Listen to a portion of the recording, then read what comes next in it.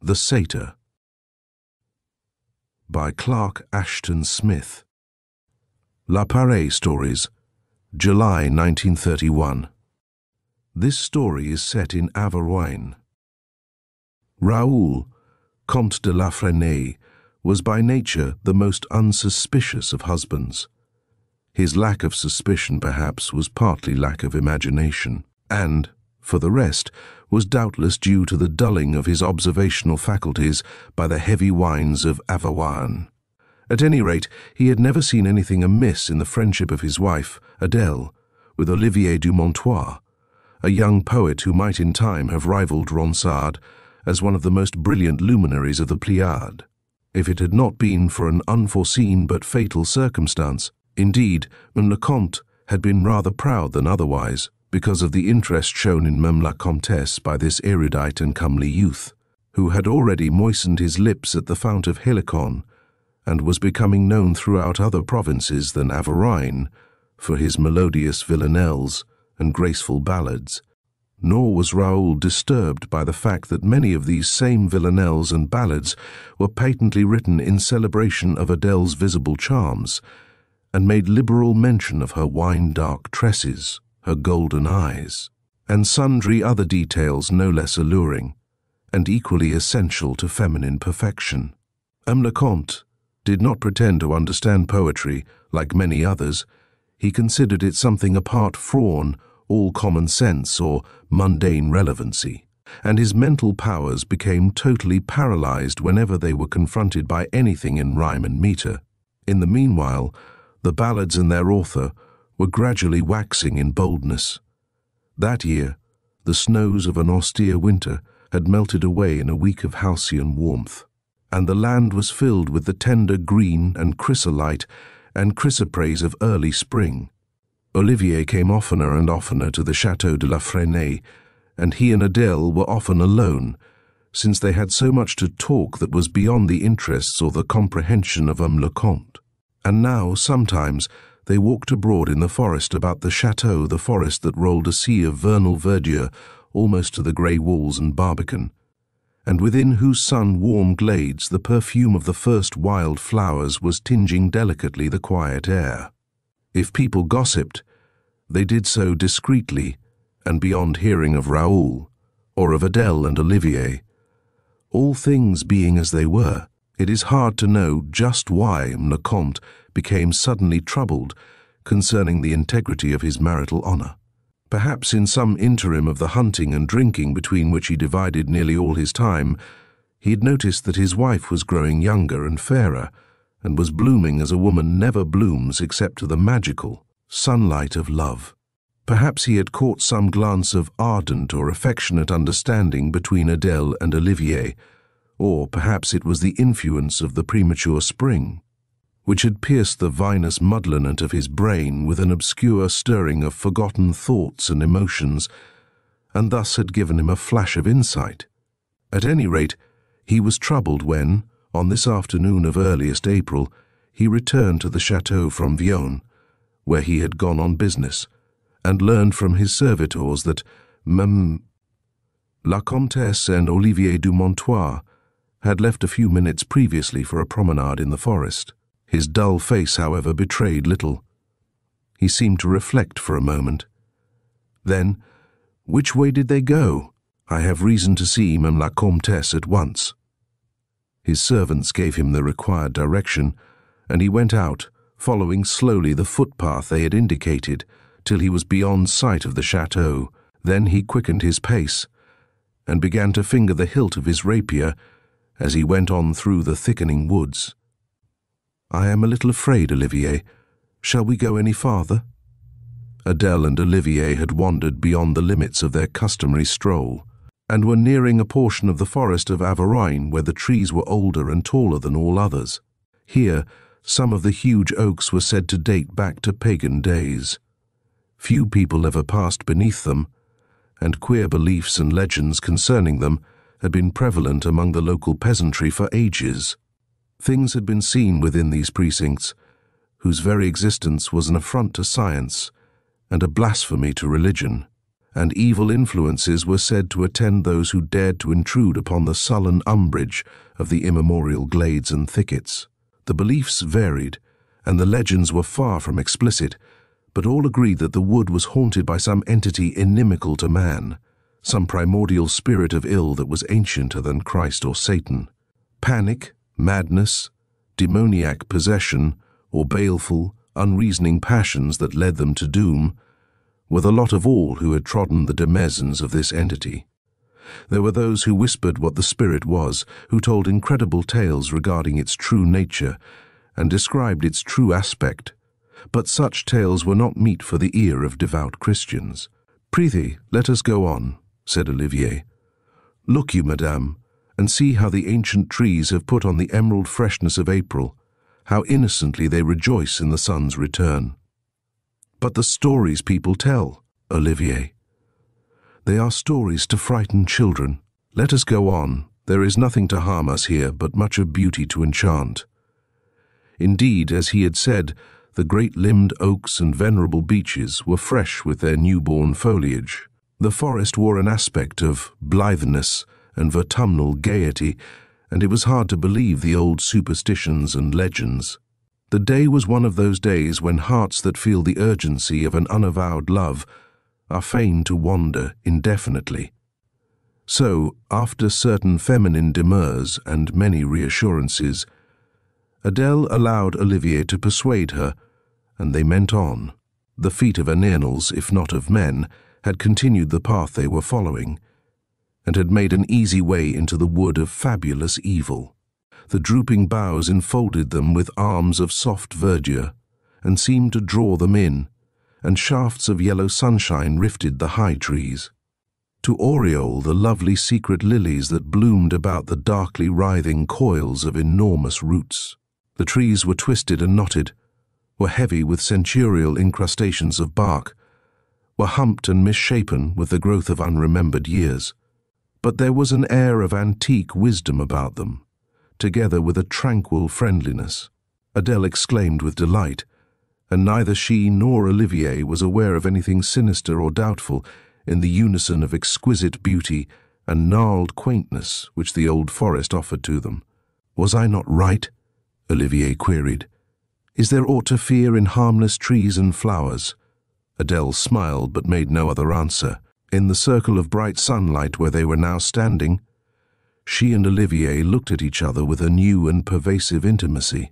There was a strange perfume on the windless air, coming in slow wafts from an undiscernible source, a perfume that seemed to speak insidiously of love and languor and amorous yielding. Neither knew the flower from which it issued, for all at once there were many unfamiliar blossoms around their feet, with heavy bells of carnal white or pink, or curled and twining petals, or hearts like a rosy wound. Looking, they saw each other as in a sudden dazzle of flame, and each felt a violent quickening of the blood, as if they had drunk a sovereign philtre. The same thought was manifest in the bold fervour of Olivier's eyes, and the modest flush upon the cheeks of May, La Comtesse. The long-cherished love, which neither had openly declared up to this hour, was clamouring importunately in the veins of both.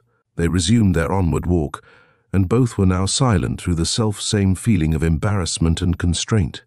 They dared not look at each other, and neither of them had eyes for the changing character of the wood through which they wandered, and neither saw the foul, obscene deformity of the grey boles that gathered on each hand, or the shameful and monstrous fungi that reared their spotted pallor in the shade, or the red, venerous flowers that flaunted themselves in the sun. The spell of their desire was upon the lovers.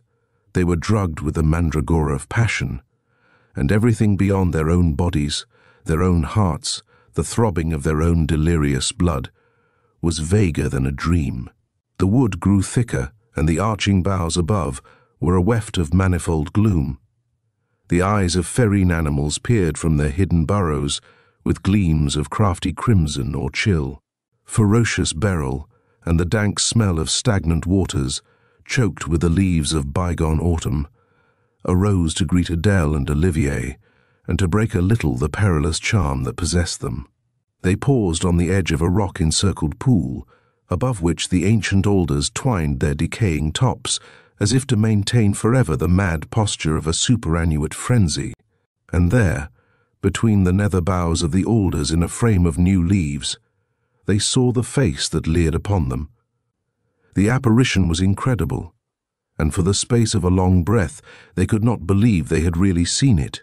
There were two horns in a matted mass of coarse, animal-like hair above the semi-human face, with its obliquely slitted eyes and fang-revealing mouth and beard of wild boar bristles. The face was old, incomputably old, and its lines and wrinkles were those of unreckoned years of lust, and its look was filled with the slow, unceasing increment of all the malignity and corruption and cruelty of elder ages. It was the face of Pan, as he glared from his secret wood upon travellers taken unaware. Adele and Olivier were seized by a nightmare terror, as they recalled the old legends. The charm of their passionate obsession was broken, and the drug of desire relinquished its hold on their senses. Like people awakened from a heavy sleep, they saw the face, and heard through the tumult of their blood the cachinnation of a wild and evil and panic laughter, as the apparition vanished among the boughs. Shuddering, Adele flung herself for the first time into the arms of her lover. "Did you see it?" she whispered, as she clung to him. Olivier drew her close. In that delicious nearness, the horrible thing he had seen and heard became somehow improbable and unreal. There must have been a double sorcery abroad, to lull his horror thus, but he knew not whether the thing had been a momentary hallucination, a fantasy wrought by the sun amid the alder leaves, or the demon that was fabled to dwell in Avarain, and the startlement he had felt was somehow without meaning or reason. He could even thank the apparition, whatever it was, because it had thrown Adele into his embrace. He could think of nothing now but the proximity of that warm, delectable mouth for which he had hungered so long. He began to reassure her, to make light of her fears, to pretend that she could have seen nothing, and his reassurances merged into ardent protestations of love. He kissed her, and they both forgot the vision of the satyr. They were lying on a gatch of golden moss, where the sun rays fell through a single cleft in the high foliage, when Raoul found them.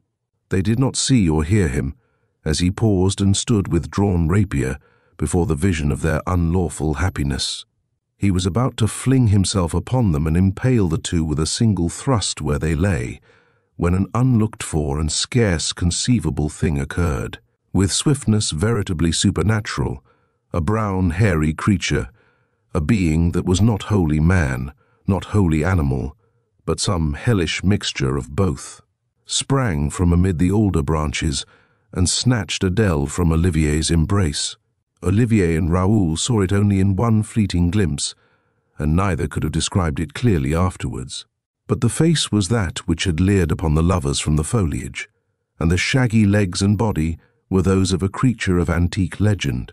It disappeared as incredibly as it had come, bearing the woman in its arms, and her shrieks of terror were surmounted by the pealing of its mad, diabolical laughter.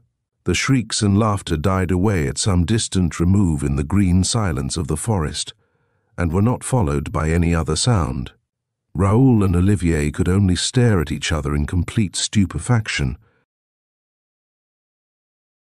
End of The Satyr by Clark Ashton Smith.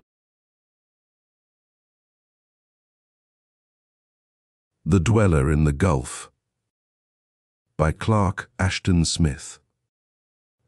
Wonder Stories Quarterly, 1933.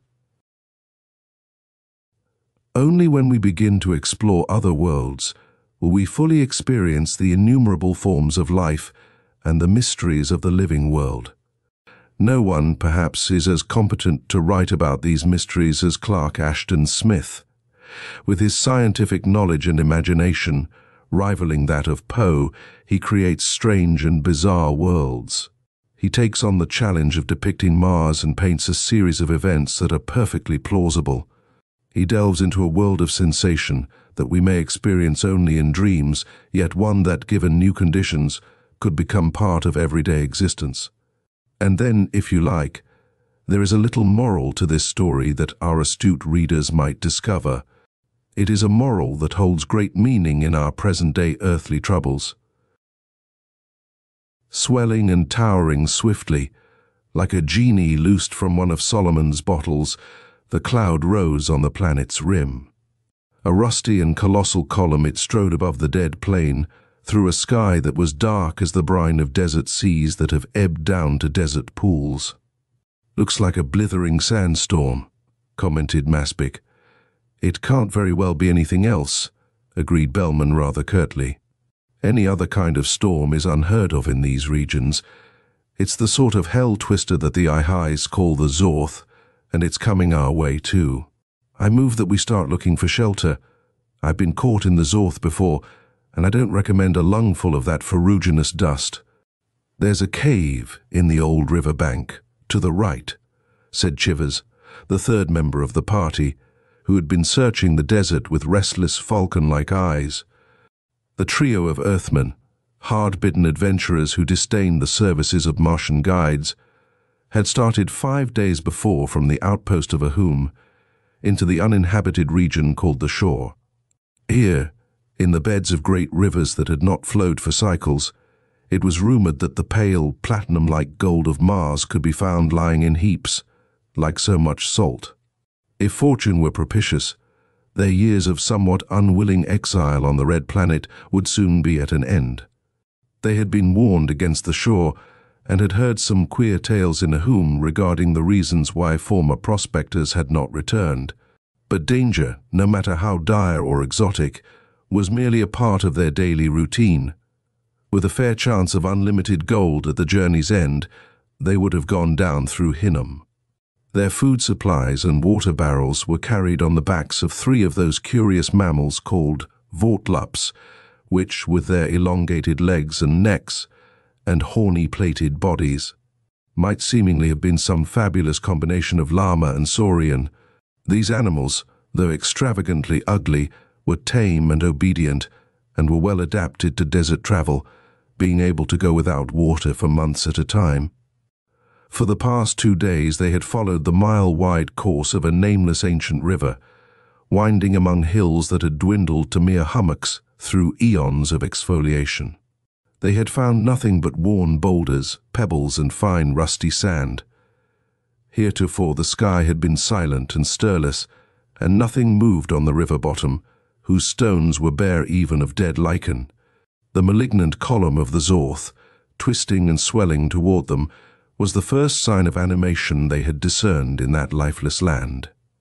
Prodding their vortlups with the iron-pointed goads which alone could elicit any increase of speed from these sluggish monsters, the Earthmen started off toward the cavern mouth described by Chivers.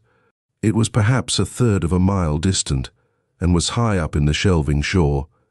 The Zorth had blotted out the sun ere they reached the bottom of the ancient slope, and they moved through a sinister twilight that was colored like dried blood. The vortlups, protesting with unearthly bellows, began to climb the beach, which was marked off in a series of more or less regular steps that indicated the slow recession of its olden waters. The column of sand, rising and whirling formidably, had reached the opposite bank when they came to the cavern. This cavern was in the face of a low cliff of iron-veined rock. The entrance had crumbled down in heaps of ferro-oxide and dark basaltic dust, but was large enough to admit with ease the Earthmen and their laden beasts of burden. Darkness, heavy as if with a weaving of black webs, clogged the interior. They could form no idea of the cave's dimensions till Bellman got out an electric torch from his bale of belongings and turned its prying beam into the shadows. The torch served merely to reveal the beginnings of a chamber of indeterminate size that ran backward into night, widening gradually, with a floor that was worn smooth as if by vanished waters. The opening had grown dark with the onset of the Zorth. A weird moaning as of baffled demons filled the ears of the explorers, and particles of atom-like sand were blown in upon them, stinging their hands and faces like powdered adamant. "The storm will last for half an hour at least," said Bellman. "Shall we go on into the cave? Probably we won't find anything of much interest or value, but the exploration will serve to kill time.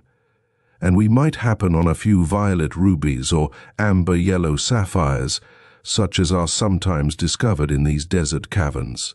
You two had better bring along your torches also, and flash them on the walls and ground as we go." His companions thought the suggestion worth following. The Vortlaps, wholly insensible to the blowing sand in their scaly mail, were left behind near the entrance. Chivers, Bellman and Maspic, with their torch beams tearing a clotted gloom that had perhaps never known the intrusion of light in all its former cycles, went on into the widening cave. The place was bare, with the death-like emptiness of some long-deserted catacomb.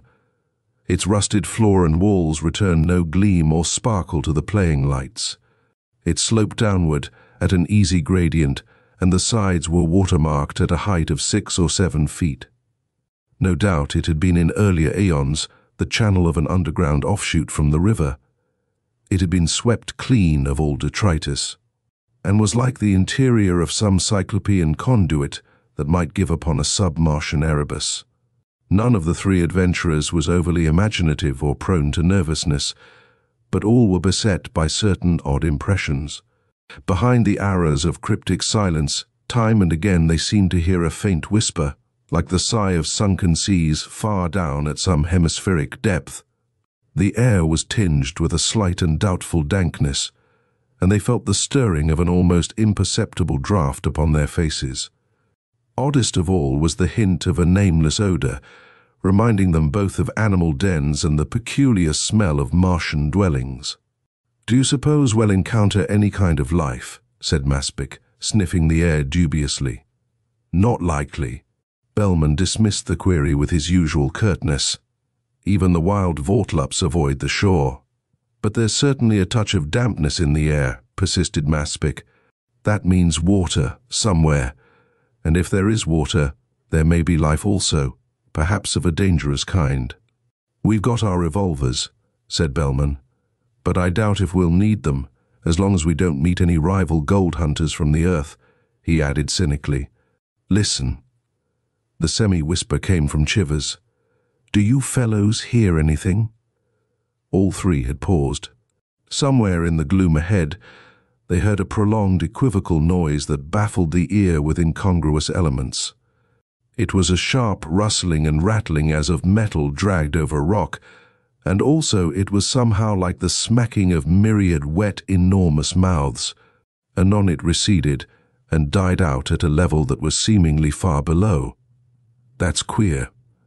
Bellman seemed to make a reluctant admission. "What is it?" queried Chivers. "One of the millipedal underground monsters 1/2 mile long that the Martians tell about." "You've been hearing too many native fairy tales," reproved Bellman. "No terrestrial has ever seen anything of that kind. Many deep-lying caverns on Mars have been thoroughly explored, but those in desert regions such as the shore were devoid of life. I can't imagine what could have made that noise, but in the interests of science, I'd like to go on and find out." "I'm beginning to feel creepy," said Maspic, "but I'm game if you others are." Without further argument or comment, the three continued their advance into the cave. They had been walking at a fair gait for 15 minutes, and were now at least 1/2 mile from the entrance. The floor was steepening as if it had... On either hand there were high shelves of metallic stone and columnated recesses, which the flashed rays of the torches could not always fathom. The air had grown heavier, the dampness unmistakable. There was a breath of stagnant ancient waters.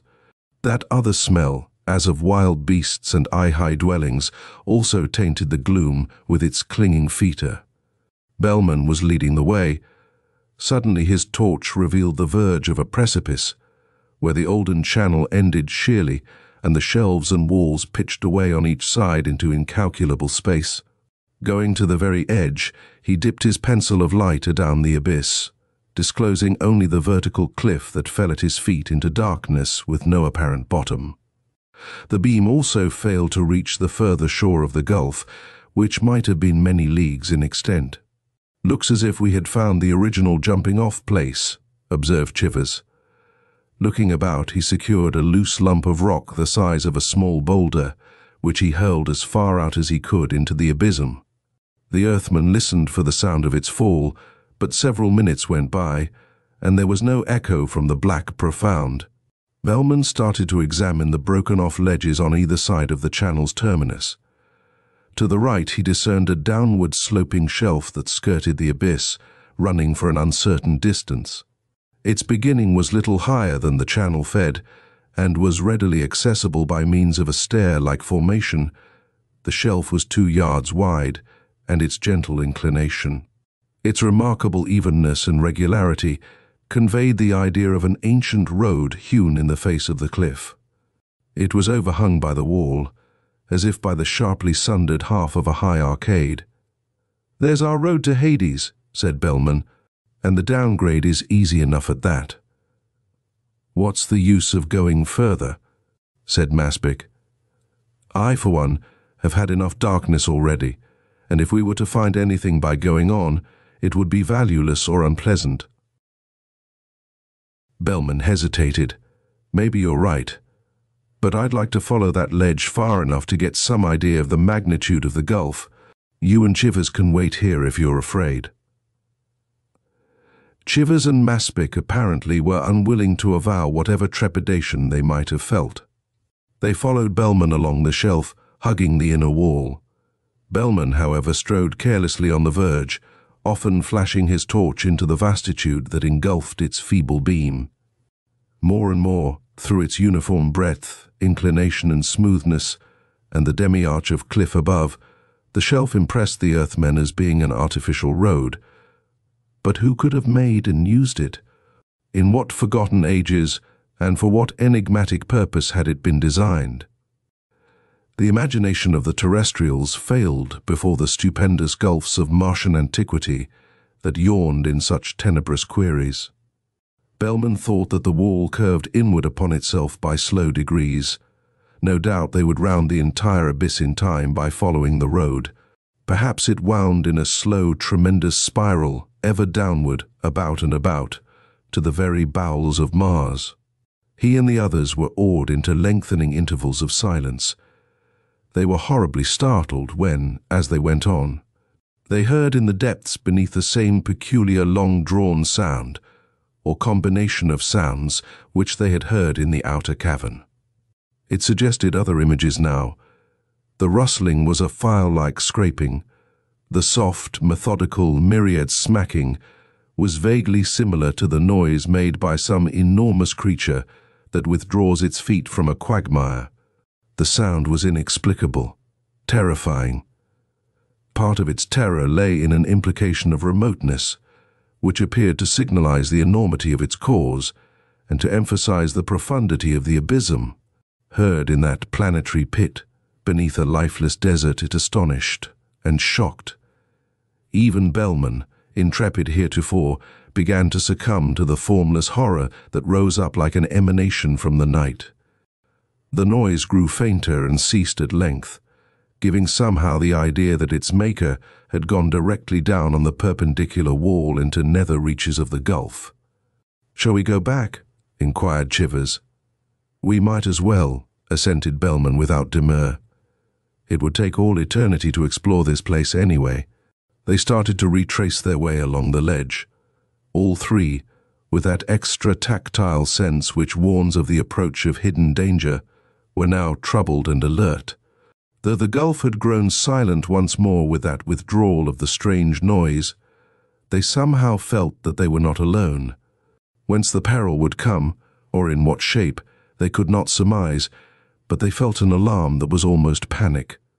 Tacitly, none of them mentioned it, nor did they discuss the eerie mystery on which they had stumbled in a manner so fortuitous. Maspic was a little ahead of the others now. They had covered at least half of the distance to the old cavern channel, when his torch, playing for 20 feet ahead on the path, illumined an array of whitish figures. 3 abreast, that blocked the way. The flashlights of Bellman and Chivers, coming close behind, brought out with hideous clearness the vanward limbs and faces of the throng, but could not determine its number. The creatures, who stood perfectly motionless and silent, as if awaiting the Earthmen, were generically similar to the Ihais or Martian natives. They seemed, however, to represent an extremely degraded and aberrant type, and the fungus-like pallor of their bodies denoted many ages of underground life. They were smaller, too, than full-grown Ihais, being, on the average, about 5 feet tall. They possessed the enormous open nostrils, the flaring ears, the barrel chests and lanky limbs of the Martians, but all of them were eyeless. In the faces of some there were faint rudimentary slits where the eyes should have been. In the faces of others there were deep and empty orbits that suggested a removal of the eyeballs. "Lord, what a ghastly crew!" cried Maspic. "Where do they come from, and what do they want?" "Can't imagine," said Bellman. "But our situation is somewhat ticklish, unless they are friendly. They must have been hiding on the shelves in the cavern above when we entered." Stepping boldly forward, ahead of Maspic, he addressed the creatures in the guttural Ihai tongue, many of whose vocables are scarcely to be articulated by an Earthman. Some of the people stirred uneasily and emitted shrill, cheeping sounds that bore little likeness to the Martian language.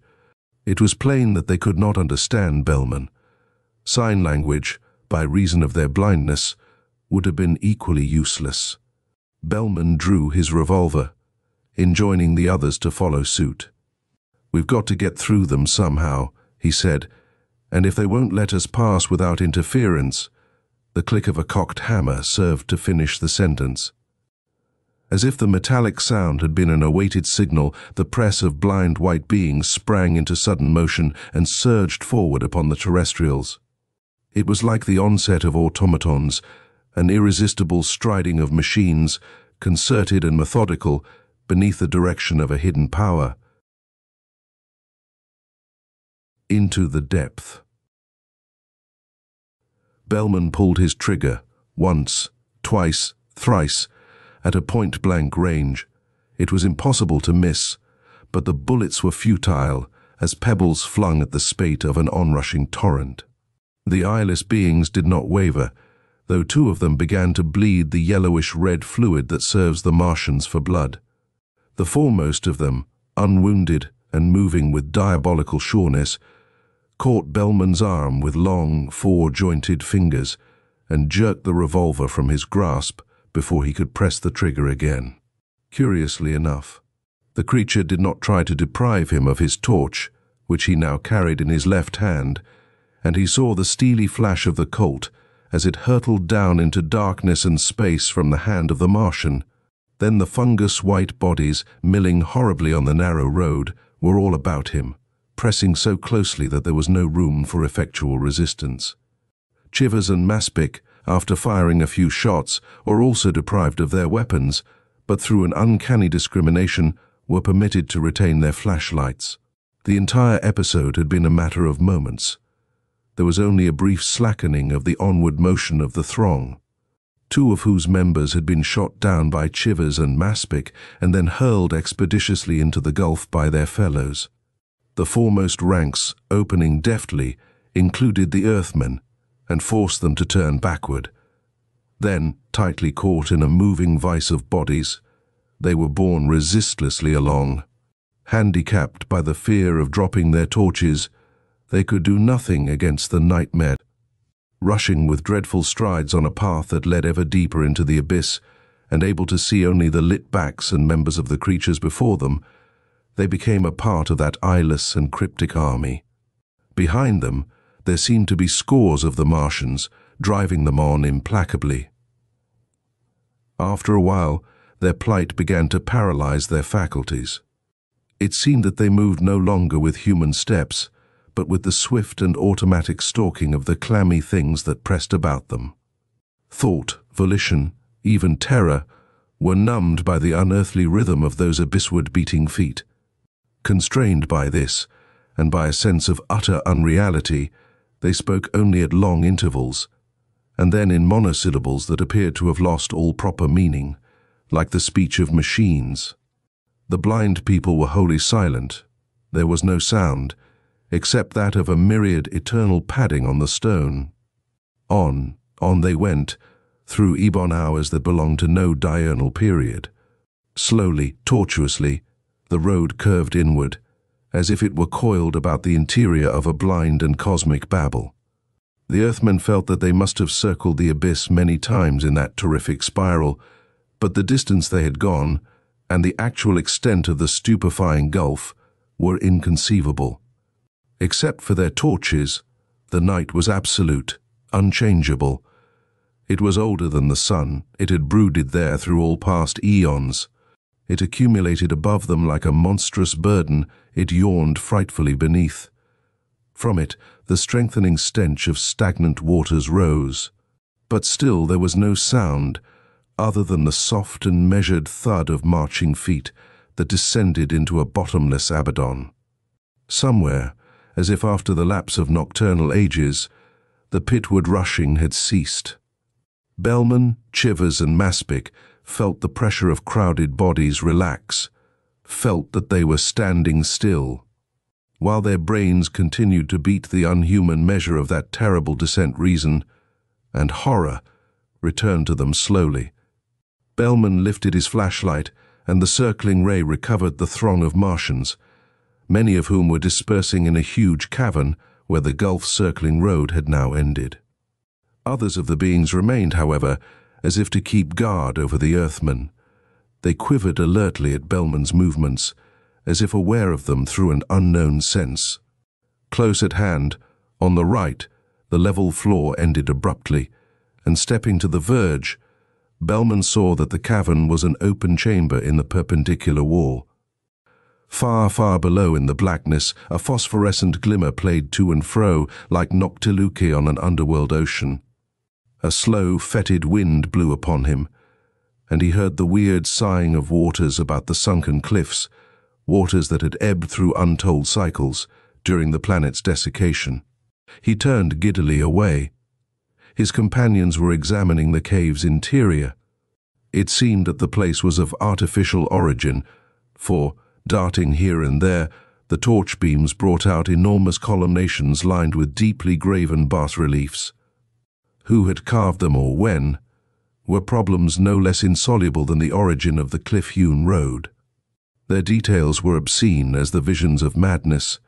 They shocked the eye like a violent blow, conveying an extra-human evil, a bottomless malignity, in the passing moment of disclosure.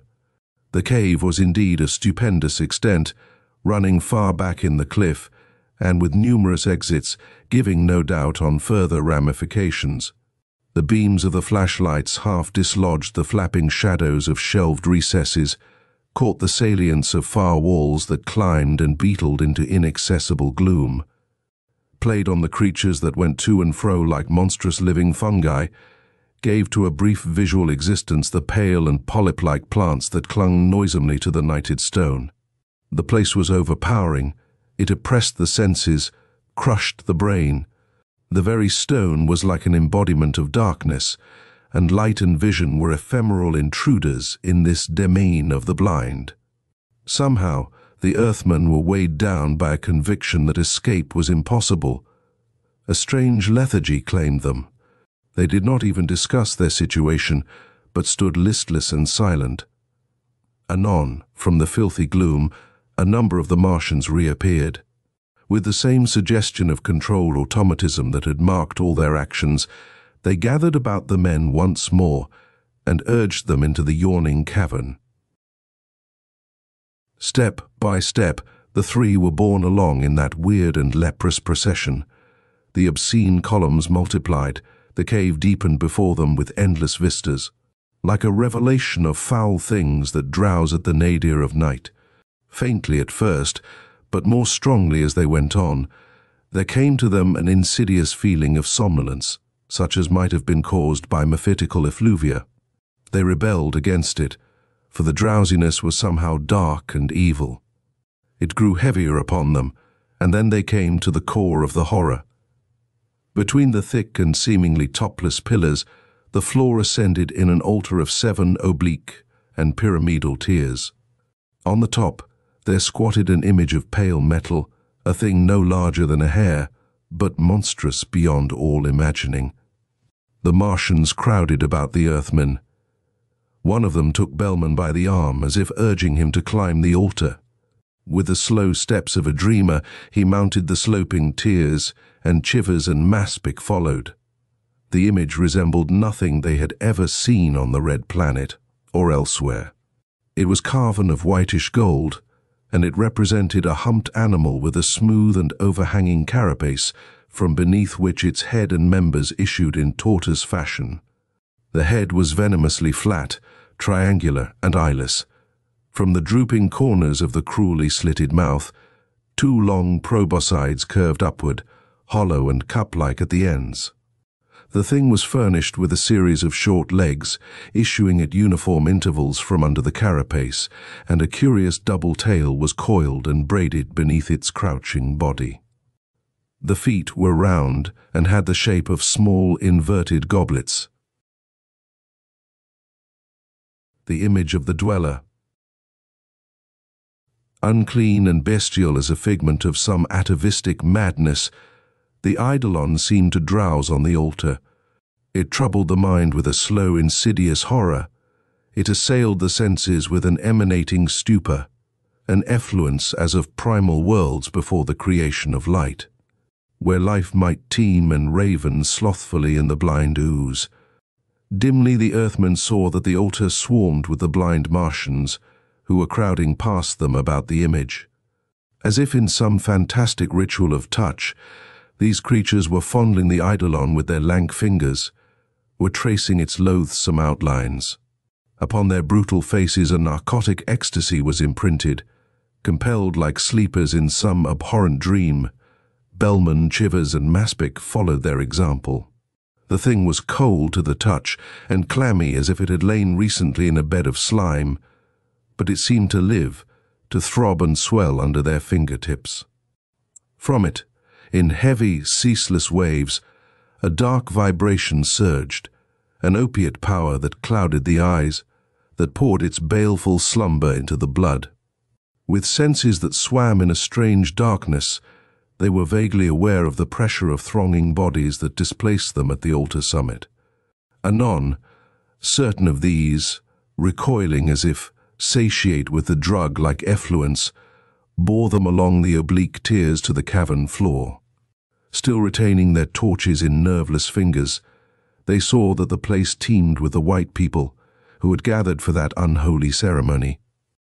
Through blackening blurs of shadow, the men watched them as they seethed up and down on the pyramid like a leprous living frieze. Chivers and Maspic, yielding first to the influence, slid to the floor in utter sopor, but Bellman, more resistant, seemed to fall and drift through a world of lightless dreams. His sensations were anomalous, unfamiliar to the last degree. Everywhere there was a brooding, palpable power for which he could find no visual image, a power that exhaled a miasmal slumber. In those dreams, by insensible graduations, forgetting the last glimmer of his human self, he somehow identified himself with the eyeless people. He lived and moved as they, in profound caverns, on nighted roads. And yet he was something else, an entity without name that ruled over the blind and was worshipped by them. A thing that dwelt in the ancient putrescent waters, in the nether deep, and came forth at intervals to raven unspeakably. In that duality of being he sated himself at blind feasts, and was also devoured.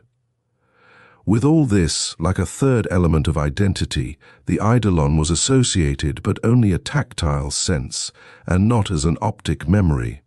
There was no light anywhere, and not even the recollection of light. Whether he passed from these obscure nightmares into dreamless slumber, he could not know. His awakening, dark and lethargic, was like a continuation of the dreams at first. Then, opening his sodden lids, he saw the shaft of fight that lay on the floor front his fallen torch. The light poured against something that he could not recognize in his drugged awareness. Yet it troubled him, and a dawning horror touched his faculties into life. By degrees, it came to him that the thing he saw was the half-eaten body of one of the eyeless troglodytes. Some of the members were missing, and the remainder was gnawed even to the curiously articulated bones. Bellman rose unsteadily and looked about with eyes that still held a web-like blurring of shadow. Chivers and Maspic lay beside him in heavy stupor, and along the cavern, and upon the seven-tiered altar, were sprawled the devotees of the somnific image.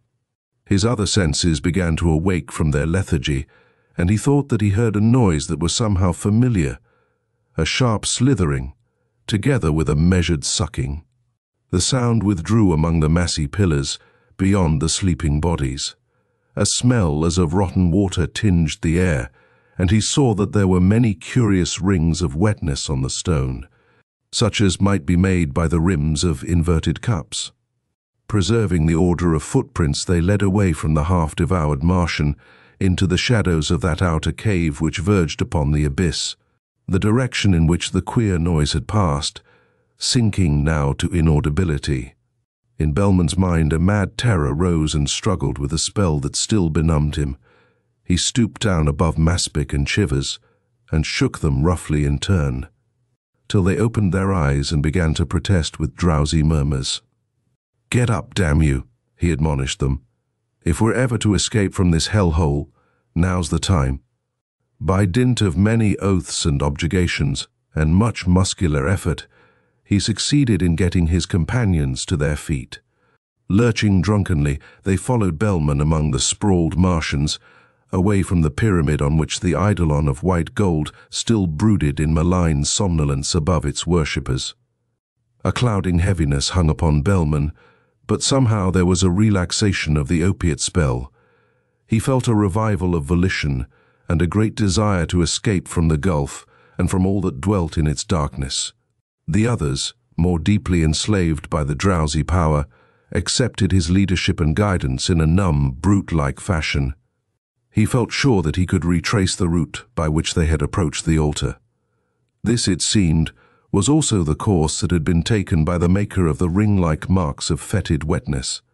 Wandering on amid the repugnantly carven columns for what seemed an enormous distance, they came at last to the sheer verge, that portis of the Black Tartarus, from which they could look down on its ultimate gulf. Far beneath, on those putrefying waters, the phosphorescence ran in widening circles, as if troubled by the plunge of a heavy body. To the very edge, at their feet, the watery rings were imprinted on the rock. They turned away, Bellman, shuddering with half-memories of his blind dreams and the terror of his awakening. Found at the cave's corner the beginning of that upward road which skirted the abyss, the road that would take them back to the lost sun. At his injunction, Maspic and Chivers turned off their flashlights to conserve the batteries. It was doubtful how much longer these would last, and light was their prime necessity. His own torch would serve for the three till it became exhausted. There was no sound or stirring of life from that cave of lightless sleep, where the Martians lay about the narcotizing image. But a fear such as he had never felt in all his adventurings caused Bellman to sicken and turn faint as he listened at its threshold. The gulf, too, was silent, and the circles of phosphor had ceased to widen on the waters. Yet somehow the silence was a thing that clogged the senses, retarded the limbs. It rose up around Bellman like the clutching slime of some nethermost pit, in which he must drown. With dragging effort he began the ascent, hauling, cursing and kicking his companions till they responded like drowsy animals. It was a climb through limbo, an ascent from nadir through darkness that seemed palpable and viscid. On and up they toiled, along the monotonous, imperceptibly winding grade where all measure of distance was lost, and time was meted only by the repetition of eternal steps. The night lowered before Bellman's feeble shaft of light. It closed behind like an all-engulfing sea, relentless and patient, biding its time till the torch should go out. Looking over the verge at intervals, Bellman saw the gradual fading of the phosphorescence in the depths. Fantastic images rose in his mind. It was like the last glimmering of hellfire in some extinct inferno, like the drowning of nebulae in voids beneath the universe. He felt the giddiness of one who looks down upon infinite space. Anon there was only blackness, and he knew by this token the awful distance they had climbed. The minor urges of hunger, thirst, fatigue had been trod under by the fear that impelled him. From Maspic and Chivers, very slowly, the clogging stupor lifted, and they too were conscious of an adumbration of terror vast as the night itself. The blows and kicks and objurgations of bellmen were no longer needed to drive them on. Evil, ancient, supperous, the night hung about them. It was like the thick and fetid fur of bats, a material thing that choked the lungs, that deadened all the senses. It was silent as the slumber of dead worlds. But out of that silence, after the lapse of apparent years, a twofold and familiar sound arose and overtook the fugitives, the sound of something that slithered over stone far down in the abyss, the sucking noise of a creature that withdrew its feet as if from a quagmire. Inexplicable and arousing mad, incongruous ideas, like a sound heard in delirium, it quickened the Earthmen's terror into sudden frenzy. "God! What is it?" breathed Bellman. He seemed to remember sightless things, abhorrent, palpable shapes of primal night that were no legitimate part of human recollection. His dreams and his nightmare awakening in the cave, the white eidolon, the half-eaten troglodyte of the nether cliffs, the rings of wetness leading toward the gulf. All returned like the figments of a teeming madness, all to assail him on that terrible road midway between the underworld sea and the surface of Mars. His question was answered only by a continuation of the noise. It seemed to grow louder, to ascend the wall beneath. Maspic and Chivers, snapping on their lights, began to run with frantic leaps, and Bellman, losing his last remnant of control, followed suit. It was a race with unknown horror. Above the labored beating of their hearts, the measured thudding of their feet, the men still heard that sinister, unaccountable sound. They seemed to race on through leagues of blackness, and yet the noise drew nearer, climbing below them, as if its maker were a thing that walked on the sheer cliff. Now the sound was appallingly close, and a little ahead. It ceased abruptly. The running lights of Maspic and Chivers, who moved abreast, discovered the crouching thing that filled the 2-yard shelf from side to side. Hardened adventurers though they were, the men would have shrieked aloud with hysteria, or would have hurled themselves from the precipice, if the sight had not induced a kind of catalepsy. It was as if the pale idol of the pyramid, swollen to mammoth proportions and loathsomely alive, had come up from the abyss and was squatting before them. Here, plainly, was the creature that had served as a model for that atrocious image. The humped, enormous carapace, vaguely recalling the armor of the Glyptodon, shone with a luster as of wet white gold. The eyeless head, alert but somnolent, was thrust forward on a neck that arched obscenely. A dozen or more of short legs with goblet-shapen feet protruded slantwise beneath the overhanging shell. The 2 proboscides, yard-long with cupped ends, arose from the corners of the cruelly slitted mouth and waved slowly in air toward the Earthmen. The thing, it seemed, was old as that dying planet, an unknown form of primal life that had dwelt always in the caverned waters. Before it, the faculties of the Earthmen, such as they had felt before the Eidolon.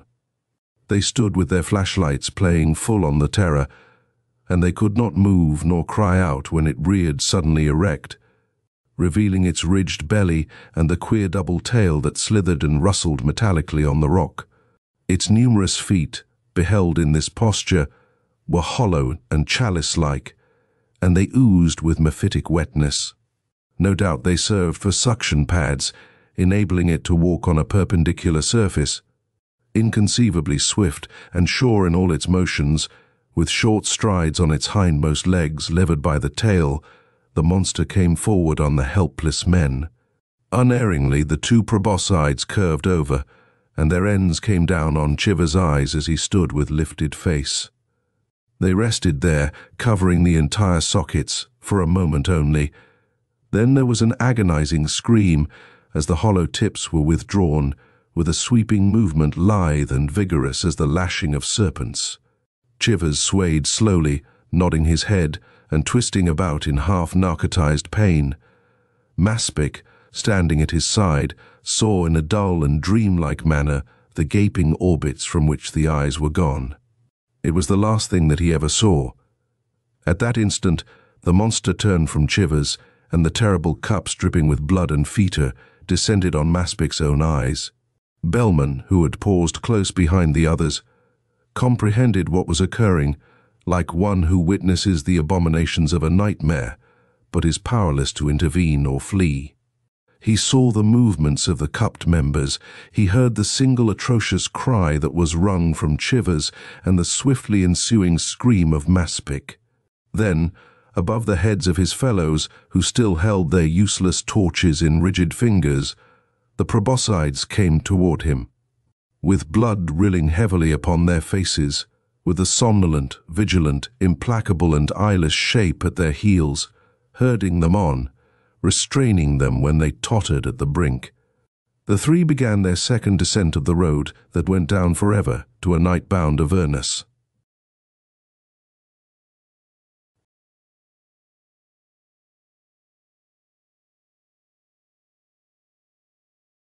La Grande Bretèche by Honoré de Balzac. Ah, madame, replied the doctor, I have some appalling stories in my collection, but each one has its proper hour in a conversation. You know the pretty jest recorded by Chamfort and said to the Duc de Fronsac, between your Sally and the present moment lie 10 bottles of champagne. But it is 2 in the morning, and the story of Rosina has prepared us, said the mistress of the house. Tell us, Monsieur Bianchon, was the cry on every side. The obliging doctor bowed, and silence reigned.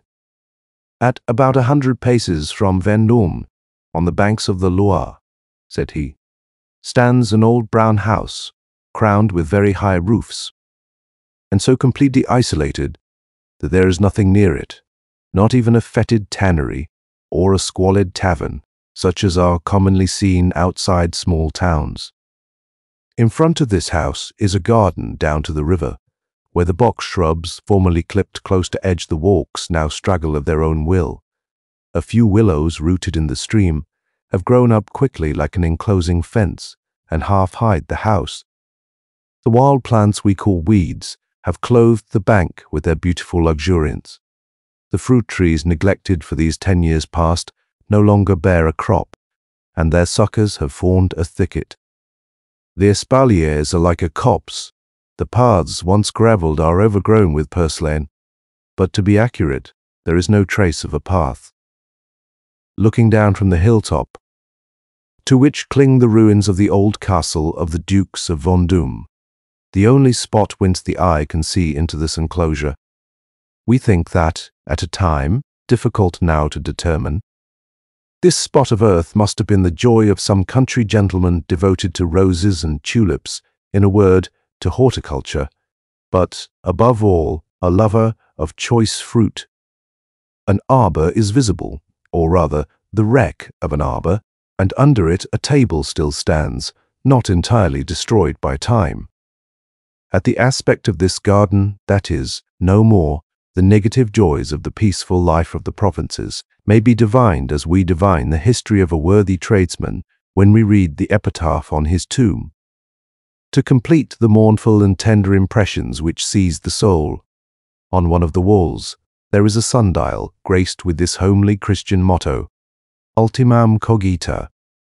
The roof of this house is dreadfully dilapidated. The outside shutters are always closed. The balconies are hung with swallows' nests. The doors are forever shut. Straggling grasses have outlined the flagstones of the steps with green. The ironwork is rusty. Moon and sun, winter, summer, and snow have eaten into the wood, warped the boards, peeled off the paint. The dreary silence is broken only by birds and cats, polecats, rats and mice, free to scamper round and fight and eat each other. An invisible hand has written over it all, mystery. If, prompted by curiosity, you go to look at this house from the street, you will see a large gate with a round arched top. The children have made many holes in it. I learned later that this door had been blocked for 10 years. Through these irregular breaches you will see that the side towards the courtyard is in perfect harmony with the side towards the garden. The same ruin prevails. Tufts of weeds outline the paving stones. The walls are scored by enormous cracks, and the blackened coping is laced with 1,000 festoons of pellitory. The stone steps are disjointed, the bell cord is rotten, the gutter spouts broken. What fire from heaven could have fallen there? By what decree has salt been sown on this dwelling? Has God been mocked here, or was France betrayed? These are the questions we ask ourselves. Reptiles crawl over it, but give no reply. This empty and deserted house is a vast enigma, of which the answer is known to none. It was formerly a little domain held in fief, and is known as La Grande Bretèche. During my stay at Vendôme, where Desplat had left me in charge of a rich patient, the sight of this strange dwelling became one of my keenest pleasures. Was it not far better than a ruin? Certain memories of indisputable authenticity attach themselves to a ruin. But this house, still standing, though being slowly destroyed by an avenging hand, contained a secret, an unrevealed thought. At the very least, it testified to a caprice. More than once in the evening, I boarded the hedge run wild which surrounded the enclosure. I braved scratches. I got into this ownerless garden, this plot which was no longer public or private. I lingered there for hours, gazing at the disorder. I would not, as the price of the story, to which this strange scene no doubt was due, have asked a single question of any gossiping native. On that spot I wove delightful romances and abandoned myself to little debauches of melancholy which enchanted me. If I had known the reason, perhaps quite commonplace, of this neglect, I should have lost the unwritten poetry which intoxicated me. To me, this refuge represented the most various phases of human life, shadowed by misfortune. Sometimes the peace of the graveyard without the dead, who speak in the language of epitaphs. One day I saw in it the home of lepers, another the house of the Atridae, but above all I found there provincial life, with its contemplative ideas, its hourglass existence.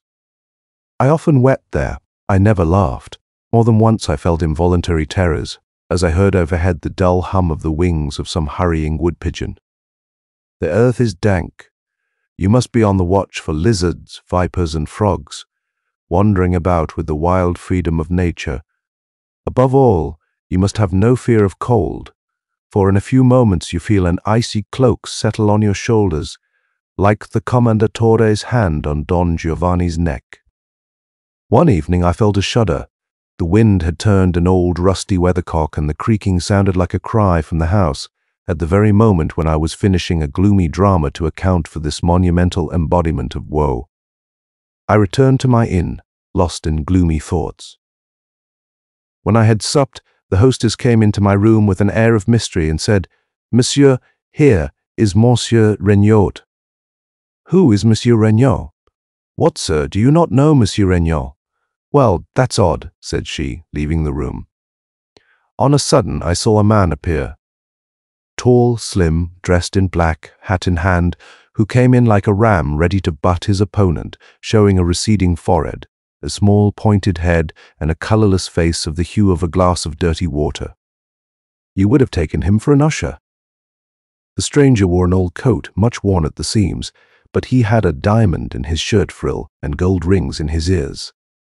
"Monsieur," said I, "whom have I the honour of addressing?" He took a chair, placed himself in front of my fire, put his hat on my table, and answered while he rubbed his hands, "Dear me, it is very cold." "Monsieur, I am Monsieur Regnault."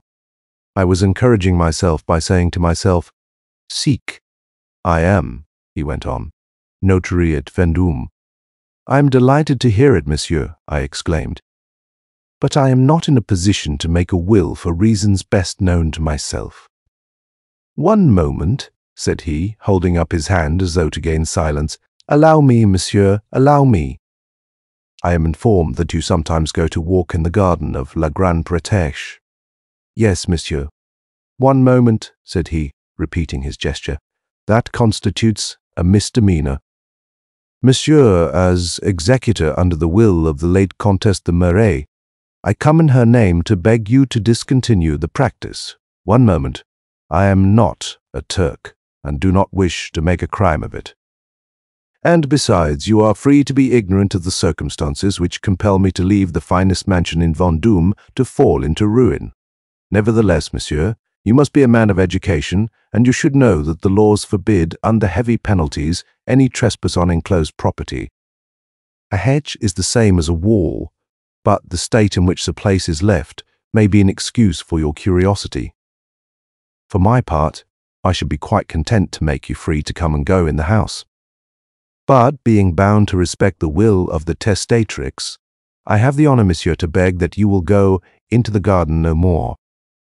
I myself, monsieur, since the will was read, have never set foot in the house which, as I had the honor of informing you, is part of the estate of the late Madame de Merret. We have done nothing there but verify the number of doors and windows to assess the taxes I have to pay annually out of the funds left for the purpose by the late Madame de Merret.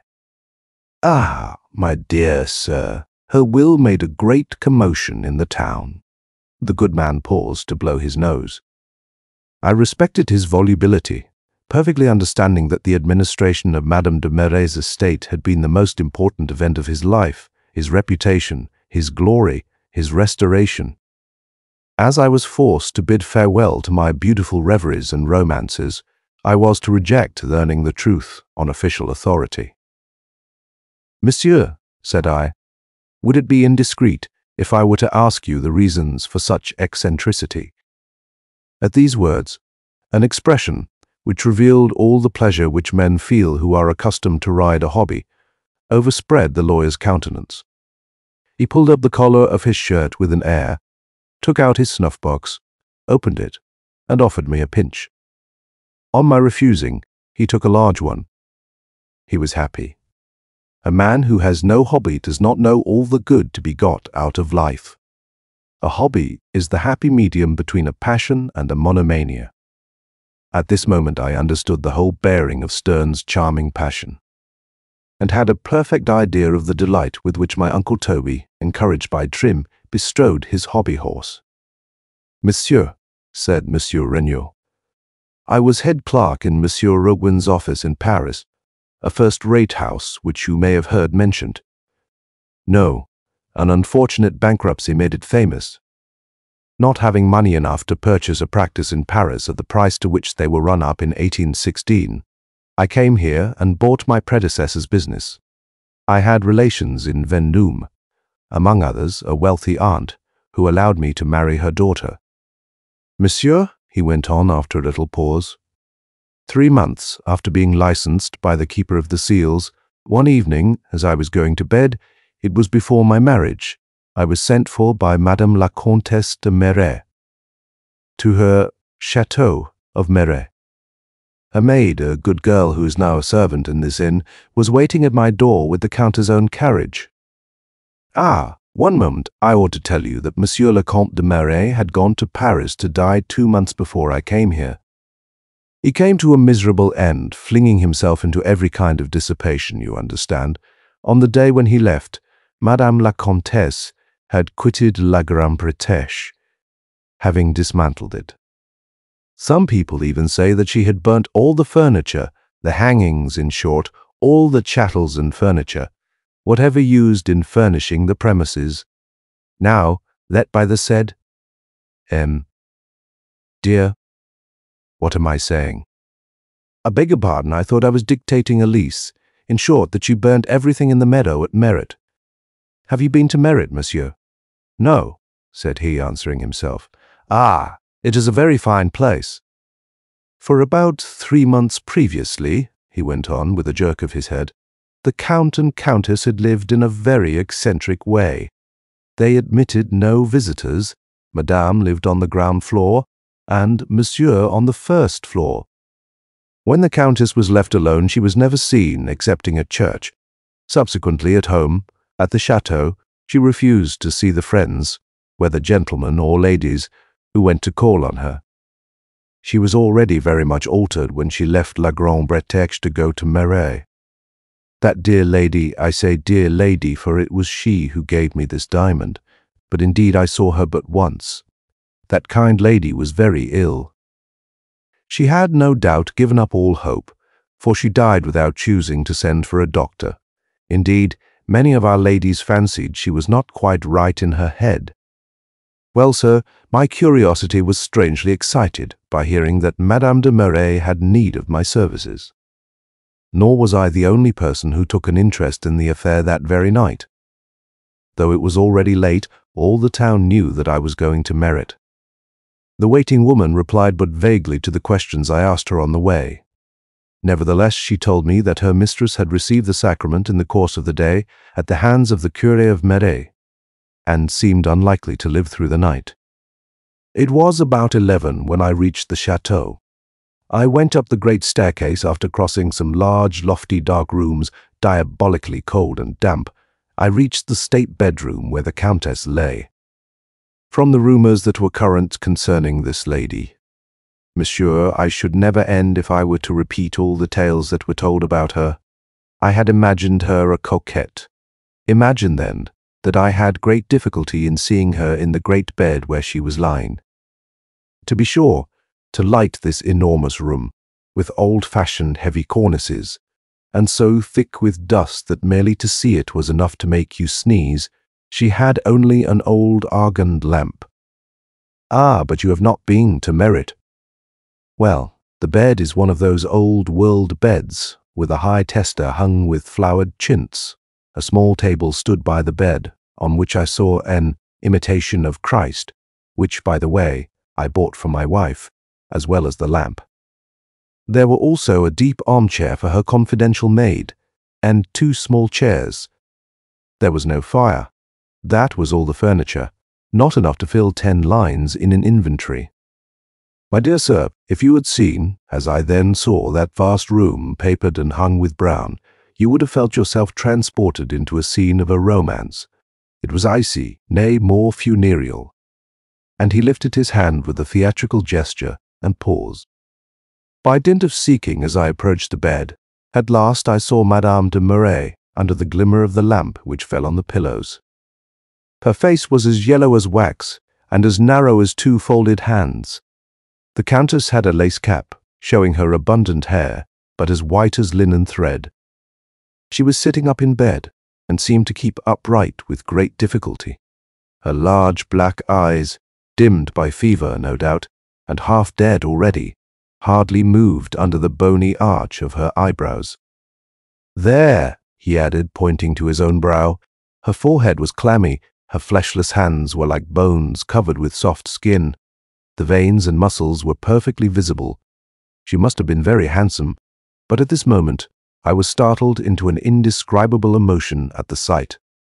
Never, said those who wrapped her in her shroud, had any living creature been so emaciated and lived. In short, it was awful to behold. Sickness so consumed that woman that she was no more than a phantom. Her lips, which were pale violet, seemed to me not to move when she spoke to me.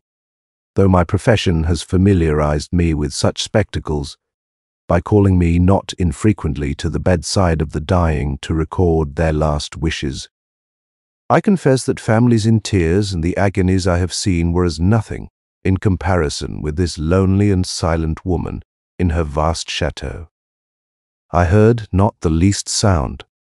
I did not perceive the movement which the sufferer's breathing ought to have given to the sheets that covered her, and I stood motionless, absorbed in looking at her in a sort of stupor. In fancy I am there still. At last her large eyes moved.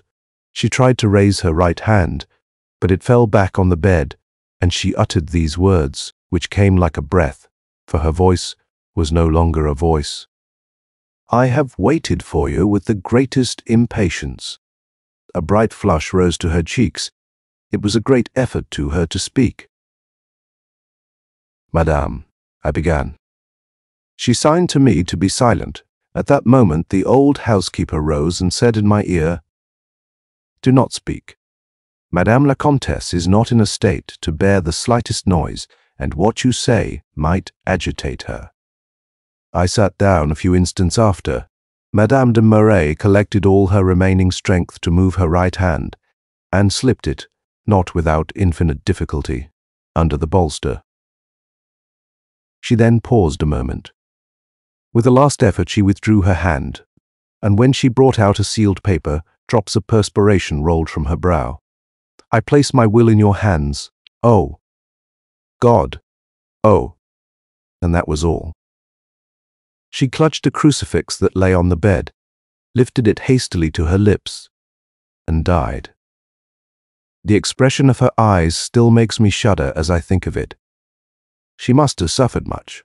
There was joy in her last glance, and it remained stamped on her dead eyes. I brought away the will, and when it was opened I found that Madame de Merret had appointed me her executor. She left the whole of her property to the hospital at Vendôme, excepting a few legacies, but these were her instructions as relating to La Grande Bretèche. She ordered me to leave the place. For 50 years, counting from the day of her death, in the state in which it might be at the time, forbidding anyone, whoever he might be, to enter the apartments, prohibiting any repairs whatever, and even settling a salary to pay watchmen if it were needful, to secure the absolute fulfillment of her intentions. At the expiration of that term, if the will of the testatrix has been duly carried out, the house is to become the property of my heirs, for, as you know, a notary cannot take a bequest.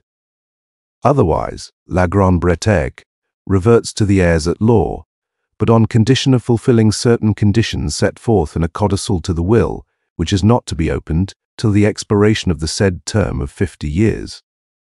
The will has not been disputed so, and without finishing his sentence, the lanky notary looked at me with an air of triumph.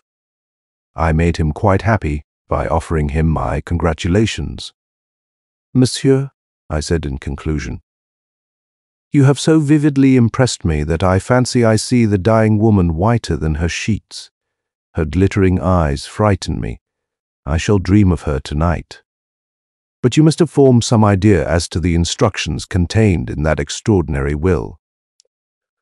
"Monsieur," said he, with comical reticence, "I never allow myself to criticize the conduct of a person who honors me with the gift of a diamond. However, I soon loosened the tongue of the discreet notary of Vendôme, who communicated to me, not without long digressions, the opinions of the deep politicians of both sexes, whose judgments are law in Vendôme. But these opinions were so contradictory, so diffuse, that I was near falling asleep in spite of the interest I felt in this authentic history. The notary's ponderous voice and monotonous accent, accustomed no doubt to listen to himself and to make himself listened to by his clients or fellow townsmen, were too much for my curiosity. Happily, he soon went away. "Aha, monsieur," said he on the stairs, "a good many persons would be glad to live 45 years longer, but one moment," and he laid the first finger of his right hand to his nostril with a cunning look, as much as to say, "Mark my words. To last as long as that." "As long as that," said he. "You must not be past 60 now." I closed my door, having been roused from my apathy by this last speech, which the notary thought very funny. Then I sat down in my armchair, with my feet on the fire-dogs. I had lost myself in a Romain-la-Ramcliffe, constructed on the juridical base given me by Monsieur Regnault, when the door opened by a woman's cautious hand turned on the hinges.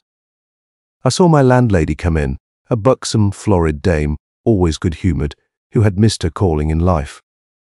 She was a Fleming, who ought to have seen the light in the picture by Teniers. "Well, monsieur," said she, "Monsieur Regnault has no doubt been giving you his history of La Grande Bretèche."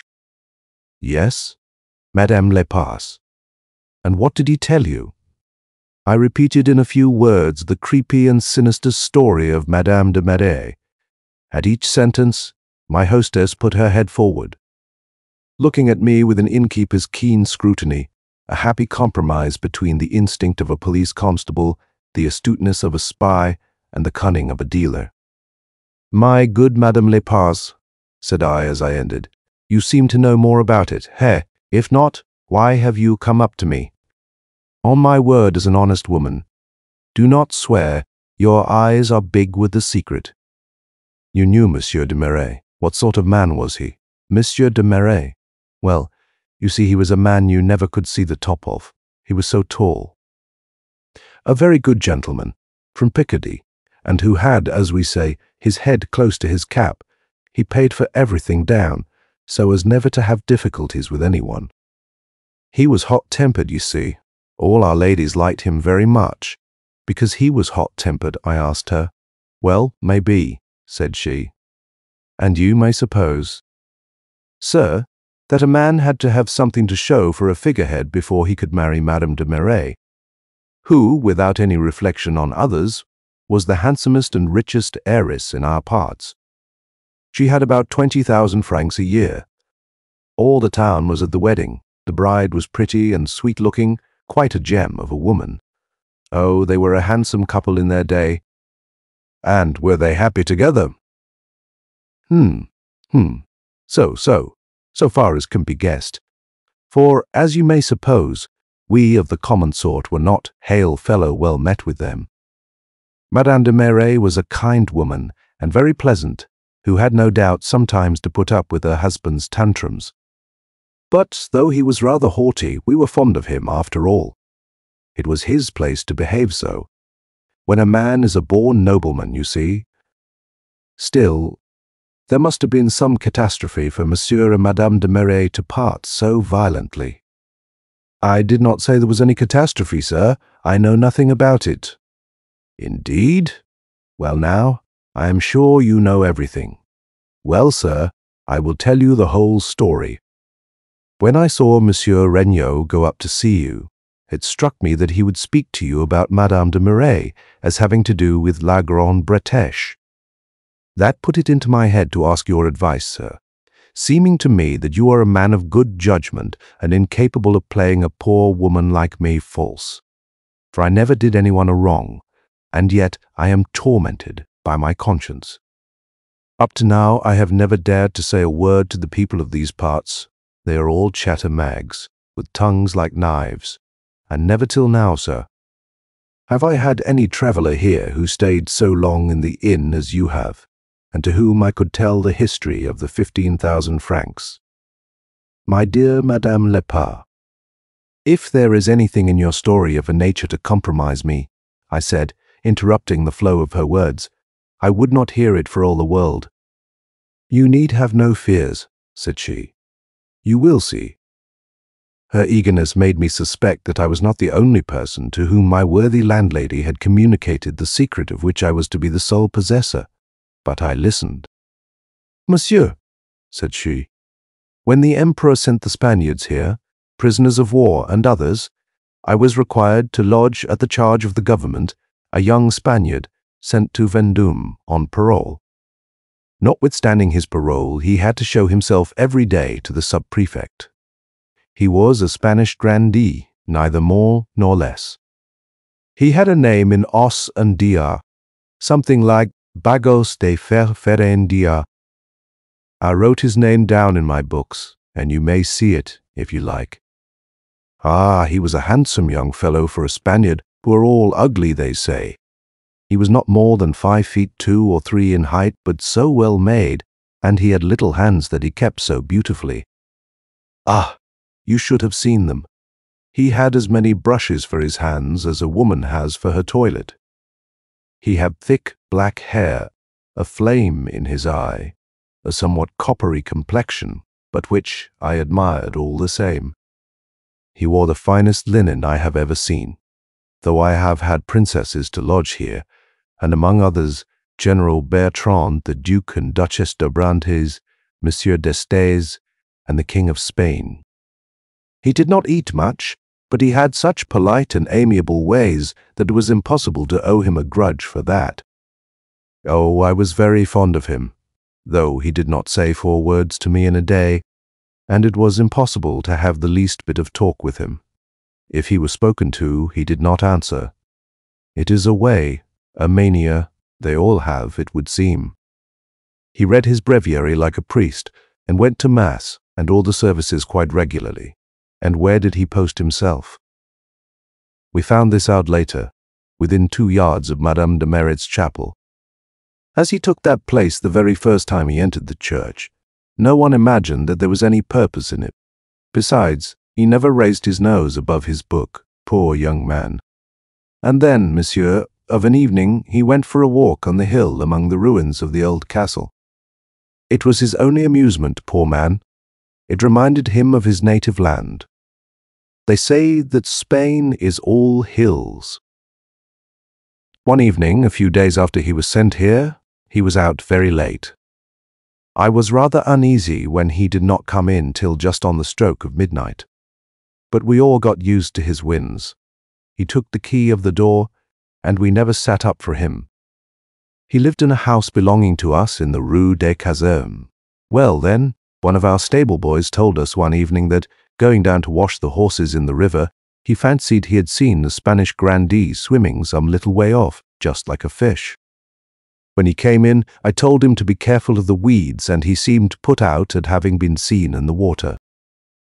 At last, monsieur, one day, or rather one morning, we did not find him in his room. He had not come back. By hunting through his things, I found a written paper in the drawer of his table, with 50 pieces of Spanish gold, of the kind they call doubloons, worth about 5,000 francs, and in a little sealed box, 10,000 francs worth of diamonds.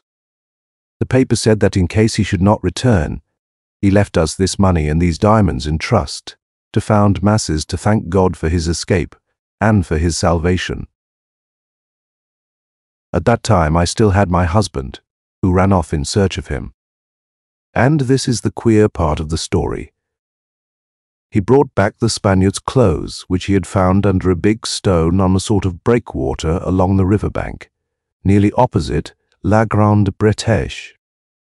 My husband went so early that no one saw him. After reading the letter, he burnt the clothes, and in obedience to Count Ferthiendia's wish, we announced that he had escaped. The sub-prefect set all the constabulary at his heels, but pshaw, he was never caught. Lepus believed that the Spaniard had drowned himself. I, sir, have never thought so. I believe, on the contrary, that he had something to do with the business about Madame de Merit, seeing that Rosalie told me that the crucifix her mistress was so fond of that she had it buried with her was made of ebony and silver. Now, in the early days of his stay here, Monsieur Ferthiendia had one of ebony and silver which I never saw later. And now, monsieur, do not you say that I need have no remorse about the Spaniard's 15,000 francs? Are they not really and truly mine? Certainly. But have you never tried to question Rosalie? Said I. Oh, to be sure I have, sir. But what is to be done? That girl is like a wall. She knows something, but it is impossible to make her talk. After chatting with me for a few minutes, my hostess left me a prey to vague and sinister thoughts, to romantic curiosity, and a religious dread, not unlike the deep emotion which comes upon us when we go into a dark church at night and discern a feeble light glimmering under a lofty vault. A dim figure glides across. The sweep of a gown or of a priest's cassock is audible, and we shiver. La Grande Bretèche, with its rank grasses, its shuttered windows, its rusty ironwork, its locked doors, its deserted rooms, suddenly rose before me in fantastic vividness. I tried to get into the mysterious dwelling to search out the heart of this solemn story, this drama which had killed 3 persons. Rosalie became in my eyes the most interesting being in Vendôme. As I studied her, I detected signs of an inmost thought, in spite of the blooming health that glowed in her dimpled face. There was in her soul some element of ruth or of hope. Her manner suggested a secret, like the expression of devout souls who pray in excess, or of a girl who has killed her child and forever hears its last cry. Nevertheless, she was simple and clumsy in her ways. Her vacant smile had nothing criminal in it, and you would have pronounced her innocent only from seeing the large red and blue checked kerchief that covered her stalwart bust, tucked into the tight-laced bodice of a lilac and white striped gown. No, said I to myself, I will not quit Vendôme without knowing the whole history of La Grande-Bretagne. To achieve this end, I will make love to Rosalie if it proves necessary. Rosalie, said I one evening, your servant, sir. You are not married? She started a little. Oh, there is no lack of men if ever I take a fancy to be miserable. She replied, laughing. She got over her agitation at once, for every woman, from the highest lady to the inn-servant inclusive, has a native presence of mind. Yes, you are fresh and good-looking enough never to lack lovers. But tell me, Rosalie, why did you become an inn-servant on leaving Madame de Merret? Did she not leave you some little annuity? Oh, yes, sir, but my place here is the best in all the town of Vendôme. This reply was such an one as judges and attorneys call evasive. Rosalie, as it seemed to me, held in this romantic affair the place of the middle square of the chessboard. She was at the very center of the interest and of the truth. She appeared to me to be tied into the knot of it. It was not a case for ordinary love-making. This girl contained the last chapter of a romance, and from that moment all my attentions were devoted to Rosalie. By dint of studying the girl, I observed in her, as in every woman whom we make our ruling thought, a variety of good qualities. She was clean and neat. She was handsome, I need not say. She soon was possessed of every charm that desire can lend to a woman in whatever rank of life. A fortnight after the notary's visit, one evening, or rather one morning in the small hours, I said to Rosalie, "Come, tell me all you know about Madame de Merret." "Oh," she said, "I will tell you, but keep the secret carefully." "All right, my child, I will keep all your secrets with a thief's honor, which is the most loyal known." "If it is all the same to you," said she, "I would rather it should be with your own." Thereupon she set her head kerchief straight and settled herself to tell the tale, for there is no doubt a particular attitude of confidence and security is necessary to the telling of a narrative. The best tales are told at a certain hour, just as we are all here at table. No one ever told a story while standing up or fasting. If I were to reproduce exactly Rosalie's diffuse eloquence, a whole volume would scarcely contain it. Now, as the event of which she gave me a confused account stands exactly midway between the notary's gossip and that of Madame Lepas, as precisely as the middle term of a rule of 3 sum stands between the first and third, I have only to relate it in as few words as may be. I shall therefore be brief. The room at La Grande-Bretagne, in which Madame de Merret slept, was on the ground floor. A little cupboard in the wall, about 4 feet deep, served her to hang her dresses in. 3 months before the evening of which I have to relate the events, Madame de Merret had been seriously ailing, so much so that her husband had left her to herself, and had his own bedroom on the first floor. By one of those accidents which it is impossible to foresee, he came in that evening 2 hours later than usual from the club, where he went to read the papers and talk politics with the residents in the neighborhood. His wife supposed him to have come in, to be in bed and asleep, but the invasion of France had been the subject of a very animated discussion. The game of billiards had waxed vehement. He had lost 40 francs, an enormous sum, at Vendôme, where everybody is thrifty, and where social habits are restrained within the bounds of a simplicity worthy of all praise, and the foundation, perhaps, of a form of true happiness which no Parisian would care for. For some time past, Monsieur de Merret had been satisfied to ask Rosalie whether his wife was in bed. On the girl's replying, always in the affirmative, he at once went to his own room with the good faith that comes of habit and confidence. But this evening, on coming in, he took it into his head to go to see Madame de Merret, to tell her of his ill luck, and perhaps to find consolation. During dinner he had observed that his wife was very becomingly dressed. He reflected as he came home from the club that his wife was certainly much better, that convalescence had improved her beauty, discovering it, as husbands discover everything, a little too late. Instead of calling Rosalie, who was in the kitchen at the moment watching the cook and the coachman playing a puzzling hand at cards, Monsieur de Merret made his way to his wife's room by the light of his lantern, which he set down at the lowest step of the stairs. His step, easy to recognize, rang under the vaulted passage. At the instant when the gentleman turned the key to enter his wife's room, he fancied he heard the door shut of the closet of which I have spoken. But when he went in, Madame de Merret was alone, standing in front of the fireplace. The unsuspecting husband fancied that Rosalie was in the cupboard. Nevertheless, a doubt, ringing in his ears like a peal of bells, put him on his guard. He looked at his wife and read in her eyes an indescribably anxious and haunted expression. "You are very late," said she. Her voice, usually so clear and sweet, struck him as being slightly husky.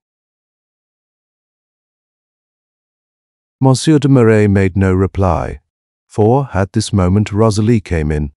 This was like a thunderclap. He walked up and down the room, going from one window to another at a regular, his arms folded.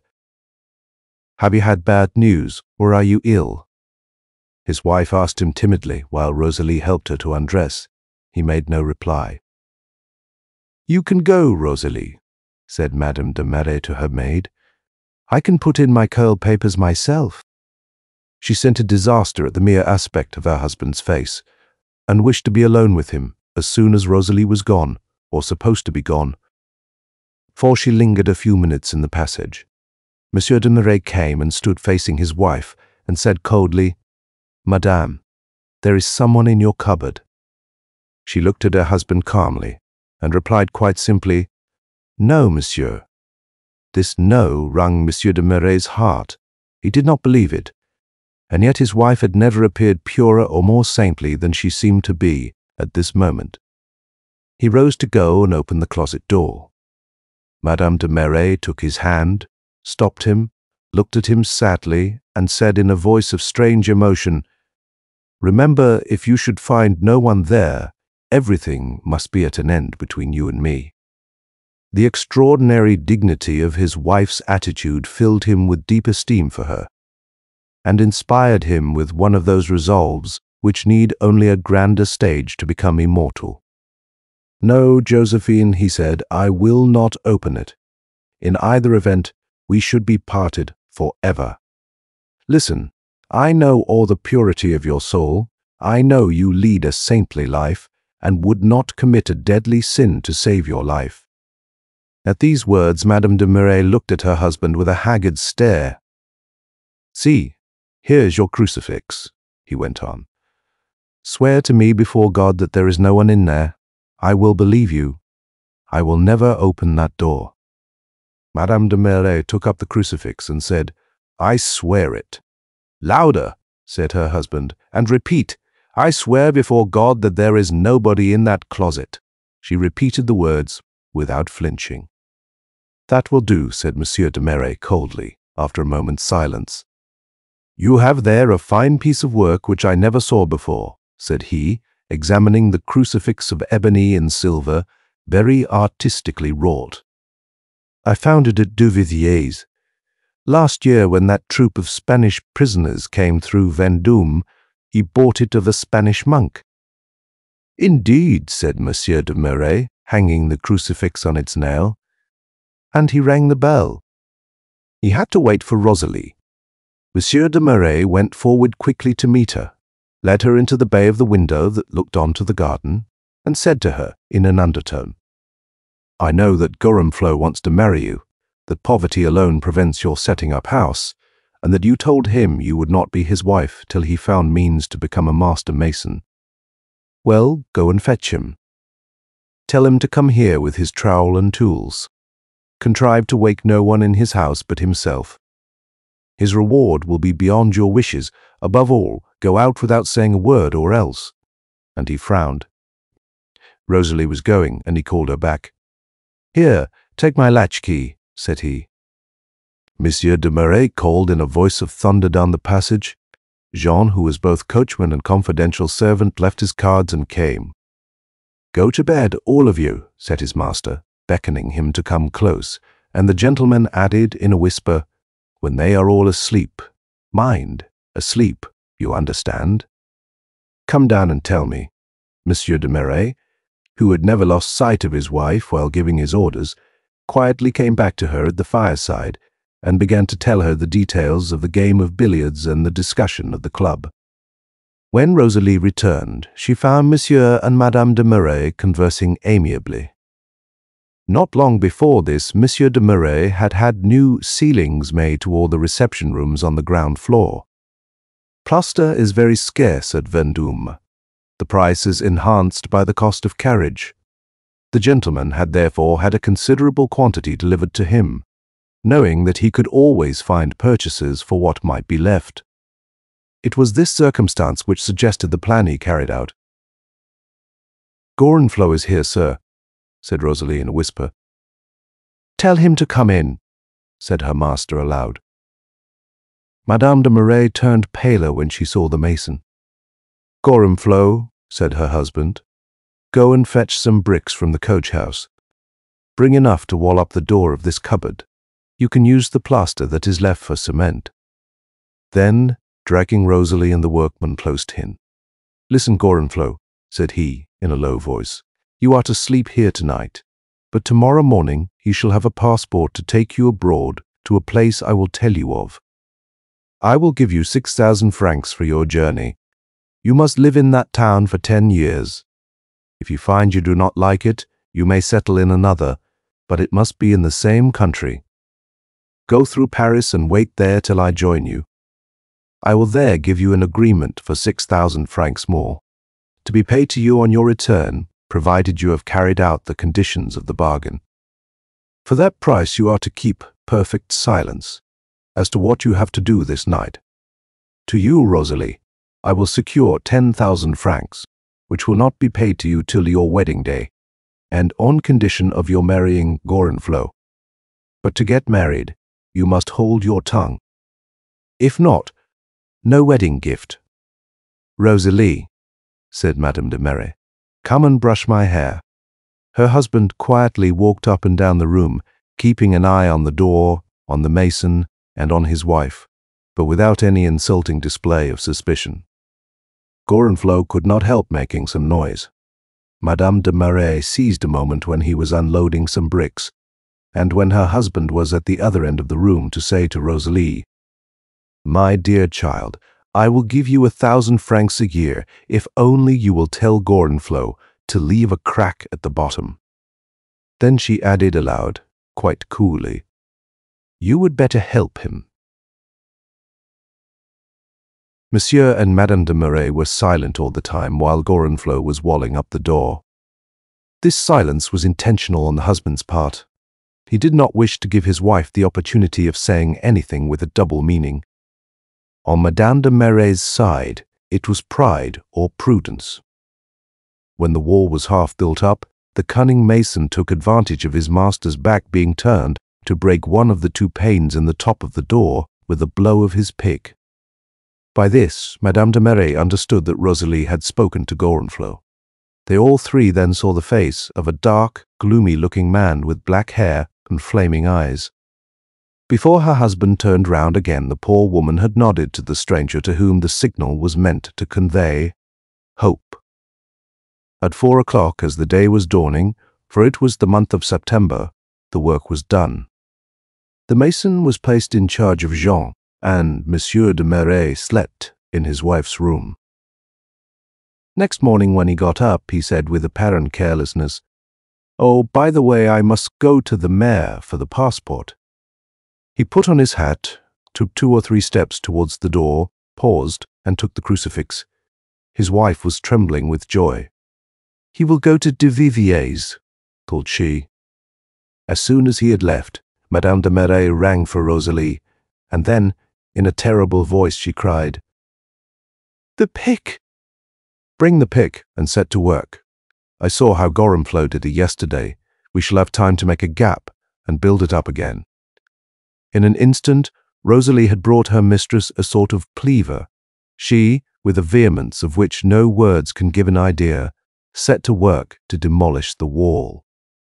She had already got out a few bricks, when, turning to deal a stronger blow than before, she saw behind her Monsieur de Marais.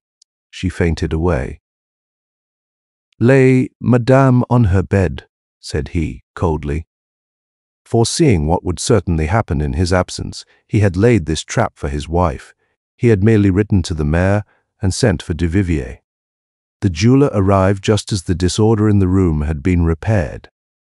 "Duvivier," asked Monsieur de Marais, "did not you buy some crucifixes of the Spaniards who passed through the town?" "No, monsieur." "Very good, thank you," said he, flashing a tiger's glare at his wife. "Jean," he added, turning to his confidential valet, "you can serve my meals here in Madame de Marais' room. She is ill, and I shall not leave her till she recovers." The cruel man remained in his wife's room for 20 days. During the earlier time, when there was some little noise in the closet, and Josephine wanted to intercede for the dying man, he said, without allowing her to utter a word, "You swore on the cross that there was no one there." After this story, all the ladies rose from table, and thus the spell under which Bianchon had held them was broken. But there were some who had almost shivered at the last words Catendum. The following personage appears in other stories of the human comedy: Bianchon, Horace, Father Goriot, The Atheist's Mass, César Birotteau, The Commission in Lunacy Lost, Illusions, A. Distinguished, Provincial at Paris, Bachelor's Establishment, The Secrets of the Princess, The Government Clerks, Pirette, A Study of Woman, Scenes from a Courtesan's Life, Honorine, The Seamy Side, Of History, The Magic Skin, A Second Home, A Prince of Bohemia, Letters of Two Brides, The Muse of the Department, The Imaginary Mistress, The Middle Classes, Cousin Betty, The Country Parson. In addition, Monsieur Bianchon narrated the following: Another Study of Womanin of La Grande Bretèche by Honoré de Balzac. The End of the Story by Clark Ashton Smith. Weird Tales, May 1930. This story is set in Aveyron. The following narrative was found among the papers of Christophe Morand, a young law student of Tours, after his unaccountable disappearance during a visit at his father's home near Moulins in November 1798. A sinister brownish-purple autumn twilight, made premature by the imminence of a sudden thunderstorm, had filled the forest of Aveyron. The trees along my road were already blurred to ebon masses, and the road itself, pale and spectral before me in the thickening gloom, seemed to waver and quiver slightly, as with the tremor of some mysterious earthquake. I spurred my horse, who was woefully tired with a journey begun at dawn, and had fallen hours ago to a protesting and reluctant trot, and we galloped down the darkening road between enormous oaks that seemed to lean toward us with boughs like clutching fingers as we passed. With dreadful rapidity the night was upon us. The blackness became a tangible clinging veil.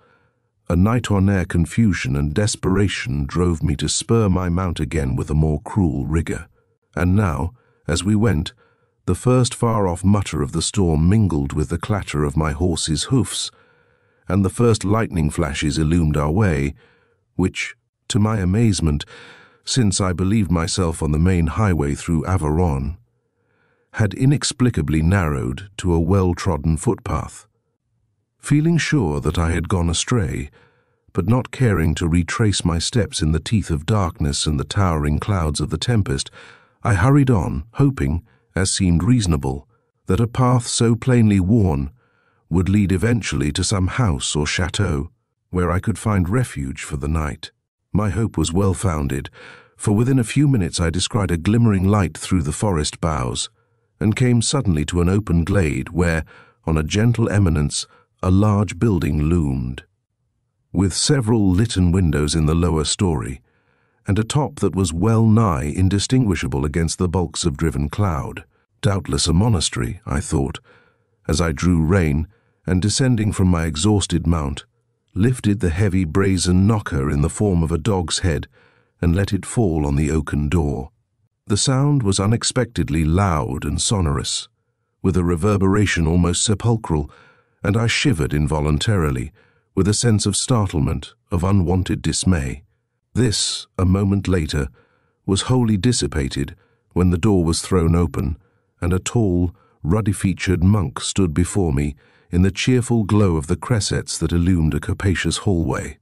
"I bid you welcome to the Abbey of Paragon," he said, in a suave rumble, and even as he spoke, another robed and hooded figure appeared and took my horse in charge. As I murmured my thanks and acknowledgments, the storm broke, and tremendous gusts of rain, accompanied by ever-nearing peals of thunder, drove with demoniac fury on the door that had closed behind me. "It is fortunate that you found us when you did," observed my host. "'Twere ill for man and beast to be abroad in such a hell-brew." Divining without question that I was hungry as well as tired, he led me to the refectory and set before me a bountiful meal of mutton, brown bread, lentils, and a strong, excellent red wine. He sat opposite me at the refectory table while I ate, and with my hunger a little mollified, I took occasion to scan him more attentively. He was both tall and stoutly built, and his features, where the brow was no less broad than the powerful jaw, betokened intellect as well as a love for good living. A certain delicacy and refinement, an air of scholarship, of good taste and good breeding, emanated from him, and I thought to myself, this monk is probably a connoisseur of books as well as of wines. Doubtless my expression betrayed the quickening of my curiosity, for he said, as if in answer, "I am Hilaire, the abbot of Paragon. We are a Benedictine order, who live in amity with God and with all men, and we do not hold that the spirit is to be enriched by the mortification or impoverishment of the body. We have in our butteries an abundance of wholesome fare, in our cellars the best and oldest vintages of the district of Aveyron, and, if such thyags interest you, as mayhap they do, we have a library that is stocked with rare tomes, with precious manuscripts, with the finest works of heathendom and Christendom, even to certain unique writings that survived the Holocaust of Alexandria." "I appreciate your hospitality," I said, bowing. "I am Christophe Morand, a law student, on my way home from tours to my father's estate near Moulins. I, too, am a lover of books, and nothing would delight me more than the privilege of inspecting a library so rich and curious as the one whereof you speak." Forthwith, while I finished my meal, we fell to discussing the classics and to quoting and capping passages from Latin, Greek, or Christian authors. My host, I soon discovered, was a scholar of uncommon attainments, with an erudition, a ready familiarity with both ancient and modern literature that made my own seem as that of the merest beginner by comparison. He, on his part, was so good as to commend my far from perfect Latin, and by the time I had emptied my bottle of red wine, we were chatting familiarly like old friends. All my fatigue had now flown, to be succeeded by a rare sense of well-being, of physical comfort combined with mental alertness and keenness. So, when the abbot suggested that we pay a visit to the library, I assented with alacrity. He led me down a long corridor, on each side of which were cells belonging to the brothers of the order, and unlocked with a huge brazen key that depended from his girdle. The door of a great room with lofty ceiling and several deep-set windows. Truly he had not exaggerated the resources of the library, for the long shelves were overcrowded with books, and many volumes were piled high on the tables or stacked in corners. There were rolls of papyrus, of parchment, of vellum. There were strange Byzantine or Coptic Bibles. There were old Arabic and Persian manuscripts with floriated or jewel-studded covers. There were scores of incunabula from the first printing presses. There were innumerable monkish copies of antique authors, bound in wood or ivory, with rich illuminations and lettering that was often in itself a work of art. With a care that was both loving and meticulous, the Abbot Hilaire brought out volume after volume for my inspection.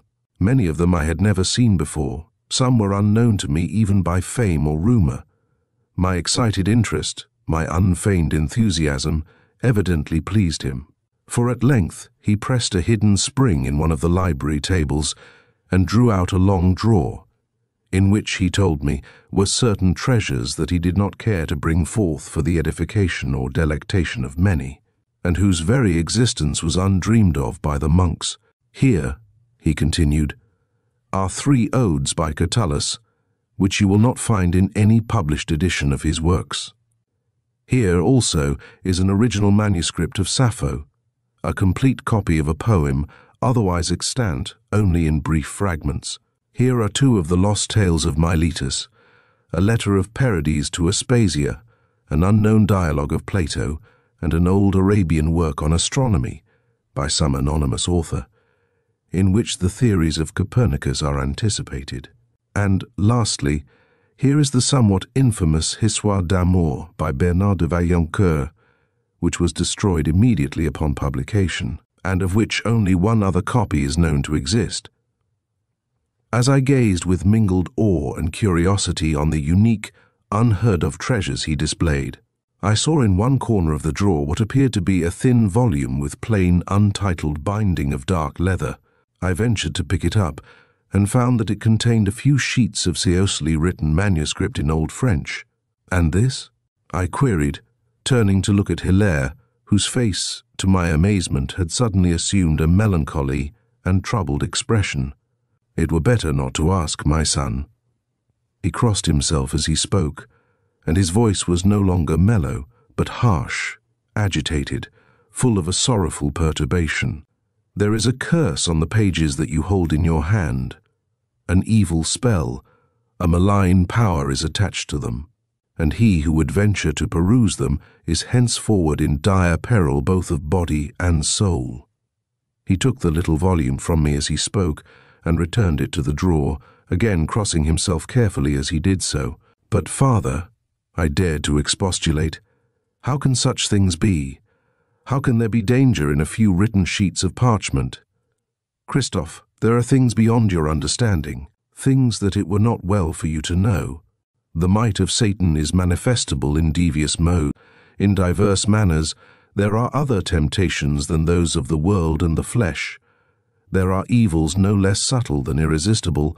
There are hidden heresies, and necromancies other than those which sorcerers practice.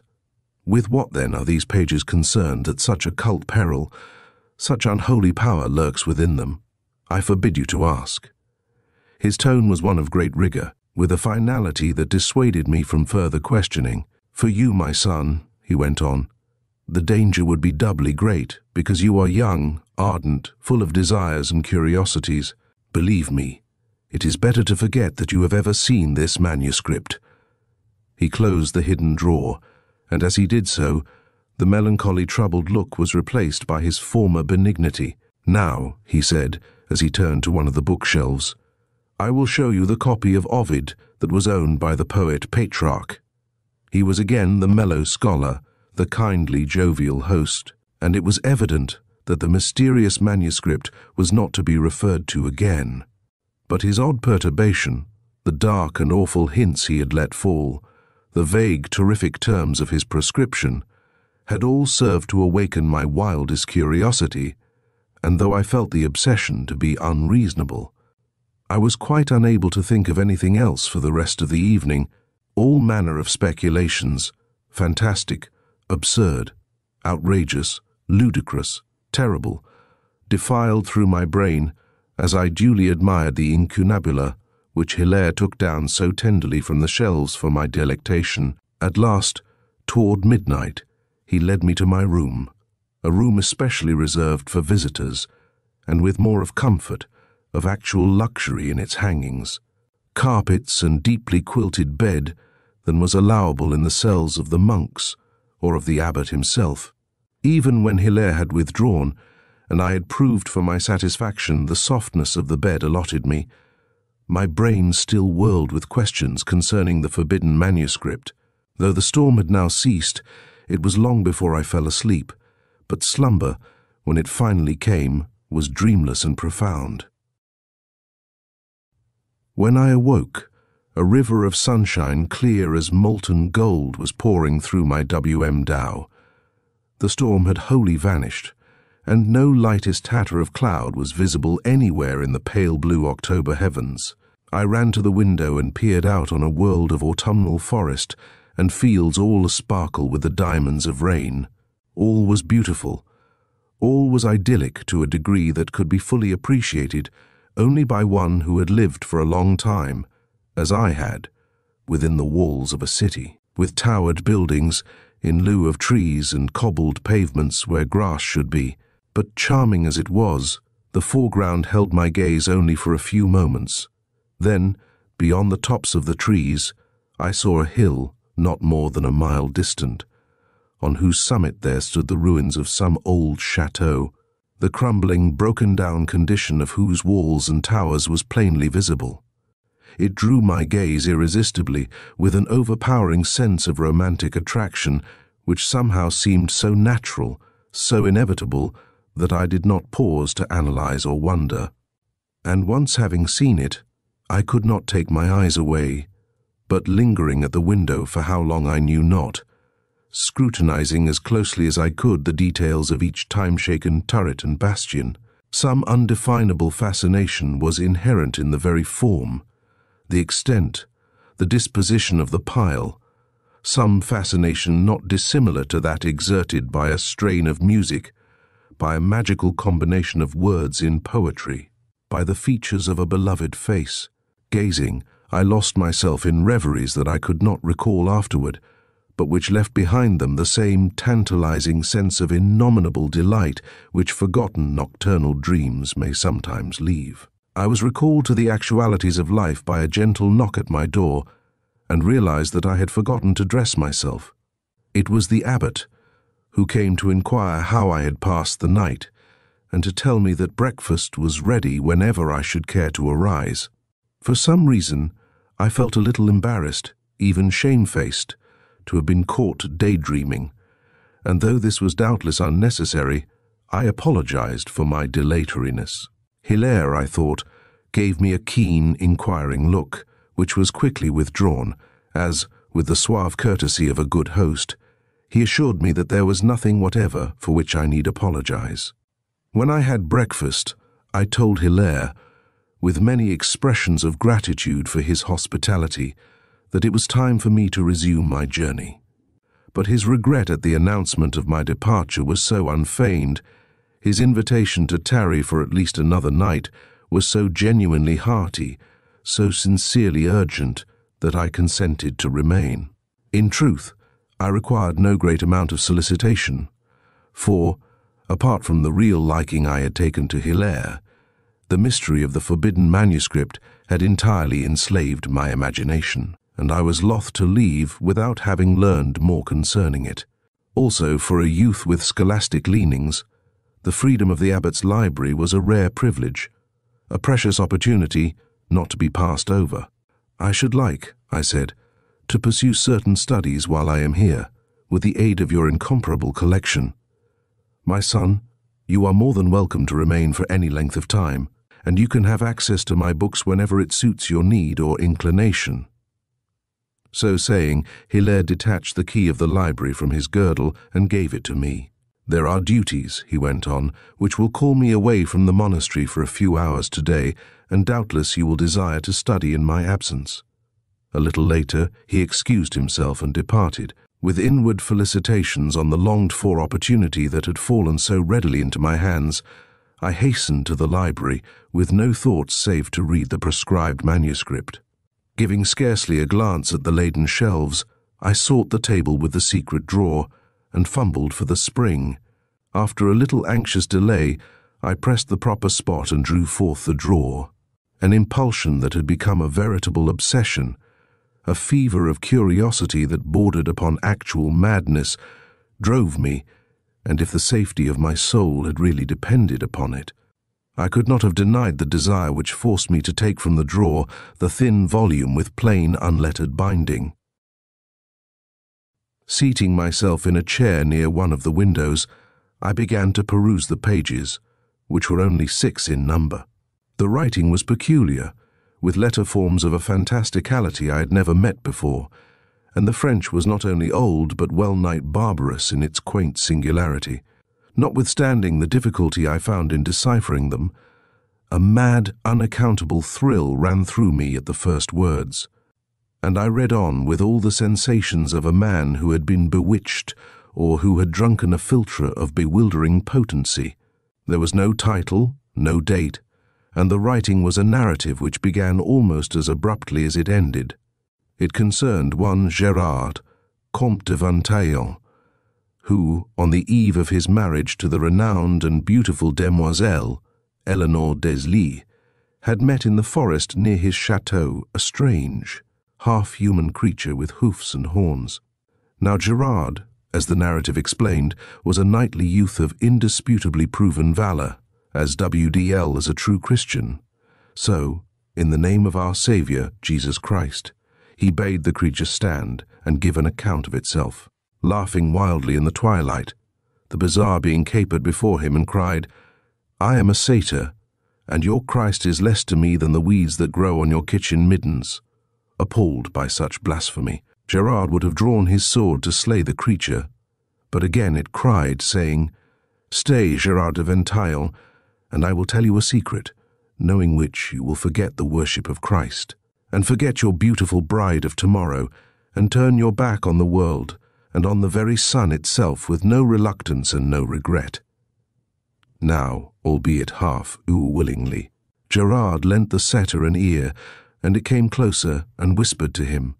And that which it whispered is not known, but before it vanished amid the blackening shadows of the forest, the satyr spoke aloud once more, and said, "The power of Christ has prevailed like a black frost on all the woods, the fields, the rivers, the mountains, where abode in their felicity the glad immortal goddesses and nymphs of yore. But still, in the cryptic caverns of earth, in places far underground, like the hell your priests have fabled, there dwells the pagan loveliness, there cry the pagan ecstasies." And with the last words, the creature laughed again, its wild, unhuman laugh, and disappeared among the darkening boles of the twilight trees. From that moment, a change was upon Gérard de Vinteuil. He returned to speaking no cheery or kindly word to his retainers, as was his wont, but sitting or pacing always in silence, and scarcely heeding the food that was set before him. Nor did he go that evening to visit his betrothed, as he had promised, but toward midnight, when a waning moon had arisen red as from a bath of blood, he went forth clandestinely by the postern door of the chateau, and followed an old, half-obliterated trail through the woods, found his way to the ruins of the Château des Fausses Flammes, which stands on a hill opposite the Benedictine Abbey of Périgord. Now these ruins, said the manuscript, are very old, and have long been avoided by the people of the district, for a legendary of immemorial evil clings about them, and it is said that they are the dwelling place of foul spirits, the rendezvous of sorcerers and succubi. But Gérard, as if oblivious or fearless of their ill renown, plunged like one who is devil-driven into the shadow of the crumbling walls, and went, with the careful groping of a man who follows some given direction, to the northern end of the courtyard. There, directly between and below the 2 centremost windows, which, it may be, looked forth from the chamber of forgotten chatelaines, he pressed with his right foot on a flagstone differing from those about it in being of a triangular form, and the flagstone moved and tilted beneath his foot, revealing a flight of granite steps that went down into the earth. Then, lighting a taper he had brought with him, Gérard descended the steps, and the flagstone swung into place behind him. On the morrow, his betrothed, Eleanor Deslys, and all her bridal train, waited vainly for him at the Cathedral of Vion, the principal town of Auvergne, where the wedding had been set. And from that time his face was beheld by no man, and no vaguest rumour of Gérard de Vinteuil or of the fate that befell him has ever passed among the living. Such was the substance of the forbidden manuscript, and thus it ended. As I have said before, there was no date, nor was there anything to indicate by whom it had been written, or how the knowledge of the happenings related had come into the writer's possession. But oddly enough, it did not occur to me to doubt their veridity for a moment, and the curiosity I had felt concerning the contents of the manuscript was now replaced by a burning desire, 1,000-fold more powerful, more obsessive, to know the ending of the story and to learn what Gérard de Ventaillon had found when he descended the hidden steps. In reading the tale, it had of course occurred to me that the ruins of the Château des Fosses Flammes, described therein, were the very same ruins I had seen that morning from my chamber window. And pondering this, I became more and more possessed by an insane fever, by a frenetic, unholy excitement. Returning the manuscript to the secret drawer, I left the library and wandered for a while in an aimless fashion about the corridors of the monastery. Chancing to meet there the same monk who had taken my horse in charge the previous evening, I ventured to question him as discreetly and casually as I could regarding the ruins which were visible from the abbey windows. He crossed himself, and a frightened look came over his broad, placid face at my query. "The ruins are those of the Château des Fosses Flammes," he replied. "For untold years, men say, they have been the haunt of unholy spirits, of witches and demons, and festivals not to be described or even named are held within their walls. No weapon known to man, no exorcism or holy water has ever prevailed against these demons. Many brave cavaliers and monks have disappeared amid the shadows of Fosses Flammes, never to return. And once, it is told, an abbot of Pérégon went thither to make war on the powers of evil, but what befell him at the hands of the succubi is not known or conjectured. Some say that the demons are abominable hags whose bodies terminate in serpentine coils, others that they are women of more than mortal beauty, whose kisses are a diabolic delight that consumes the flesh of men with the fierceness of hellfire. As for me, I know not whether such tales are true, but I should not care to venture within the walls of Fosses Flammes." Before he had finished speaking, a resolve had sprung to life full-born in my mind. I felt that I must go to the Château des Fosses Flammes and learn for myself, if possible, all that could be learned.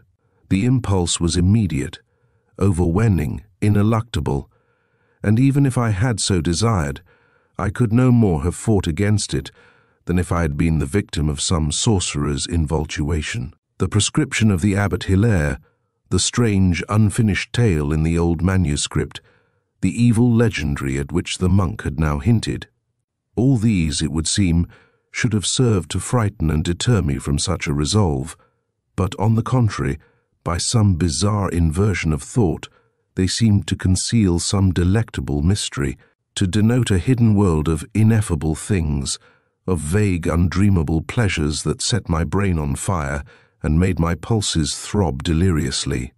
I did not know, I could not conceive, of what these pleasures would consist, but in some mystical manner I was as sure of their ultimate reality as the Abbot Hilaire was sure of heaven. I determined to go that very afternoon, in the absence of Hilaire, who, I felt instinctively, might be suspicious of any such intention on my part, and would surely be inimical toward its fulfillment. My preparations were very simple. I put in my pockets a small taper from my room and the heel of a loaf of bread from the refectory, and making sure that a little dagger which I always carried was in its sheath, I left the monastery forthwith. Meeting two of the brothers in the courtyard, I told them I was going for a short walk in the neighboring woods. They gave me a jovial pax vobiscum and went upon their way in the spirit of the words. Heading directly as I could for Fosses Flammes, whose turrets were often lost behind the high and interlacing boughs, I entered the forest. There were no paths, and often I was compelled to brief detours and divagations by the thickness of the underbrush. In my feverish hurry to reach the ruins, it seemed hours before I came to the top of the hill which Fosses Flammes surmounted, but probably it was little more than 30 minutes. Climbing the last declivity of the boulder-strewn slope, I came suddenly within view of the chateau, standing close at hand in the center of the level table which formed the summit. Trees had taken root in its broken-down walls, and the ruinous gateway that gave on the courtyard was half choked by bushes, brambles, and nettle plants.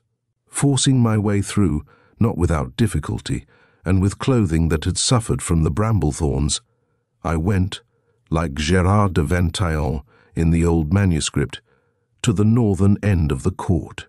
Enormous evil-looking weeds were rooted between the flagstones, rearing their thick and fleshy leaves that had turned to dull, sinister maroons and purples with the onset of autumn. But I soon found the triangular flagstone indicated in the tale, and without the slightest delay or hesitation I pressed upon it with my right foot. A mad shiver, a thrill of adventurous triumph that was mingled with something of trepidation, leaped through me when the great flagstone tilted easily beneath my foot, disclosing dark steps of granite, even as in the story. Now, for a moment, the vaguely hinted horrors of the monkish legends became imminently real in my imagination, and I paused before the black opening that was to engulf me, wondering if some satanic spell had not drawn me thither to perils of unknown terror and inconceivable gravity. Only for a few instants, however, did I hesitate. Then the sense of peril faded, the monkish horrors became a fantastic dream, and the charm of things unformulable but ever closer at hand, always more readily attainable, tightened about me like the embrace of amorous arms. I lit my taper, I descended the stair, and even as behind Gérard de Vinteuil, the triangular block of stone silently resumed its place in the paving of the court above me. Doubtless it was moved by some mechanism operable by a man's weight on one of the steps, but I did not pause to consider its modus operandi, or to wonder if there were any way by which it could be worked from beneath to permit my return. There were perhaps a dozen steps, terminating in a low, narrow, musty vault that was void of anything more substantial than ancient dust-encumbered cobwebs. At the end, a small doorway admitted me to a second vault that differed from the first only in being larger and dustier.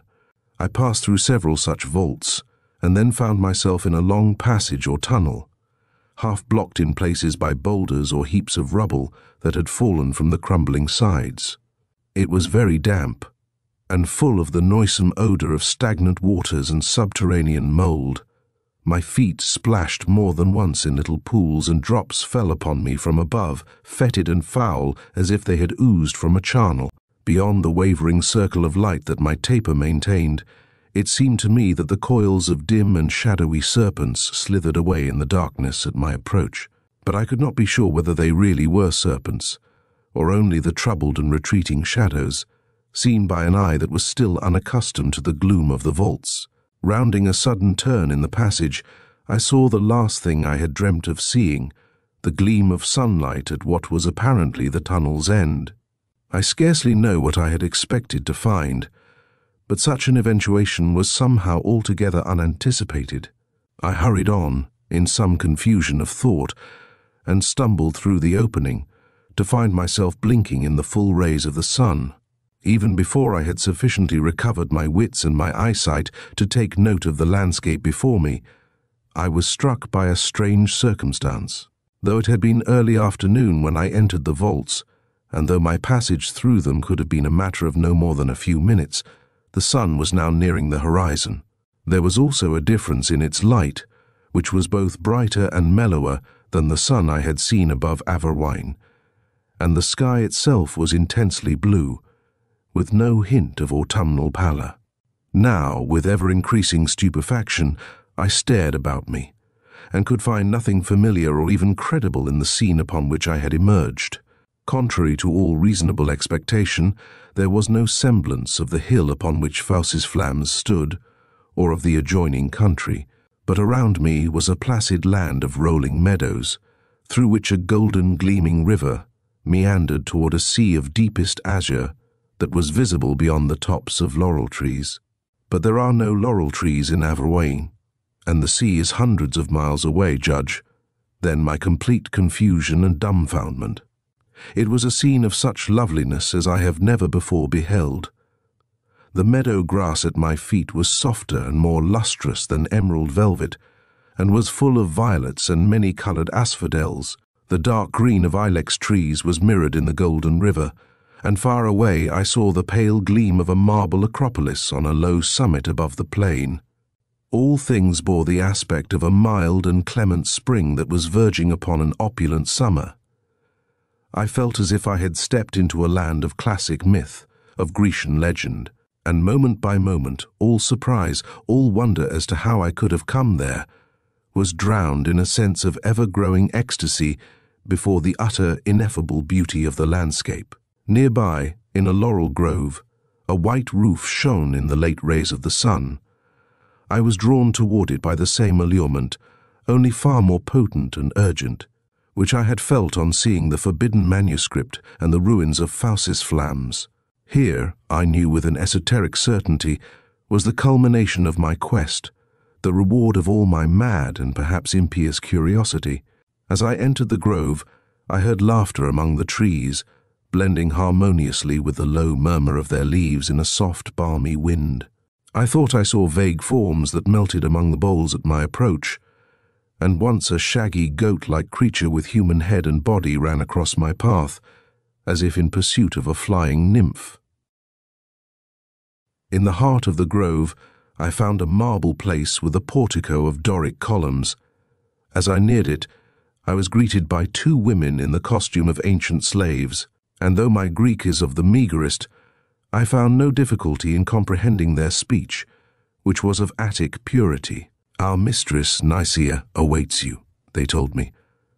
I could no longer marvel at anything, but accepted my situation without question or surmise, like one who resigns himself to the progress of some delightful dream. Probably, I thought, it was a dream, and I was still lying in my bed at the monastery, but never before had I been favored by nocturnal visions of such clarity and surpassing loveliness. The interior of the palace was full of a luxury that verged upon the barbaric, and which evidently belonged to the period of Greek decadence, with its intermingling of Oriental influences. I was led through a hallway gleaming with onyx and polished porphyry, into an opulently furnished room, where, on a couch of gorgeous fabrics, there reclined a woman of goddess-like beauty. At sight of her, I trembled from head to foot with the violence of a strange emotion. I had heard of the sudden mad loves by which men are seized on beholding for the first time a certain face and form, but never before had I experienced a passion of such intensity, such all-consuming ardor, as the one I conceived immediately for this woman. Indeed, it seemed as if I had loved her for a long time, without knowing that it was she whom I loved, and without being able to identify the nature of my emotion, or to orient the feeling in any manner. She was not tall, but was formed with exquisite voluptuous purity of line and contour. Her eyes were of a dark sapphire blue, with molten depths into which the soul was fain to plunge, as into the soft abysses of a summer ocean. The curve of her lips was enigmatic, a little mournful, and gravely tender as the lips of an antique Venus. Her hair, brownish rather than blonde, fell over her neck and ears and forehead in delicious ripples confined by a plain fillet of silver. In her expression there was a mixture of pride and voluptuousness, of regal imperiousness and feminine yielding. Her movements were all as effortless and graceful as those of a serpent. "I knew you would come," she murmured in the same soft-voweled Greek I had heard from the lips of her servants. "I have waited for you long, but when you sought refuge from the storm in the Abbey of Perigon and saw the manuscript in the secret drawer, I knew that the hour of your arrival was at hand. Ah, you did not dream that the spell which drew you so irresistibly, with such unaccountable potency, was the spell of my beauty, the magical allurement of my love." "Who are you?" I queried. I spoke readily in Greek, which would have surprised me greatly an hour before.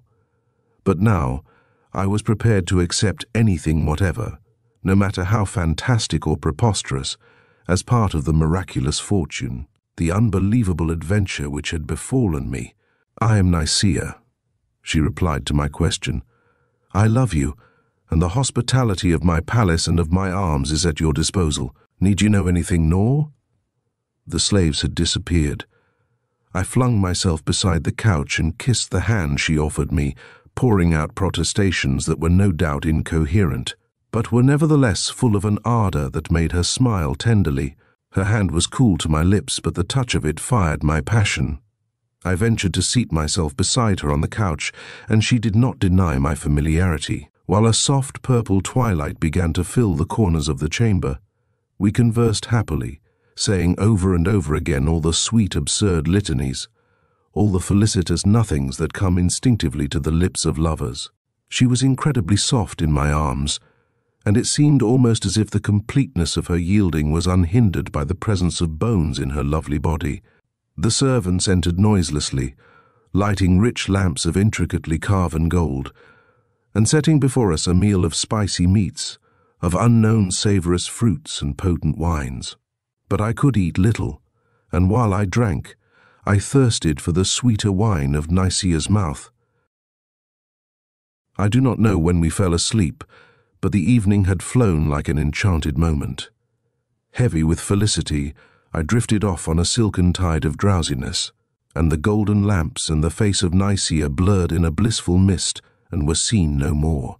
Suddenly, from the depths of a slumber beyond all dreams, I found myself compelled into full wakefulness. For an instant, I did not even realize where I was, still less what had aroused me. Then I heard a footfall in the open doorway of the room, and peering across the sleeping head of Nicea, saw in the lamplight the Abbot Hilaire, who had paused on the threshold.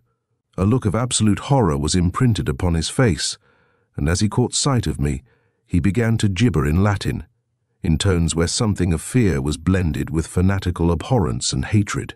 I saw that he carried in his hands a large bottle and an aspergillus. I felt sure that the bottle was full of holy water, and of course divined the use for which it was intended. Looking at Nicea, I saw that she too was awake, and knew that she was aware of the abbot's presence. She gave me a strange smile, in which I read an affectionate pity, mingled with the reassurance that a woman offers a frightened child. "Do not fear for me," she whispered. "Foul vampire, accursed Lamia, she-serpent of hell," thundered the abbot suddenly, as he crossed the threshold of the room, raising the aspergillus aloft. At the same moment, Nicea glided from the couch with an unbelievable swiftness of motion and vanished through an outer door that gave upon the forest of laurels. Her voice hovered in my ear, seeming to come from an immense distance. "Farewell for a while, Christophe, but have no fear. You shall find me again if you are brave and patient." As the words ended, the holy water from the aspergillus fell on the floor of the chamber, and on the couch where Nicea had lain beside me. There was a crash as of many thunders, and the golden lamps went out in a darkness that seemed full of falling dust, of raining fragments. I lost all consciousness, and when I recovered, I found myself lying on a heap of rubble in one of the vaults I had traversed earlier in the day. With a taper in his hand and an expression of great solicitude, of infinite pity upon his face, Hilaire was stooping over me. Beside him lay the bottle and the dripping aspergillus.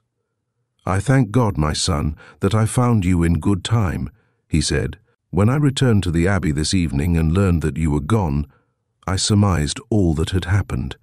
I knew you had read the accursed manuscript in my absence, and had fallen under its baleful spell, as have so many others, even to a certain reverend abbot, one of my predecessors. All of them, alas, beginning hundreds of years ago with Gerard de Ventaillon, have fallen victims to the Lamia who dwells in these vaults." "The Lamia?" I questioned, hardly comprehending his words. "Yes, my son. The beautiful Nicea who lay in your arms this night is a Lamia, an ancient vampire, who maintains in these noisome vaults her palace of beatific illusions. How she came to take up her abode at Faucisflamme is not known, for her coming antedates the memory of men. She is old as paganism, the Greeks knew her, she was exorcised by Apollonius of Tyana, and if you could behold her as she really is, you would see in lieu of her voluptuous body the folds of a foul and monstrous serpent. All those whom she loves and admits to her hospitality, she devours in the end, after she has drained them of life, and vigor with the diabolic delight of her kisses. The laurel-wooded plain you saw, the ilex-bordered river, the marble palace and all the luxury therein were no more than a satanic delusion, a lovely bubble that rose from the dust and mold of immemorial death, of ancient corruption. They crumbled at the kiss of the holy water I brought with me when I followed you. But Nicaea, alas, has escaped, and I fear she will still survive, to build again her palace of demoniacal enchantments, to commit again and again the unspeakable abomination of her sins. Still in a sort of stupor at the ruin of my new-found happiness, at the singular revelations made by the abbot, I followed him obediently as he led the way through the vaults of Faucisflams. He mounted the stairway by which I had descended, and as he neared the top and was forced to stoop a little, the great flagstones swung upward, letting in a stream of chill moonlight. We emerged, and I permitted him to take me back to the monastery. As my brain began to clear, and the confusion into which I had been thrown resolved itself, a feeling of resentment grew apace, a keen anger at the interference of Hilaire. Unheedful whether or not he had rescued me from dire physical and spiritual perils, I lamented the beautiful dream of which he had deprived me. The kisses of Nicaea burned softly in my memory, and I knew that whatever she was, woman or demon or serpent, there was no one in all the world who could ever arouse in me the same love and the same delight. I took care, however, to conceal my feelings from Hilaire, realizing that a betrayal of such emotions would merely lead him to look upon me as a soul that was lost beyond redemption. On the morrow, pleading the urgency of my return home, I departed from Perigon. Now, in the library of my father's house near Moulins, I write this account of my adventures. The memory of Nicaea is magically clear, ineffably dear, as if she were still beside me. And still I see the rich draperies of a midnight chamber illumined by lamps of curiously carven gold. And still I hear the words of her farewell. "Have no fear. You shall find me again if you are brave and patient."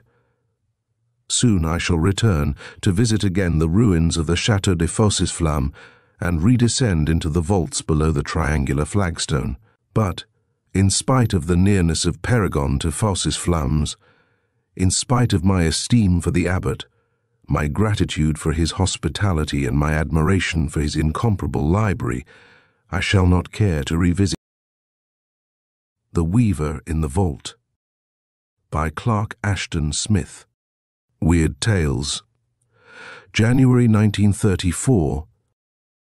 The instructions of Famor, 59th King of Tassoun, were minutely circumstantial and explicit, and, moreover, were not to be disobeyed without the incurring of penalties that would make mere death a pleasant thing. Yanu, Grotara, and Thurlan Ludoch, three of the king's hardiest henchmen, riding forth at morn from the palace in Mirab, debated with a thin semblance of jocosity whether, in their case, obedience or disobedience would prove the direr evil. The commission they had just received from Famor was no less singular than distasteful. They were to visit Shaungaka, the long-forsaken seat of the kings of Tassoun, lying more than 90 miles to the north of Mirab, amid the desert hills, and descending into the burial vaults beneath the ruined palace, were to find and bring back to Mirab whatever remained of the mummy of King Tnepries, founder of the dynasty to which Famor belonged. No one had entered Shaungaka for centuries, and the preservation of its dead in the catacombs was uncertain. But even if only the skull of Tnepries was left, or the bone of his little finger, or the dust of mumia into which he had crumbled, the men-at-arms were to fetch it carefully, guarding it like a holy relic. "'Tis an errand for hyenas rather than warriors," grumbled Yanur in his black and spade-shaped beard. "By the god Ululun, keeper of the tombs, I deem it an ill thing to disturb the peaceful dead. And truly it is not well for men to enter Shaungaka, where death has made his capital, and has gathered all the ghouls to do him homage." "The king should have sent his embalmers," opined Grotara. He was the youngest and hugest of the three, being taller by a full head than Yanur or Thurlan Ludoch, and like them, He was a veteran of savage wars and desperate perils. Yea, I said it was an errand for hyenas, rejoined Yano. But the king knew well that there were no mortal beings in all Mirab, saving ourselves, who would dare to enter the accursed vaults of Shaungaka. 2 centuries ago, King Mandis, wishing to retrieve the golden mirror of Queen Avina for his favorite Laman, commanded 2 of his bravos to descend within the vaults, where the mummy of Avina sits enthroned in her separate tomb, holding the mirror in her withered hand. The bravos went to Shaungaka, but they did not return, and King Mandis, being warned by a soothsayer, made no second attempt to procure the mirror, but contented his Laman with another gift. Yanor, thy tales would gladden those who await the scything of the executioner, said Thurlan Ludoch, the oldest of the trio, whose brown beard was faded to a hempen hue by desert suns. But I chide thee not. It is common knowledge that the catacombs are ridden with worse hauntings than those of leches or phantoms. Strange devils came there long ago from the mad, unholy desert of Dloth, and I have heard it told that the kings forsook Shaungaka because of certain shadows that appeared at full noon in the palace halls, with no visible form to cast them, and would not depart thereafter, being changeless amid all the changings of the light, and wholly undimmed by the exorcisms of priests and sorcerers. Men say that the flesh of any who dared to touch the shadows, or to tread upon them, became black and putrid like the flesh of month-old corpses, all in a mere instant. Because of such testing, when one of the shadows came and sat upon his throne, the right hand of King Agmeni rotted to the wrist and fell away like the sloughing of a leper, and after that no man would dwell in Shaungaka. Verily, I have heard other stories, said Yanu. The town's abandonment was due mainly to the failure of the wells and cisterns, from which the water vanished following an earthquake that left the land riven with hell-deep chasms. The palace of the kings was sundered to its nethermost vault by one of the chasms, and King Agmeni was seized by a violent madness when he inhaled the infernal vapors issuing from the rent. Nor was he ever wholly sane in his latter lifetime, after the quitting of Shaungaka and the rearing of Mirab. Now that is a tale that I can believe, said Grotara, and surely I must deem that Famor has inherited the madness of his forefather, Agmi. Methinks that the royal house of Tasuan rots and totters to its fall. Harlots and sorcerers swarm in the palace of Famor like charnel worms. And now, in this Princess Lunalia of Xylac, whom he has taken to wife, he has found a harlot and a witch in one. He has sent us on this errand at the prompting of Lunalia, who desires the mummy of Nepres for her own unhallowed purpose. To Nepres, I have heard, was a great wizard in his time, and Lunalia would avail herself of the potent virtue of his bones and dust in the brewing of her philtres. Pah! I like not the task of such purveyance. There are mummies enow in Mirab for the making of potions to madden the queen's lovers. Famor is utterly besotted and befooled. Beware, admonished Thurlane Ludoch, for Lunalia is a vampire who lusts ever for the young and strong. And thy turn may come next, O Grotara, if fortune brings us back alive from this enterprise. I have seen her watching thee. I would sooner mate with the wild Lamia, protested Grotara in virtuous indignation. Thy aversion would help thee not, said Thurlan Ludoch, for I know others who have drunk the potions, but we are now nearing the last wine shop in Mirab, and my throat is dusty beforehand with the very thought of this journey. I shall need a whole stoop of wine from Yoros to wash the dust away. Thou sayest sooth, agreed Yano. Already I have become dry as the mummy of Nepres. And thou, Grotara? I will quaff any drink, if it be not the philtre brew of Queen Lunalia.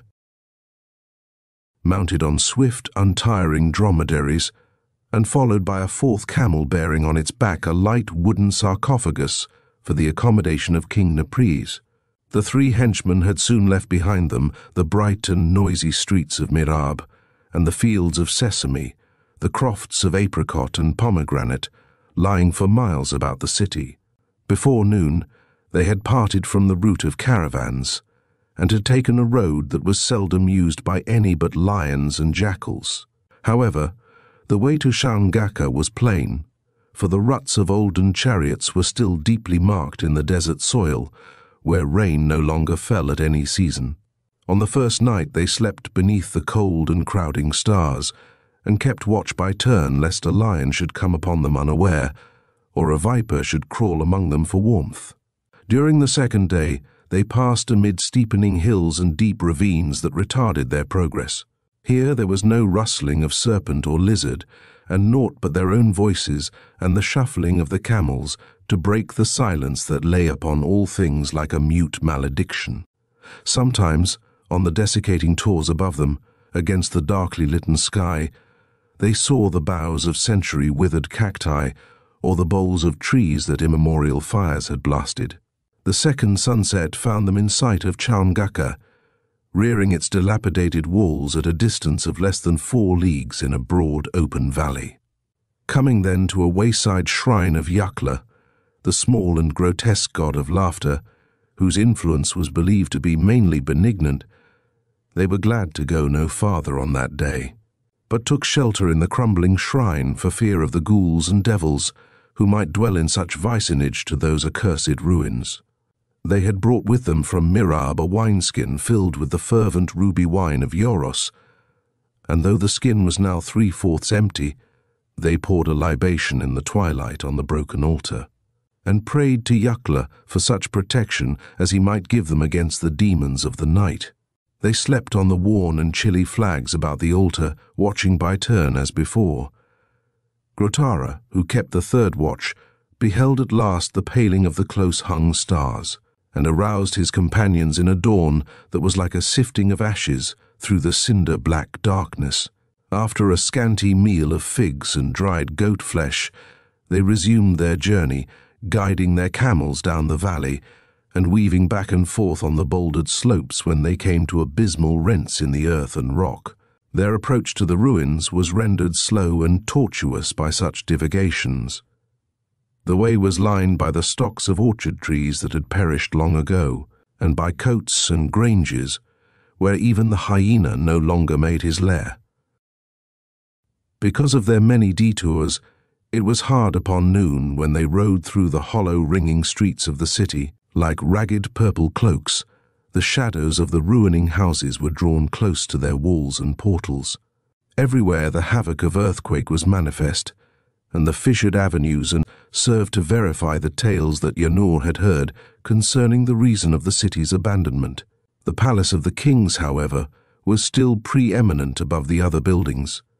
A tumbled pile, it frowned in dark porphyry on a low acropolis amid the northern quarter. For the making of this acropolis, a hill of red syenite had been stripped of its covering soil in elder days, and had been hewn to sheer and rounding walls, circled by a road that wound slowly about it to the summit.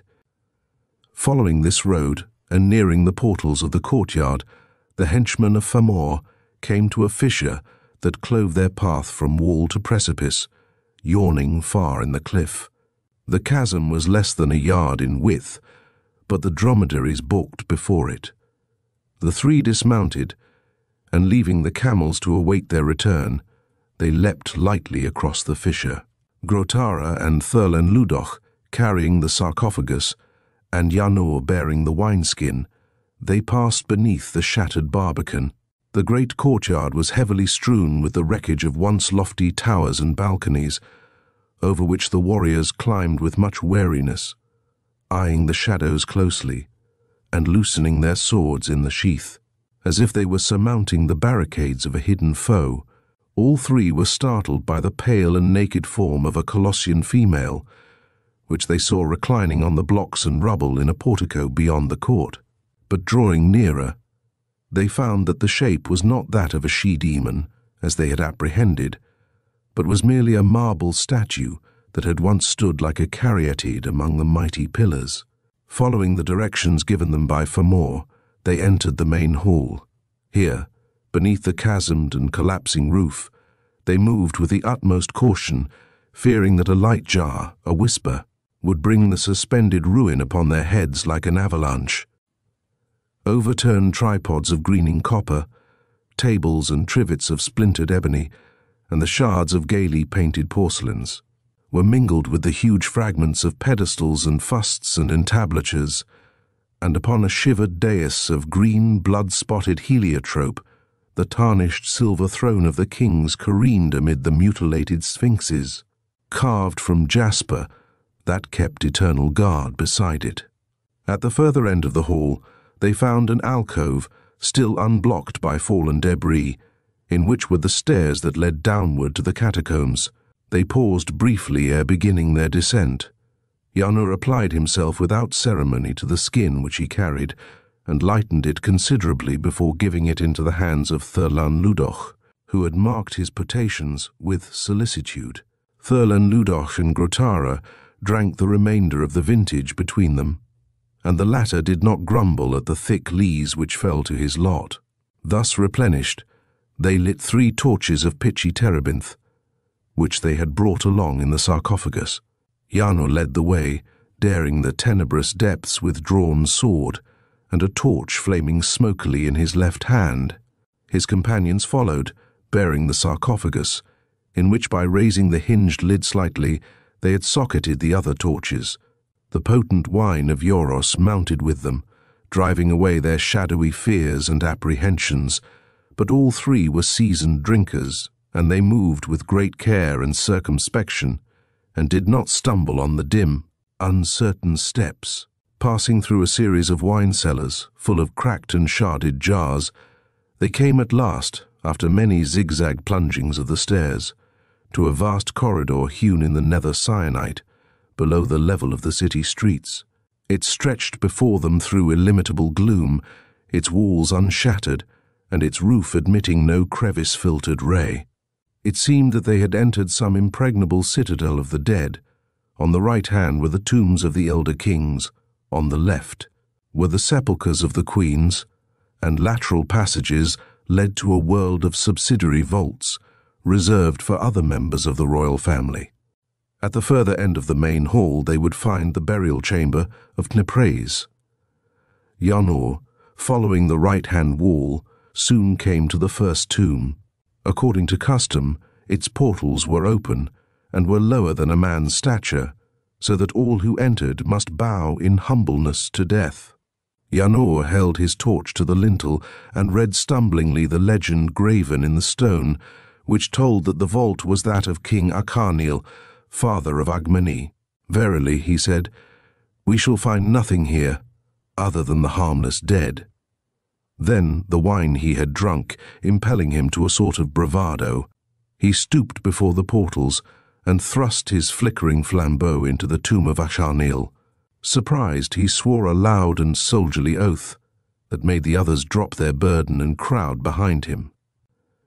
Peering into the square, concamenated chamber, which had a kingly spaciousness, they saw that it was unoccupied by any visible tenant. The tall chair of mystically graven gold and ebony, in which the mummy should have sat crowned and robed as in life, was addorsed against the farther wall on a low dais.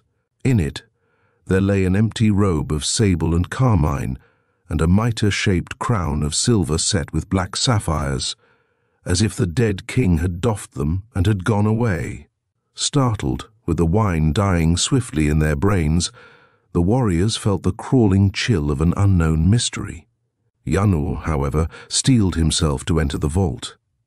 He examined the shadowy corners, he lifted and shook the raiment of Acarnil, but found no clue to the riddle of the mummy's disappearance. The tomb was clean of dust, and there was no visible sign nor faintest odor of mortal decay. Yarnur rejoined his comrades, and the 3 eyed each other in eerie consternation. They resumed their exploring of the hall, and Yarnur, as he came to the doorway of each tomb, paused before it and thrust his flambeau into the wavering murk, only to discover a vacant throne and the cast-off regalia of royalty. There was, it seemed, no reasonable explanation for the vanishing of the mummies, in whose preservation the powerful spices of the Orient had been employed, together with natron, rendering them virtually incorruptible. From the circumstances, it did not appear that they had been removed by human robbers, who would hardly have left behind the precious jewels, fabrics and metals, and it was even more unlikely that they had been devoured by animals, for in that case the bones would have remained, and the vestments would have been torn and disordered. The mythic terrors of Chaungaka began to assume a darker imminence, and the seekers peered and listened fearfully as they went on in the hushed sepulchral hall. Presently, after they had verified the vacancy of more than a dozen tombs, they saw the glimmering of several steely objects before them on the floor of the corridor. These, on investigation, proved to be 2 swords, 2 helmets and cuirasses of a slightly antiquated type, such as had formerly been worn by the warriors of Tasuan. They might well have belonged to the unreturning braves sent by King Mandis to retrieve the mirror of Avina. Yarnur, Grotara, and Thurlan Ludoch, viewing these sinister relics, were seized by an almost frantic desire to accomplish their errand and regain the sunlight.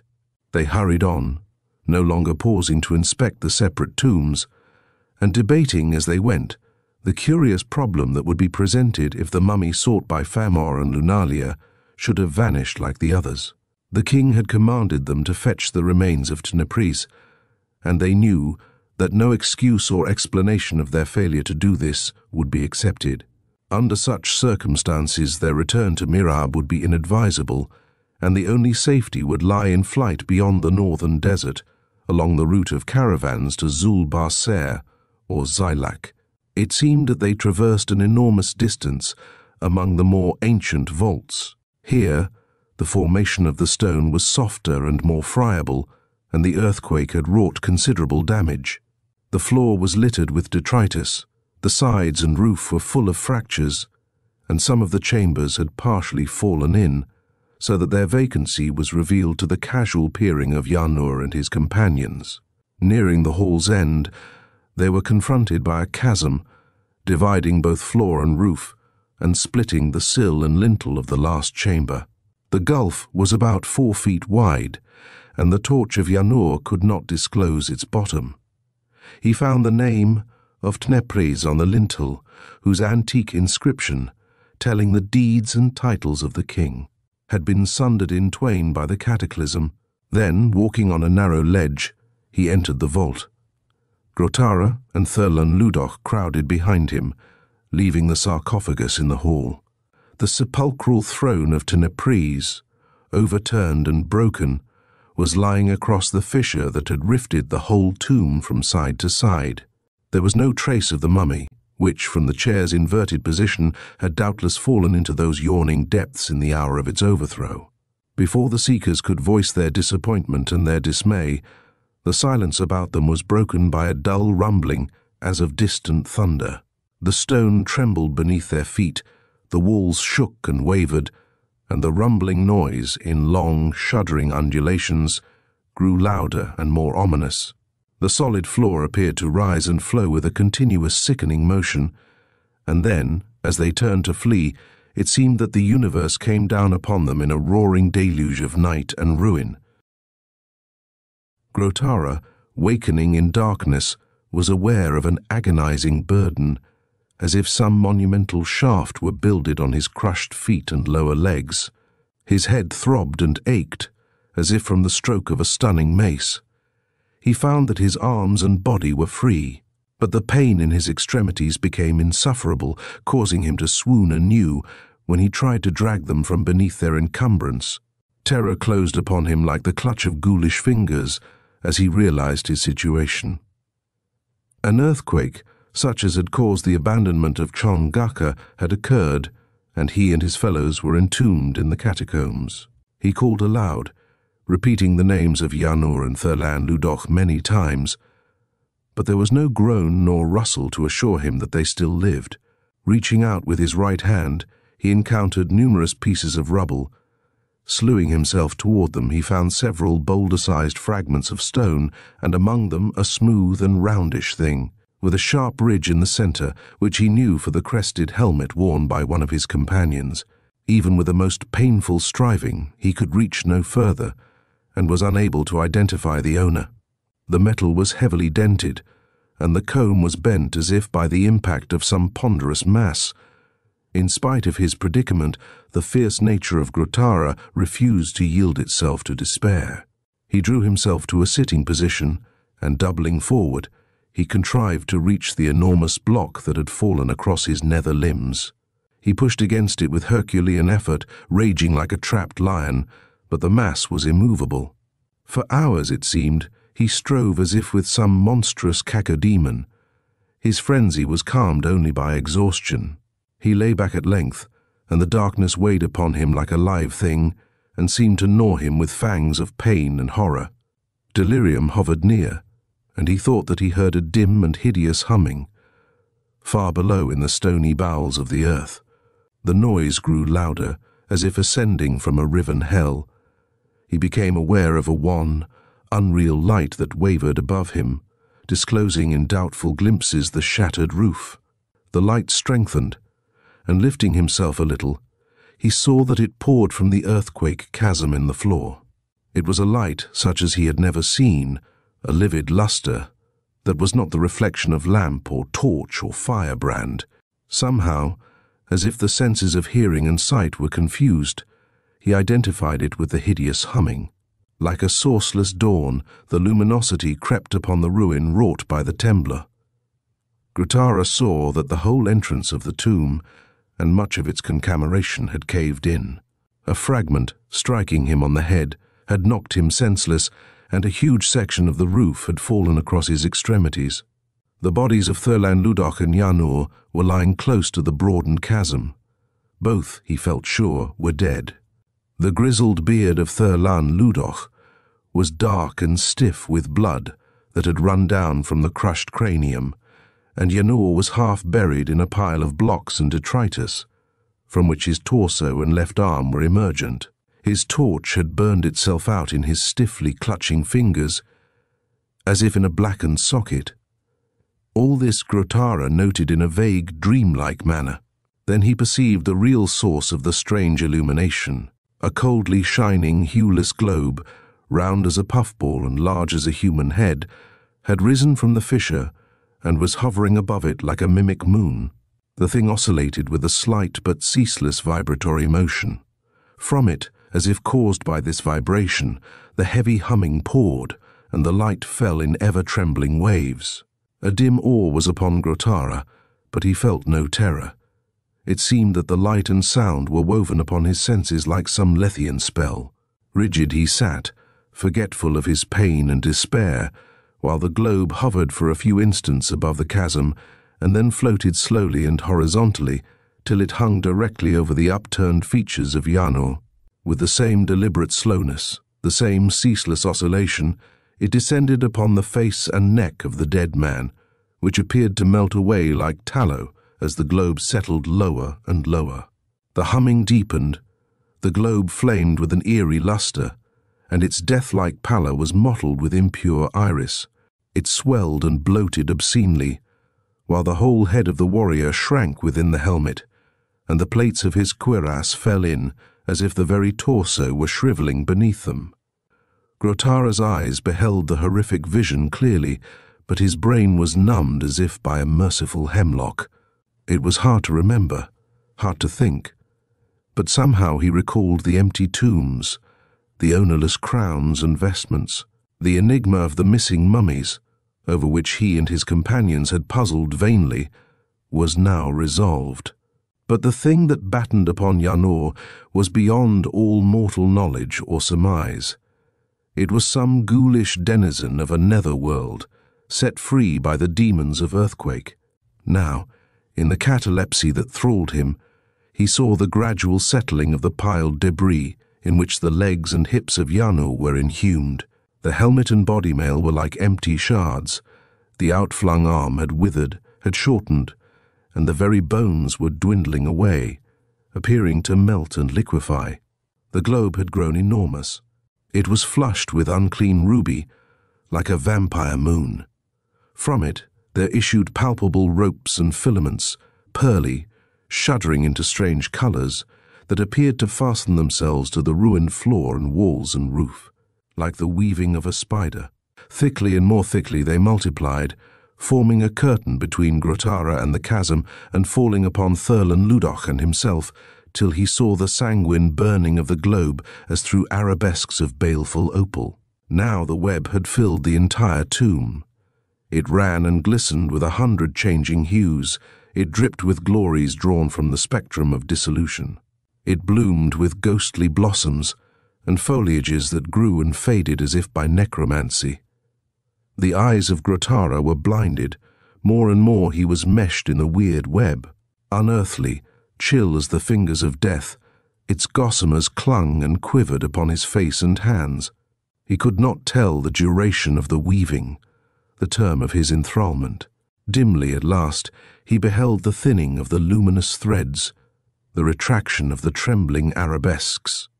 The globe, a thing of evil beauty, alive and aware in some holocryptic fashion, had risen now from the empty armor of Yanur, diminishing to its former size, and putting off its colors of blood and opal, it hung for a little above the chasm. Grotara felt that it was watching him, was watching Thurlan Ludoch. Then, like a satellite of the nether caverns, it fell slowly into the fissure, and the light faded from the tomb and left Grotara in deepening darkness. After that, there were ages of fever, thirst and madness, of torment and slumber, and recurrent strugglings against the massive block that held him prisoner. He babbled insanely, he howled like a wolf, or, lying supine and silent, he heard the multitudinous muttering voices of ghouls that conspired against him. Gangrening swiftly, his crushed extremities seemed to throb like those of a Titan. He drew his sword with the strength of delirium and endeavored to saw himself free at the shins, only to swoon from loss of blood. Awakening feebly and scarce able to lift his head, he saw that the light had returned, and heard once more the incessant vibrant humming that filled the vault. His mind was clear, and a weak terror stirred within him, for he knew that the weaver had risen again from the chasm, and knew the reason of its coming. He turned his head laboriously, and watched the glowing ball as it hung and oscillated, and then came down in leisurely descent on the face of Thurlan Ludoch. Again he saw it bloat obscenely, like a blood-flushed moon, fed with the wasting of the old warrior's body. Again, with dazzled eyes, he beheld the weaving of the web of impure iris, patterned with deathly splendor, veiling the ruinous catacomb with its weird illusions. Again, like a dying beetle, he was meshed in its chill. Unearthly strands, and its necromantic flowers, blooming and perishing, latticed the void air above him. But, ere the retracting of the web, his delirium came upon him and brought a demon-peopled darkness, and the weaver finished its toil unseen and returned unheeded to the chasm. He tossed in the hells of fever, or lay at the black undivined nadir of oblivion, but death tarried, still aloof, and he lived on by sheer virtue of his youth and giant strength. Once more, toward the end, his senses cleared, and he saw for the third time the unholy light and heard again the odious humming. The weaver was poised above him, pale, shining, and vibrant, and he knew that it was waiting for him to die. Lifting his sword, with weak fingers, he sought to drive it away, but the thing hovered, alert and vigilant, beyond his reach, and he thought that it watched him like a vulture. The sword dropped from his hand. The luminous horror did not depart. It drew nearer, like an eyeless, pertinacious face, and it seemed to follow him, swooping through the ultimate night as he fell deathward. With none to behold the glory of its weaving, with darkness before and after, the weaver spun its final web in the tomb of Tenebris. End of The Weaver in the Vault by The Maze of Mulled Web by Clark Ashton Smith. Weird Tales, October 1938. By the light of the 4 small waning moons of Zikaf, Tiglari had crossed that bottomless swamp wherein no reptile dwelt and no dragon descended, but where the pitch-black ooze was alive with incessant heavings.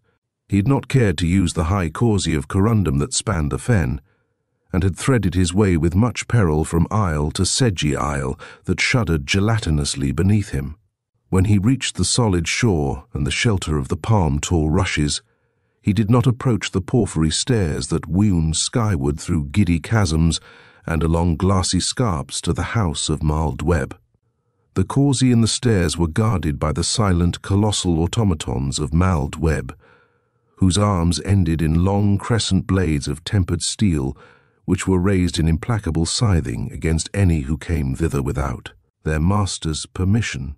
Tiglari's naked body was smeared with the juice of a plant repugnant to all the fauna of Zikaf. By virtue of this, he hoped to pass unharmed the ferocious ape-like creatures that roamed at will through the tyrant's cliff-hung gardens. He carried a coil of woven root fiber, strong and light, and weighted with a brazen ball for use in climbing the mesa. At his side, in a sheath of chimera skin, he wore a needle-sharp knife that had been dipped in the poison of winged vipers. Many before Tiglari, with the same noble dream of tyrannicide, had attempted to cross the fen and scale the scarps, but none had returned, and the fate of such as had won to the palace of Mild Webb was a much disputed problem. But Tiglari, the skilled jungle hunter, was undeterred by the hideous dubieties before him. That escalade would have been an improbable feat by the full light of the three suns of Zikaf. With eyes keen as those of some night-flying pterodactyl, Tiglari hurled his weighted coil about narrow coigns and salients. He climbed with simian ease from foothold to foothold, and at length he gained a little buttress beneath the last cliff. From this vantage it was easy to fling his rope around a crooked tree that leaned gulfward with scimitar-like foliage from the gardens, evading the sharp, semi-metallic leaves that slashed downward as the tree bent limberly with his weight. He stood, stooping warily, on the fearsome and fabled mesa.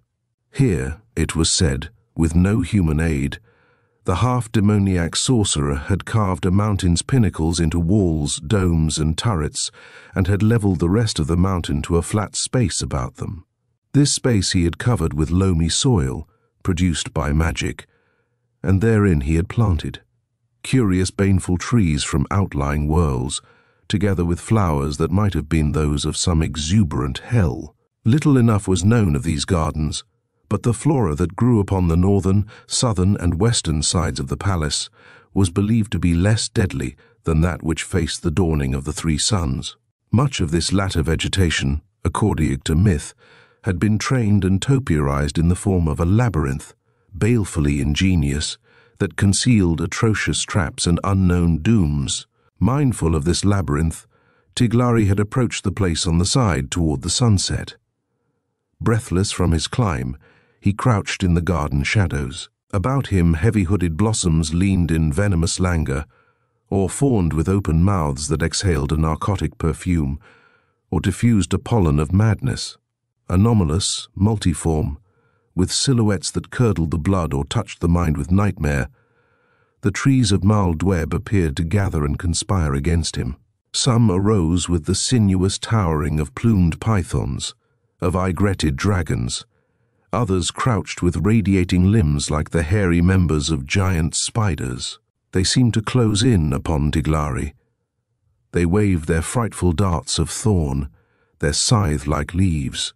They blotted the 4 moons with webs of arabesque menace. With endless caution the hunter made his way forward, seeking a rift in the monstrous hedge, his faculties ever alert or quickened still more by fear and hatred. The fear was not for himself, but for the girl Athlie, his beloved and the fairest of his tribe, who had gone up alone that evening by the causey of Corundum and the porphyry stairs at the summons of Mild Webb. His hatred was that of an outraged lover for the all-powerful, all-dreaded tyrant, whom no man had ever seen, and from whose abode no woman ever came back, who spoke with an iron voice audible in far cities or outmost jungles, who punished the disobedient with a doom of falling fire swifter than the thunderstone. Mild Webb had taken ever the fairest from among the maidens of the planet Zikaf, and no mansion of the walled towns or outland cave was exempt from his scrutiny. He had chosen no less than 50 girls during the period of his tyranny, and these, forsaking their lovers and kinsfolk voluntarily, lest the wrath of Maldweb should descend upon them, had gone one by one to the mountain citadel and were lost behind its cryptic walls. There, as the odalisks of the aging sorcerer, they were supposed to dwell in halls that multiplied their beauty with 1,000 mirrors, and were said to have for servants women of brass and men of iron. Tiglari had poured before Athel his uncouth adoration and the spoils of the chase, but having many rivals, was unsure of her favour. Cool as a river lily, she had accepted impartially his worship and that of the others, among whom the warrior Mokair was perhaps the most formidable. Returning from the hunt, Tiglari had found the tribe in lamentation, and learning that Athla had departed to the harem of Maldwer, was swift to follow. He had not told his intention to anyone, since the ears of Maldweb were everywhere, and he did not know whether Mokair or any of the others had preceded him in his desperate errantry. But it was not unlikely that Mokair had already dared the obscure and hideous perils of the mountain. The thought of this was enough to drive Tiglari forward with a rash disregard of the clutching foliations and reptile flowers. He came to a gap in the horrible grove and saw the saffron lights from the sorcerer's windows. The lights were vigilant as dragon's eyes and appeared to regard him with an evil awareness. But Tiglari leapt toward them, across the gap, and heard the clash of sabred leaves meeting behind him. Before him was an open lawn, covered with a queer grass that squirmed like innumerable worms under his feet. He did not care to linger upon that lawn. There were no footmarks in the grass, but nearing the palace portico, he saw a coil of thin rope that someone had flung aside, and surmised that Mokair had preceded him. There were paths of mottled marble about the palace, and fountains that played from the throats of carven monsters. The open portals were unguarded, and the whole building was still as a mausoleum lit by windless lamps. Tiglari, however, mistrusted this appearance of quietude and slumber, and followed the bordering paths for some distance before daring to approach nearer to the palace. Certain large and shadowy animals, which he took for the apish monsters of Maldweb, went by him in the gloom. Some of them ran in four-footed fashion, while others maintained the half-erect posture of anthropoids, but all were hairy and uncouth. They did not offer to molest Tiglari, but, whining dismally, they slunk away as if to avoid him. By this token, he knew that they were actual beasts, and could not abide the odour with which he had smeared his limbs and torso. At length he came to a lampless, column-crowded portico, and gliding silently as a jungle snake, he entered the mysterious house of Maldweb. A door stood open behind the dark pillars, and beyond the door he discerned the dim reaches of an empty hall. Tiglari went in with redoubled caution and began to follow the erased wall. The place was full of unknown perfumes, languorous and somnolent, a subtle reek as of censers in hidden alcoves of love. He did not like the perfumes, and the silence troubled him more and more. It seemed to him that the darkness was thick with unheard breathings, was alive with invisible movements. Slowly, like the opening of great yellow eyes, flames arose in lamps of copper along the hall. Tiglari hid himself behind an arras, and peering forth presently, he saw that the hall was still deserted. Finally he dared to resume his progress. All around him the rich hangings, broidered with purple men and blue women on a field of blood, appeared to stir with uneasy life in a wind he could not feel. But there was no sign of the presence of Maldweb or his metal servitors and human odalisks. The doors on either side of the hall, with cunningly mated valves of ebony and ivory, were all closed. At the far end, Tiglari saw a thin rift of light in a sombre double arras. Parting the arras very slowly, he peered through into a huge, brilliantly lit chamber that seemed to be the harem of Maldweb, peopled with all the girls that the enchanter had summoned to his dwelling.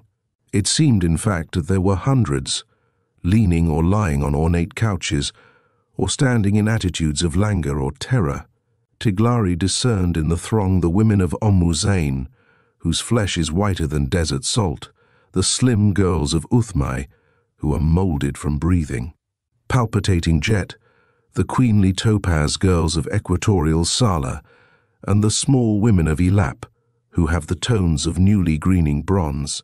But among them all, he could not find the lotus-like beauty of Athel. Much he marveled at the number of the women and the perfect stillness with which they maintained their various postures. They were like goddesses that slept in some enchanted hall of eternity. Tiglari, the intrepid hunter, was awed and frightened. These women, if indeed they were women and not mere statues, were surely the thralls of a death-like spell. Here indeed was proof of the sorcery of Maldweb. However, if Tiglari were to continue his search, he must traverse that enchanted chamber. Feeling that a marble sleep might descend upon him at the crossing of the sill, he went in with held breath and furtive leopard-like paces. About him the women preserved their eternal stillness. Each, it seemed, had been overcome by the spell at the instant of same particular emotion, whether of fear, wonder, curiosity, vanity, weariness, anger, or voluptuousness. Their number was fewer than he had supposed, and the room itself was smaller, but metal mirrors, paneling the walls, had created an illusion of multitude and immensity. At the farther end he parted a second double arras, and peered into a twilight chamber illumined dimly by two censers that gave forth a party-colored glow.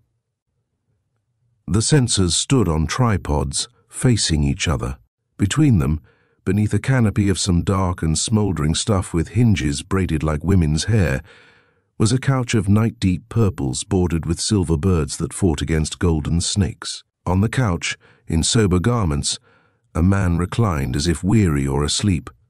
The man's face was dim with ever-wavering shadows, but it did not occur to Tiglari that this was any other than the redoubtable tyrant whom he had come to slay. He knew that this was Maldweb, whom no man had seen in the flesh, but whose power was manifest to all, the occult, omniscient ruler of Zikaf, the suzerain of the three suns and of all their planets and moons. Like ghostly sentinels, the symbols of the grandeur of Maldweb, the images of his frightful empire, rose up to confront Tiglari. But the thought of Athelly was a red mist that blotted all. He forgot his eerie terrors, his awe of that wizard palace, the rage of the bereaved lover. The bloodthirst of the cunning hunter awoke within him.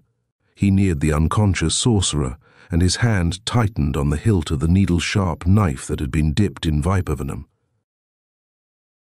The man before him lay with closed eyes and a cryptic weariness on his mouth and eyelids. He seemed to meditate rather than sleep, like one who wanders in a maze of distant memories or profound reveries. About him the walls were draped with funereal hangings, darkly figured. Above him the twin censers wrought a cloudly glow, and diffused throughout the room their drowsy myrrh, which made Tiglari's senses swim with a strange dimness. Crouching tiger-wise, he made ready for the stroke. Then, mastering the subtle vertigo of the perfume, he rose up, and his arm, with the darting movement of some heavy but supple adder, struck fiercely at the tyrant's heart. It was as if he tried to pierce a wall of stone. In mid-air, before and above the recumbent enchanter, the knife clashed on some unseen, impenetrable substance, and the point broke off and tinkled on the floor at Tiglari's feet. Uncomprehending, baffled, he peered at the being whom he had sought to slay. Maldweb had not stirred nor opened his eyes, but his look of enigmatic weariness was somehow touched with a faint and cruel amusement. Tiglari put out his hand to verify a curious notion that had occurred to him. Even as he had suspected, there was no couch or canopy between the censers. Only a vertical, unbroken, highly polished surface in which the couch and its occupant were apparently reflected. But, to his further mystification, he himself was not visible in the mirror.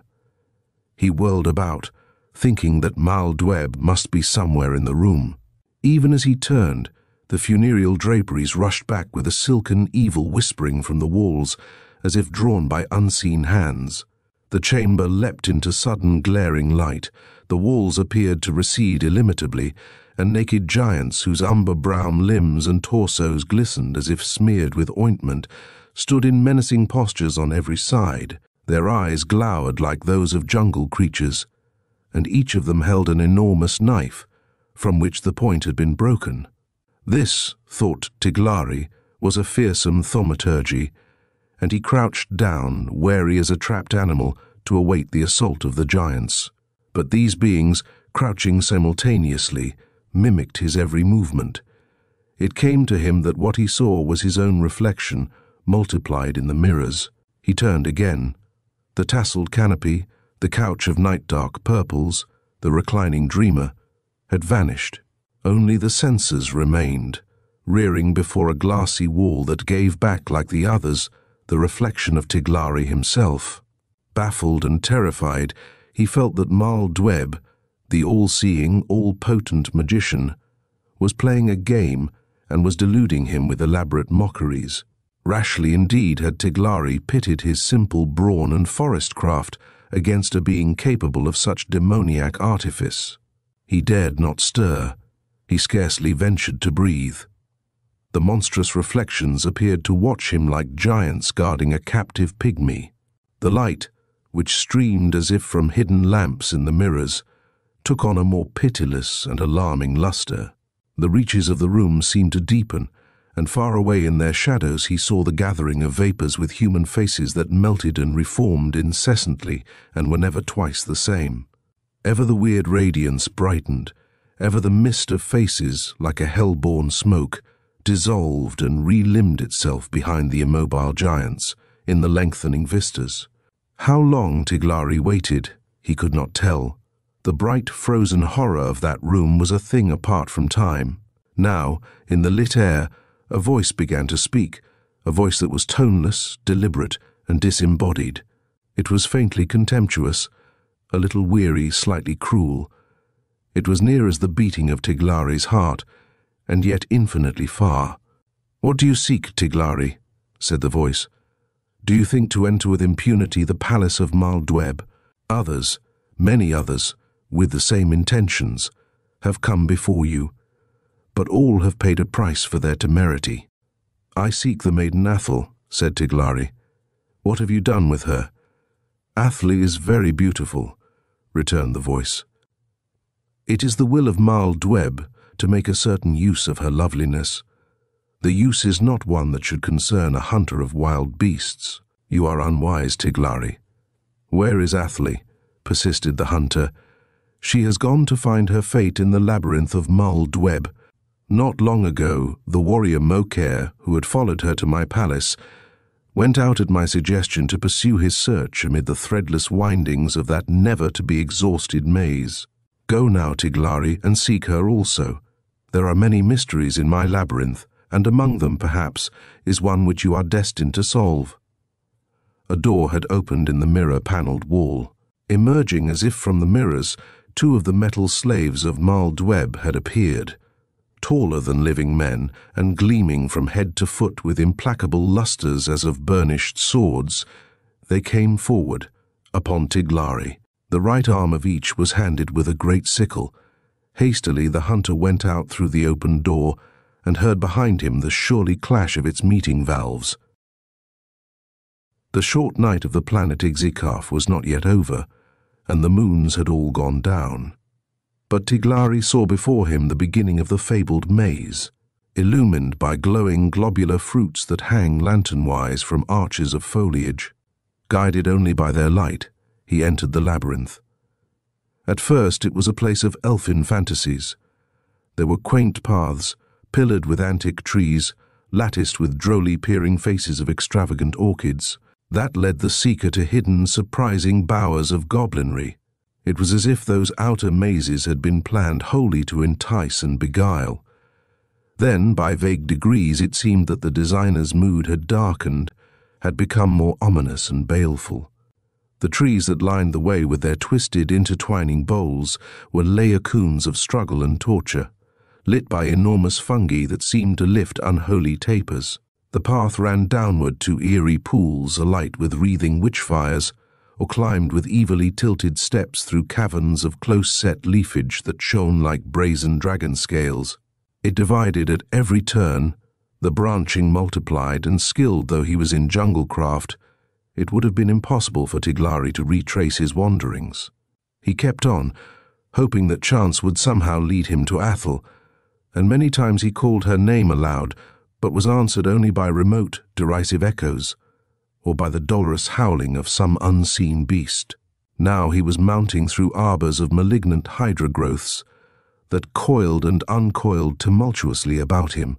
The way lightened more and more. The night-shining fruits and blossoms were pale and sickly as the dying tapers of a witch's revel. The earliest of the 3 suns had risen, and its gamboge yellow beams were filtering in through the frilled and venomous vines. Far off, and seeming to fall from some hidden height in the maze before him, he heard a chorus of brazen voices that were like articulate bells. He could not distinguish the words, but the accents were those of a solemn announcement, fraught with portentous finality. They ceased, and there was no sound other than the hiss and rustle of swaying plants. It seemed now, as Tiglari went on, that his every step was predestined. He was no longer free to choose his way, for many of the paths were overgrown by things that he did not care to face, and others were blocked by horrid portcullises of cacti, or ended in pools that teemed with leeches larger than tunnies. The 2nd and 3rd suns arose, heightening with their emerald and carmine rays the horror of the strange web closing ineluctably about him. He climbed on by stairs that reptilian vines had taken, and gradients lined with tossing, clashing aloes. Rarely could he see the reaches below, or the levels toward which he was tending. Somewhere on the blind path he met one of the ape-like animals of Maldweb, a dark, savage creature, sleek and glistening like a wet otter, as if it bathed in one of the pools. It passed him with a hoarse growl, recoiling as the others had done from his repulsively smeared body. But nowhere could he find the maiden Athel or the warrior Mokair who had preceded him into the maze. Now he came to a curious little pavement of onyx, oblong, and surrounded by enormous flowers with bronze-like stems and great leaning bells that might have been the mouths of chimeras, yawning to disclose their crimson throats. He stepped forward upon the pavement through a narrow gap in this sciagular hedge and stood staring irresolutely at the serried blooms, for here the way seemed to end. The onyx beneath his feet was wet with some unknown sticky fluid. A quick sense of peril stirred within him, and he turned to retrace his steps. At his first movement toward the opening through which he had entered, a long tendril like a wire of bronze recoiled with lightning rapidity from the base of each of the flower sterns and closed about his ankles. He stood trapped and helpless at the center of a taut net. Then, while he struggled impotently, the stems began to lean and tilt toward him, till the red mouths of their blossoms were close about his knees like a circle of fawning monsters. Nearer they came, almost touching him. From their lips a clear, hueless liquid, dripping slowly at first, and then running in little rills, descended on his feet and ankles and shanks. Indescribably his flesh crawled beneath it. Then there was a passing numbness, then a furious stinging like the bites of innumerable insects. Between the crowding heads of the flowers, he saw that his legs had undergone a mysterious and horrifying change. Their natural hairiness had thickened, had assumed a shaggy pile like the fur of apes. The shanks themselves had somehow shortened and the feet had grown longer, with uncouth finger-like toes, such as were possessed by the animals of Maldweb. In a frenzy of nameless alarm, he drew his broken-tipped knife and began to slash at the flowers. It was as if he had assailed the armored heads of dragons, or had struck at ringing bells of iron. The blade snapped at the hilt. Then the blossoms, lifting hideously, were leaning about his waist, were laving his hips and thighs in their thin, evil slaver. With the senses of one who drowns in nightmare, he heard the startled cry of a woman. Above the tilted flowers he beheld a strange scene which the hitherto impenetrable maze, parting as if by magic, had revealed. 50 feet away, On the same level as the onyx pavement, there stood an elliptic dais of moon-white stone, at whose center the maiden Athel, emerging from the labyrinth on a raised porphyry walk, had paused in an attitude of wonder. Before her, in the claws of an immense marble lizard that reared above the dais, a round mirror of steely metal was held upright. Athel, as if fascinated by some strange vision, was peering into the disk. Midway between the pavement and the dais, a row of slender brazen columns rose at broad intervals, topped with graven heads like demoniac termini. Tiglari would have called out to Athel, but at that moment she took a single step toward the mirror, as if drawn by something that she saw in its depths, and the dull disk seemed to brighten with some internal incandescent flame. The hunter's eyes were blinded by the spiky rays that leapt forth from it for an instant, enveloping and transfixing the maiden. When the dimness cleared away in whirling blots of color, he saw that Athel, in a pose of statuesque rigidity, was still regarding the mirror with startled eyes. She had not moved. The wonder was frozen on her face, and it came to Tiglari that she was like the women who slept an enchanted slumber in the harem of Maldweb. Even as this thought occurred to him, he heard a ringing chorus of metallic voices that seemed to emanate from the graven demon heads of the columns. "The maiden Athel," announced the voices in solemn and portentous tones, "has beheld herself in the mirror of eternity, and has passed beyond the changes and corruptions of time." Tiglari felt as if he were sinking into some obscure and terrible fen. He could comprehend nothing of what had befallen Athel, and his own fate was an equally dark and dreadful enigma beyond the solution of a simple hunter. Now the blossoms had lifted about his shoulders, were laving his arms, his body. Beneath their abhorrent alchemy the transformation continued. A long fur sprang up on the thickening torso, the arms lengthened, they became simian, the hands took on a likeness to the feet. From the neck downward, Tiglari differed in no wise from the apish creatures of the garden. In helpless, abject horror, he waited for the completion of the metamorphosis.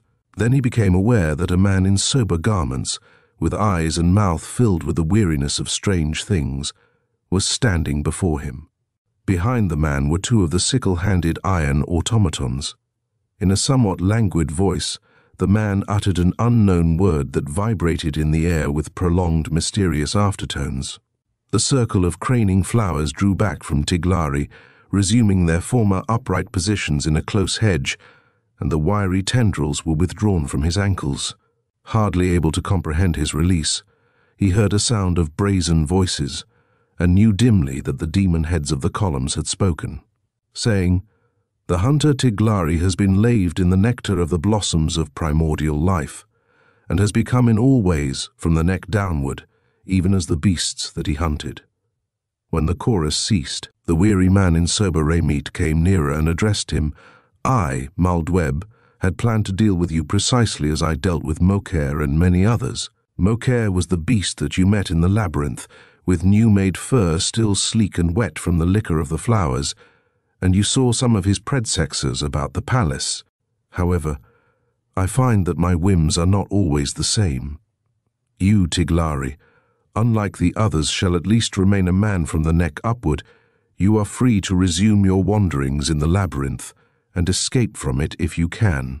I do not wish to see you again, and my clemency springs from another reason than esteem for your kind. Go now. The maze has many windings which you are yet to traverse." A great awe was upon Tiglari. His native fierceness, his savage volition, were tamed by the enchanter's languid will. With one backward look of concern and wonder at Athel, he withdrew obediently, slouching like a huge ape. His fur glistening wetly to the three suns, he vanished amid the labyrinth. Maldweb, attended by his metal slaves, went over to the figure of Athel, which still regarded the mirror with astonished eyes. "Monglut," he said, addressing by name the nearer of the two automatons at his heels. "It has been, as you know, my caprice to eternalize the frail beauty of women. Athel, like the others before her, has explored my ingenious maze, and has looked into that mirror whose sudden radiance turns the flesh to a stone fairer than marble and no less enduring. Also, as you know, it has been my whim to turn men into beasts with the copious fluid of certain artificial flowers, so that their outer semblance should conform more strictly to their inner nature. Is it not well, Monglut, that I have done these things? Am I not Maldweb, in whom all knowledge and all power reside? Yes, master, echoed the automaton, you are Maldweb, the all-wise, the all-powerful, and it is well that you have done these things. However, continued Maldweb, the repetition of even the most remarkable thaumaturgies can grow tiresome after a certain number of times. I do not think that I shall deal again in this fashion with any woman, or deal thus with any man. Is it not well, Monglut, that I should vary my sorceries in future? Am I not Maldweb, the all-resourceful? Indeed, you are Maldweb, agreed the automaton, and it would no doubt be well for you to diversify your enchantments. Maldweb was not ill-pleased with the answers that the automaton had given. He cared little for converse, other than the iron echoing of his metal servitors, who assented always to all that he said, and spared him the tedium of arguments.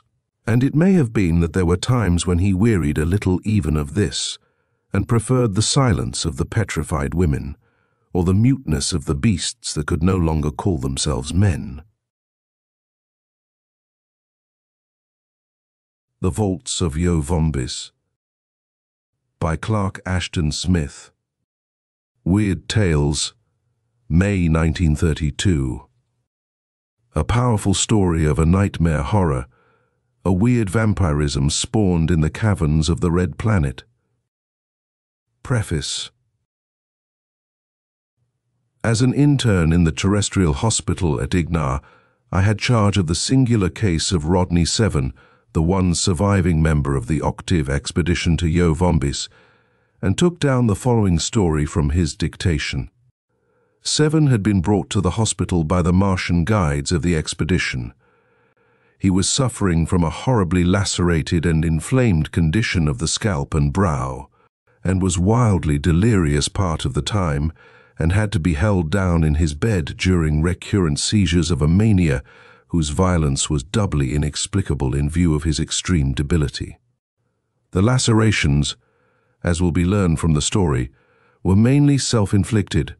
They were mingled with numerous small round wounds, easily distinguished from the knife slashes, and arranged in regular circles, through which an unknown poison had been injected into Seven's scalp. The causation of these wounds was difficult to explain, unless one were to believe that Seven's story was true and was no mere figment of his illness. Speaking for myself, in the light of what afterwards occurred, I feel that I have no other recourse than to believe it.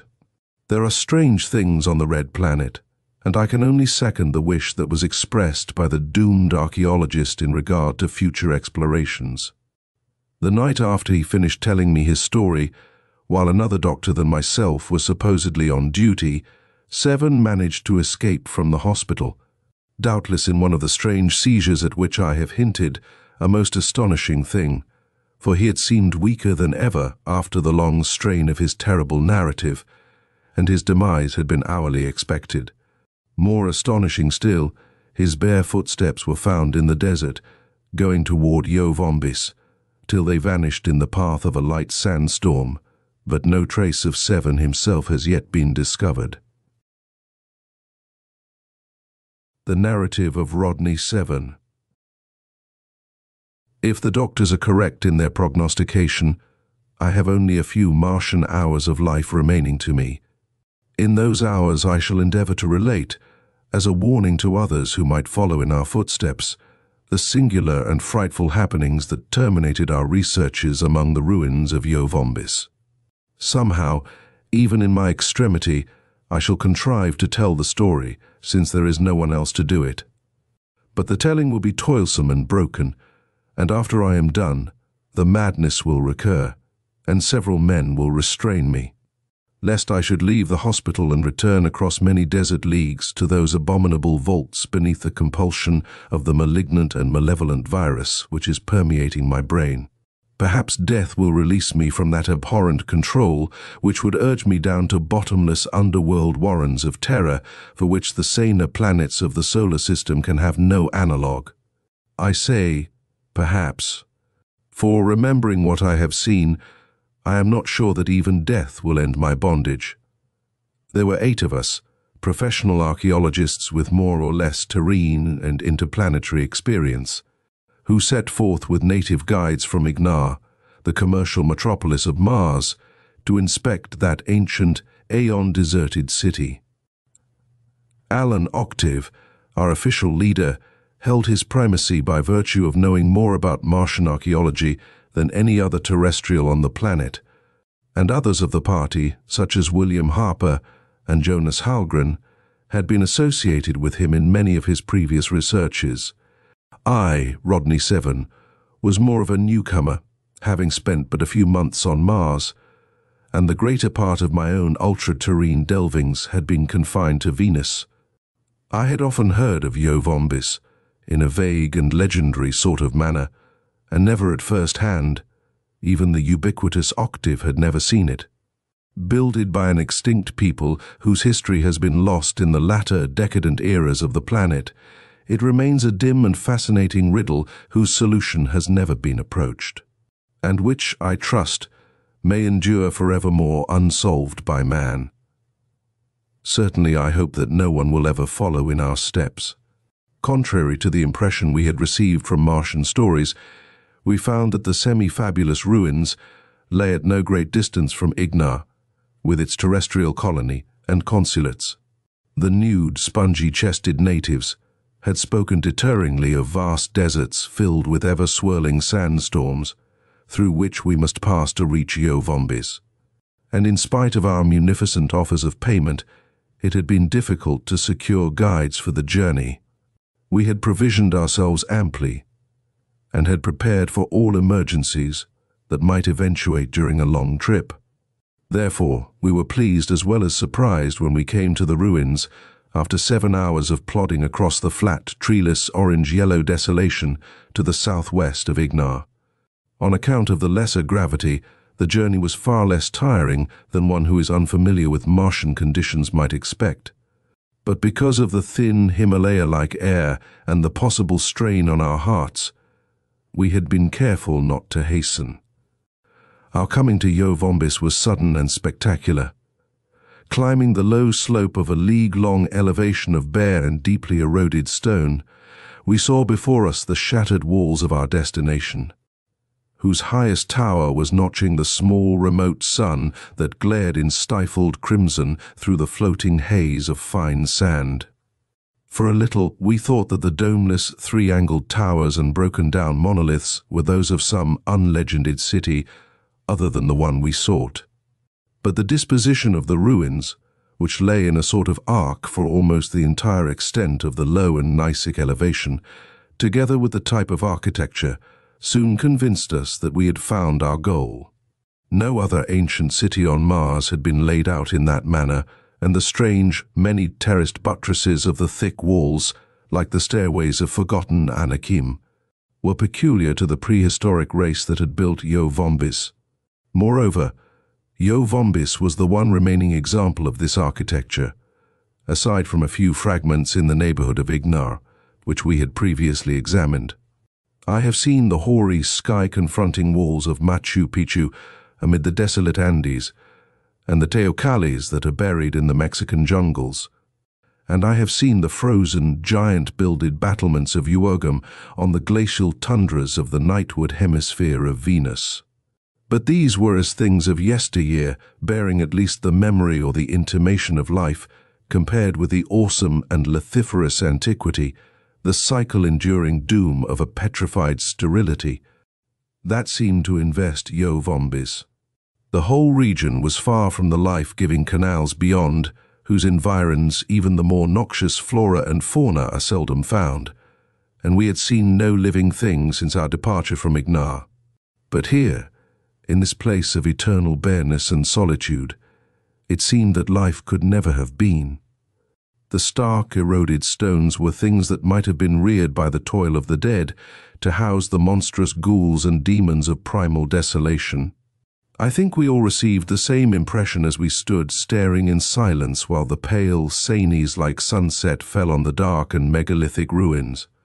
I remember gasping a little, in an air that seemed to have been touched by the irrespirable chill of death, and I heard the same sharp, laborious intake of breath from others of our party. "That place is deader than an Egyptian morgue," observed Harper. "Certainly it is far more ancient," Octave assented. According to the most reliable legends, the Yorhis, who built Yo Vombis, were wiped out by the present ruling race at least 40,000 years ago. "There's a story, isn't there," said Harper, "that the last remnant of the Yorhis was destroyed by some unknown agency, something too horrible and outre to be mentioned even in a myth?" "Of course I've heard that legend," agreed Octave. "Maybe we'll find evidence among the ruins to prove or disprove it. The Yorhis may have been cleaned out by some terrible epidemic, such as the Yashta pestilence, which was a kind of green mole that ate all the bones of the body, starting with the teeth and nails. But we needn't be afraid of getting it. If there are any mummies in Yo Vombis, the bacteria will all be dead as their victims, after so many cycles of planetary desiccation. Anyway, there ought to be a lot for us to learn. The Ihais have always been more or less shy of the place. Few have ever visited it, and none, as far as I can find, have made a thorough examination of the ruins." The sun had gone down with uncanny swiftness, as if it had disappeared through some sort of prestidigitation rather than the normal process of setting. We felt the instant chill of the blue-green twilight, and the ether above us was like a huge transparent dome of sunless ice, shot with a million bleak sparklings that were the stars. We donned the coats and helmets of Martian fur, which must always be worn at night, and going on to westward of the walls, we established our camp in their lee, so that we might be sheltered a little from the jar. That cruel desert wind that always blows from the east before dawn. Then, lighting the alcohol lamps that had been brought along for cooking purposes, we huddled around them while the evening meal was prepared and eaten. Afterwards, for comfort rather than because of weariness, we retired early to our sleeping bags, and the two Ihais, our guides, wrapped themselves in the cerement-like folds of grey bassa cloth, which are all the protection their leathery skins appear to require, even in sub-zero temperatures. Even in my thick, double-lined bag, I still felt the rigor of the night air, and I'm sure it was this, rather than anything else, which kept me awake for a long while and rendered my eventual slumber somewhat restless and broken. Of course, the strangeness of our situation, and the weird proximity of those Aeonian walls and towers may in some measure have contributed to my unrest. But at any rate, I was not troubled by even the least presentiment of alarm or danger, and I should have laughed at the idea that anything of peril could lurk in Yo Vombis, amid whose undreamable and stupefying antiquities the very phantoms of its dead must long since have faded into nothingness. I remember little, however, except the feeling of interminable duration that often marks a shallow and interrupted sleep. I recall the marrow-piercing wind that moaned above us toward midnight, and the sand that stung my face like a fine hail as it passed, blowing from desert to immemorial desert. And I recall the still, inflexible stars that grew dim for a while with that fleeing ancient dust. Then the wind went by, and I drowsed again with starts of semi-wakefulness. At last, in one of these, I knew vaguely that the small twin moons, Phobos and Deimos, had risen and were making huge and spectral shadows with the ruins and were casting an ashen glimmer on the shrouded forms of my companions. I must have been half asleep, for the memory of that which I saw is doubtful as any dream. I watched beneath drooping lids the tiny moons that attopped the domeless triangular towers, and I saw the far-flung shadows that almost touched the bodies of my fellow archaeologists. The whole scene was locked in a petrific stillness, and none of the sleepers stirred. Then, as my lids were about to close, I received an impression of movement in the frozen gloom, and it seemed to me that a portion of the foremost shadow had detached itself and was crawling toward Octave, who lay nearer to the ruins than we others. Even through my heavy lethargy, I was disturbed by a warning of something unnatural and perhaps ominous. I started to sit up, and even as I moved, the shadowy object, whatever it was, drew back and became merged once more in the greater shadow. Its vanishment startled me into full wakefulness, and yet I could not be sure that I had actually seen the thing. In that brief, final glimpse, it had seemed like a roughly circular piece of cloth or leather, dark and crumpled, and 12 or 14 inches in diameter, that ran along the ground with the doubling movement of an inchworm, causing it to fold and unfold in a startling manner as it went. I did not go to sleep again for nearly an hour, and if it had not been for the extreme cold, I should doubtless have gotten up to investigate and make sure whether I had really beheld an object of such bizarre nature or had merely dreamt it. I lay staring at the deep ebon shadow in which it had disappeared, while a series of fanciful wanderings followed each other in antic procession through my mind. Even then, though somewhat perturbed, I was not aware of any actual fear or intuition of possible menace. And more I began to convince myself that the thing was too unlikely and fantastical to have been anything but the figment of a dream. And at last I nodded off into light slumber. The chill, demoniac sighing of the jar across the jagged walls awoke me, and I saw that the faint moonlight had received the hueless accession of early dawn. We all arose, and prepared our breakfast with fingers that grew numb in spite of the spirit lamps. Then, shivering, we ate, while the sun leapt over the horizon like a juggler's ball. Enormous, gaunt, without gradations of shadow or luminosity, the ruins beetled before us in the thin light. Like the mausolea of primordial giants that abide from darkness-eaten eons to confront the last dawn of an expiring orb. My queer visual experience during the night had taken on more than ever a phantasmagoric unreality, and I gave it no more than a passing thought and did not speak of it to the others. But even as the faint, distorted shadows of slumber often tinge one's waking hours, it may have contributed to the nameless mood in which I found myself, a mood in which I felt the unhuman alienage of our surroundings and the black, fathomless antiquity of the ruins like an almost unbearable oppression. The feeling seemed to be made of a million spectral adumbrations that oozed unseen but palpable from the great, unearthly architecture. That weighed upon me like tomb-born incubi, but were void of form and meaning such as could be comprehended by human thought. I appeared to move, not in the open air, but in the smothering gloom of sealed sepulchral vaults, to choke with a death-fraught atmosphere, with the miasmata of aeon-old corruption. My companions were all eager to explore the ruins, and of course it was impossible for me to even mention the apparently absurd and baseless shadows of my mood. Human beings on other worlds than their own are often subject to nervous and psychic symptoms of this sort, engendered by the unfamiliar forces, the novel radiations of their environment. But, as we approached the buildings in our preliminary tour of examination, I lagged behind the others, seized by a paralyzing panic that left me unable to move or breathe for a few moments. A dark, freezing clamminess seemed to pervade my brain and muscles and suspend their inmost working. Then it lifted, and I was free to go on and follow the others. Strangely as it seemed, the two Martians refused to accompany us. Stolid and taciturn, they gave no explicit reason, but evidently nothing would induce them to enter Yovombis.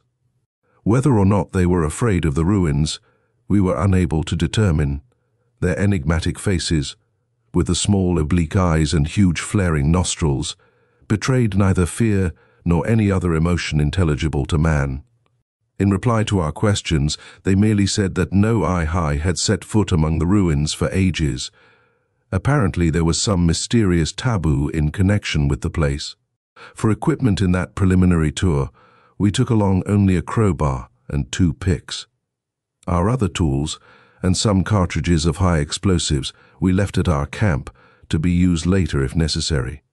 After we had surveyed the ground, 1 or 2 of us owned automatics, but these also were left behind, for it seemed absurd to imagine that any form of life would be encountered among the ruins.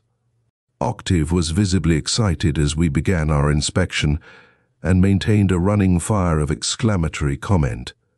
The rest of us were subdued and silent, and I think that my own feeling, in a measure, was shared by many of the others. It was impossible to shake off the somber awe and wonder that fell upon us from those megalithic stones.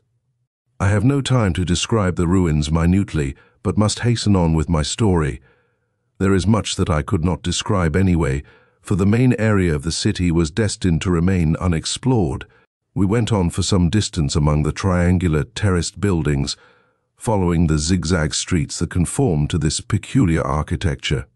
Most of the towers were more or less dilapidated, and everywhere we saw the deep erosion wrought by cycles of blowing wind and sand, which in many cases had worn into roundness the sharp angles of the mighty walls. We entered some of the towers through high, narrow doorways, but found utter emptiness within. Whatever they had contained in the way of furnishings must long ago have crumbled into dust, and the dust had been blown away by the searching desert gales. On some of the outer walls there was evidence of carving or lettering, but all of it was so worn down and obliterated by time that we could trace only a few fragmentary outlines, of which we could make nothing. At length we came to a wide thoroughfare, which ended in the wall of a vast terrace, several hundred yards long by perhaps 40 in height, on which the central buildings were grouped like a sort of citadel or acropolis. A flight of broken steps, designed for longer limbs than those of men or even the gangling modern Martians, afforded access to the terrace, which had seemingly been hewn from the plateau itself. Pausing, we decided to defer our investigation of the higher buildings, which, being more exposed than the others, were doubly ruinous and dilapidated, and in all likelihood would offer little for our trouble.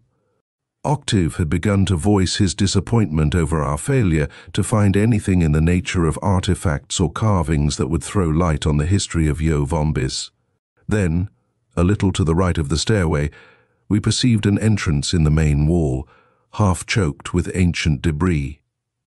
Behind the heap of detritus, we found the beginning of a downward flight of steps.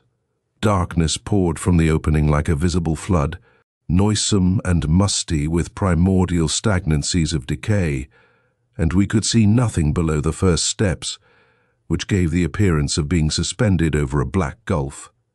Octave and myself and several others had brought along electric torches in case we should need them in our explorations. It had occurred to us that there might be subterranean vaults or catacombs in Yo-Vombis, even as in the latter-day cities of Mars, which are often more extensive underground than above, and such vaults would be the likeliest place in which to look for vestiges of the Yorhi civilization. Throwing his torch beam into the abyss, Octave began to descend the stairs. His eager voice called us to follow. Again, for an instant, the unknown, irrational panic froze my faculties, and I hesitated while the others pressed forward behind me. Then, as before, the terror passed, and I wondered at myself for being overcome by anything so absurd and unfounded. I followed Octave down the steps, and the others came trooping after me. At the bottom of the high, awkward steps, we found ourselves in a long and roomy vault, like a subterranean hallway. Its floor was deep with siftings of immemorial dust, and in places there were heaps of a coarse grey powder, such as might be left by the decomposition of certain fungi that grow in the Martian catacombs under the canals. Such fungi at one time might conceivably have existed in Yo-Vombis, but owing to the prolonged and excessive dehydration, they must have died out long ago. Nothing, surely not even a fungus, could have lived in those arid vaults for many aeons past. The air was singularly heavy, as if the lees of an ancient atmosphere, less tenuous than that of Mars today, had settled down and remained in that stagnant darkness. It was harder to breathe than the outer air. It was filled with unknown effluvia, and the light dust arose before us at every step, diffusing a faintness of bygone corruption, like the dust of powdered mummies. At the end of the vault, before a straight and lofty doorway, our torches revealed an immense shallow urn or pan, supported on short cube-shaped legs, and wrought from a dull, blackish-green material which suggested some bizarre alloy of metal and porcelain. The thing was about 4 feet across, with a thick rim adorned by writhing, indecipherable figures deeply etched as if by acid. In the bottom of the bowl we perceived a deposit of dark and cinder-like fragments, which gave off a slight but disagreeable pungence, like the phantom of some more powerful odor. Octave, bending over the rim, began to cough and sneeze as he inhaled it. That stuff, whatever it was, must have been a pretty strong fumigant, he observed. The people of Vombis may have used it to disinfect the vaults. The doorway beyond the shallow urn admitted us to a larger chamber, whose floor was comparatively free of dust. We found that the dark stone beneath our feet was marked off in multiform geometric patterns, traced with ochreous ore, amid which, as in Egyptian cartouches, hieroglyphics and highly formalized drawings were enclosed. We could make little from most of them, but the figures in many were doubtless designed to represent the Yorhis themselves. Like the Ihais, they were tall and angular, with great bellows-like chests, and they were depicted as possessing a supplementary third arm, which issued from the bosom, a characteristic which, in vestigial form, sometimes occurs among the Ihais. The ears and nostrils, as far as we could judge, were not so huge and flaring as those of the modern Martians. All of these Yorhis were represented as being nude, but in one of the cartouches, done in a far hastier style than the others, we perceived 2 figures whose high, conical craniums were wrapped in what seemed to be a sort of turban which they were about to remove or adjust. The artist seemed to have laid a peculiar emphasis on the odd gesture with which the sinuous 4-jointed fingers were plucking at these headdresses, and the whole posture was unexplainably contorted. From the second vault passages ramified in all directions, leading to a veritable warren of catacombs. Here, enormous pot-bellied urns of the same material as the fumigating pan, but taller than a man's head and fitted with angular-handled stoppers, were ranged in solemn rows along the walls, leaving scant room for 2 of us to walk abreast. When we succeeded in removing one of the huge stoppers, we saw that the jar was filed to the rim with ashes and charred fragments of bone. Doubtless, as is still the Martian custom, the Yorhis had stored the cremated remains of whole families in single urns. Even Octave became silent as we went on, and a sort of meditative awe seemed to replace his former excitement. We others, I think, were utterly weighed down to a man by the solid gloom of a concept defying antiquity, into which it seemed that we were going further and further at every step. The shadows fluttered before us, like the monstrous and misshapen wings of phantom bats. There was nothing anywhere but the atom-like dust of ages and the jars that held the ashes of a long-extinct people. But, clinging to the high roof in one of the further vaults, I saw a dark and corrugated patch of circular form, like a withered fungus. It was impossible to reach the thing, and we went on, after peering at it with many futile conjectures. Oddly enough, I failed to remember at that moment the crumpled, shadowy object I had seen or dreamt the night before. I have no idea how far we had gone when we came to the last vault, but it seemed that we had been wandering for ages in that forgotten underworld. The air was growing fouler and more irrespirable, with a thick, sodden quality, as if from a sediment of material rottenness, and we had about decided to turn back. Then, without warning, at the end of a long, urn-lined catacomb, we found ourselves confronted by a blank wall. Here we came upon one of the strangest and most mystifying of our discoveries, a mummified and incredibly desiccated figure standing erect against the wall. It was more than 7 feet in height, of a brown bituminous color, and was wholly nude except for a sort of black cowl that covered the upper head and drooped down at the sides in wrinkled folds. From the 3 arms and general contour, it was plainly one of the ancient Yorhis, perhaps the sole member of this race whose body had remained intact. We all felt an inexpressible thrill at the sheer age of this shriveled thing, which, in the dry air of the vault, had endured through all the historic and geologic vicissitudes of the planet, to provide a visible link with lost cycles. Then, as we peered closer with our torches, we saw why the mummy had maintained an upright position. At ankles, knees, waist, shoulders, and neck, it was shackled to the wall by heavy metal bands, so deeply eaten and embrowned with a sort of rust that we had failed to distinguish them at first sight in the shadow. The strange cowl on the head, when closely studied, continued to baffle us. It was covered with a fine mold-like pile, unclean and dusty as ancient cobwebs. Something about it, I know not what, was abhorrent and revolting. "By Jove, this is a real find," ejaculated Octave as he thrust his torch into the mummified face, where shadows moved like living things in the pit-deep hollows of the eyes, and the huge triple nostrils and wide ears that flared upward beneath the cowl. Still lifting the torch, he put out his free hand and touched the body very lightly. Tentative as the touch had been, the lower part of the barrel-like torso, the legs, the hands and forearms all seemed to dissolve into powder, leaving the head and upper body and arms still hanging in their metal fetters.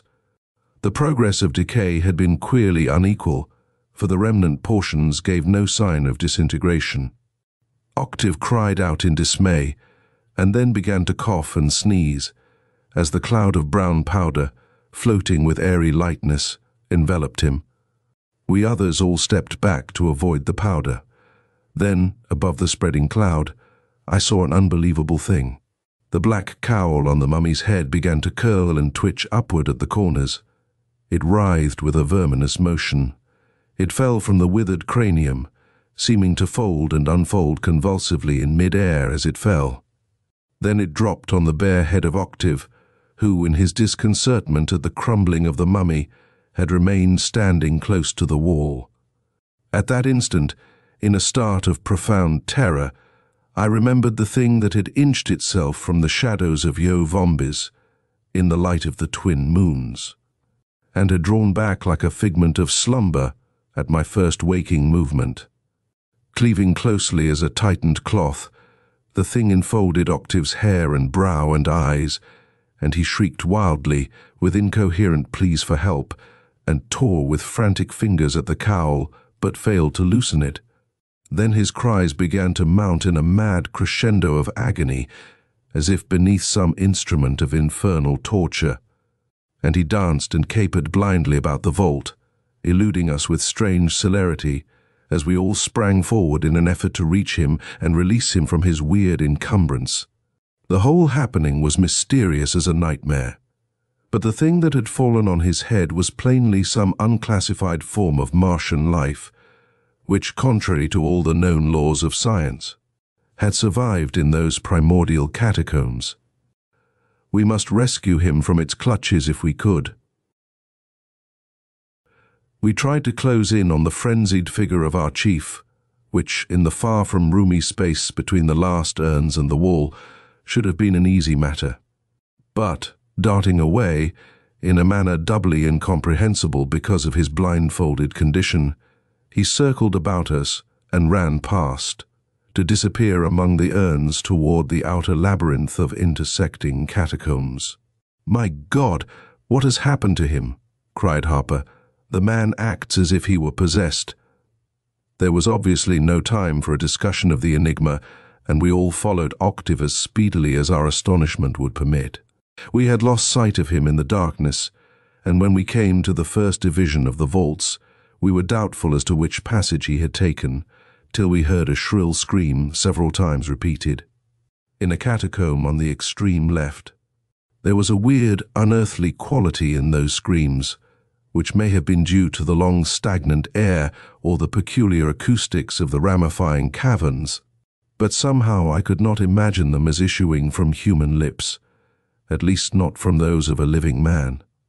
They seemed to contain a soulless, mechanical agony, as if they had been wrung from a devil-driven corpse. Thrusting our torches before us into the lurching, fleeing shadows, we raced along between rows of mighty urns. The screaming had died away in sepulchral silence, but far off we heard the light and muffled thud of running feet. We followed in headlong pursuit, but, gasping painfully in the vitiated miasmal air, we were soon compelled to slacken our pace without coming in sight of Octave. Very faintly, and further away than ever, like the tomb-swallowed steps of a phantom, we heard his vanishing footfalls. Then they ceased, and we heard nothing except our own convulsive breathing and the blood that throbbed in our temple veins like steadily beaten drums of alarm. We went on, dividing our party into 3 contingents when we came to a triple branching of the caverns. Harper and Halgren and myself took the middle passage, and after we had gone on for an endless interval without finding any trace of Octave, and had threaded our way through recesses piled to the roof with colossal urns that must have held the ashes of 100 generations, we came out in the huge chamber with the geometric floor designs. Here, very shortly, we were joined by the others, who had likewise failed to locate our missing leader. It would be useless to detail our renewed and hour-long search of the myriad vaults, many of which we had not hitherto explored. All were empty, as far as any sign of life was concerned. I remember passing once more through the vault in which I had seen the dark, rounded patch on the ceiling, and noting with a shudder that the patch was gone. It was a miracle that we did not lose ourselves in that underworld maze, but at last we came back to the final catacomb, in which we had found the shackled mummy. We heard a measured and recurrent clangor as we neared the place, a most alarming and mystifying sound under the circumstances. It was like the hammering of ghouls on some forgotten mausoleum. When we drew nearer, the beams of our torches revealed a sight that was no less unexplainable than unexpected. A human figure, with its back toward us, and the head concealed by a swollen black object that had the size and form of a sofa cushion, was standing near the remains of the mummy and was striking at the wall with a pointed metal bar. How long Octave had been there, and where he had found the bar, we could not know. But the blank wall had crumbled away beneath his furious blows, leaving on the floor a pile of cement-like fragments, and a small, narrow door of the same ambiguous material as the cinerary urns and the fumigating pan had been laid bare. Amazed, uncertain, inexpressibly bewildered, we were all incapable of action or volition at that moment. The whole business was too fantastic and too horrifying, and it was plain that Octave had been overcome by some sort of madness. I, for one, felt the violent upsurge of sudden nausea when I had identified the loathsomely bloated thing that clung to Octave's head and drooped in obscene tumescence on his neck. I did not dare to surmise the causation of its bloating. Before any of us could recover our faculties, Octave flung aside the metal bar and began to fumble for something in the wall. It must have been a hidden spring, though how he could have known its location or existence is beyond all legitimate conjecture. With a dull, hideous grating, the uncovered door swung inward, thick and ponderous as a mausolean slab, leaving an aperture from which the nether midnight seemed to well like a flood of aeon-buried foulness. Somehow, at that instant, our electric torches appeared to flicker and grow dim, and we all breathed a suffocating foetor, like a draught from inner worlds of immemorial putrescence. Octave had turned toward us now, and he stood in an idle posture before the open door, like one who has finished some ordained task. I was the first of our party to throw off the paralyzing spell, and pulling out a clasp knife, the only semblance of a weapon which I carried, I ran over to him. He moved back, but not quickly enough to evade me, when I stabbed with the 4-inch blade at the black, turgescent mass that enveloped his whole upper head and hung down upon his eyes. What the thing was, I should prefer not to imagine, if it were possible to imagine. It was formless as a great slug, with neither head nor tail nor apparent organs, an unclean, puffy, leathery thing, covered with that fine, mold-like fur of which I have spoken. The knife tore into it, as if through rotten parchment, making a long gash, and the horror appeared to collapse like a broken bladder. Out of it there gushed a sickening torrent of human blood, mingled with dark, filiated masses that may have been half-dissolved hair, and floating gelatinous lumps like molten bone, and shreds of a curdy white substance. At the same time, Octave began to stagger and went down at full length on the floor. Disturbed by his fall, the mummy dust androse about him in a curling cloud, beneath which he lay mortally still. Conquering my revulsion and choking with the dust, I bent over him and tore the flaccid, oozing horror from his head. It came with unexpected ease, as if I had removed a limp rag, but I wished to God that I had let it remain. Beneath there was no longer a human cranium, for all had been eaten away, even to the eyebrows, and the half-devoured brain was laid bare as I lifted the cowl-like object. I dropped the unnameable thing from fingers that had grown suddenly nerveless, and it turned over as it fell, revealing on the nether side many rows of pinkish suckers, arranged in circles about a palid disc that was covered with nerve-like filaments, suggesting a sort of plexus. My companions had pressed forward behind me, but for an appreciable interval no one spoke. "How long do you suppose he has been dead?" It was Hallgren who whispered the awful question, which we had all been asking ourselves. Apparently no one felt able or willing to answer it, and we could only stare in horrible, timeless fascination at Octave. At length I made an effort to avert my gaze, and turning at random, I saw the remnants of the shackled mummy, and noted for the first time, with mechanical, unreal horror, the half-eaten condition of the withered head. From this, my gaze was diverted to the newly opened door at one side, without perceiving for a moment what had drawn my attention. Then, startled, I beheld beneath my torch, far down beyond the door, as if in some nether pit, a seething, multitudinous, worm-like movement of crawling shadows. They seemed to boil up in the darkness, and then, over the broad threshold of the vault, there poured the verminous vanguard of a countless army. Things that were kindred to the monstrous, diabolic leech I had torn from Octave's eaten head. Some were thin and flat, like writhing, doubling discs of cloth or leather, and others were more or less poddy, and crawled with glutted slowness. What they had found to feed on in the sealed, eternal midnight I do not know, and I pray that I never shall know. I sprang back and away from them, electrified with terror, sick with loathing, and the black army inched itself unendingly with nightmare swiftness from the unsealed abyss, like the nauseous vomit of horror-sated hells. As it poured toward us, burying Octave's body from sight in a writhing wave, I saw a stir of life from the seemingly dead thing I had cast aside, and saw the loathly struggle which it made to right itself and join the others. But neither I nor my companions could endure to look longer.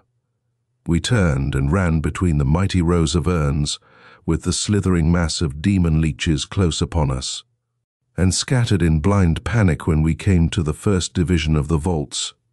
Heedless of each other, or of anything but the urgency of flight, we plunged into the ramifying passages at random. Behind me, I heard someone stumble and go down, with a curse that mounted to an insane shrieking, but I knew that if I halted and went back, it would be only to invite the same baleful doom that had overtaken the hindmost of our party.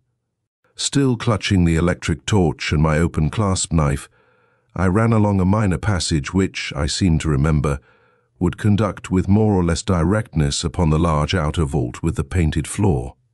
Here I found myself alone. The others had kept to the main catacombs, and I heard far off a muffled babble of mad cries, as if several of them had been seized by their pursuers. It seemed that I must have been mistaken about the direction of the passage, for it turned and twisted in an unfamiliar manner, with many intersections, and I soon found that I was lost in the black labyrinth, where the dust had lain unstirred by living feet for inestimable generations.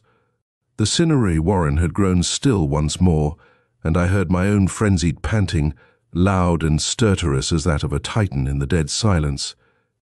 Suddenly, as I went on, my torch disclosed a human figure coming toward me in the gloom. Before I could master my startlement, the figure had passed me with long, machine-like strides, as if returning to the inner vaults. I think it was Harper, since the height and build were about right for him, but I am not altogether sure, for the eyes and upper head were muffled by a dark, inflated cowl, and the pale lips were locked as if in a silence of titanic torture, or death. Whoever he was, he had dropped his torch, and he was running blindfold, in utter darkness, beneath the impulsion of that unearthly vampirism, to seek the very fountainhead of the unloosed horror. I knew that he was beyond human help, and I did not even dream of trying to stop him. Trembling violently, I resumed my flight, and was passed by two more of our party, stalking by with mechanical swiftness and sureness, and cowled with those satanic leeches. The others must have returned by way of the main passages, for I did not meet them, and I was never to see them again. The remainder of my flight is a blur of pandemonian terror. Once more, after thinking that I was near the outer cavern, I found myself astray, and fled through a ranged eternity of monstrous urns, in vaults that must have extended for an unknown distance beyond our explorations. It seemed that I had gone on for years, and my lungs were choking with the aeon dead air, and my legs were ready to crumble beneath me, when I saw far off a tiny point of blessed daylight.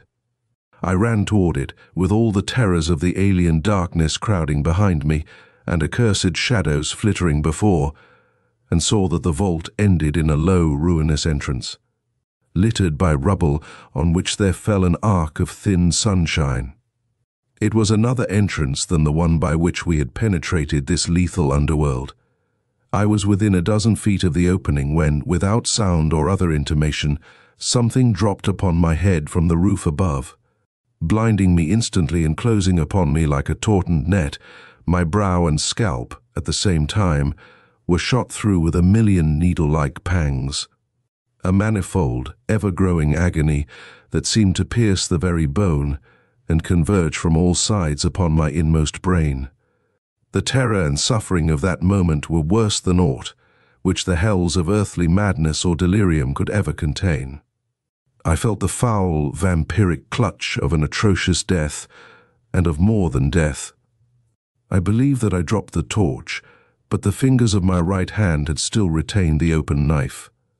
Instinctively, since I was hardly capable of conscious volition, I raised the knife and slashed blindly, again and again, many times, at the thing that had fastened its deadly folds upon me. The blade must have gone through and through the clinging monstrosity, to gash my own flesh in a score of places, but I did not feel the pain of those wounds in the million-throbbing torment that possessed me. At last I saw light, and saw that a black strip, loosened from above my eyes and dripping with my own blood, was hanging down my cheek. It writhed a little, even as it hung, and I ripped it away, and ripped the other remnants of the thing, tatter by oozing, bloody latter, from off my brow and head.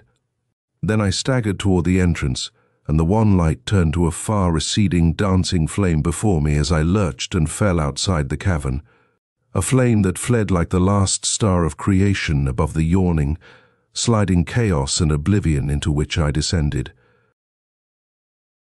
I am told that my unconsciousness was of brief duration. I came to myself with the cryptic faces of the two Martian guides bending over me. My head was full of lancinating pains, and half-remembered terrors closed upon my mind like the shadows of mustering harpies. I rolled over, and looked back toward the cavern mouth, from which the Martians, after finding me, had seemingly dragged me for some little distance. The mouth was under the terraced angle of an outer building, and within sight of our camp.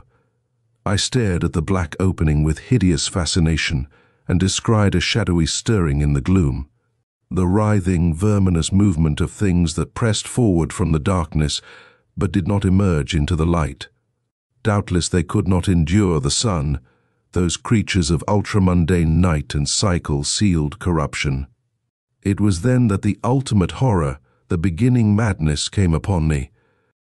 Amid my crawling revulsion, my nausea-prompted desire to flee from that seething cavern mouth, there rose an abhorrently conflicting impulse to return, to thread my backward way through all the catacombs as the others had done, to go down where never men save they, the inconceivably doomed and accursed, had ever gone, to seek beneath that damnable compulsion a nether world that human thought can never picture.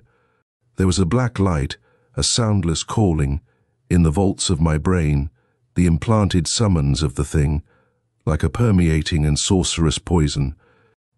It lured me to the subterranean door that was walled up by the dying people of Yovombis to immure those hellish and immortal leeches, those dark parasites that engraft their own abominable life on the half-eaten brains of the dead.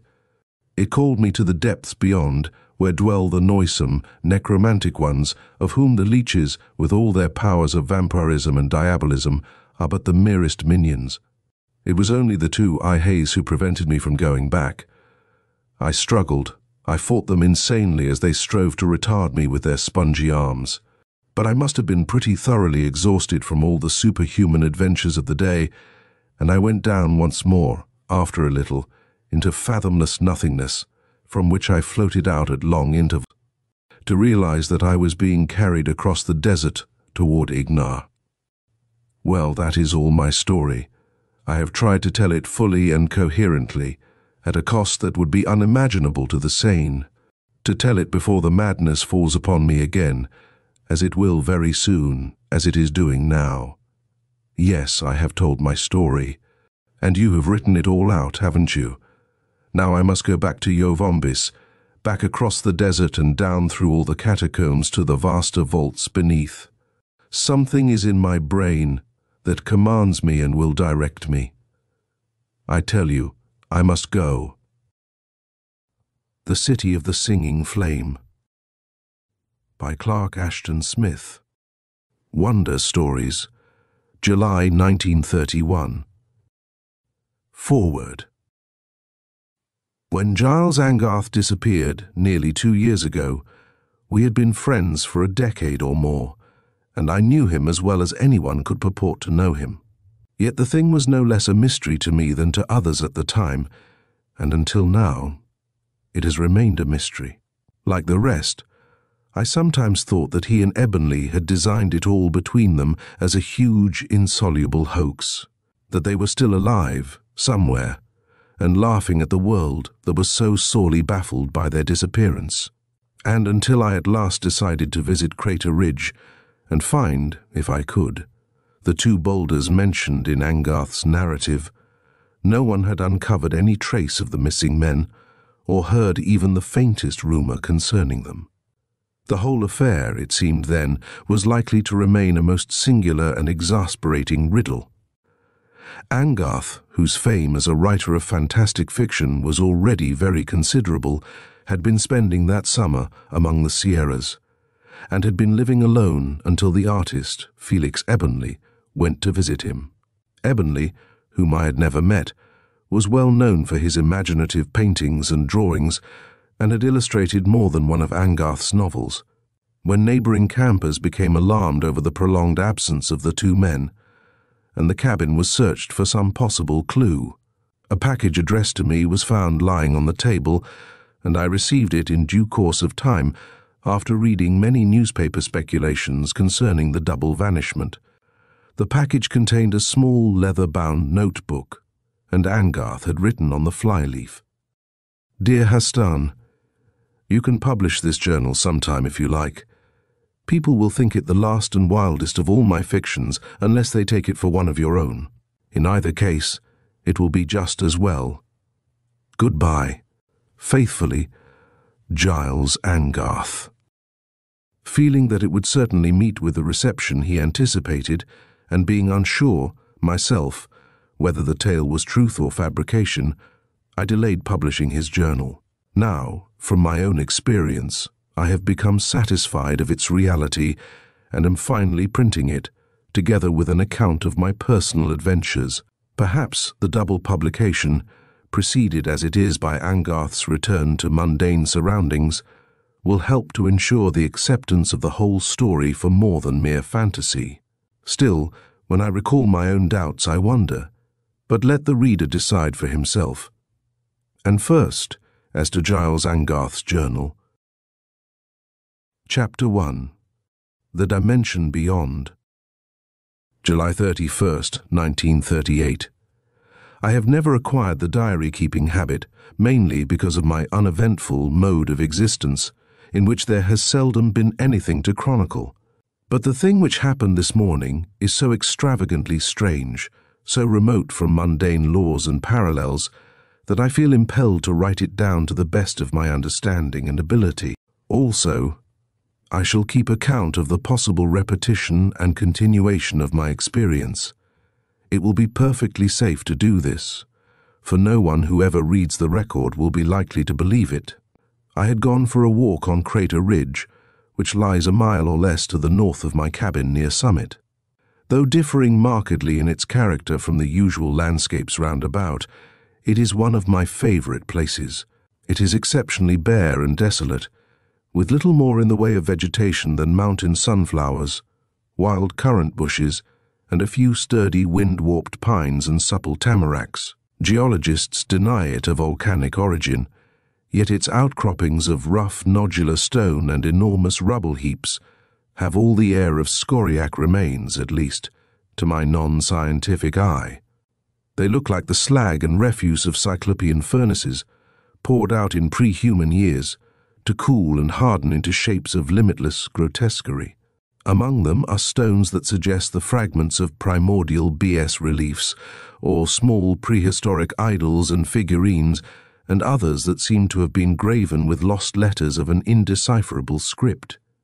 Unexpectedly, there is a little tarn lying on one end of the long, dry ridge, a tarn that has never been fathomed. The hill is an odd interlude among the granite sheets and crags, and the fir-clothed ravines and valleys of this region. It was a clear, windless morning, and I paused often to view the magnificent perspectives of varied scenery that were visible on every hand. The Titan battlements of Castle Peak, the rude masses of Donner Peak, with its dividing pass of hemlocks, the remote, luminous blue of the Nevada mountains, and the soft green of willows in the valley at my feet. It was an aloof, silent world, and I heard no sound other than the dry, crackling noise of cicadas among the currant bushes. I strolled on in a zigzag manner for some distance, and coming to one of the rubble fields with which the ridge is interstrewn, I began to search the ground closely. Hoping to find a stone that was sufficiently quaint and grotesque in its form to be worth keeping as a curiosity, I had found several such in my previous wanderings. Suddenly, I came to a clear space amid the rubble, in which nothing grew, a space that was round as an artificial ring. In the center were two isolated boulders, queerly alike in shape, and lying about 5 feet apart. I paused to examine them. Their substance, a dull greenish-grey stone, seemed to be different from anything else in the neighborhood, and I conceived at once the weird, unwarrantable fancy that they might be the pedestals of vanished columns, worn away by incalculable years, till there remained only these sunken ends. Certainly the perfect roundness and uniformity of the boulders was peculiar, and though I possess a smattering of geology, I could not identify their smooth, soapy material. My imagination was excited, and I began to indulge in some rather overheated fantasies. But the wildest of these was a homely commonplace in comparison with the thing that happened when I took a single step forward in the vacant space immediately between the two boulders. I shall try to describe it to the utmost of my ability, though human language is naturally wanting in words that are adequate for the delineation of events and sensations beyond the normal scope of human experience. Nothing is more disconcerting than to miscalculate the degree of descent in taking a step. Imagine, then, what it was like to step forward on level, open ground, and find utter nothingness underfoot. I seemed to be going down into an empty gulf, and at the same time, the landscape before me vanished in a swirl of broken images and everything went blind. There was a feeling of intense Hyperborean cold and an indescribable sickness, and vertigo possessed me, due, no doubt, to the profound disturbance of equilibrium. Either from the speed of my descent, or for some other reason, I was, too, totally unable to draw breath. My thoughts and feelings were unutterably confused, and half the time it seemed to me that I was falling upward rather than downward, or was sliding horizontally or at some oblique angle. At last, I had the sensation of turning a complete somersault, and then I found myself standing erect on solid ground once more, without the least shock or jar of impact. The darkness cleared away from my vision, but I was still dizzy, and the optical images I received were altogether meaningless for some moments. When, finally, I recovered the power of cognizance and was able to view my surroundings with a measure of perception, I experienced a mental confusion equivalent to that of a man who might find himself cast without warning on the shore of some foreign planet. There was the same sense of utter loss and alienation which would assuredly be felt in such a case, the same vertiginous, overwhelming bewilderment, the same ghastly sense of separation from all the familiar environmental details that give color, form, and definition to our lives and even determine our very personalities. I was standing in the midst of a landscape which bore no degree or manner of resemblance to Crater Ridge. A long, gradual slope, covered with violet grass and studded at intervals with stones of monolithic size and shape, ran undulantly away beneath me to a broad plain with sinuous open meadows and high, stately forests of an unknown vegetation whose predominant hues were purple and yellow. The plain seemed to end in a wall of impenetrable golden-brownish mist that rose with phantom pinnacles to dissolve on a sky of luminescent amber in which there was no sun. In the foreground of this amazing scene, not more than 2 or 3 miles away, there loomed a city whose massive towers and mountainous ramparts of red stone were such as the Anakim of undiscovered worlds might build. Wall on beetling wall, spire on giant spire, it soared to confront the heavens, maintaining everywhere the severe and solemn lines of a rectilinear architecture. It seemed to overwhelm and crush down the beholder with its stern and crag-like imminence. As I viewed this city, I forgot my initial sense of bewildering loss and alienage, in an awe with which something of actual terror was mingled, and, at the same time, I felt an obscure but profound allurement, the cryptic emanation of some enslaving spell. But after I had gazed a while, the cosmic strangeness and bafflement of my unthinkable position returned upon me, and I felt only a wild desire to escape from the maddeningly oppressive bizarrerie of this region and regain my own world. In an effort to fight down my agitation, I tried to figure out, if possible, what had really happened. I had read a number of transdimensional stories, in fact. I had written 1 or 2 myself, and I had often pondered the possibility of other worlds or material planes which may exist in the same space with ours, invisible and impalpable to human senses. Of course, I realized at once that I had fallen into some such dimension. Doubtless, when I took that step forward between the boulders, I had been precipitated into some sort of flaw or fissure in space, to emerge at the bottom in this alien sphere, in a totally different kind of space. It sounded simple enough, in a way, but not simple enough to make the modus operandi anything but a brain-racking mystery, and in a further effort to collect myself, I studied my immediate surroundings with a close attention. This time, I was impressed by the arrangement of the monolithic stones I have spoken of, many of which were disposed at fairly regular intervals in 2 parallel lines running down the hill. as if to mark the course of some ancient road obliterated by the purple grass. Turning to follow its ascent, I saw right behind me two columns, standing at precisely the same distance apart as the two odd boulders on Crater Ridge, and formed of the same soapy greenish-grey stone. The pillars were perhaps 9 feet high, and had been taller at one time, since the tops were splintered and broken away. Not far above them, the mounting slope vanished from view in a great bank of the same golden-brown mist that enveloped the remoter plain. But there were no more monoliths, and it seemed as if the road had ended with those pillars. Inevitably, I began to speculate as to the relationship between the columns in this new dimension and the boulders in my own world. Surely the resemblance could not be a matter of mere chance. If I stepped between the columns, could I return to the human sphere by a reversal of my precipitation therefrom? And if so, by what inconceivable beings from foreign time and space had the columns and boulders been established as the portals of a gateway between the two worlds? Who could have used the gateway, and for what purpose? My brain reeled before the infinite vistas of surmise that were opened by such questions.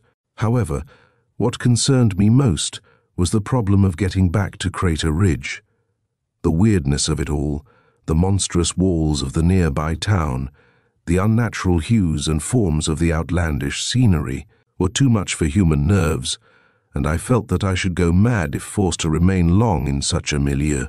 Also, there was no telling what hostile powers or entities I might encounter if I stayed. The slope and plain were devoid of animate life, as far as I could see, but the great city was presumptive proof of its existence. Unlike the heroes in my own tales, who were wont to visit the fifth dimension or the worlds of Algol with perfect sang-froid, I did not feel in the least adventurous, and I shrank back with man's instinctive recoil before the unknown. With one fearful glance at the looming city and the wide plain with its lofty, gorgeous vegetation, I turned and stepped back between the columns. There was the same instantaneous plunge into blind and freezing gulfs, the same indeterminate falling and twisting, which had marked my descent into this new dimension. At the end I found myself standing, very dizzy and shaken, on the same spot from which I had taken my forward step between the greenish-grey boulders. Crater Ridge was swirling and reeling about me as if in the throes of earthquake, and I had to sit down for a minute or two before I could recover my equilibrium. I came back to the cabin like a man in a dream. The experience seemed and still seems incredible and unreal, and yet it has overshadowed everything else, and has colored and dominated all my thoughts. Perhaps, by writing it down, I can shake it off a little. It has unsettled me more than any previous experience in my whole life, and the world about me seems hardly less improbable and nightmarish than the one which I have penetrated in a fashion so fortuitous. August 2nd. I have done a lot of thinking in the past few days, and the more I ponder and puzzle, the more mysterious it all becomes. Granting the floor in space, which must be an absolute vacuum, impervious to air, ether, light and matter, how was it possible for me to fall into it? And having fallen in, how could I fall out, particularly into a sphere that has no certifiable relationship with ours? But after all, one process would be as easy as the other, in theory. The main objection is, how could one move in a vacuum, either up or down, or backward or forward? The whole thing would baffle the comprehension of an Einstein, and I cannot feel that I have even approached the true solution. Also, I have been fighting the temptation to go back, if only to convince myself that the thing really occurred. But after all, why shouldn't I go back? An opportunity has been vouchsafed to me such as no man may even have been given before, and the wonders I shall see, the secrets I shall learn, are beyond imagining. My nervous trepidation is inexcusably childish under the circumstances. Chapter 2. The Titan City, August 3rd. I went back this morning, armed with a revolver. Somehow, without thinking that it might make a difference, I did not step in the very middle of the space between the boulders. Undoubtedly, as a result of this, my descent was more prolonged and impetuous than before, and seemed to consist mainly of a series of spiral somersaults. It must have taken me several minutes to recover from the ensuing vertigo, and when I came to, I was lying on the violet grass. This time, I went boldly down the slope, and keeping as much as I could in the shelter of the bizarre purple and yellow vegetation, I stole toward the looming city. All was very still. There was no breath of wind in those exotic trees, which appeared to imitate, in their lofty, upright boles and horizontal foliage, the severe architectural lines of the Cyclopean buildings. I had not gone far when I came to a road in the forest, a road paved with stupendous blocks of stone at least 20 feet square. It ran toward the city. I thought for a while that it was wholly deserted, perhaps disused, and I even dared to walk upon it, till I heard a noise behind me and, turning, saw the approach of several singular entities. Terrified, I sprang back and hid myself in a thicket, from which I watched the passing of those creatures, wondering fearfully if they had seen me. Apparently, my fears were groundless, for they did not even glance at my hiding place. It is hard for me to describe or even visualize them now, for they were totally unlike anything that we are accustomed to think of as human or animal. They must have been 10 feet tall, and they were moving along with colossal strides that took them from sight in a few instants, beyond a turn of the road. Their bodies were bright and shining, as if encased in some sort of armor, and their heads were equipped with high curving appendages of opalescent hues which nodded above them like fantastic plumes, but may have been antennae or other sense organs of a novel type. Trembling with excitement and wonder, I continued my progress through the richly colored undergrowth. As I went on, I perceived for the first time that there were no shadows anywhere. The light came from all portions of the sunless amber heaven, pervading everything with a soft, uniform luminosity. All was motionless and silent as before, and there was no evidence of bird, insect, or animal life in all this preternatural landscape. But when I had advanced to within a mile of the city, as well as I could judge the distance in a realm where the very proportions of objects were unfamiliar, I became aware of something which at first was recognizable as a vibration rather than a sound. There was a queer thrilling in my nerves, the disquieting sense of some unknown force or emanation flowing through my body. This was perceptible for some time before I heard the music, but having heard it, my auditory nerves identified it at once with the vibration. It was faint and far off, and seemed to emanate from the very heart of the Titan city. The melody was piercingly sweet, and resembled at times the singing of some voluptuous feminine voice. However, no human voice could have possessed that unearthly pitch, the shrill, perpetually sustained notes that somehow suggested the light of remote worlds and stars translated into sound. Ordinarily, I am not very sensitive to music. I have even been reproached for not reacting more strongly to it. But I had not gone much farther when I realized the peculiar mental and emotional spell which the far-off sound was beginning to exert upon me. There was a siren-like allurement which drew me on, forgetful of the strangeness and potential perils of my situation, and I felt a slow, drug-like intoxication of brain and senses. In some insidious manner, I know not how nor why, the music conveyed the ideas of vast but attainable space and altitude, of superhuman freedom and exaltation, and it seemed to promise all the impossible splendors of which my imagination has vaguely dreamt. The forest continued almost to the city walls. Peering from behind the final boscage, I saw their overwhelming battlements in the sky above me, and noted the flawless jointure of their prodigious blocks. I was near the great road, which entered an open gate large enough to admit the passage of behemoths. There were no guards in sight, and several more of the tall, gleaming entities came striding along and went in as I watched. From where I stood, I was unable to see inside the gate, for the wall was stupendously thick.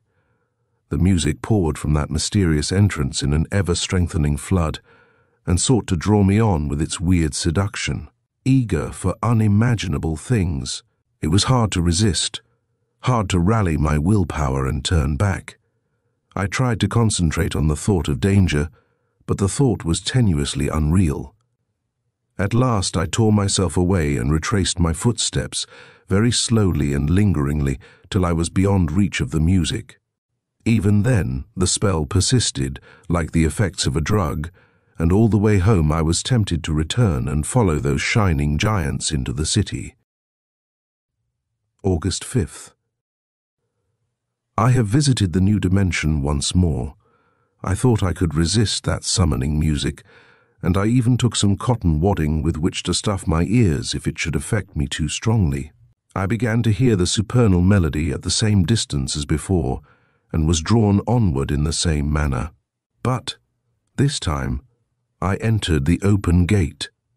I wonder if I can describe that city. I felt like a crawling ant upon its mammoth pavements, amid the measureless babble of its buildings, of its streets and arcades. Everywhere there were columns, obelisks, and the perpendicular pylons of fane-like structures that would have dwarfed those of Thebes and Heliopolis. And the people of the city, how is one to depict them or give them a name? I think that the gleaming entities I first saw are not the true inhabitants, but are only visitors, perhaps from some other world or dimension, like myself. The real people are giants too, but they move slowly, with solemn, hieratic paces. Their bodies are nude and swart, and their limbs are those of caryatides, massive enough, it would seem, to uphold the roofs and lintels of their own buildings. I fear to describe them minutely, for human words would give the idea of something monstrous and uncouth, and these beings are not monstrous. But they have merely developed in obedience to the laws of another evolution than ours, the environmental forces and conditions of a different world. Somehow, I was not afraid when I saw then. Perhaps the music had dragged me till I was beyond fear. There was a group of them just inside the gate, and they seemed to pay me no attention whatever as I passed them. The opaque, jet-like orbs of their huge eyes were impassive as the carven eyes of androsphinxes, and they uttered no sound from their heavy, straight, expressionless lips. Perhaps they lacked the sense of hearing, for their strange, semi-rectangular heads were devoid of anything in the nature of external ears. I followed the music, which was still remote and seemed to increase little in loudness. I was soon overtaken by several of those beings whom I had previously seen on the road outside the walls, and they passed me quickly and disappeared in the labyrinth of buildings. After them, there came other beings of a less gigantic kind, and without the bright shards or armor worn by the first comers. Then, overhead, two creatures with long, translucent, blood-colored wings, intricately veined and ribbed, came flying side by side and vanished behind the others. Their faces, featured with organs of unsurmisable use, were those of animals, and I felt sure that they were beings of a high order of development. I saw hundreds of those slow-moving, somber entities whom I have identified as the true inhabitants, but none of them appeared to notice me. Doubtless they were accustomed to seeing far weirder and more unusual kinds of life than humanity. As I went on, I was overtaken by dozens of improbable-looking creatures, all going in the same direction as myself, as if drawn by the same siren melody. Deeper and deeper, I went into the wilderness of colossal architecture, led by that remote, ethereal opiate music. I soon noticed a sort of gradual ebb and flow in the sound, occupying an interval of 10 minutes or more, but, by imperceptible degrees, it grew sweeter and nearer. I wondered how it could penetrate that manifold maze of builded stone and be heard outside the walls. I must have walked for miles, in the ceaseless gloom of those rectangular structures that hung above me, tier on tier, at an awful height in the amber zenith. Then, at length, I came to the core and secret of it all. Preceded and followed by a number of those chimerical entities, I emerged on a great square, in whose center was a temple-like building more immense than the others. The music poured, imperiously shrill and loud, from its many-columned entrance. I felt the thrill of one who approaches the sanctum of some hierarchical mystery when I entered the halls of that building. People who must have come from many different worlds or dimensions went with me, and before me, along the titanic colonnades, whose pillars were graven with indecipherable runes and enigmatic bas reliefs. The dark, colossal inhabitants of the town were standing or roaming about, intent, like all the others, on their own affairs. None of these beings spoke, either to me or to one another, and though several eyed me casually, my presence was evidently taken for granted. There are no words to convey the incomprehensible wonder of it all. And the music? I have utterly failed to describe that also. It was as if some marvelous elixir had been turned into sound waves, an elixir conferring the gift of superhuman life and the high, magnificent dreams which are dreamt by the immortals. It mounted in my brain like a supernal drunkenness as I approached the hidden source. I do not know what obscure warning prompted me, now, to stuff my ears with cotton before I went any farther. Though I could still hear it, still feel its peculiar, penetrant vibration, the sound became muted when I had done this, and its influence was less powerful henceforth. There is little doubt that I owe my life to this simple and homely precaution. The endless rows of columns grew dim for a while, as the interior of a long basaltic cavern, and then, some distance ahead, I perceived the glimmering of a soft light on the floor and pillars.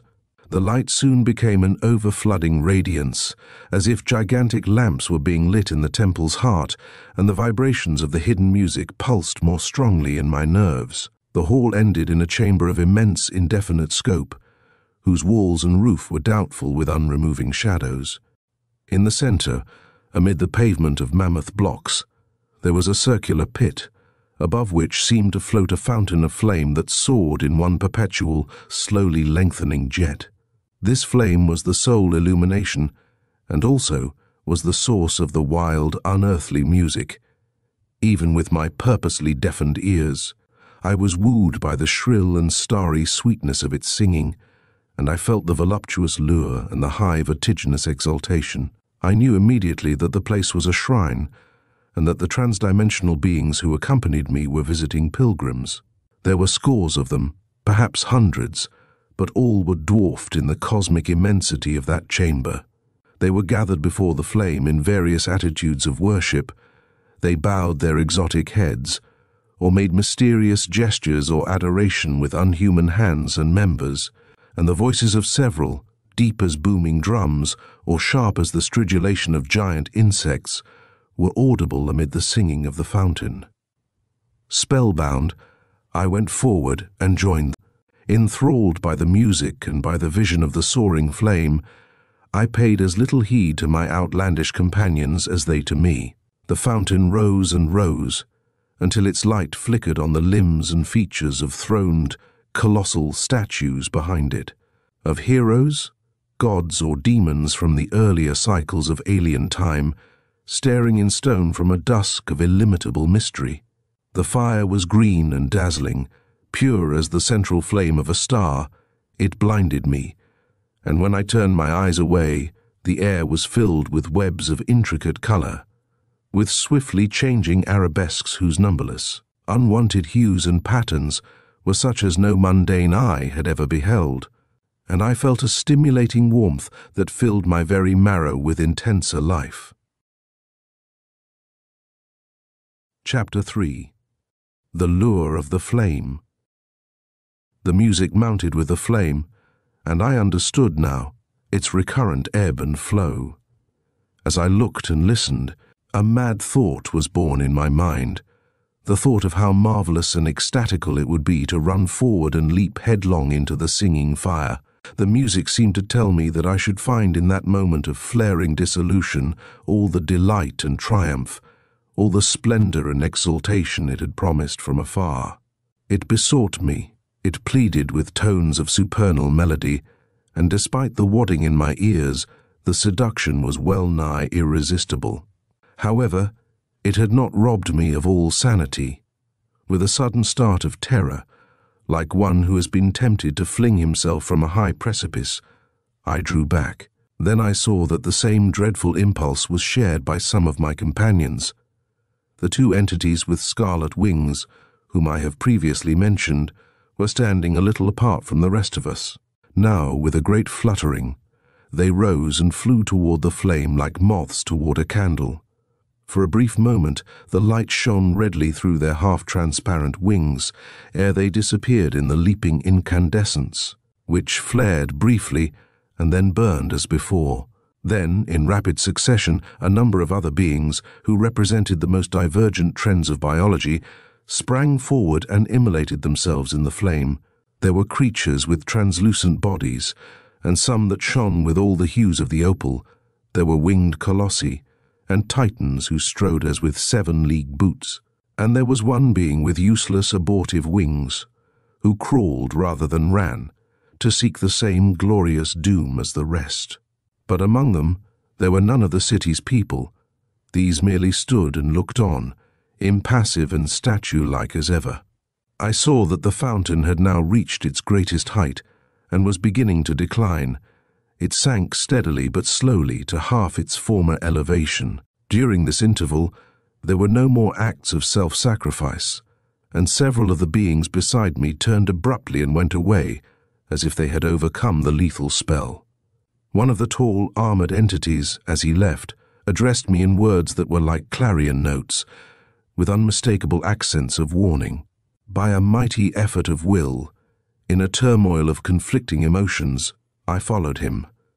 At every step, the madness and delirium of the music warred with my instincts of self-preservation. More than once I started to go back. My homeward journey was blurred and doubtful as the wanderings of a man in opium trance, and the music sang behind me, and told me of the rapture I had missed, of the flaming dissolution whose brief instant was better than eons of mortal life. August 9th. I have tried to go on with a new story, but have made no progress. Anything that I can imagine or frame in language seems flat and puerile beside the world of unsearchable mystery to which I have found admission. The temptation to return is more cogent than ever. The call of that remembered music is sweeter than the voice of a loved woman. And always I am tormented by the problem of it all, and tantalized by the little which I have perceived and understood. What forces are these whose existence and working I have merely apprehended? Who are the inhabitants of the city, and who are the beings that visit the enshrined flame? What rumor or legend has drawn them from outland realms and ulterior planets to that place of inenarrable danger and destruction? And what is the fountain itself? What the secret of its lure and its deadly singing? These problems admit of infinite surmise, but no conceivable solution. I am planning to go back once more, but not alone. Someone must go with me this time as a witness to the wonder and the peril. It is all too strange for credence. I must have human corroboration of what I have seen and felt and conjectured.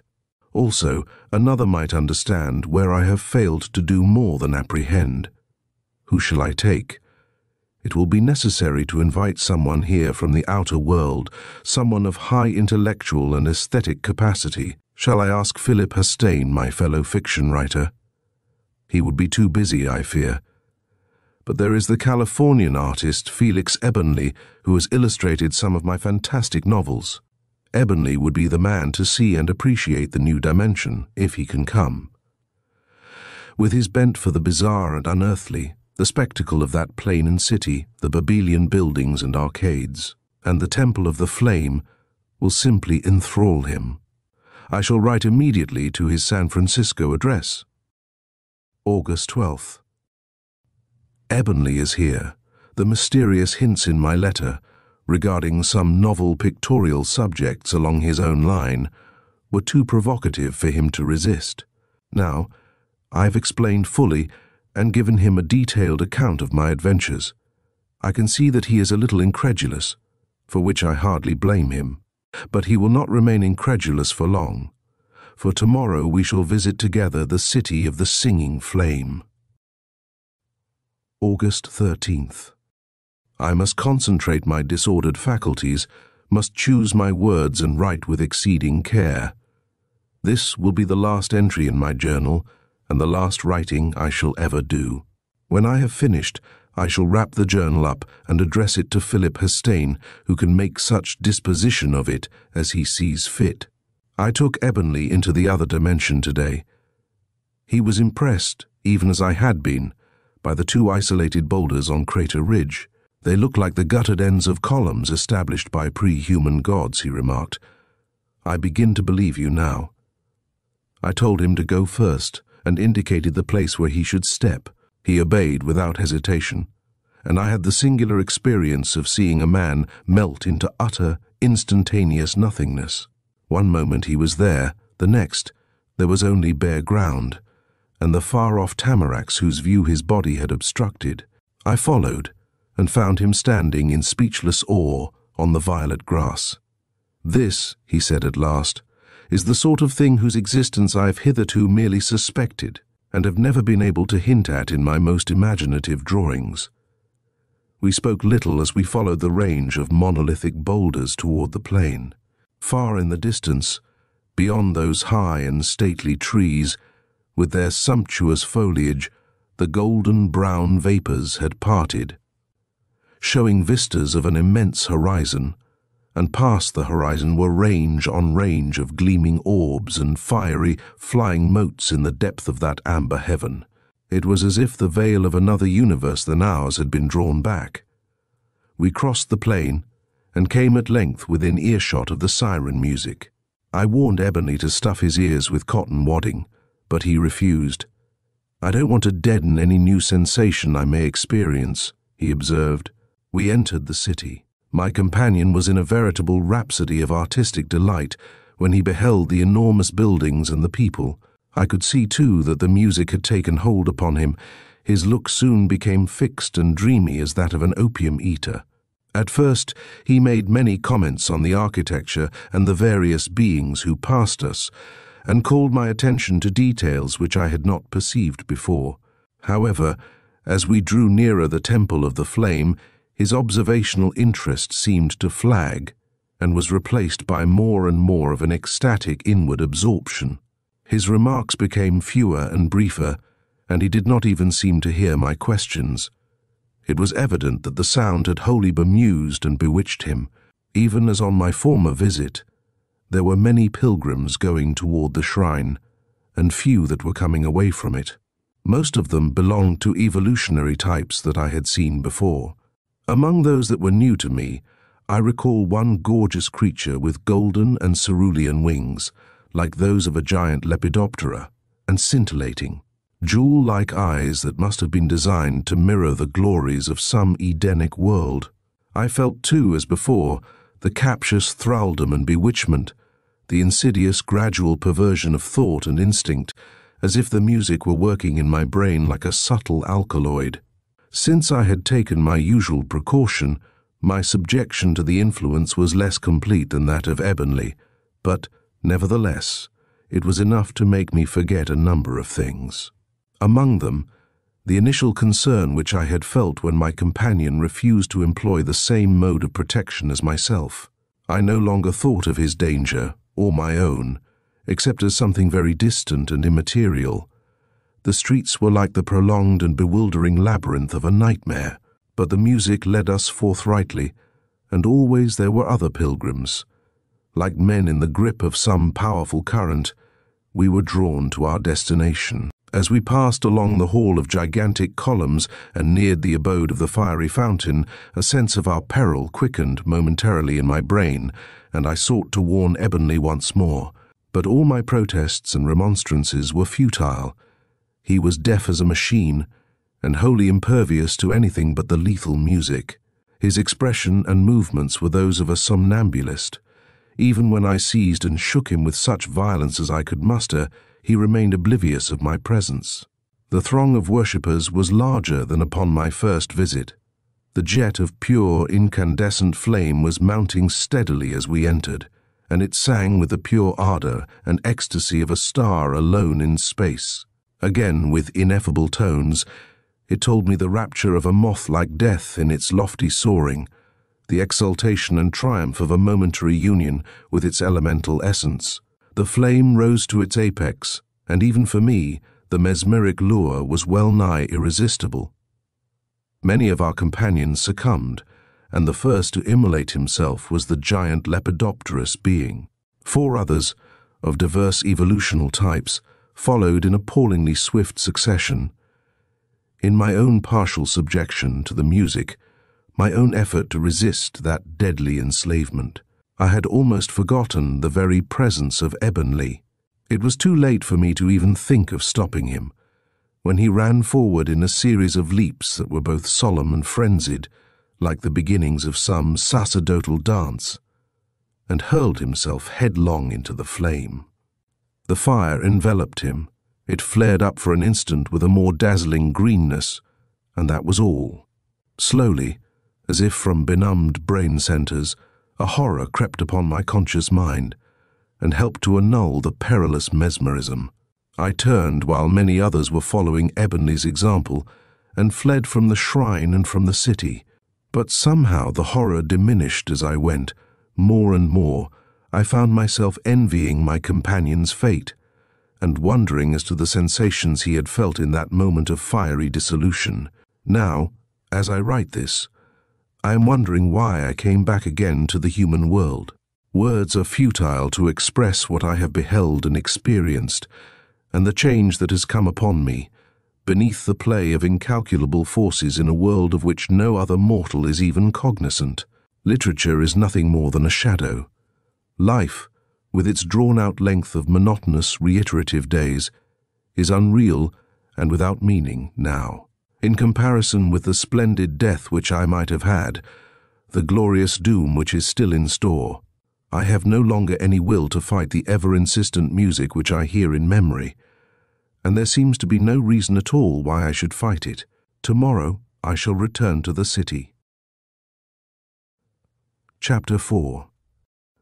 The third venturer.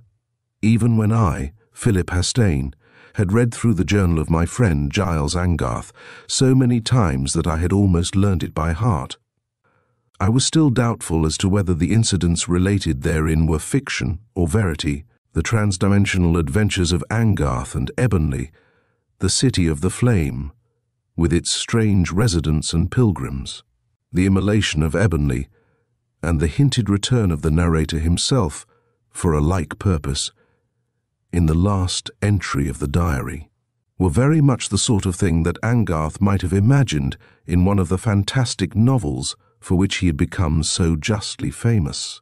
Add to this the seemingly impossible and incredible nature of the whole tale, and my hesitancy in accepting it as veridical will easily be understood. However, on the other hand, there was the unsolved and recalcitrant enigma offered by the disappearance of the two men. Both were well known, one as a writer, the other as an artist. Both were in flourishing circumstances, with no serious cares or troubles, and their vanishment, all things considered, was difficult to explain on the ground of any motive less unusual or extraordinary than the one assigned in the journal. At first, as I have mentioned in my foreword to the diary, I thought the whole affair might well have been devised as a somewhat elaborate practical joke. But this theory became less and less tenable as weeks and months went by, and linked themselves slowly into a year, without the reappearance of the presumptive jokers. Now, at last, I can testify to the truth of all that Angarth wrote, and more. For I too have been in Weidmos, the city of singing flame, and have known also the supernal glories and raptures of the inner dimension. And of these I must tell, however falteringly and inadequately, with mere human words, before the vision fades. For these are things which neither I nor any other shall behold or experience again. Idmos itself is now a riven ruin. The Temple of the Flame has been blasted to its foundations in the basic rock, and the fountain of singing fire has been stricken at its source. The inner dimension has perished like a broken bubble in the great war that was made upon Weidmos by the rulers of the outer lands. After having finally laid down Angarth's journal, I was unable to forget the peculiar and tantalizing problems it raised. The vague but infinitely suggestive vistas opened by the tale were such as to haunt my imagination recurrently with a hint of half-revealed mysteries. I was troubled by the possibility of some great and mystic meaning behind it all, some cosmic actuality of which the narrator had perceived merely the external veils and fringes. As time went on, I found myself pondering it perpetually and becoming more and more possessed by an overwhelming wonder and a sense of something which no mere action weaver would have been likely to invent. In the early summer of 1939, after finishing a new novel, I felt able for the first time to take the necessary leisure for the execution of a project that had often occurred to me, putting all my affairs in order and knitting all the loose ends of my literary labours and correspondence in case I should not return. I left my home in Auburn, ostensibly for a week's vacation. Actually, I went to Summit with the idea of investigating closely the milieu in which Angarth and Ebonley had disappeared from human ken.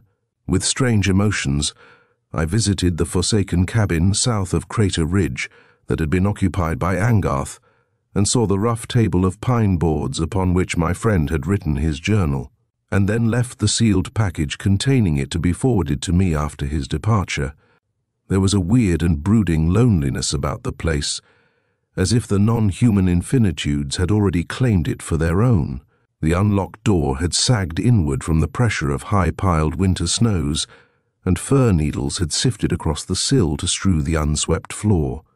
Somehow, I know not why, the bizarre narrative became more real and more credible to me, while I stood there, as if an occult intimation of all that had happened to its author still lingered around the cabin. This mysterious intimation grew stronger when I came to visit Crater Ridge itself, and to search amid its miles of pseudo-volcanic rubble for the two boulders so explicitly described by Angarth as having a likeness to the pedestals of ruined columns. Following the northward path which he must have taken from his cabin and trying to retrace his wanderings of the long barren hill, I combed it thoroughly from end to end and from side to side, since he had not specified the location of the boulders. And after 2 mornings spent in this manner without result, I was almost ready to abandon the quest and dismiss the queer, soapy, greenish-grey column ends as one of Angarth's most provocative and deceptive fictions. It must have been the formless, haunting intuition to which I have referred that made me renew the search on the 3rd morning.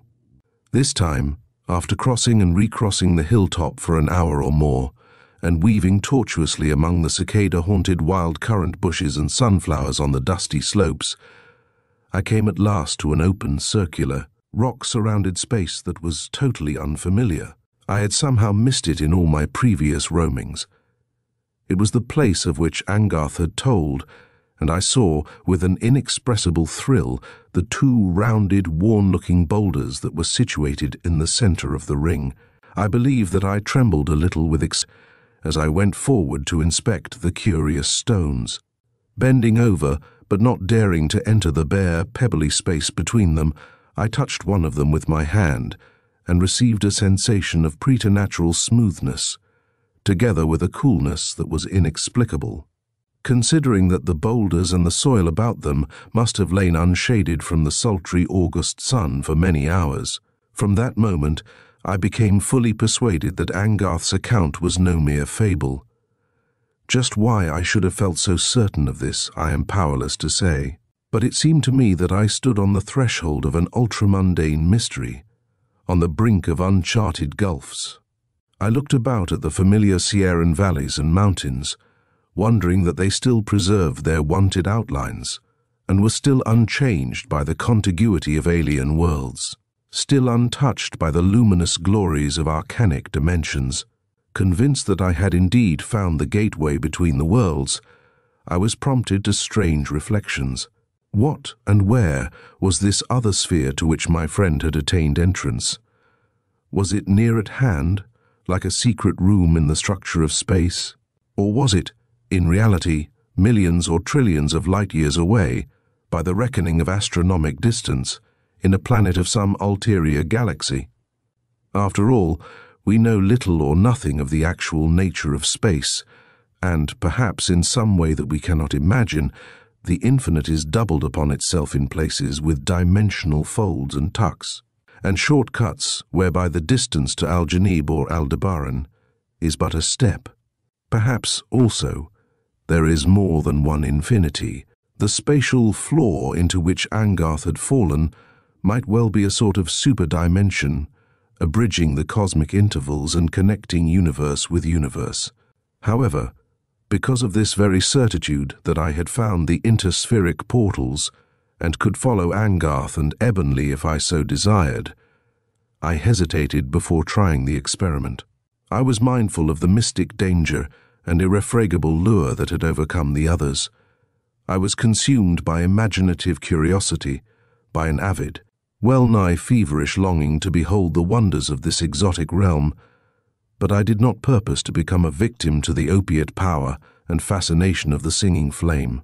I stood for a long time, eyeing the odd boulders and the barren, pebble-littered spot that gave admission to the unknown.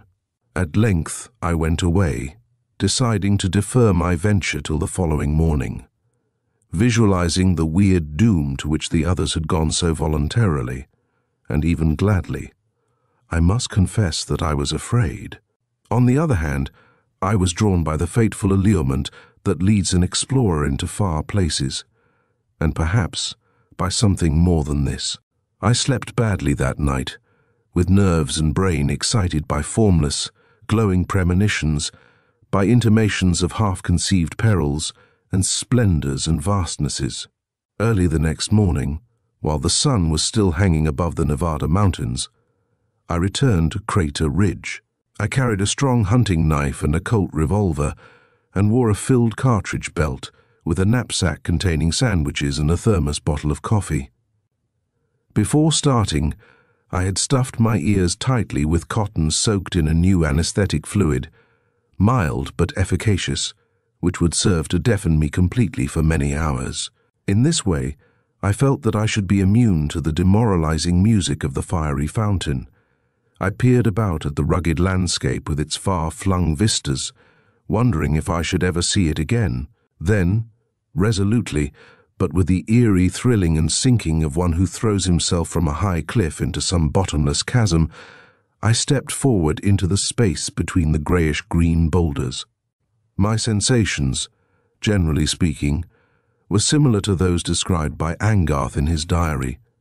Blackness and illimitable emptiness seemed to wrap me round in a dizzy swirl as of rushing wind or milling water, and I went down and down in a spiral descent whose duration I have never been able to estimate, intolerably stifled, and without even the power to gasp for breath, in the chill, airless vacuum that froze my very muscles and marrow. I felt that I should lose consciousness in another moment and descend into the greater gulf of death or oblivion. Something seemed to arrest my fall, and I became aware that I was standing still, though I was troubled for some time by a queer doubt as to whether my position was vertical, horizontal, or upside down in relation to the solid substance that my feet had encountered. Then, the blackness lifted slowly like a dissolving cloud, and I saw the slope of violet grass, the rows of irregular monoliths running downward from where I stood, and the grey-green columns near at hand. Beyond was the Titan, perpendicular city of red stone that was dominant above the high and multicolored vegetation of the plain. It was all very much as Angarth had depicted it, but somehow, even then, I became aware of differences that were not immediately or clearly definable, of scenic details and atmospheric elements for which his account had not prepared me. And at the moment, I was too thoroughly disequilibrated and overpowered by the vision of it all to even speculate concerning the character of these differences. As I gazed at the city, with its crowding tiers of battlements and its multitude of overlooming spires, I felt the invisible threads of a secret attraction, was seized by an imperative longing to know the mysteries hidden behind the massive walls and the myriad buildings. Then, a moment later, my gaze was drawn to the remote, opposite horizon of the plain, as if by some conflicting impulse whose nature and origin were undiscoverable. It must have been because I had formed so clear and definite a picture of the scene from my friend's narrative that I was surprised and even a little disturbed as if by something wrong or irrelevant, when I saw in the far distance the shining towers of what seemed to be another city, a city of which Angarth had not written. The towers rose in serried lines, reaching for many miles in a curious arc-like formation, and were sharply defined against a blackish mass of cloud that had reared behind them and was spreading out on the luminous amber sky in sullen webs and sinister, crawling filaments. Subtle disquietude and repulsion seemed to emanate from the far-off glittering spires, even as attraction emanated from those of the nearer city. I saw them quiver and pulse with an evil light, like living and moving things, through what I assumed to be some refractive trick of the atmosphere. Then, for an instant, the black cloud behind them glowed with dull, angry crimson throughout its whole mass, and even its questing webs and tendrils were turned into lurid threads of fire. The crimson faded, leaving the cloud inert and lumpish as before, but from many of the vanward towers, lines of red and violet flame had leaped, like out-thrust lances, at the bosom of the plain beneath them. They were held thus for at least a minute, moving slowly across a wide area before they vanished. In the spaces between the towers I now perceived a multitude of gleaming, restless particles, like armies of militant atoms, and wondered if perchance they were living things. If the idea had not appeared so fantastical, I could have sworn even then that the far city had already changed its position and was advancing toward the other on the plain. Chapter 5. The Striding Doom. Apart from the fulguration of the cloud, the flames that had sprung from the towers, and the quiverings which I deemed a refractive phenomenon, the whole landscape before and about me was unnaturally still. On the strange amber air, the Tyrian-tinted grasses, and the proud, opulent foliage of the unknown trees, where lay the dead calm that precedes the stupendous turmoil of typhonic storm or seismic cataclysm. The brooding sky was permeated with intuitions of cosmic menace and weighed down by a dim, elemental despair. Alarmed by this ominous atmosphere, I looked behind me at the two pillars which, according to Angarth, were the gateway of return to the human world. For an instant, I was tempted to go back. Then, I turned once more to the nearby city, and the feelings I have mentioned were lost in an oversurging awesomeness and wonder. I felt the thrill of a deep, supernal exultation before the magnitude of the mighty buildings. A compelling sorcery was laid upon me by the very lines of their construction, by the harmonies of a solemn architectural music. I forgot my impulse to return to Crater Ridge, and started down the slope toward the city. Soon the boughs of the purple and yellow forest arched above me like the altitudes of Titan-builded isles, with leaves that fretted the rich heaven in gorgeous arabesques. Ever and anon, I caught glimpses of the piled ramparts of my destination, but looking back in the direction of that other city on the horizon, I found that its fulgurating towers were now lost to view. I saw, however, that the masses of the great somber cloud were rising steadily on the sky, and once again they flared to a swart, malignant red, as if with some unearthly form of sheet lightning, and though I could hear nothing with my deadened ears, the ground beneath me trembled with long vibrations as of thunder. There was a queer quality in the vibrations that seemed to tear my nerves and set my teeth on edge with its throbbing, lancinating discord, painful as broken glass or the torment of a tightened rack. Like Angarth before me, I came to the paved Cyclopean highway. Following it, in the stillness after the unheard peals of thunder, I felt another and subtler vibration, which I knew to be that of the singing flame in the temple at the city's core.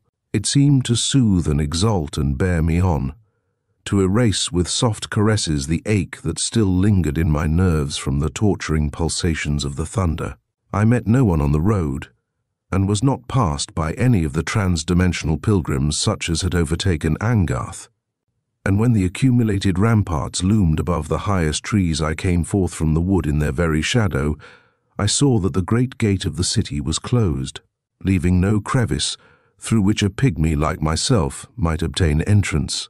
Feeling a profound and peculiar discomfiture, such as one would experience in a dream that had gone wrong, I stared at the grim, unrelenting blackness of the gate, which seemed to be wrought from one enormous sheet of somber and lusterless metal.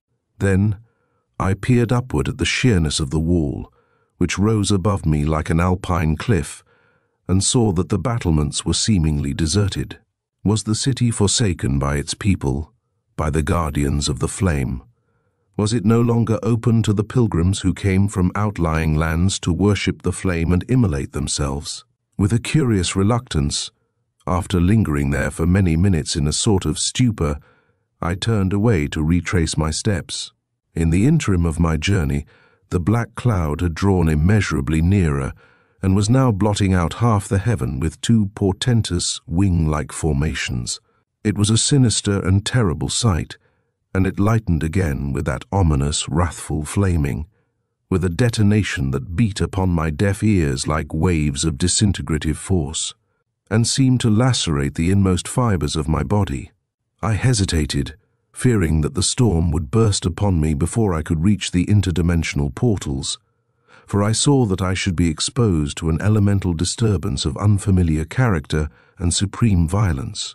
Then, in mid-air before the imminent, ever-rising cloud, I perceived two flying creatures, whom I can compare only to gigantic moths. With bright, luminous wings, upon the ebon forefront of the storm, they approached me in level but precipitate flight, and would have crashed headlong against the shut gate if they had not checked themselves with sudden, easy poise. With hardly a flutter, they descended and paused on the ground beside me, supporting themselves on queer, delicate legs that branched at the knee joints in floating antennae and waving tentacles. Their wings were sumptuously mottled webs of pearl and madder, opal and orange. Their heads were circled by a series of convex and concave eyes and fringed with coiling, horn-like organs from whose hollow ends there hung aerial filaments. I was startled and amazed by their aspect, but somehow, by an obscure telepathy, I felt assured that their intentions toward me were friendly. I knew that they wished to enter the city, and also that they understood my predicament. Nevertheless, I was not prepared for what happened. With movements of utmost celerity and grace, one of the giant moth-like beings stationed himself at my right hand, and the other at my left. Then, before I could even suspect their intention, they enfolded my limbs and body with their long tentacles, wrapping me round and round as if with powerful ropes, and carrying me between them as if my weight were a mere trifle. They rose in the air and soared at the mighty ramparts. In that swift and effortless ascent, the wall seemed to flow downward beside and beneath us, like a wave of molten stone. Dizzily, I watched the falling away of the mammoth blocks in endless recession. Then, we were level with the broad ramparts, were flying across the unguarded parapets and over a canyon-like space, toward the immense rectangular buildings and numberless square towers. We had hardly crossed the walls when a weird, flickering glow was cast on the edifices before us by another lightening of the great cloud. The moth-like beings paid no apparent heed and flew steadily on into the city with their strange faces toward an unseen goal. But turning my head to peer backward at the storm, I beheld an astounding and appalling spectacle. Beyond the city ramparts, as if wrought by black magic or the toil of genii, another city had reared, and its high towers were moving swiftly forward beneath the rubescent dome of the burning cloud. A second glance, and I perceived that the towers were identical with those I had beheld afar on the plain. In the interim of my passage through the woods, they had travelled over an expanse of many miles, by means of some unknown motive power, and had closed in on the city of the flame. Looking more closely to determine the manner of their locomotion, I saw that they were not mounted on wheels, but on short, massy legs like jointed columns of metal that gave them the stride of ungainly colossi. There were 6 or more of these legs to each tower, and near the tops of the towers were rows of huge eye-like openings from which issued the bolts of red and violet flame I have mentioned before. The many-coloured forest had been burned away by these flames in a league-wide swath of devastation, even to the walls, and there was nothing but a stretch of black, vapouring desert between the mobile towers and the city. Then, even as I gazed, the long, leaping beams began to assail the craggy ramparts, and the topmost parapets were melting like lava beneath them. It was a scene of utmost terror and grandeur, but, a moment later, it was blotted from my vision by the buildings among which we had now plunged. The great lepidopterous creatures who bore me went on with the speed of airy questing eagles. In the course of that flight, I was hardly capable of conscious thought or volition. I lived only in the breathless and giddy freedom of aerial movement, or dreamlike levitation above the labyrinthine maze of stone immensitudes and marvels. I was without actual cognizance of much that I beheld in that stupendous babel of architectural imageries, and only afterward, in the more tranquil light of recollection, could I give coherent form and meaning to many of my impressions. My senses were stunned by the vastness and strangeness of it all. I realized but dimly the cataclysmic ruin that was being loosed upon the city behind us, and the doom from which we were fleeing. I knew that war was being made with unearthly weapons and engineries by inimical powers that I could not imagine, for a purpose beyond my conception. But to me, it all had the elemental confusion and vague, impersonal horror of some cosmic catastrophe. We flew deeper and deeper into the city. Broad platform roofs and terrace like tiers of balconies flowed away beneath us, and the pavements raced like darkling streams at some enormous depth. Severe cubicular spires and square monoliths were all about and above us, and we saw on some of the roofs the dark Atlantean people of the city moving slowly and statuesquely, or standing in attitudes of cryptic resignation and despair, with their faces toward the flaming cloud. All were weaponless, and I saw no engineries anywhere such as might be used for purposes of military defense. Swiftly as we flew, the climbing cloud was swifter, and the darkness of its intermittently glowing dome had overarched the town, while its spidery filaments had meshed the further heavens, and would soon attach themselves to the opposite horizon.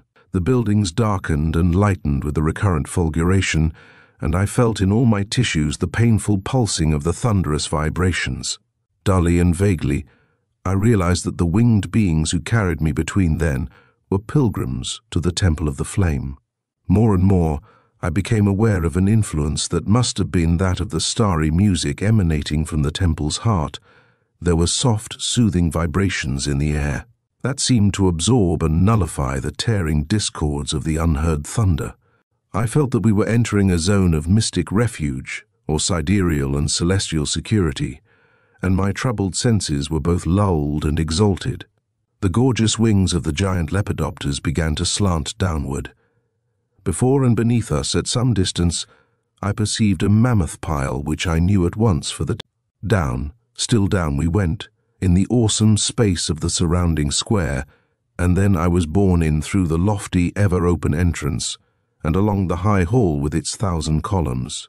Pregnant with strange balsams, the dim, mysterious dusk enfolded us, and we seemed to be entering realms of pre-mundane antiquity and transstellar immensity, to be following a pillared cavern that led to the core of some ultimate star.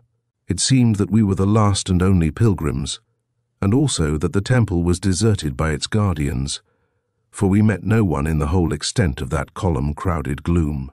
After a while, the dusk began to lighten, and we plunged into a widening beam of radiance, and then into the vast central chamber in which soared the fountain of green fire. I remember only the impression of shadowy, flickering space, of a vault that was lost in the azure of infinity, of colossal and Memnonian statues that looked down from Himalaya-like altitudes, and above all, the dazzling jet of flame that aspired from a pit in the pavement and rose into the air like the visible rapture of gods. But all this I saw for an instant only. Then I realized that the beings who bore me were flying straight toward the flame on level wings, without the slightest pause or flutter of hesitation. Chapter 6. The inner sphere. There was no room for fear, no time for alarm, in the dazed and chaotic turmoil of my sensations. I was stupefied by all that I had experienced, and moreover the drug-like spell of the flame was upon me, even though I could not hear its fatal singing. I believe that I struggled a little by some sort of mechanical muscular revulsion against the tentacular arms that were wound about me. But the lepidopters gave no heed. It was plain that they were conscious of nothing but the mounting fire and its seductive music. I remember, however, that there was no sensation of actual heat, such as might have been expected when we neared the soaring column. Instead, I felt the most ineffable thrilling in all my fibers, as if I were being permeated by waves of celestial energy and demiurgic ecstasy. Then we entered the flame. Like Angarth before me, I had taken it for granted that the fate of all those who flung themselves into the flame was an instant though blissful destruction. I expected to undergo a briefly flaring dissolution, followed by the nothingness of utter annihilation. The thing which really happened was beyond the boldest reach of speculative thought, and to give even a meager idea of my sensations would beggar the resources of language. The flame enfolded us like a green curtain, blotting from view the great chamber. Then it seemed to me that I was caught and carried to supercelestial heights, in an upward rushing cataract of quintessential force and deific rapture, and an all-illuminating light. It seemed that I and my companions had achieved a godlike union with the flame, that every atom of our bodies had undergone a transcendental expansion and was winged with ethereal lightness. It was as if we no longer existed, except as one divine, indivisible entity, soaring beyond the trammels of matter, beyond the limits of time and space, to attain undreamable shores. Unspeakable was the joy, and infinite the freedom of that ascent, in which we seemed to overpass the zenith of the highest star. Then, as if we had risen with the flame to its culmination, had reached its very apex, we emerged and came to a pause.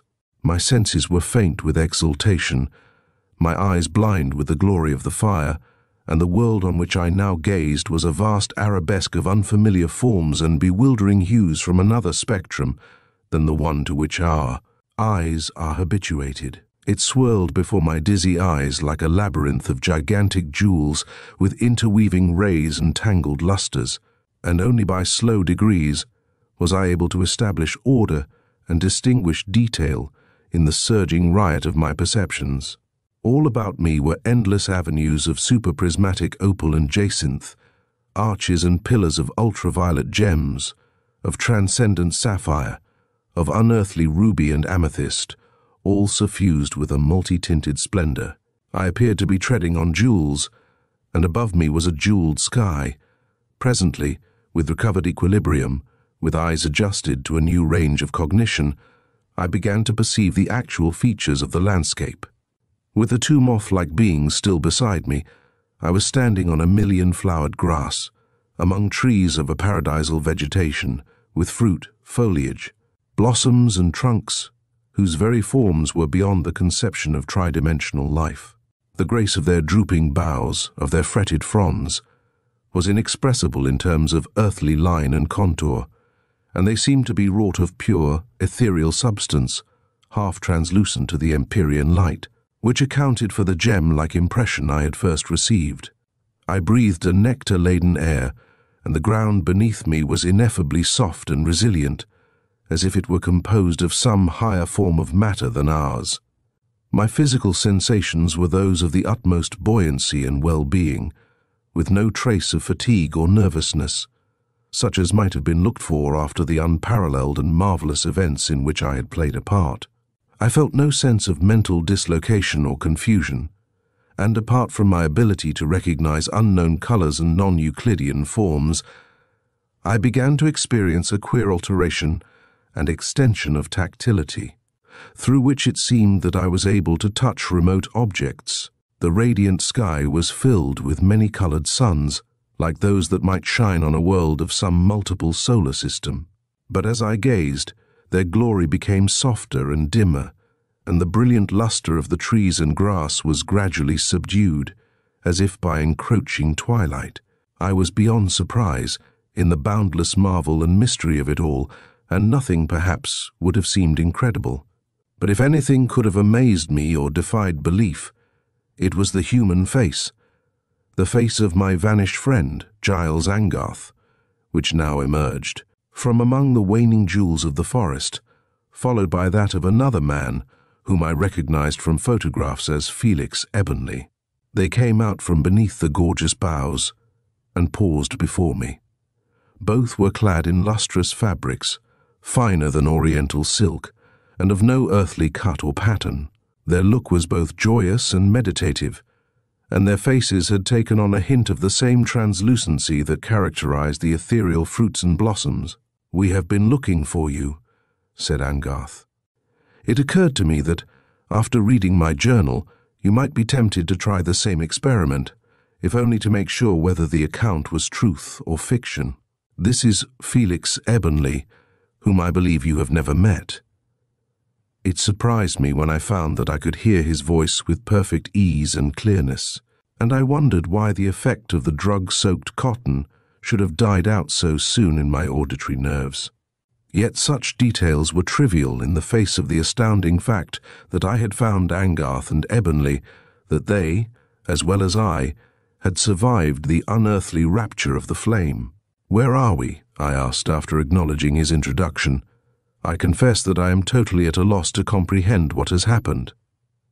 "We are now in what is called the inner dimension," explained Angarth. "It is a higher sphere of space and energy and matter than the one into which we were precipitated from Crater Ridge, and the only entrance is through the singing flame in the city of Wydimos.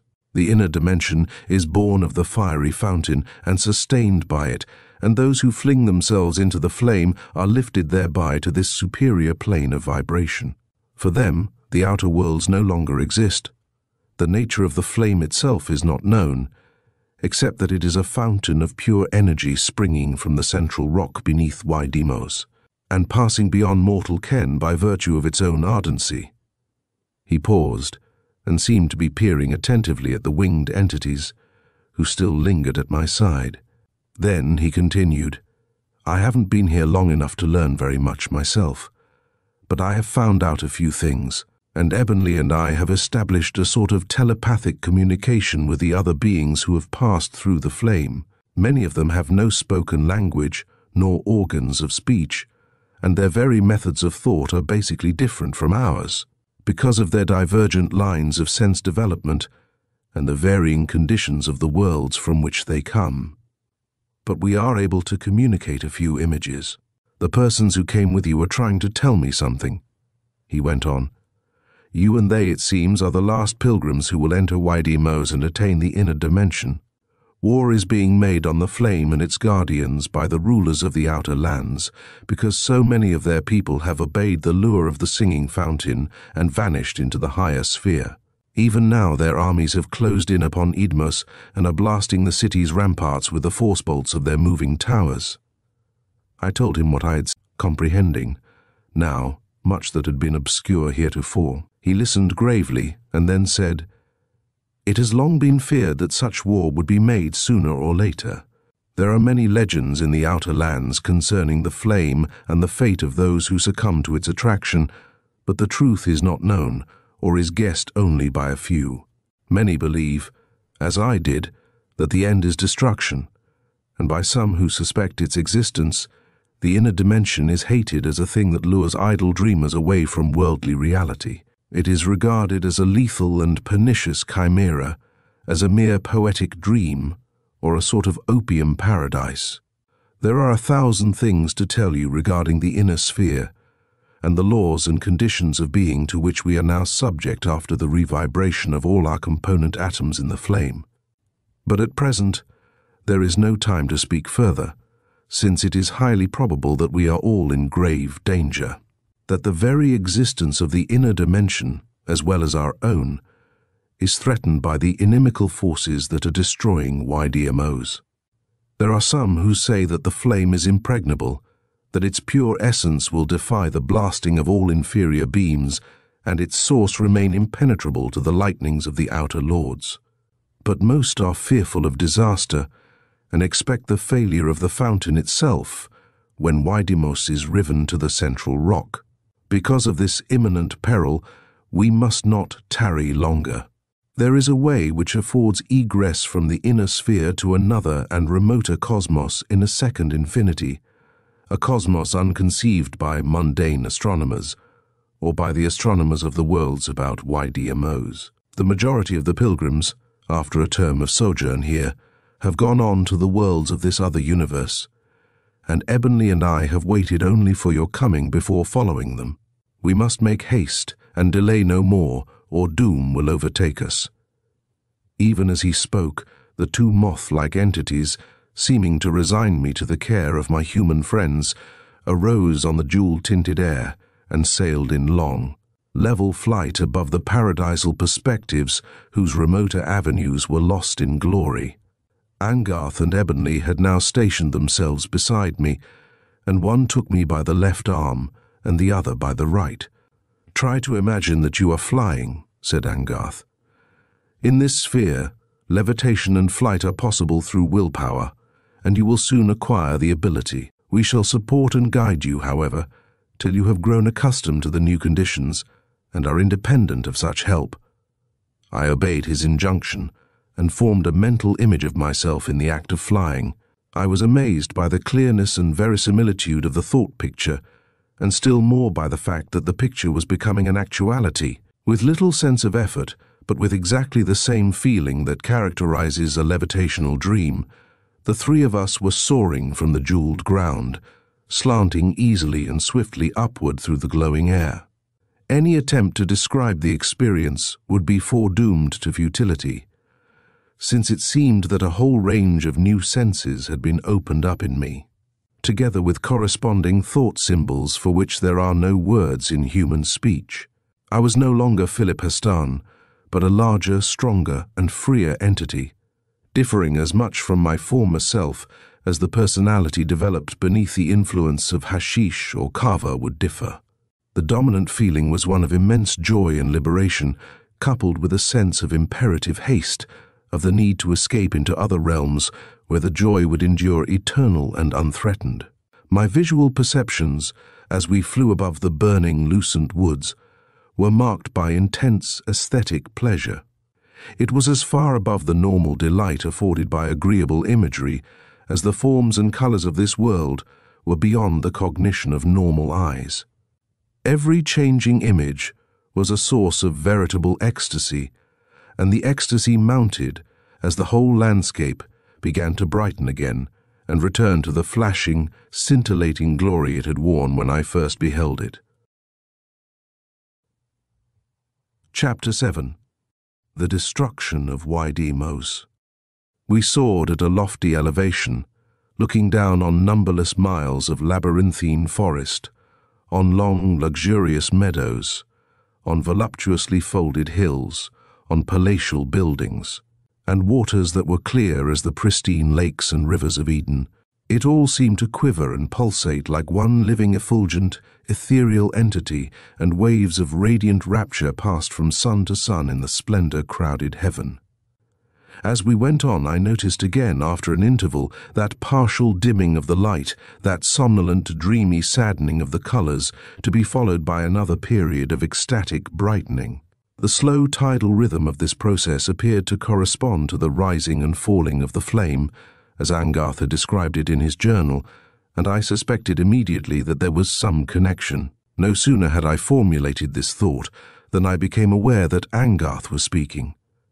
And yet, I am not sure whether he spoke, or whether his worded thought was perceptible to me through another sense than that of physical audition. At any rate, I was cognizant of his comment, "You are right. The waning and waxing of the fountain and its music is perceived in the inner dimension as a clouding and lightening of all visual images." Our flight began to swiften, and I realized that my companions were employing all their psychic energies in an effort to redouble our speed. The lands below us blurred to a cataract of streaming color, a sea of flowing luminosity, and we seemed to be hurtling onward like stars through the fiery air. The ecstasy of that endless soaring, the anxiety of that precipitate flight from an unknown doom, are incommunicable. But I shall never forget them, nor the state of ineffable communion and understanding that existed between the three of us. The memory of it all is housed in the deepest, most abiding cells of my brain. Others were flying beside and above and beneath us, now, in the fluctuant glory. Pilgrims of hidden worlds and occult dimensions, proceeding as we ourselves toward that other cosmos of which the inner sphere was the antechamber. These beings were strange and outre beyond belief, in their corporeal forms and attributes, and yet I took no thought of their strangeness, but felt toward them the same conviction of fraternity that I felt toward Angarth and Ebonley. As we still went on, it appeared to me that my two companions were telling me many things, communicating, by what means I am not sure, much that they had learned in their new existence, with a grave urgency, as if, perhaps, the time for imparting this information might well be brief. Ideas were expressed and conveyed which I could never have understood amid terrestrial circumstances. Things that were inconceivable in terms of the five senses, or in abstract symbols of philosophic or mathematic thought, were made plain to me as the letters of the alphabet. Certain of these data, however, are roughly conveyable or suggestible in language. I was told of the gradual process of initiation into the life of the new dimension, of the powers gained by the neophyte during his term of adaptation, of the various recondite, aesthetic joys experienced through a mingling and multiplying of all the perceptions, of the control acquired over natural forces and over matter itself, so that raiment could be woven and buildings reared solely through an act of volition. I learned, also, of the laws that would control our passage to the further cosmos, and the fact that such passage was difficult and dangerous for anyone who had not lived a certain length of time in the inner dimension. Likewise, I was told that no one could return to our present plane from the higher cosmos, even as no one could go backward through the flame into wide Emos.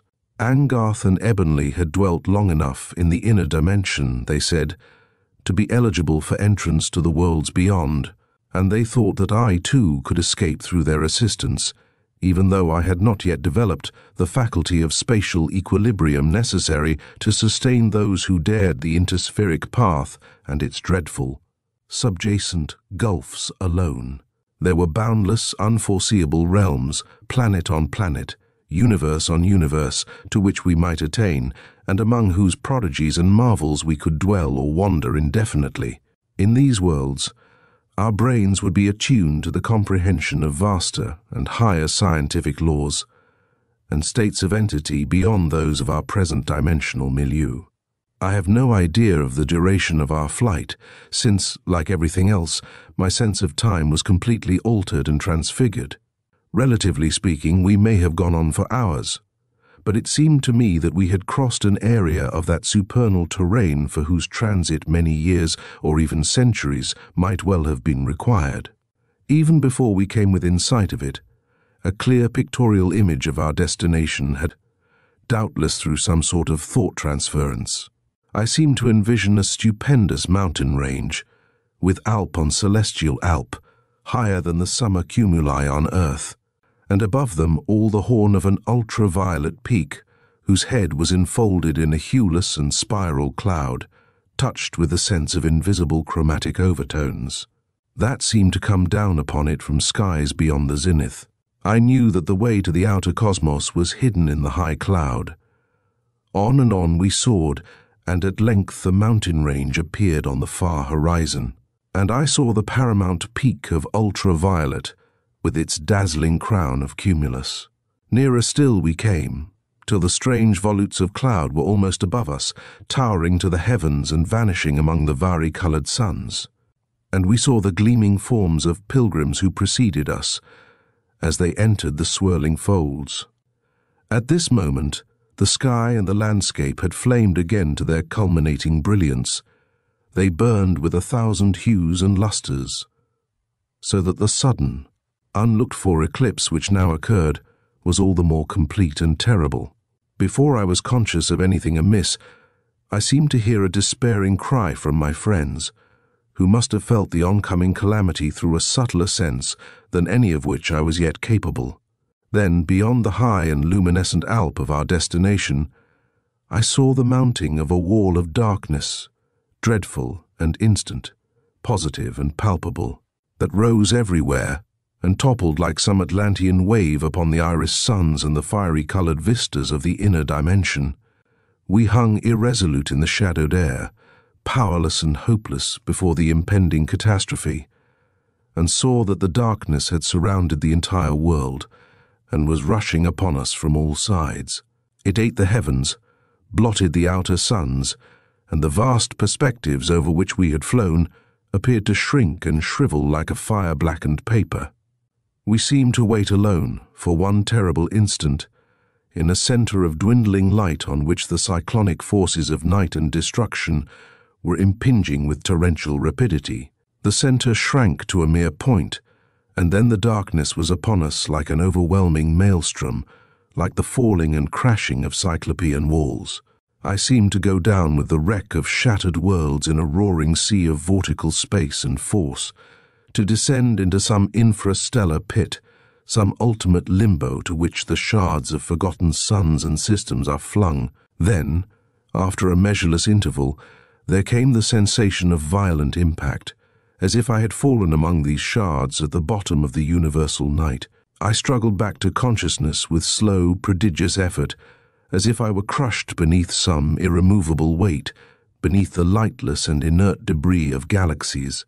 It seemed to require the labors of a titan to lift my lids, and my body and limbs were heavy, as if they had been turned to some denser element than human flesh, or had been subjected to the gravitation of a grosser planet than the Earth.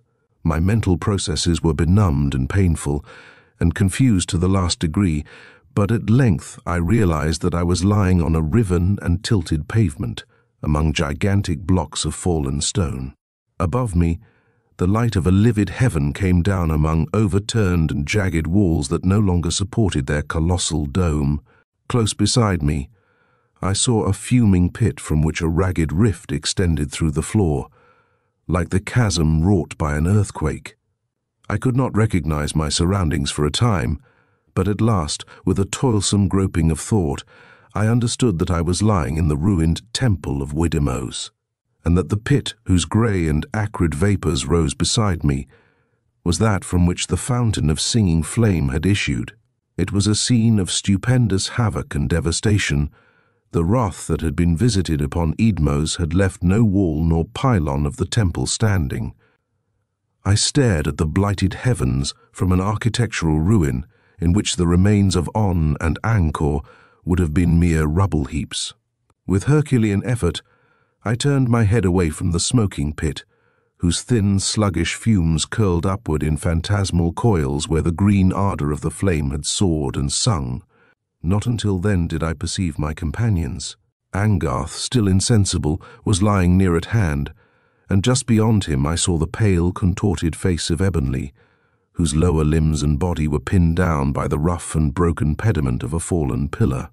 Striving, as in some eternal nightmare, to throw off the leaden clinging weight of my inertia, and able to bestir myself only with the most painful slowness and laboriousness, I got to my feet and went over to Ebonley. Angarth, I saw at a glance, was uninjured and would presently regain consciousness, but Ebonley, crushed by the monolithic mass of stone, was dying swiftly. And even with the help of a dozen men, I could not have released him from his imprisonment, nor could I have done anything to palliate his agony. He tried to smile, with gallant and piteous courage, as I stooped above him. "It's no use. I'm going in a moment," he whispered. "Goodbye, Herstein, and tell Angarth goodbye for me too." His tortured lips relaxed, his eyelids dropped, and his head fell back on the temple pavement. With an unreal dreamlike horror, almost without emotion, I saw that he was dead. The exhaustion that still beset me was too profound to permit of thought or feeling. It was like the first reaction that follows the awakening from a drug debauch. My nerves were like burnt-out wires, my muscles dead and unresponsive as clay. My brain was ashen and gutted, as if a great fire had burned within it and gone out. Somehow, after an interval of whose length my memory is uncertain, I managed to revive Angarth, and he sat up dully and dazedly. When I told him that Ebony was dead, my words appeared to make no impression upon him, and I wondered for a while if he understood. Finally, rousing himself a little with evident difficulty, he peered at the body of our friend and seemed to realize in some measure the horror of the situation. But I think he would have remained there for hours, or perhaps for all time, in his utter despair and lassitude, if I had not taken the initiative. "Come," I said with an attempt at firmness. "We must get out of this." "Where to?" he queried dully. "The flame has failed at its source, and the inner dimension is no more. I wish I were dead like Ebonley. I might as well be, judging from the way I feel." "We must find our way back to Crater Ridge," I said. "Surely we can do it, if the interdimensional portals have not been destroyed." Angarth did not seem to hear me, but he followed obediently when I took him by the arm and began to seek an exit from the temple's heart. Among the roofless halls and overturned columns, my recollections of our return are dim and confused and full of the tediousness of some interminable delirium. I remember looking back at Ebonley, lying white and still beneath the massive pillar that would serve as his eternal monument, and I recall the mountainous ruins of the city, in which it seemed that we were the only living beings. It was a wilderness of chaotic stone, of fused obsidian-like blocks, where streams of molten lava still ran in the mighty chasms or poured like torrents adown unfathomable pits that had opened in the ground. And I remember seeing, amid the wreckage, the charred bodies of those dark colossi, who were the people of Wydemos and the warders of the flame. Like pygmies lost in some shattered fortalice of the giants, we stumbled onward, strangling in mephitic and metallic vapors, reeling with weariness, dizzy with the heat that emanated everywhere to surge upon us in buffeting waves. The way was blocked by overthrown buildings, by toppled towers and battlements, over which we climbed precariously and toilsomely, and often we were compelled to divagate from our direct course by enormous rifts that seemed to cleave the foundations of the world. The moving towers of the wrathful outer lords had withdrawn. Their armies had disappeared on the plain beyond Idmos. When we staggered over the riven, shapeless and scoriac crags that had formed the city's ramparts, before us was nothing but desolation, a fire-blackened and vapor-vaulted expanse in which no tree or blade of grass remained. Across this waste we found our way to the slope of violet grass above the plain, which had lain beyond the path of the invaders' bolts.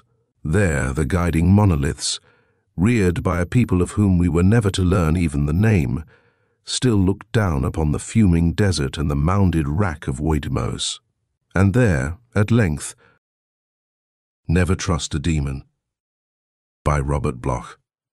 Amazing Stories, April 1943. Snarch conjured up a demon and set out to make his dreams come true. But he overlooked one very important factor. "I guess I'm just no good as a carpenter," said Mr. Snarch as he sawed the woman in half. "Look at this sloppy stroke," he muttered as he hacked through the lady's hips. Of course, Mr. Snarch muttered all this under his breath, because an audience isn't supposed to hear such comments from a stage magician. And Mr. Snarch was a stage magician, traveling under the name of Geoffrey the Great. As Geoffrey the Great, he had to saw a woman in half every night, and twice a week at matinees, and he was getting pretty sick of it. The first few times were fun, but now it was just plain drudgery. Sometimes he hardly had the ambition to put the lady back together again at the end of the show. And of course, such a thing would be bad.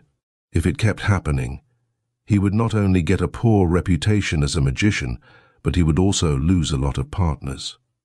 So tonight, he hurried through his act, sawing away like mad, and then put the pieces together in record time.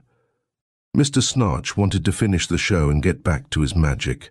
That was Geoffrey Snarch's salvation. His only hobby. Magic. Not stage magic, but real magic. Black magic. Not the hocus-pocus variety, but the genuine article. Sorcery. Necromancy. Tonight he was particularly anxious to get away from the theatre, because he had just discovered a swell new formula for conjuring up a demon. Perhaps it wasn't a swell new formula, exactly. It was more of a swell old formula, and Geoffrey Snarch discovered it in a very ancient book, printed in Latin. So he finished his performance in a hurry and ran out of the theatre and over to his hotel room where he had the book hidden under the mattress. He had translated the particular spell he was interested in and written it out on a piece of hotel stationery, along with a list of things he had to use in order to make the incantation work. "Let me see," said Mr. Snarch. "I will need some toad's blood and some sacramental wine and some chalk to draw a pentagon with, and 5 black candles and mandrake roots to burn." So he put on his hat and coat and went out on a shopping trip. Half an hour later he was back in his room with the bundles. He spread everything out on the bed and pulled down the shades. "Of course, I didn't manage to get exactly the right things," he confessed to himself, "but I guess they are just as good." Instead of toads, Mr. Snarch had to buy some frogs at a pet shop. Naturally, he couldn't buy sacramental wine, but he figured on using a little grape juice instead. He had the chalk, though, and the candles. Of course, the candles weren't black ones. They were birthday candles, but it was all the store had. And Mr. Snarch didn't even know what mandrake roots look like, so he just stepped into a vacant lot and pulled up a handful of weeds. "But I guess it will be all right," Mr. Snarch kept reassuring himself. So he took his translation of instructions and began to do what the book told him. He drew a pentagon and lighted the candles and mixed up some frog's blood and grape juice and set fire to his weeds in a tray. Of course, there were a lot of technical things he had to do with all this. But the important thing is, in half an hour he had his room in one hell of a mess. Then he turned out the lights and began to chant his formula out loud by the light of the candles. It was very dark and frightening in the hotel room, and the birthday candles cast some very unusual shadows. The air was filled with the smell of the burning weeds, but Mr. Snarch didn't worry. He was an old hand at wizard's work, and he just read his Latin, rolling out the syllables, and hoped for the best. He got the worst. When he finished with the Latin, cheating a bit now and then, where he didn't understand how to pronounce the words, he started to make the necessary passes in the air. And that's when it happened. Suddenly the curtains began to blow. This was unusual because the windows were all closed.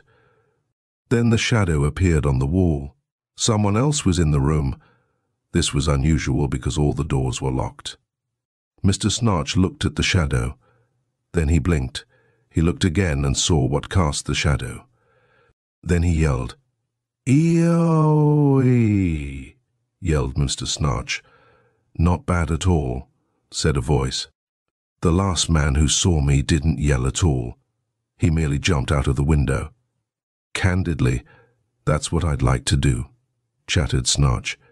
"The only trouble is, the windows are locked, and my knees are trembling too hard for me to jump." "So I notice," said the voice. "Hold on now, I'm coming out into the light." Mr. Snarch watched the figure coming forth against the candlelight. That is, he started to watch it from where he stood, but he ended up by peering at it from under the bed. He crawled there in a hurry when he got a good look at what he had conjured up. For a minute he could hardly speak. "Bless my soul," he whispered. "Bless my soul." "Sorry," said the voice. "That's not exactly in my department. Maybe I'd better go." "I didn't mean to offend you," said Mr. Snarch hastily, as he came out from under the bed and stood up. "It's only that you sort of overwhelmed me." "Did I really?" said the voice with a pleased chuckle. "Well, well, you're pretty awful, you know," said Snarch. "Am I?" cooed the voice. "Am I ghastly?" "Frightful," exclaimed Mr. Snarch. "Oh, you're just trying to flatter me," simpered the voice. "Not at all," Snarch insisted. "You're really and truly hideous." The demon was hideous. He squatted there in the center of the floor. His body was lean, mean, green, obscene. A vast bulk, toad-like, with slick reptilian skin. He had webbed feet and claws, fringed with moss at the cuticle. He looked as though he had been pickled a long, long time ago. His face, as faces go, just didn't. Imagine a green skull with yellow eyes and you get the idea. You can have it. Mr. Snarch felt the same way. The more he looked, the less he liked his visitor. The demon crouched forward, extending his grinning face on a stalk-like neck.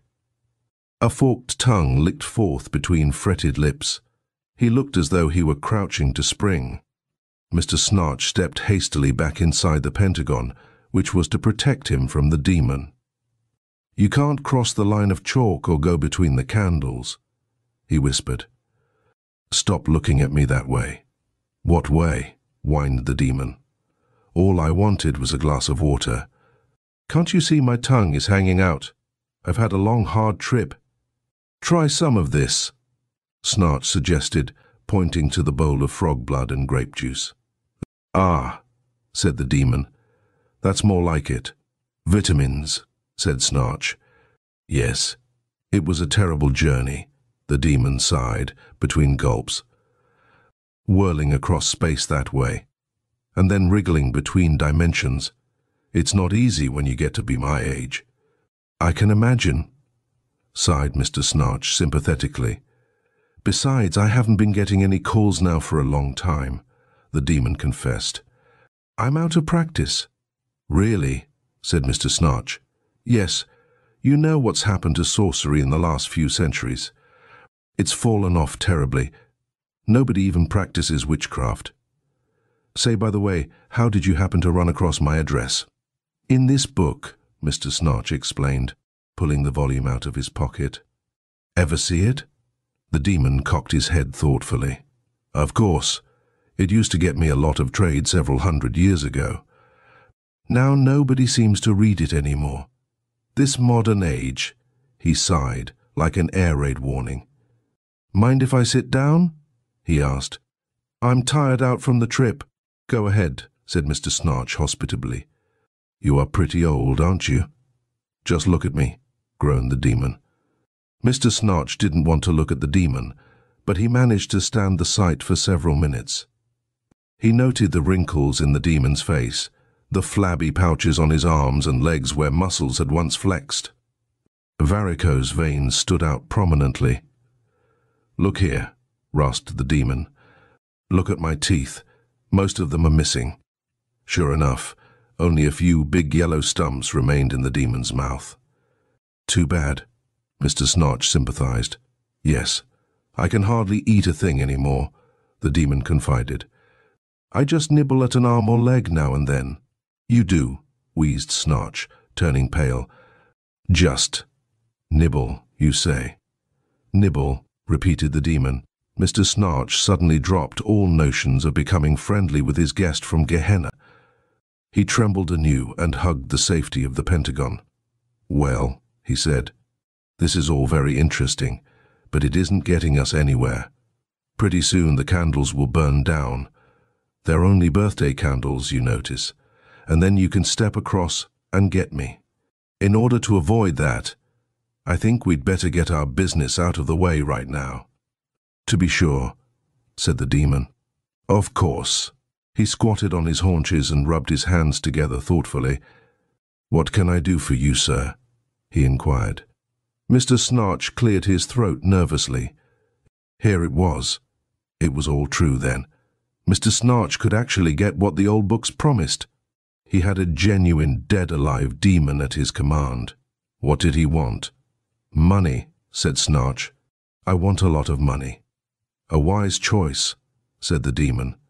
"I'll just put you down for, say, $1 million, and the income tax," Jeffrey Snarch added hastily. "And the income tax. Very well. In return, of course, you'll want something," said Mr. Snarch. "Naturally." The demon's eyes sparkled. "Let's have a look at you now. You're nice and plump. I think I would enjoy you." "Enjoy me?" "Enjoy eating you, I should say." "I should say not." Mr. Snarch turned pale. His eyes narrowed. "I have hardening of the arteries," he said. This was a lie, but the demon paused. Mr. Snarch quickly followed up his advantage. "Besides, I am a heavy smoker," he remarked. And you know what the cannibals of New Guinea say? No, I don't. What do they say? That smokers have an unpleasant tobacco taste. I see. Also, added Snarch, I wouldn't like to hurt those teeth of yours. You aren't so young anymore. You might have trouble with bones. He shook his head.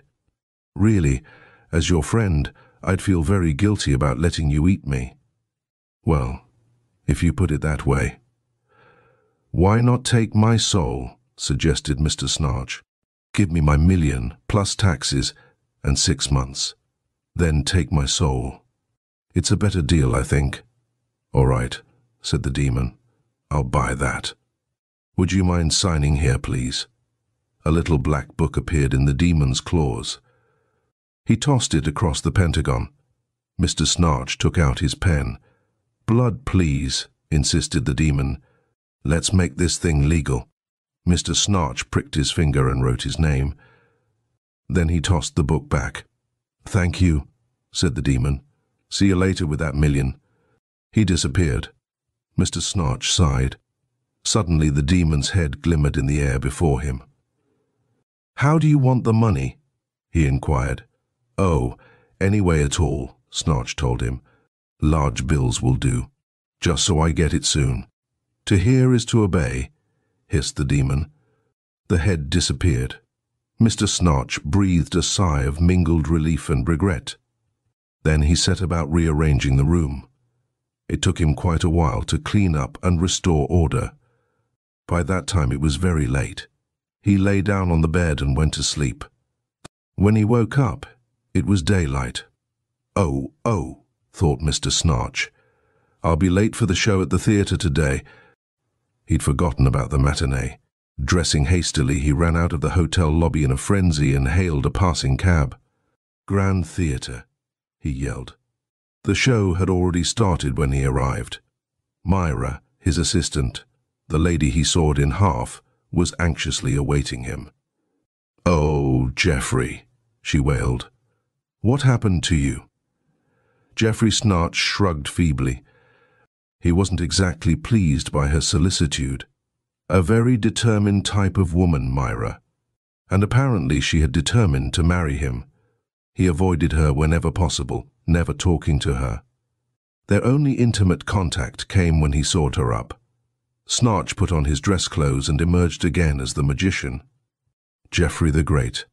The band was playing for the opening of his act. Quickly he arranged props with Myra.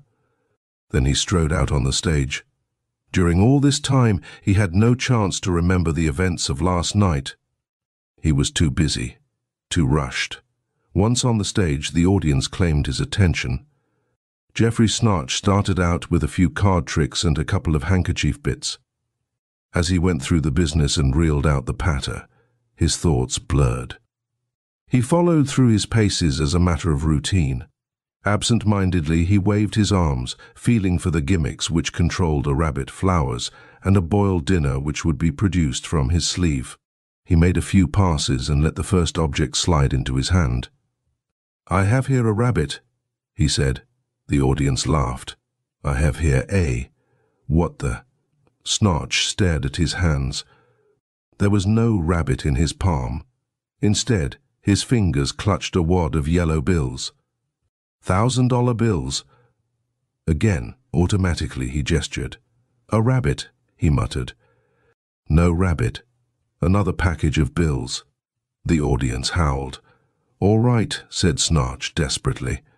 No rabbit. But I have got a lot of lettuce. The laugh that followed won the audience once more. Desperately, Snarch wriggled around.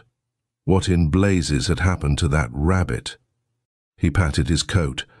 Another wad of bills flew out. And then another. He scarcely noticed. Again he clutched at his shirt, seeking for the elusive bunny. Money showered on the stage. Desperately now, he wondered if the rabbit had wandered into his trousers. He shook his trouser legs. There was a furious clanking, and a flood of gold pieces dropped from his trousers. The audience hooted and screamed. So did Snarch. As he attempted to bow, greenbacks burst from his waist, cascaded from under his vest, poured from his pockets. He stood knee-deep in currency as the curtains fell. Indignant voices rose around him. The stage manager ran out, cursing. "What the hell's the big idea?" demanded that worthy. Then he stared at the money. "Geez, it's real," he gasped. Snarch grinned. Suddenly he realized what had happened. The demon's promise, $1 million. He'd chosen a unique way to deliver it. "Of course it's real," Snarch chuckled, scooping up bills like mad. "And so is this." "What?" Snarch tweaked the stage manager's nose. "My resignation," he said. "As of today. Now, I quit. I retire." Leaving the manager goggling, Snarch strode off the stage, carrying his cash. Myra waited for him in the wings. "What's this?" she sobbed. "You can't really mean you're through?" "But I do mean it," Snarch said, trying not to be unkind. "I don't know just how to tell you this, Myra, but I have sawed you in half for the last time." "What will I do?" whispered the girl. "Without you around to saw me, I'll just go to pieces." "Maybe you can find somebody else to saw you," Snarch consoled her. "A nice young girl like you, anybody would be proud to slice you up." She sobbed after him as he collected his belongings. "It won't be the same," she moaned. "No matter what happens, I'll always be thinking of you and how you dismembered me." "Take this, kid," said Snarch, pressing a handful of gold pieces into her palm. "Where are you going?" "To my country estate," Snarch told her. "Country estate? You haven't got a country estate." "I will have," Snarch grinned. "Soon." And he did. Snarch went to the realtor's office. From there he proceeded to a haberdasher's and ordered 100 suits to be delivered at the address of his new country estate. On a sudden impulse, he went out and bought a yacht. Not that he needed one, he just felt like it. Besides, one of his suits was a white tropical that went well with a yacht. After that, he invested in a limousine, a roadster, a diamond-studded wristwatch, and 500 cases of Scotch whiskey, all of which was to be sent cod to his new address. He felt very pleased by his day's work and decided to relax in a nightclub. He relaxed very pleasantly there. Anybody who tips waiters with $20 gold pieces can get excellent service. Jeffrey Snarch woke up the next morning with a definite hangover. He was in bed at his new estate, and he wanted to stay there, but the doorbell began to buzz at 9 o'clock and kept buzzing all day. Delivery men and drivers began to arrive with his new possessions, and Snarch stood at the door paying off in cash. All in all, he managed to get rid of a lot of money. The men came to sign over the house, and somebody else arrived to report that his yacht was ready in the lagoon. Snarch paid with a smile, though his head buzzed. Finally, the tumult and the shouting died. He lay down on the sofa to enjoy what remained of his hangover, and then the doorbell rang again. Snarch answered it. A pugnacious-looking truck driver greeted him with a truculent sneer. "What is it?" asked Snarch. The truck driver scowled. "I was here earlier today," he growled. "Brought you that there Scotch." "What about it?" "I paid you, didn't I?" "Yeah." "You paid me, all right." "In marked bills." "Marked bills?" "Sure, look." A grimy hand held out yellow currency. Mr. Snarch examined it. "Yes, it was marked all right." "Where'd you steal it?" muttered the truck driver. "Steal it?" gasped Mr. Snarch. "I didn't steal anything." "This dough is stolen," barked the truck driver. "Take it back." "Wait a minute," Snarch gulped. "The phone is ringing." It was. He trotted down the hall and answered. The voice on the other end of the wire belonged to the man who had sold him the yacht. "Mr. Snarch?" "Speaking." "You bought a yacht from us for $200,000? Remember?" "That's right. You paid cash." "Why not?" "Mr. Snarch, where did you get that money?" "We've just checked the currency and found it marked." Aye. Mr. Snarch, did you know that it is necessary for us to report such bills to the federal authorities? They plan to call on you this afternoon regarding this matter. Fine, said Mr. Snarch. Swell. I'll expect them. I'll bake them a cake. He hung up. Down the hall he saw the truck driver muttering over his money. Mr. Snarch shrugged and sighed. He couldn't explain this. Something was wrong. But he didn't want to explain it or find out what was wrong. All he wanted was out. Mr. Snarch tiptoed into the library and got out through the window. He sneaked into his limousine and drove down the drive. Then he tore hell for leather into town. He registered at the hotel where he'd conjured up the demon. Then he went out and bought some supplies. Promptly at midnight that night, he evoked his supernatural sidekick. The demon crouched outside the chalk pentagon in the gloom and sighed wearily. But Mr. Snarch did not show any pity. He did not invite the demon to sit down. He didn't even offer a drink. He just stared and tapped his foot accusingly. "You sent for me?" rasped the demon at length. "You know I did," Snarch snapped. "What do you desire? Is there anything wrong?" "You know what's wrong." The demon blushed a deeper green. "Oh, about that money, I suppose? I can explain that. You see, Never mind," said Mr. Snarch bitterly. "The deal's off. Breach of contract. You know I'm in the right." The demon squinted at him. A difficult thing to do, for the demon had no eyelids. "Wait a minute," he said softly. "Wait a minute. Money isn't everything, you know. We could work something out." "What?" said Mr. Snarch. "Power," purred the demon. "You want power, perhaps? A lot of men are eager for power these days." "Take that fellow Hitler," he hinted. Mr. Snarch made a face. "Not for me," he said abruptly. "Power like that wouldn't interest me a bit. How about women?" "Women? I could get you the most beautiful women of history," the demon coaxed. "Think of it. Helen of Troy, Cleopatra, Du Barry, Madame Pompadour, Josephine." "You could," said Mr. Snarch. He was thinking of Myra. Anything would be a relief after Myra. "How would you like to be a great lover?" hinted the demon. He was on the right track now, and he smelled a sale. He hurried to close the deal. "Gorgeous girls," he chanted. "Fond blondes, brunette pets, redheads galore." "Yes," said Mr. Snarch suddenly. "Yes, I'd like that." "Of course," said the demon glibly. "This is a special deal, and it will mean that your time is shortened. Instead of a 6-month contract, I must reduce my offer to 3 months." Mr. Snarch smiled. "That will be all right," he said. "Take back your money and bring on the girls." The demon nodded. "No more tricks, though," warned Jeffrey Snarch. "Cute tricks," giggled the demon. Then he disappeared. Only the giggle remained. Snarch cleaned up the mess thoughtfully and went to bed.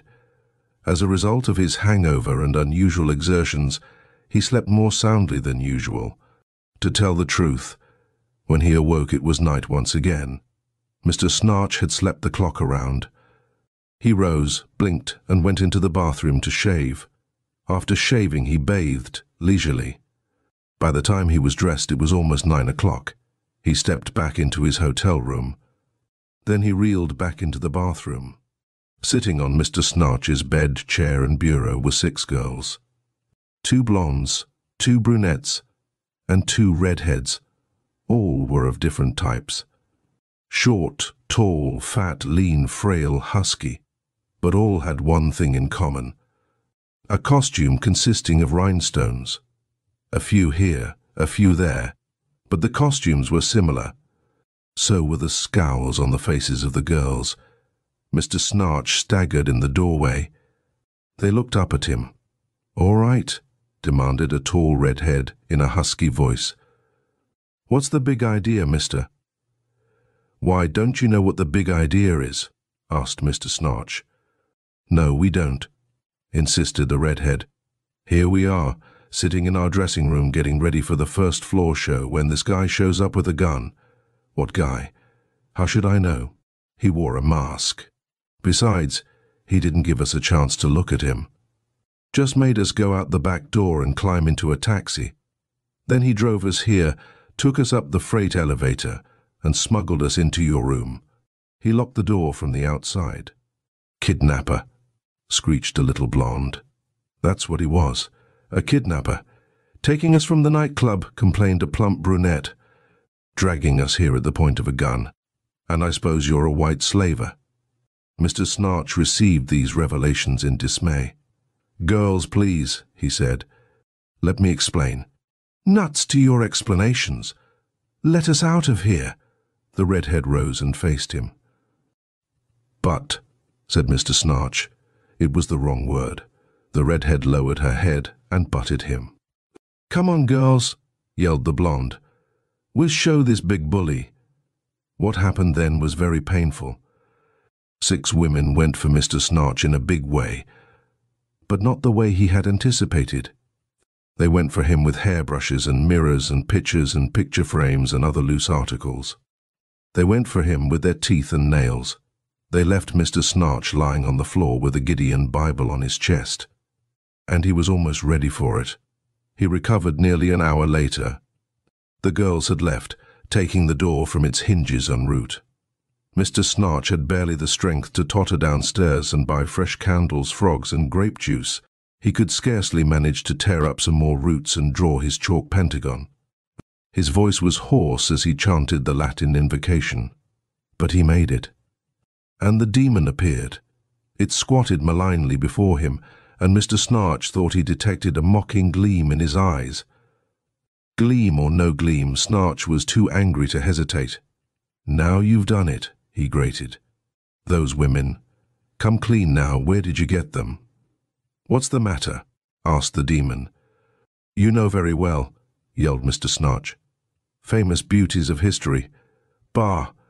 You stole a bunch of chorus girls from a nightclub, didn't you? Well, damned right you did, screamed Mr. Snarch. Just a common kidnapper. That's what you are. But you asked for women. Another thing, Snarch continued, ignoring the demon's words. I've just figured out about that money too. It's all here in this morning's paper. About the bank that was held up. No wonder the currency was marked. Hot money, that's what you gave me. The demon hung his head. Why? Groaned Mr. Snarch. Why? That's all I want to know. The demon faced him, his skull-like features contorted. Because I'm old, that's why. Because I'm old and out of practice. I haven't got the stuff anymore. The stuff, the power, everything passes with age, the demon sighed heavily. Windows rattled.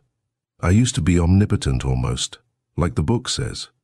I could do anything, bring you anything, grant any wish. But now I'm all through. I did my best for you, though. I couldn't produce wealth for you as I used to, so I went out and stole it. And I couldn't evoke beautiful women for you, so I stole them. Thought you wouldn't find out. But you did. Yes, I did. Mr. Snarch was stern. Of course you realize this makes our agreement null and void. The demon sat up. His claws scraped restlessly against the floor. His lips drew back in a bony grin. He hunched closer across the flickering shadows. Oh no, he droned. Not at all. You mean? In 3 months you die, you give me your soul. Now listen here. You listen to me. The demon crept closer. I kept my part of the bargain. I brought you $1 million, didn't I? I didn't say where it would come from or who it might belong to. You got your money. Still, keep still. The demon grinned wickedly. You changed your mind. You wanted women. Blondes, brunettes, redheads. I gave you blondes, brunettes, redheads. I didn't specify that they would like you, but I brought them. And so, Mr. Jeffrey Snarch, I am holding you to your bargain. In 3 months I will claim your soul. Mr. Snarch drew himself erect. He shrugged. Very well, demon, he sighed. You asked for it, I suppose. What? I had hoped to spare you this final humiliation for a while, said Mr. Snarch. Out of consideration for your age. What do you mean? You are very old, demon. Otherwise, you wouldn't make such a mistake when you signed the contract with me. You would have looked my name up first. But you didn't. You wanted my soul and tried to cheat me. Instead, I cheated you. You don't get my soul after all. Why not? Because, said Mr. Snarch slowly, I sold my soul to the devil 2 years ago. The Dark Brotherhood by August Derleth. It is probable that the facts in regard to the mysterious destruction by fire of an abandoned house on a knoll along the shore of the Seekonk in a little habited district between the Washington and Red Bridges will never be entirely known. The police have been beset by the usual number of cranks, purporting to offer information about the matter, none more insistent than Arthur Phillips, the descendant of an old East Side family. Long resident of Angel Street, a somewhat confused but earnest young man who prepared an account of certain events he alleges led to the fire. Though the police have interviewed all persons concerned and mentioned in Mr. Phillips' account, no corroboration, save for a statement from a librarian at the Athenaeum, attesting only to the fact that Mr. Phillips did once meet Miss Rose Dexter there, could be found to support Mr. Phillips' allegations. The manuscript follows. Chapter 1. The nocturnal streets of any city along the eastern seaboard afford the nightwalker many a glimpse of the strange and terrible, the macabre and outlier, for darkness draws from the crevices and crannies. The attic rooms and cellar hideaways of the city, those human beings who, for obscure reasons lost in the past, choose to keep the day secure in their grey niches, the misshapen, the lonely, the sick, the very old, the haunted, and those lost souls who are forever seeking their identities under cover of night, which is beneficent for them as the cold light of day can never be. These are the hurt by life, the maimed, men and women who have never recovered from the traumas of childhood, or who have willingly sought after experiences not meant for man to know. And every place where the human society has been concentrated for any considerable length of time abounds with them, though they are seen only in the dark hours, emerging like nocturnal moths to move about in their narrow environs for a few brief hours before they must escape daylight once more.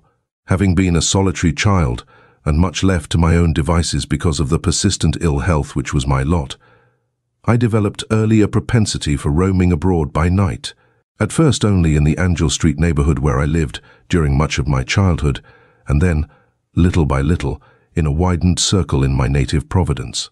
By day, my health permitting, I haunted the Seekonk River from the city into the open country, or, when my energy was at its height, played with a few carefully chosen companions at a clubhouse we had painstakingly constructed in wooded areas not far out of the city. I was also much given to reading, and spent long hours in my grandfather's extensive library, reading without discrimination and thus assimilating a vast amount of knowledge. From the Greek philosophies to the history of the English monarchy, from the secrets of ancient alchemists to the experiments of Niels Bohr, from the lore of Egyptian papyri to the regional studies of Thomas Hardy. Since my grandfather was possessed of very Catholic tastes in books, and, spurning specialization, bought and kept only what in his mind was good, by which he meant that which involved him. But the nocturnal city invariably drew me from all else. Walking abroad was my preference above all other pursuits.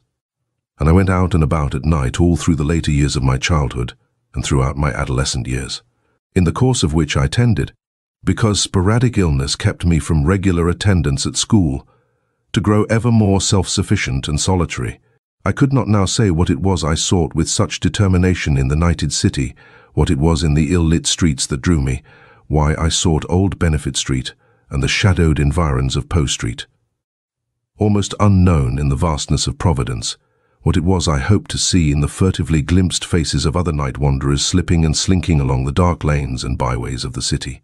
Unless perhaps it was to escape from the harsher realities of daylight, coupled with an insatiable curiosity about the secrets of city life which only the night could disclose.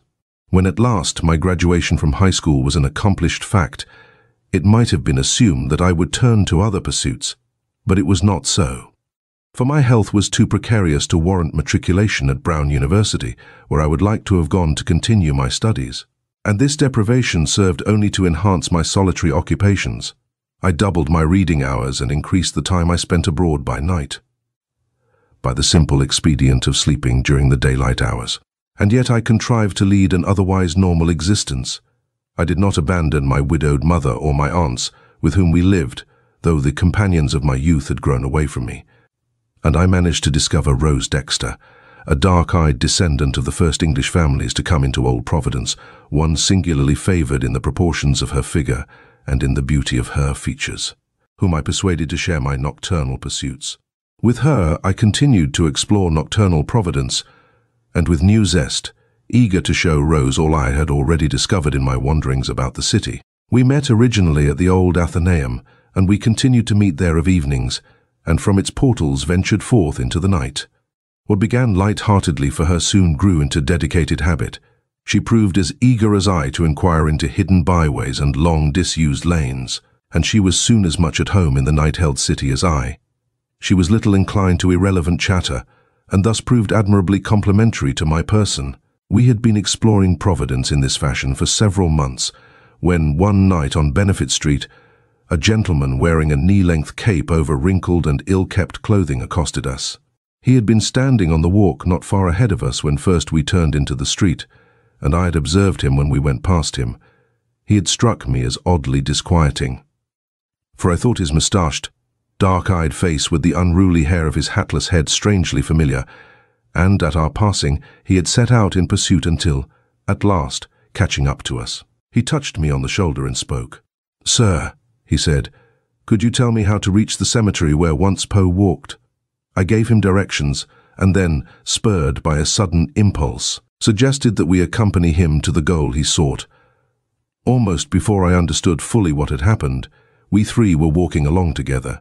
I saw almost at once with what a calculating air the fellow scrutinized my companion, and yet any resentment I might have felt was dispelled by the ready recognition that the stranger's interest was inoffensive, for it was rather more coolly critical than passionately involved.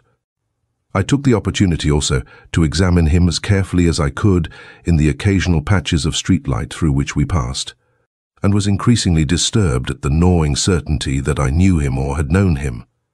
He was dressed almost uniformly in sombre black, save for his white shirt and the flowing Windsor tie he affected. His clothing was unpressed, as if it had been worn for a long time without having been attended to, but it was not unclean as far as I could see. His brow was high, almost dome-like. Under it his dark eyes looked out hauntingly, and his face narrowed to his small, blunt chin. His hair, too, was longer than most men of my generation wore it, and yet he seemed to be of that same generation, not more than 5 years past my own age. His clothing, however, was definitely not of my generation. Indeed, it seemed, for all that it had the appearance of being new, to have been cut to a pattern of several generations before my own. "Are you a stranger of Providence?" I asked him presently. "I am visiting," he said shortly. "You are interested in Poe?" He nodded. "How much do you know of him?" I asked then. "Little," he replied. "Perhaps you could tell me more?"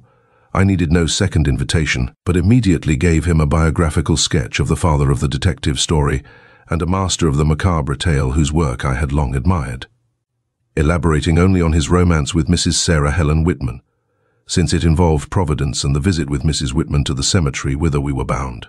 I saw that he listened with almost rapt attention, and seemed to be setting down in memory everything I said, but I could not decide from his expressionless face whether what I told him gave him pleasure or displeasure, and I could not determine what the source of his interest was. For her part, Rose was conscious of his interest in her, but she was not embarrassed by it, perhaps sensing that his interest was other than amorous. It was not until he asked her name that I realized we had not had his. He gave it now as Mr. Allen, at which Rose smiled almost imperceptibly. I caught it fleetingly as we passed under a street lamp. Having learned our names, our companion seemed interested in nothing more, and it was in silence that we reached the cemetery at last. I had thought Mr. Allen would enter it, but such was not his intention. He'd evidently meant only to discover its location so that he could return to it by day, which was manifestly a sensible conclusion. For, though I knew it well and had walked there on occasion by night, it offered little for a stranger to view in the dark hours. We bade him good night at the gate and went on. "I've seen that fellow somewhere before," I said to Rose once we had passed beyond his hearing. but I can't think where it was. Perhaps in the library." "It must have been in the library," answered Rose with a throaty chuckle that was typical of her, "in a portrait on the wall." "Oh, come," I cried. "Surely you recognize the resemblance, Arthur," she cried, "even to his name. He looks like Edgar Allan Poe." And of course he did. As soon as Rose had mentioned it, I recognized the strong resemblance, even to his clothing, and at once set Mr. Allan down as a harmless idolater of Poe's. So obsessed with the man that he must fashion himself in his likeness, even to his outdated clothing, another of the curious specimens of humanity thronging the night streets of the city. "Well, that one is the oddest fellow we've met in all the while we've walked out," I said. Her hand tightened on my arm. "Arthur, didn't you feel something wrong about him?"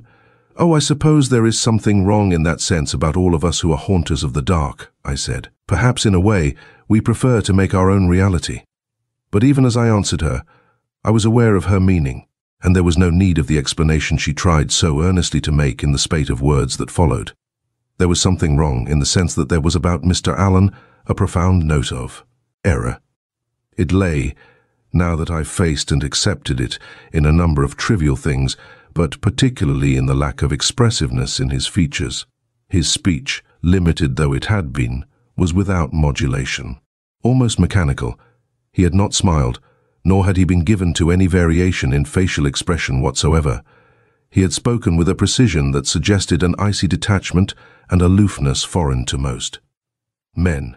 Even the manifest interest he showed in Rose was far more clinical than anything else. At the same time that my curiosity was quickened, a note of apprehension began to make itself manifest, as a result of which I turned our conversation into other channels and presently walked Rose to her home. Chapter 2. I suppose it was inevitable that I should meet Mr. Allan again, and but 2 nights later, this time not far from my own door. Perhaps it was absurd to think so, but I could not escape the impression that he was waiting for me, that he was as anxious to encounter me again as I was to meet him. I greeted him jovially, as a fellow haunter of the night, and took quick notice of the fact that, though his voice simulated my own joviality, there was not a flicker of emotion on his face. It remained completely placid, wooden, in the words of the romantic writers. Not the hint of a smile touched his lips. Not a glint shone in his dark eyes. And now that I had had it called to my attention, I saw that the resemblance to Poe was remarkable, so much so, that had Mr. Allan put forth any reasonable claim to being a descendant of Poe's, I could have been persuaded to belief. It was, I thought, a curious coincidence, but hardly more, and Mr. Allan on this occasion made no mention of Poe or anything relating to him in Providence. He seemed, it was soon evident, more intent on listening to me.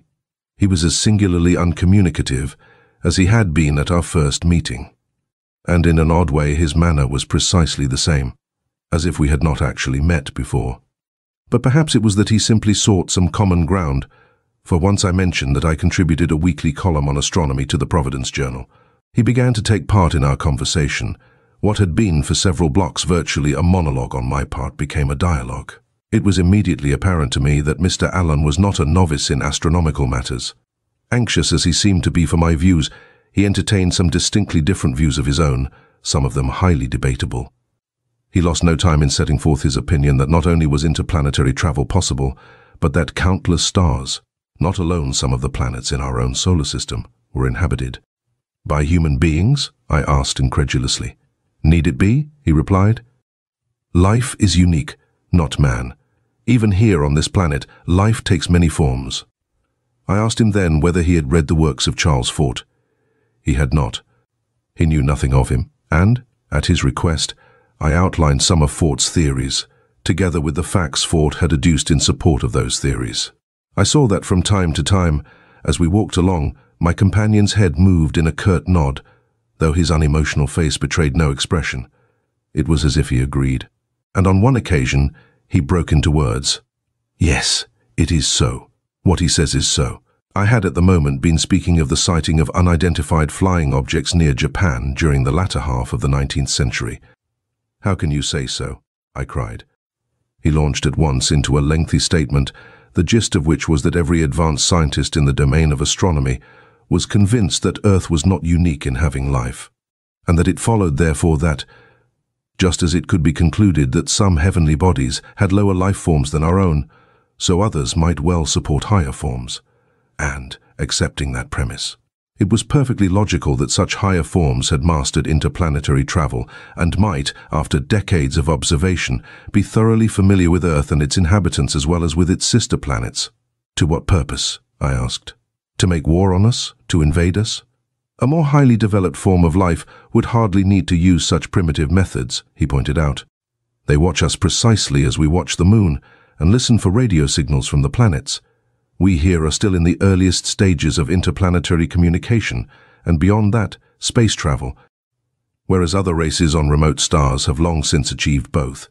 How can you speak with such authority? I asked then.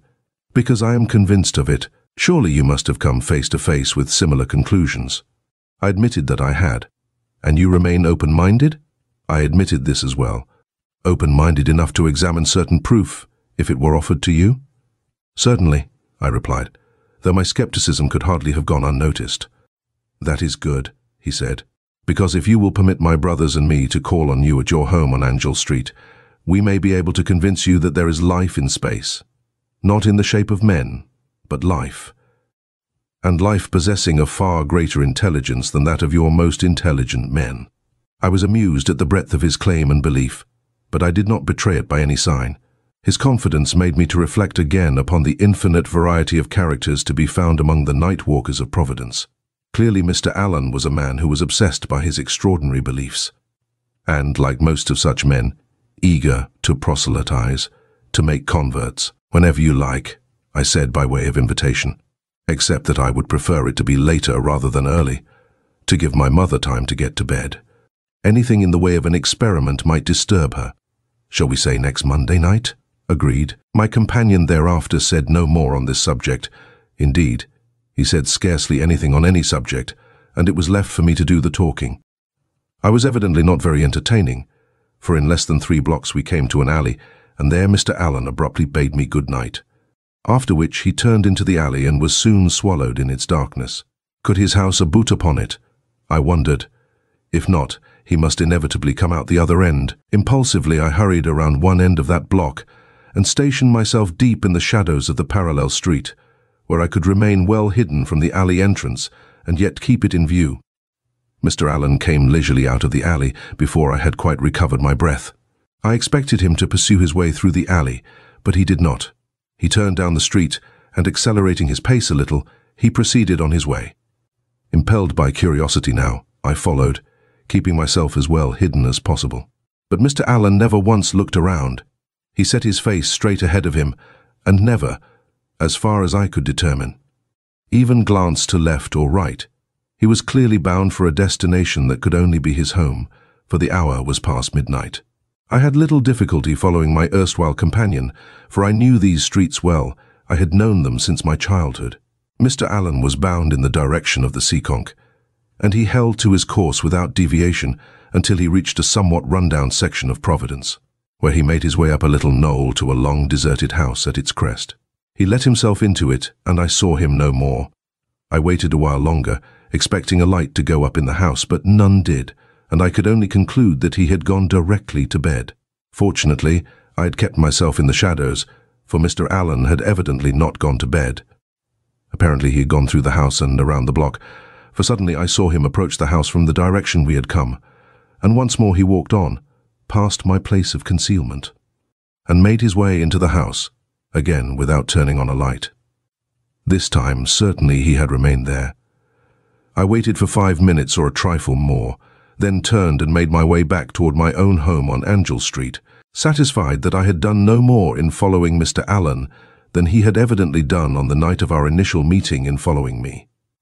For I had long since concluded that our meeting tonight had not been by chance but by design. Many blocks from the Allen house, however, I was startled to see approaching me from the direction of Benefit Street my erstwhile companion, even as I wondered how he had managed to leave the house again and make his way well around me in order to enable him to come toward me. Trying in vain to map the route he could have taken to accomplish this, he came up and passed me by without so much as a flicker of recognition. Yet it was he, undeniably. The same poesque appearance distinguished him from any other night walker, stilling his name on my tongue, I turned and looked after him. He never turned his head, but walked steadily on, clearly bound for the scene I had not long since quitted. I watched him out of sight, still trying, in vain, to map the route he might have taken among the lanes and byways and streets so familiar to me in order to meet me so once more, face to face. We had met on Angel Street, walked to Benefit and North, then turned riverward once more. Only by dint of hard running could he have cut around me and come back. And what purpose would he have had to follow such a course? It left me utterly baffled, particularly since he had given me not the slightest sign of recognition, his entire mien suggesting that we were perfect strangers. But if I was mystified at the occurrences of the night, I was even more puzzled at my meeting with Rose at the Athenaeum the following night. She had clearly been waiting for me, and hastened to my side as soon as she caught sight of me. "Have you seen Mr. Allen?" she asked. "Only last night," I answered, and would have gone to recount the circumstances had she not spoken again. "So did I." He walked me out from the library and home. I stifled my response and heard her out. Mr. Allen had been waiting for her to come out of the library. He had greeted her and asked whether he might walk with her, after having ascertained that I was not with her. They had walked for an hour with but little conversation, and this only of the most superficial, relative to the antiquities of the city, the architecture of certain houses, and similar matters, just such as one interested in the older aspects of Providence would find of interest. And then he had walked her home. She had, in short, been with Mr. Allen in one part of the city at the same time that I had been with him in another, and clearly neither of us had the slightest doubt of the identity of our companions. "I saw him after midnight," I said, which was part of the truth but not all the truth. This extraordinary coincidence must have some logical explanation, though I was not disposed to discuss it with Rose, lest I unduly alarm her. Mr. Allen had spoken of his brothers. It was therefore entirely likely that Mr. Allen was one of a pair of identical twins. But what explanation could there be for what was an obvious and designed deception? One of our companions could not have been the same Mr. Allen with whom we had previously walked. But which? I was satisfied that my companion was identical with Mr. Allen met but 2 nights before. In as casual a manner as I could assume in the circumstances, I asked such questions of Rose as were designed to satisfy me in regard to the identity of her companion, in the anticipation that somewhere in our dialogue she would reveal some doubt of the identity of hers. She betrayed no such doubt. She was innocently convinced that her companion was the same man who had walked with us 2 nights ago, for he had obviously made references to the earlier nocturnal walk. And Rose was completely convinced that he was the same man. She had no reason for doubt, however, for I held my tongue. There was some perplexing mystery here. For the brothers had some obscure reason for interesting themselves in us, certainly other than that they shared our interest in the night walkers of the city and the hidden aspects of urban life that appeared only with the dusk, and vanished once more into their seclusion with the dawn. My companion, however, had made an assignation with me, whereas Rose said nothing to indicate that her companion had planned a further meeting with her. And why had he waited to meet her in the first place? But this line of inquiry was lost before the insistent cognizance that neither of the meetings I had had after leaving my companion at his residence last night could have been Rose's companion. For Rose lived rather too far from the place of my final meeting last night to have permitted her companion to meet me at the point we met. A disquieting sense of uneasiness began to rise in me. Perhaps there were 3 Allens, all identical, triplets, or 4? But no, surely the second Mr. Allen encountered on the previous night had been identical with the first, even if the third encounter could not have been the same man. No matter how much thought I applied to it, the riddle remained insoluble. I was, therefore, in a challenging frame of mind for my Monday night appointment with Mr. Allen, not but 2 days away. Chapter 3.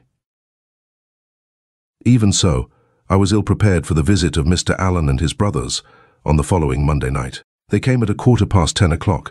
My mother had just gone upstairs to bed. I had expected at most 3 of them. There were 7, and they were as alike as peas in a pod. So much so that I could not pick from among them the Mr. Allen with whom I had twice walked the nocturnal streets of Providence, though I assumed it was he who was the spokesman for the group. They filed into the living room, and Mr. Allen immediately set about arranging chairs in a semicircle with the help of his brothers.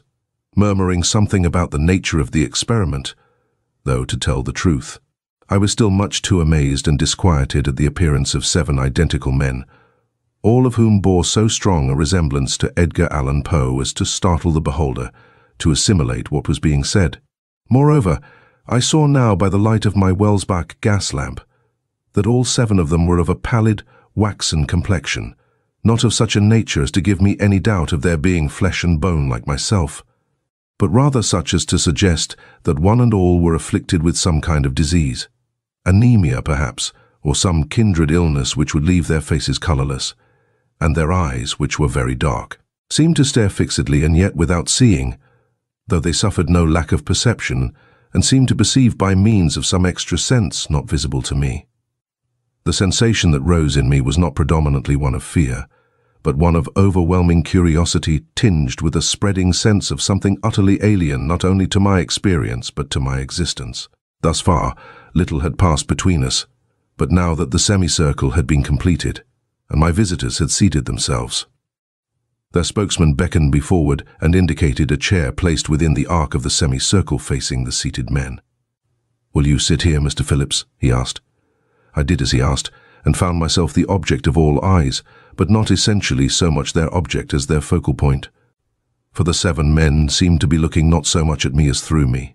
"Our intention, Mr. Phillips," explained their spokesman, whom I took to be the gentleman I had encountered on Benefit Street, "is to produce for you certain impressions of extraterrestrial life. All that is necessary for you to do is to relax and to be receptive." "I am ready," I said. I had expected that they would ask for the light to be lowered, which seems to be integral to all such seance-like sessions, but they did not do so.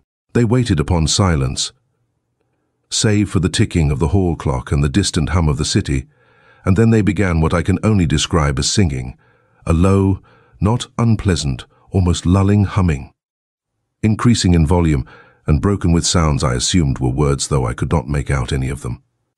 The song they sang and the way they sang it was indescribably foreign. The key was minor, and the tonal intervals did not resemble any terrestrial musical system with which I was familiar, though it seemed to me more oriental than occidental. I had little time to consider the music, however, for I was rapidly overcome with a feeling of profound malaise. The faces of the 7 men grew dim and coalesced to merge into one swimming face, and an intolerable consciousness of unrolled aeons of time swept over me. I concluded that some form of hypnosis was responsible for my condition, but I did not have any qualms about it.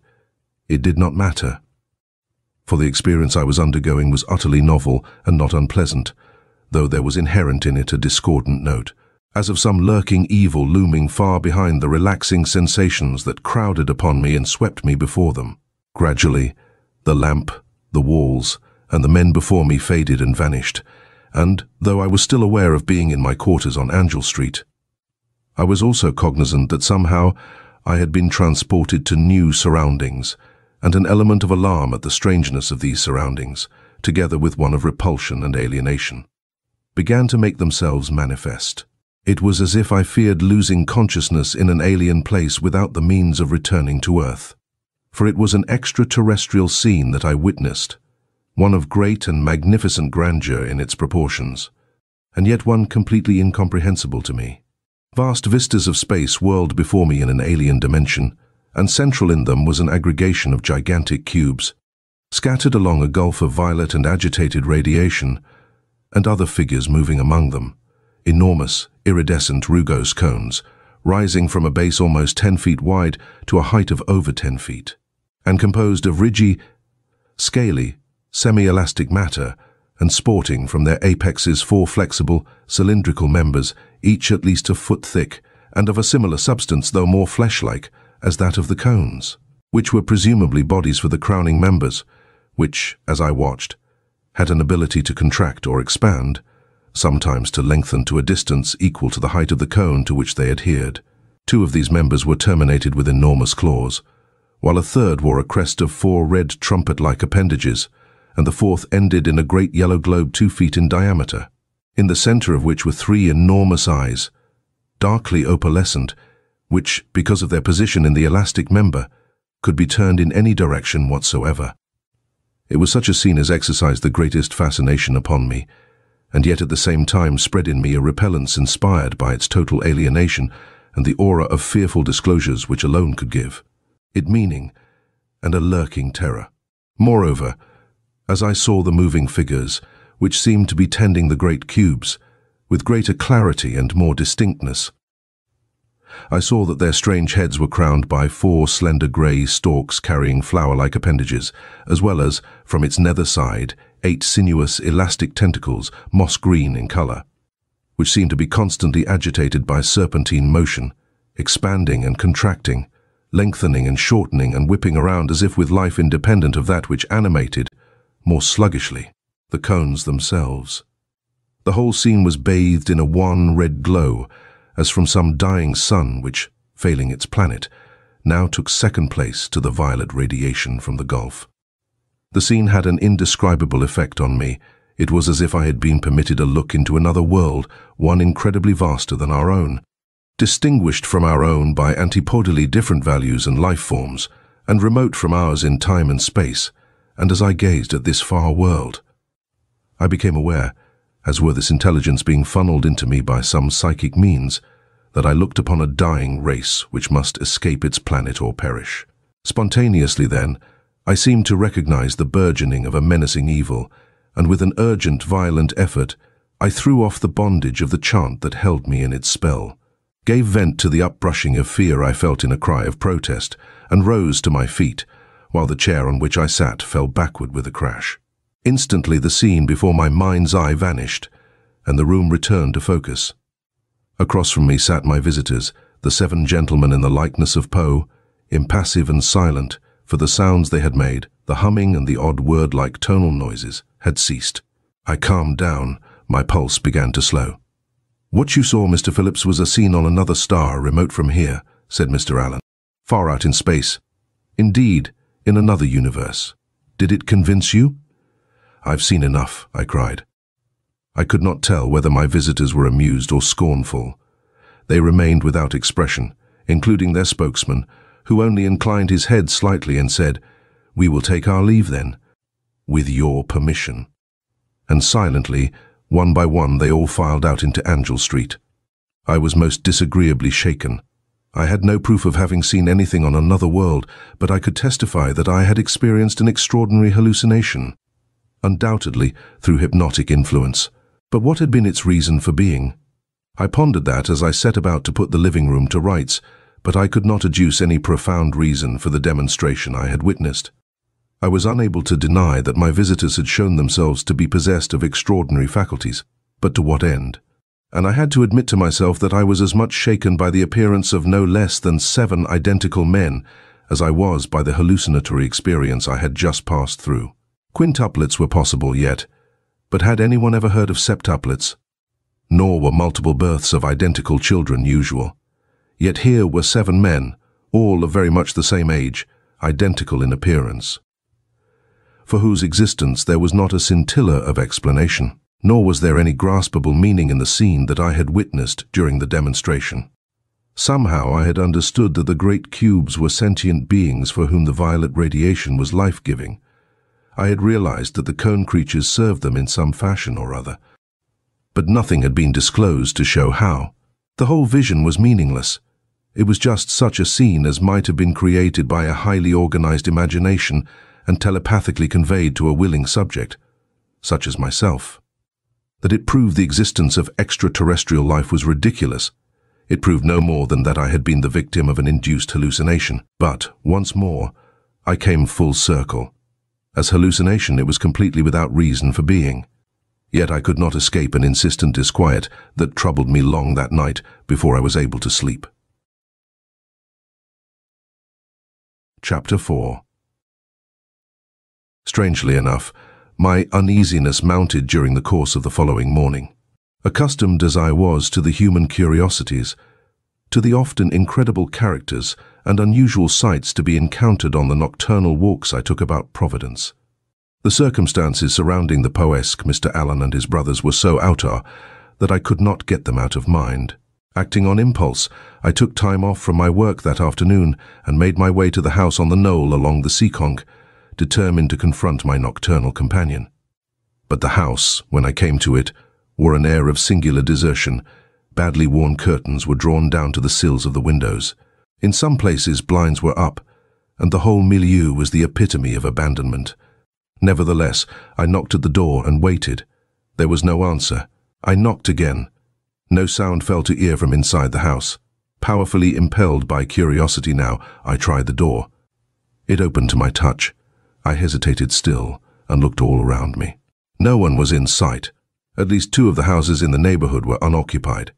And if I was under surveillance, it was not apparent to me. I opened the door and stepped into the house, standing for a few moments with my back to the door to accustom my eyes to the twilight that filled the rooms. Then I moved cautiously through the small vestibule into the adjacent room, a parlor sparely occupied by horsehair furniture, at least 2 decades old. There was no sign here of occupation by any human being, though there was evidence that someone had not long since walked here, making a path through dust visible on the uncarpeted flooring. I crossed the room and entered a small dining room, and crossed this too, to find myself in a kitchen which, like the other rooms, bore little sign of having been used.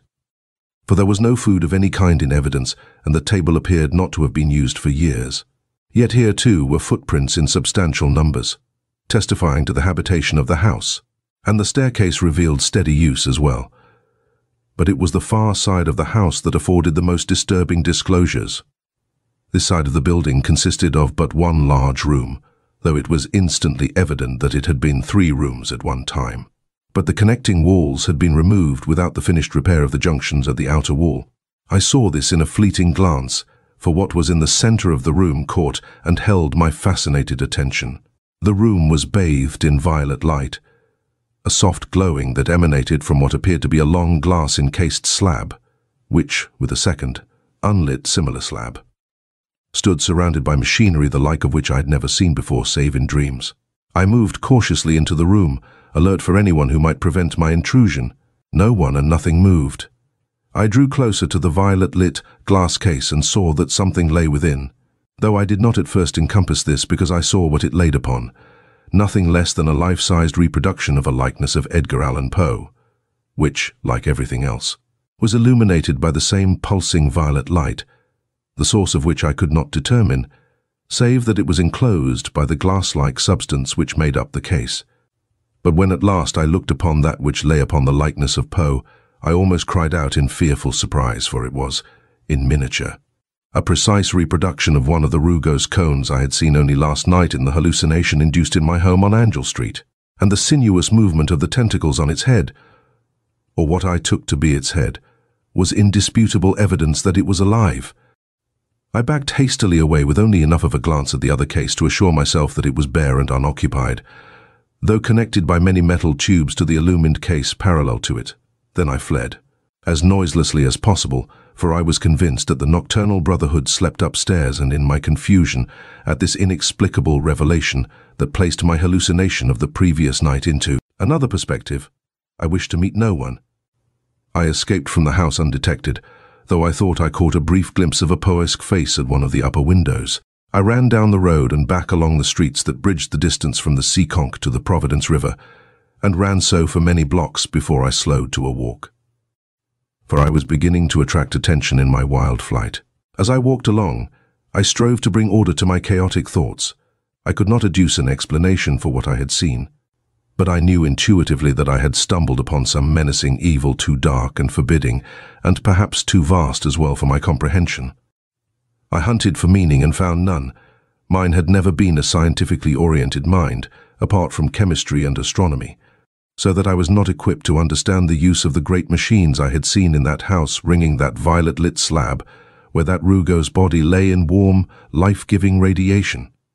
Indeed, I was not even able to assimilate the machinery itself, for there was only a remote resemblance to anything I had ever before seen, and at the dynamos in a powerhouse.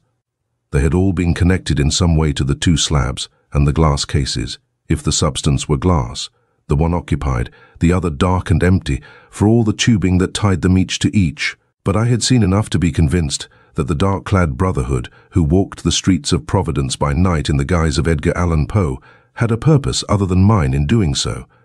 Theirs was no simple curiosity about the nocturnal characters, about fellow walkers of the night, Perhaps darkness was their natural element, even as daylight was that of the majority of their fellowmen, but that their motivation was sinister, I could not now doubt.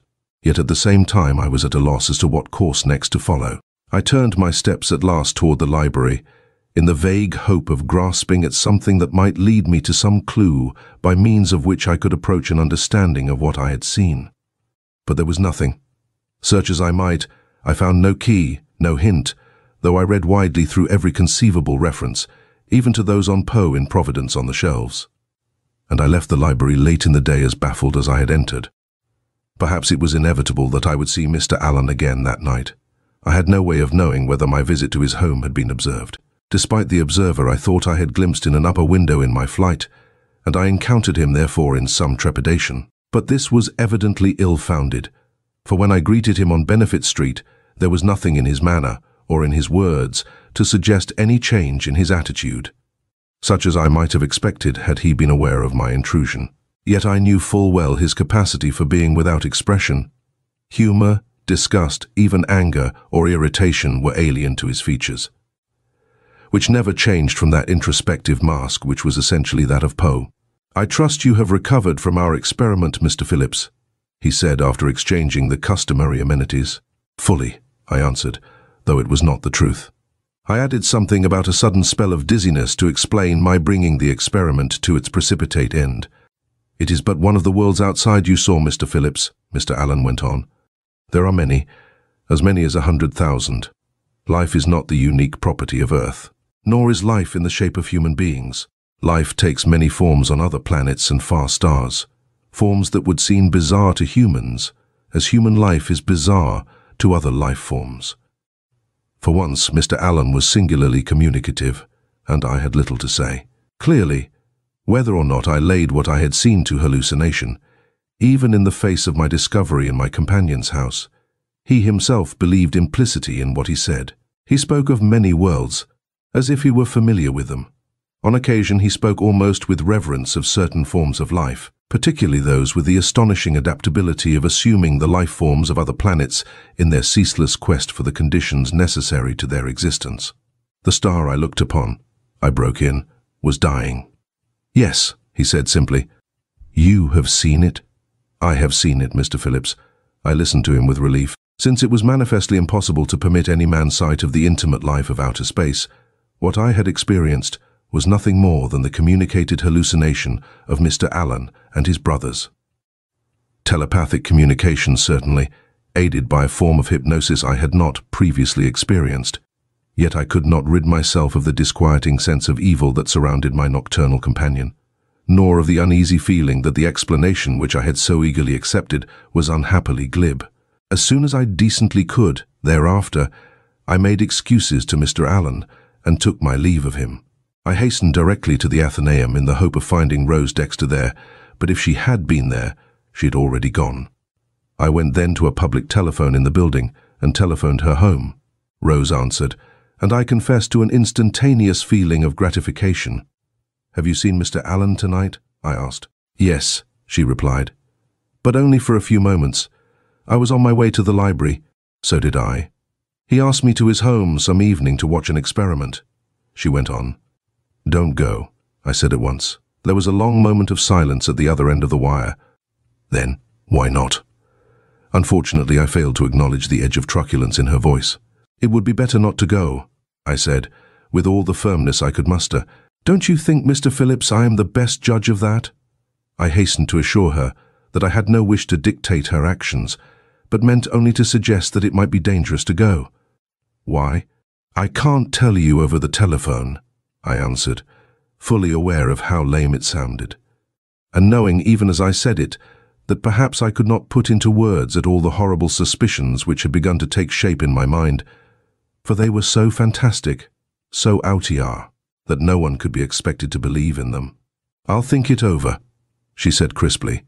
"I'll try to explain when I see you," I promised. She bade me good night and rang off with an intransigence that boded ill and left me profoundly disturbed. Chapter 5. I come now to the final apocalyptic events concerning Mr. Allen and the mystery surrounding the house on the forgotten knoll.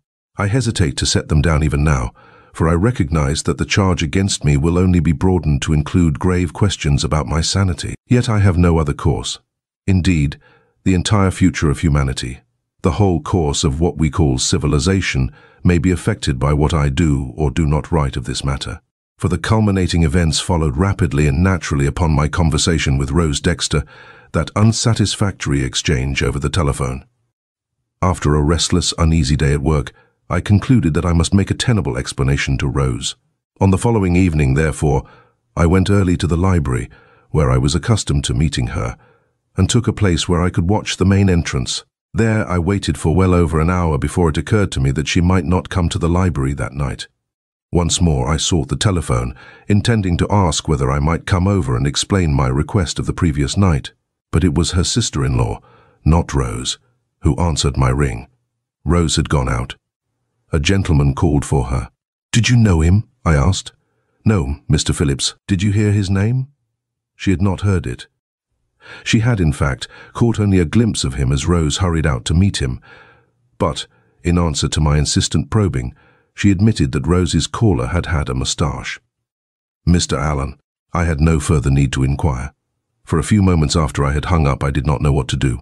Perhaps Rose and Mr. Allen were only walking the length of Benefit Street. But perhaps they had gone to that mysterious house. The very thought of it filled me with such apprehension that I lost my head. I rushed from the library and hurried home. It was 10 o'clock when I reached the house on Angel Street. Fortunately, my mother had retired, so I was able to procure my father's pistol without disturbing her. So armed, I hastened once more into night-held Providence and ran, block upon block, toward the shore of the Seekonk and the knoll upon which stood Mr. Allen's strange house. Unaware in my incautious haste of the spectacle I made for other night-walkers and uncaring, for perhaps Rose's life was at stake, and beyond that, vaguely defined, loomed a far greater and hideous evil.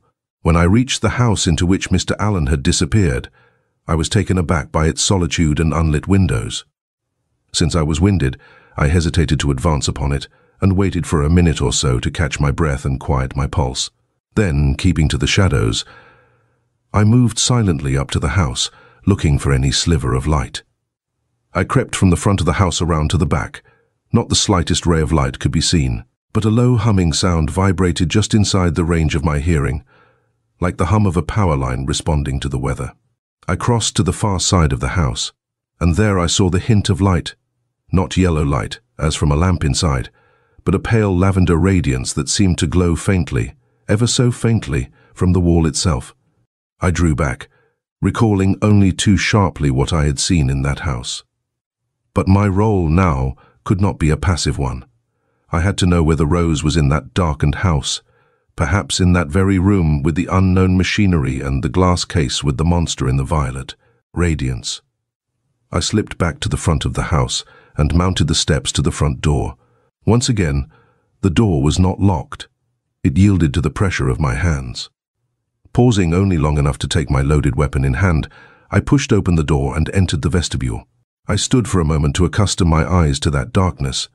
Standing there, I was even more aware of the humming sound I had heard, and of more, the same kind of chant which had put me into that hypnotic state in, the course of which I had witnessed that disturbing vision purporting to be that of life in another world. I apprehended its meaning instantly, I thought. Rose must be with Mr. Allen and his brothers, undergoing a similar experience. Would that it had been no more, for when I pushed my way into that large room on the far side of the house, I saw that which will be forever indelibly imprinted on my mind. Lit by the radiance from the glass case, the room disclosed Mr. Allen and his identical brothers, all prone upon the floor around the twin cases, making their chanting song. Beyond them, against the far wall, lay the discarded life-size likeness of Poe I had seen beneath that weird creature in the glass case, bathed in violet radiance. But it was not Mr. Allen and his brothers that so profoundly shocked and repelled me. It was what I saw in the glass cases. For in the one that lit the room with its violently pulsating and agitated violet radiation lay Rose Dexter, fully clothed and certainly under hypnosis, and on top of her lay, greatly elongated and with its tentacles flailing madly, the rugose cone-like figure I had last seen shrunken on the likeness of Poe. And in the connected case adjacent to it, I can hardly bear to set it down even now, lay, identical in every detail, a perfect duplicate of Rose. What happened next is confused in my memory. I know that I lost control, that I fired blindly at the glass cases, intending to shatter them. Certainly I struck one or both of them, for with the impact the radiance vanished, the room was plunged into utter darkness. Cries of fear and alarm rose from Mr. Allen and his brothers, and, amid a succession of explosive sounds from the machinery, I rushed forward and picked up Rose Dexter. Somehow I gained the street with Rose. Looking back, I saw that flames were appearing at the windows of that accursed house, and then, without warning, the north wall of the house collapsed, and something, an object I could not identify, burst from the now burning house and vanished aloft. I fled, still carrying Rose. Regaining her senses, Rose was hysterical, but I succeeded in calming her, and at last she fell silent and would say nothing. And in silence I took her safely home, knowing how frightening her experience must have been, and resolved to say nothing until she had fully recovered. In the week that followed, I came to see clearly what was taking place in that house on the knoll. But the charge of arson, lodged against me in lieu of a far more serious one, because of the pistol I abandoned in the burning house, has blinded the police to anything but the most mundane matters. I have tried to tell them, insisting that they see Rose Dexter when she is well enough to talk, and willing to do so. I cannot make them understand what I now understand only too well. Yet the facts are there, inescapably.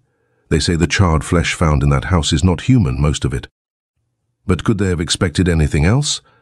7 men in the likeness of Edgar Allan Poe. Surely they must understand that whatever it was in that house came from another world, a dying world, and sought to invade and ultimately take over Earth by reproducing themselves in the shape of men. Surely they must know that it must have been only by coincidence that the model they first chose was a likeness of Poe, chosen because they had no knowledge that Poe did not represent the average among men. Surely they must know, as I came to know, that the rugose, tentacled cone in the violet radiance was the source of their material selves, that the machinery and the tubing, which they say was too much damaged by the fire to identify, as if they could have identified its functions even undamaged, manufactured from the material simulating flesh supplied by the cone in the violet light, creatures in the shape of men from the likeness of Poe. Mr. Allen himself afforded me the key, though I did not know it at the time, when I asked him why mankind was the object of interplanetary scrutiny, to make war on us, to invade us. And he replied, a more highly developed form of life would hardly need to use such primitive methods. Could anything more plainly set forth the explanation for the strange occupation of the house along the Seekonk? Of course, it is evident now that what Mr. Allen and his identical brothers afforded me in my own house was a glimpse of life on the planet of the cubes and rugose cones, which was their own. And surely, finally, most damning of all, it must be evident to any unbiased observer why they wanted Rose. They meant to reproduce their kind in the guise of men and women, so that they could mingle with us, undetected, unsuspected, and slowly, over decades, perhaps centuries, while their world died, take over and prepare our Earth for those who would come after. God alone knows how many of them may be here, among us, even now. Later, I have been unable to see Rose until now, tonight, and I am hesitant to call for her. For something unutterably terrible has happened to me. I have fallen prey to horrible doubts. While it did not occur to me during that frightful experience in the shambles following my shots in that violet-lit room, I have now begun to wonder, and my concern has grown hour by hour until I find it now almost unbearable. How can I be sure that, in those frenzied minutes, I rescued the real Rose Dexter? If I did, surely she will reassure me tonight. If I did not, God knows what I may unwittingly have loosed upon Providence and the world.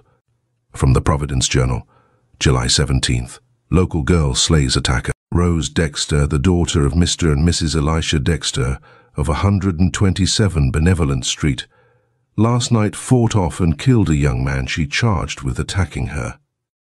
Miss Dexter was apprehended in an hysterical condition as she fled down Benefit Street in the vicinity of the Cathedral of St. John, near the cemetery attached to which the attack took place. Her attacker was identified as an acquaintance, Arthur Phillips. End of The Dark Brotherhood by August Derleth. Something New by Clark Ashton Smith, 1924. "Tell me something new," she moaned, twisting in his arms on the sofa. "Say or do something original, and I'll love you. Anything but the wheezy gags, the doddering compliments, the kisses that were stale before Antony passed them off on Cleopatra." "Alas," he said, "there is nothing new in the world except the rose and gold and ivory of your perfect loveliness, and there is nothing original except my love for you." "Old stuff," she sneered, moving away from him. "They all say that." "They?" he queried jealously. "The ones before you, of course," she replied in a tone of languid reminiscence. "It only took 4 lovers to convince me of the quotidian sameness of man. After that, I always knew what to expect. It was maddening. They came to remind me of so many cuckoo docks, with the eternal monotony of their advances, the punctuality of their compliments. I soon knew the whole repertory. As for kissing, each one began with my hands and ended with my lips. There was one genius, though, who kissed me on the throat the first time. I might have taken him if he had lived up to the promise of such a beginning." "What shall I say?" he queried in despair. "Shall I tell you that your eyes are the unwaning moons above the cypress-guarded lakes of dreamland? Shall I say that your hair is colored like the sunsets of cocaine?" She kicked off one of her slippers with a little jerk of disgust. "You aren't the first poet that I've had for a lover. One of them used to read me that sort of stuff by the hour, all about moons and stars and sunsets and rose leaves and lotus petals." "Ah," he cried hopefully, gazing at the slipperless foot. "Shall I stand on my head and kiss your tutti wootsies?" She smiled briefly. "That wouldn't be so bad. But you're not an acrobat, my dear. You'd fall over and break something, provided you didn't fall on me." "Well, I give it up," he muttered, in a tone of hopeless resignation. "I've done my darndest to please you for the past 4 months, and I've been perfectly faithful and devoted. Too, I haven't so much as looked corner-wise at another woman, not even that blue-eyed brunette who tried to vamp me at the artist's ball the other night." She sighed impatiently. "What does that matter? I am sure you needn't be faithful unless you want to be. As for pleasing me, well, you did give a thrill once upon a time, during the first week of our acquaintance. Do you remember? We were lying out under the pines on the old rug that we had taken with us, and you suddenly turned to me and asked me if I would like to be a hamadryad. Ah, there is a hamadryad in every woman, but it takes a fawn to call it forth. My dear, if you had only been a fawn." "A real fawn would have dragged you off by the hair," he growled. "So you wanted some of that caveman stuff, did you? I suppose that's what you mean by something new." Anything, providing it is new," she drawled, with ineffable languor. Looking like a poem to ennui by Baudelaire, she leaned back and lit another cigarette in her holder of carved ivory. He looked at her and wondered if any one female had ever before hidden so much perversity, capriciousness, and incomprehensibility behind a rosebud skin and harvest-colored hair.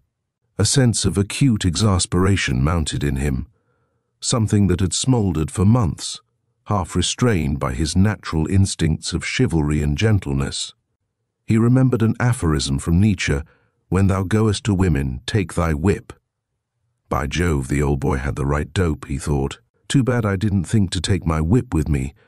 But after all, I have my hands, and a little rough stuff can't make matters any worse. Aloud, he said, "It's a pity no one ever thought to give you a good paddling.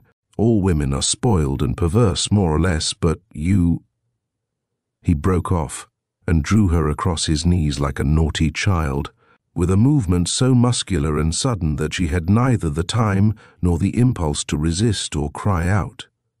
"I'm going to give you the spanking of your life," he growled, as his right hand rose and descended.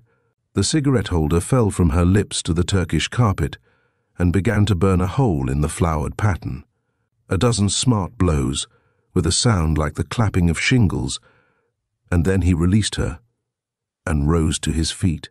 His anger had vanished, and his only feeling was an overpowering sense of shame and consternation. He could merely wonder how and why he had done it. "I suppose you will never forgive me," he began.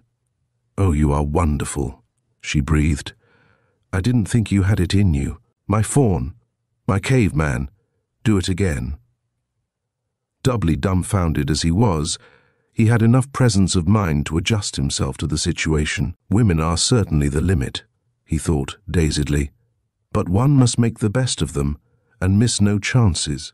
Preserving a grim and mysterious silence, he picked her up in his arms.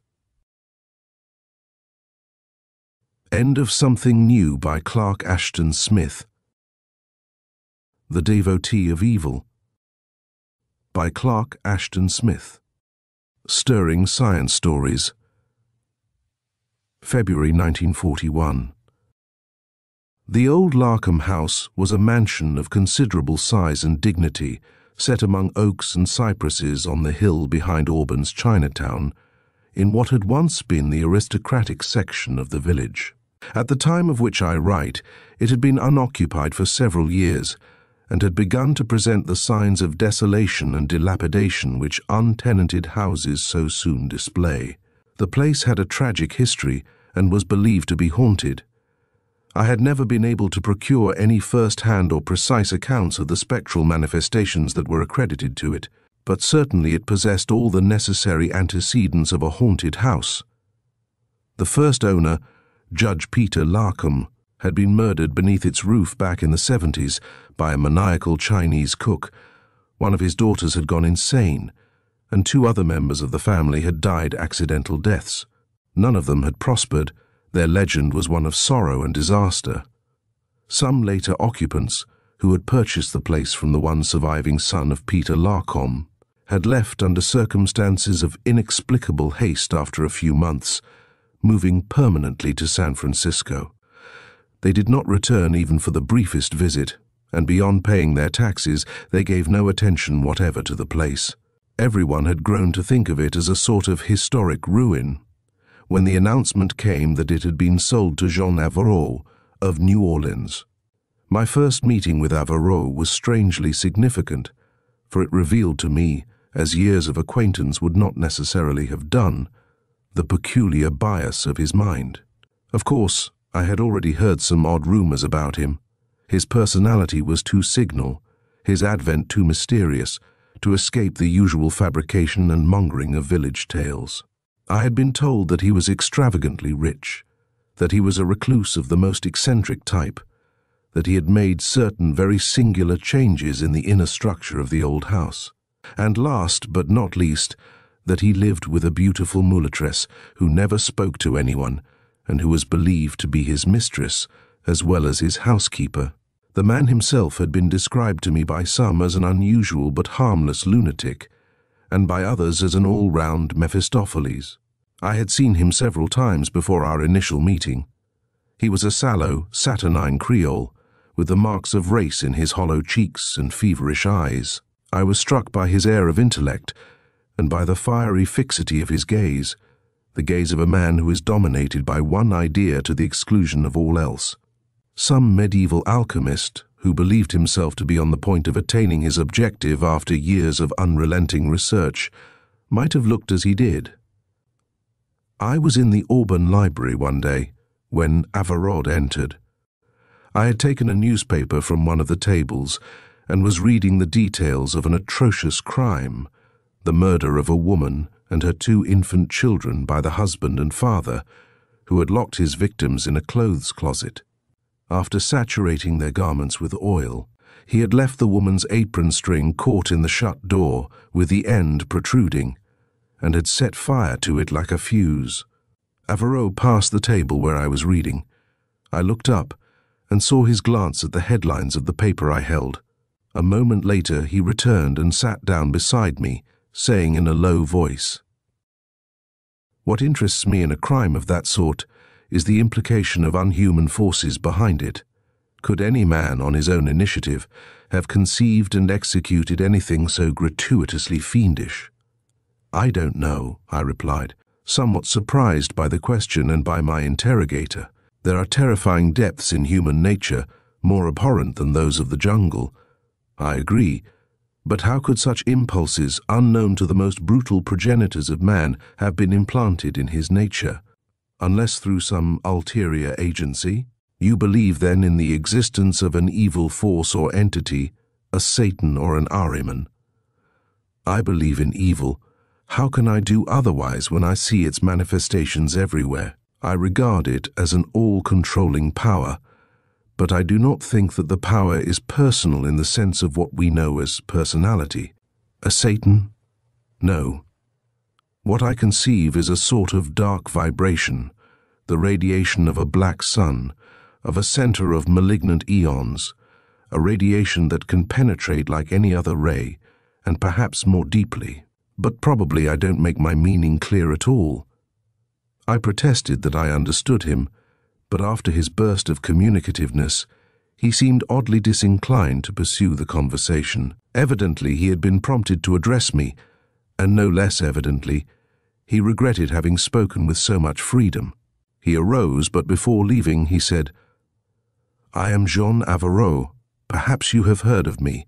You are Philippe Hastan, the novelist. I have read your books, and I admire them. Come and see me sometime. We may have certain tastes in common." Averot's personality, the conception he had avowed, and the intense interest and value which he so obviously attached to these conceptions, made a singular impression on my mind, and I could not forget him. When, a few days later, I met him on the street, and he repeated his invitation with a cordialness that was unfeignedly sincere, I could do no less than accept. I was interested, though not altogether attracted, by his bizarre, well-nigh morbid individuality, and was impelled by a desire to learn more concerning him. I sensed a mystery of no common order, a mystery with elements of the abnormal and the uncanny. The grounds of the old Larcom place were precisely as I remembered them, though I had not found occasion to pass them for some time. They were a veritable tangle of Cherokee rose vines, arbutus, lilac, ivy, and crepe myrtle, half overshadowed by the great cypresses and somber evergreen oaks.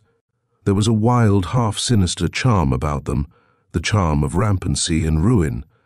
Nothing had been done to put the place in order, and there were no outward repairs in the house itself, where the white paint of bygone years was being slowly replaced by mosses and lichens that flourished beneath the eternal umbrage of the trees.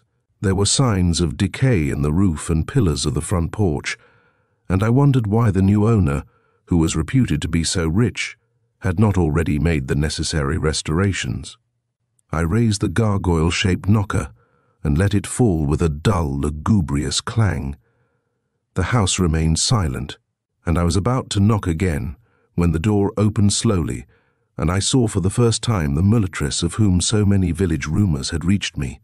The woman was more exotic than beautiful, with fine, mournful eyes and bronze-colored features of a semi-black irregularity. Her figure, though, was truly perfect, with the curving lines of a lyre and the supple grace of some feline animal. When I asked for Jean Averot, she merely smiled and made signs for me to enter. I surmised at once that she was dumb. Waiting in the gloomy library to which she conducted me, I could not refrain from glancing at the volumes with which the shelves were congested. They were an ungodly jumble of tomes that dealt with anthropology, ancient religions, demonology, modern science, history, psychoanalysis, and ethics. Interspersed with these were a few romances and volumes of poetry.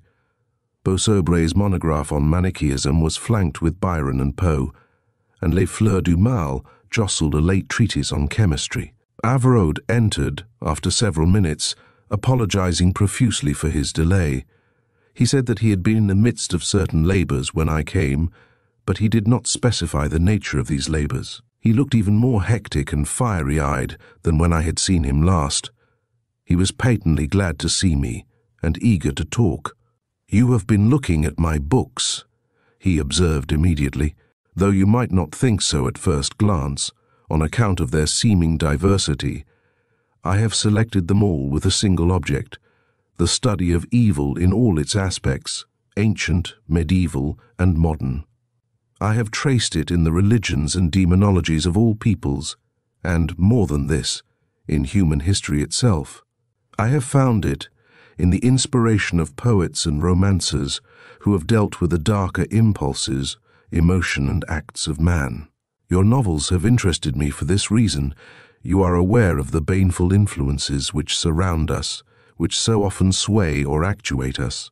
I have followed the working of these agencies even in chemical reactions, in the growth and decay of trees, flowers, minerals. I feel that the processes of physical decomposition, as well as the similar mental and moral processes, are due entirely to them. In brief, I have postulated a monistic evil, which is the source of all death, deterioration, imperfection, pain, sorrow, madness, and disease. This evil, so feebly counteracted by the powers of good, allures and fascinates me above all things. For a long time past, my life work has been to ascertain its true nature and trace it to its fountainhead. I am sure that somewhere in space there is the center from which all evil emanates.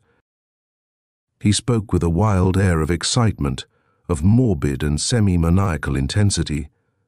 His obsession convinced me that he was more or less unbalanced, but there was an unholy logic in the development of his ideas, and I could not but recognize a certain disordered brilliancy and range of intellect. Scarcely waiting for me to reply, he continued his monologue.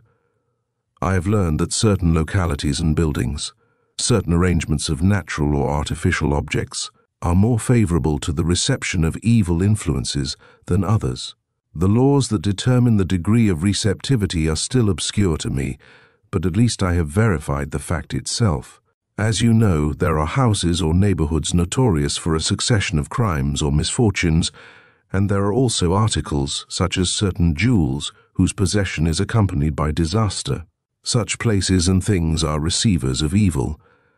I have a theory, however, that there is always more or less interference with the direct flow of the malignant force, and that pure, absolute evil has never yet been manifested. By the use of some device which would create a proper field or form a receiving station, it should be possible to evoke this absolute evil. Under such conditions, I am sure that the dark vibration would become a visible and tangible thing, comparable to light or electricity. He eyed me with a gaze that was disconcertingly exigent. Then, I will confess that I have purchased this old mansion and its grounds mainly on account of their baleful history. The place is unusually liable to the influences of which I have spoken. I am now at work on an apparatus by means of which, when it is perfected, I hope to manifest in their essential purity the radiations of malign force. At this moment, the mulatress entered and passed through the room on some household errand. I thought that she gave Averard a look of maternal tenderness, watchfulness, and anxiety. He, on his part, seemed hardly to be aware of her presence, so engrossed was he in the strange ideas and the stranger project he had been expounding. However, when she had gone, he remarked, "That is Fifine, the one human being who is really attached to me. She is mute, but highly intelligent and affectionate. All my people, an old Louisiana family, are long departed, and my wife is doubly dead to me." A spasm of obscure pain contracted his features and vanished. He resumed his monologue, and at no future time did he again refer to the presumably tragic tale at which he had hinted, a tale in which, I sometimes suspect, were hidden the seeds of the strange moral and mental perversion which he was to manifest more and more. I took my leave, after promising to return for another talk. Of course, I considered now that Averard was a madman, but his madness was of a most uncommon and picturesque variety. It seemed significant that he should have chosen me for a confidant. All others who met him found him uncommunicative and taciturn to an extreme degree. I suppose he had felt the ordinary human need of unburdening himself to someone, and had selected me as the only person in the neighborhood who was potentially sympathetic. I saw him several times during the month that followed. He was indeed a strange psychological study, and I encouraged him to talk without reserve, though such encouragement was hardly necessary. There was much that he told me, a strange medley of the scientific and the mystic. I assented tactfully to all that he said, but ventured to point out the possible dangers of his evocative experiments, if they should prove successful. To this, with the fervor of an alchemist or a religious devotee, he replied that it did not matter, that he was prepared to accept any and all consequences. More than once he gave me to understand that his invention was progressing favorably, and one day he said with abruptness, "I will show you my mechanism if you care to see it." I protested my eagerness to view the invention, and he led me forthwith into a room to which I had not been admitted before. The chamber was large, triangular in form, and tapestried with curtains of some sullen black fabric. It had no windows. Clearly the internal structure of the house had been changed in making it, and all the queer village tales, emanating from carpenters who had been hired to do the work, were now explained.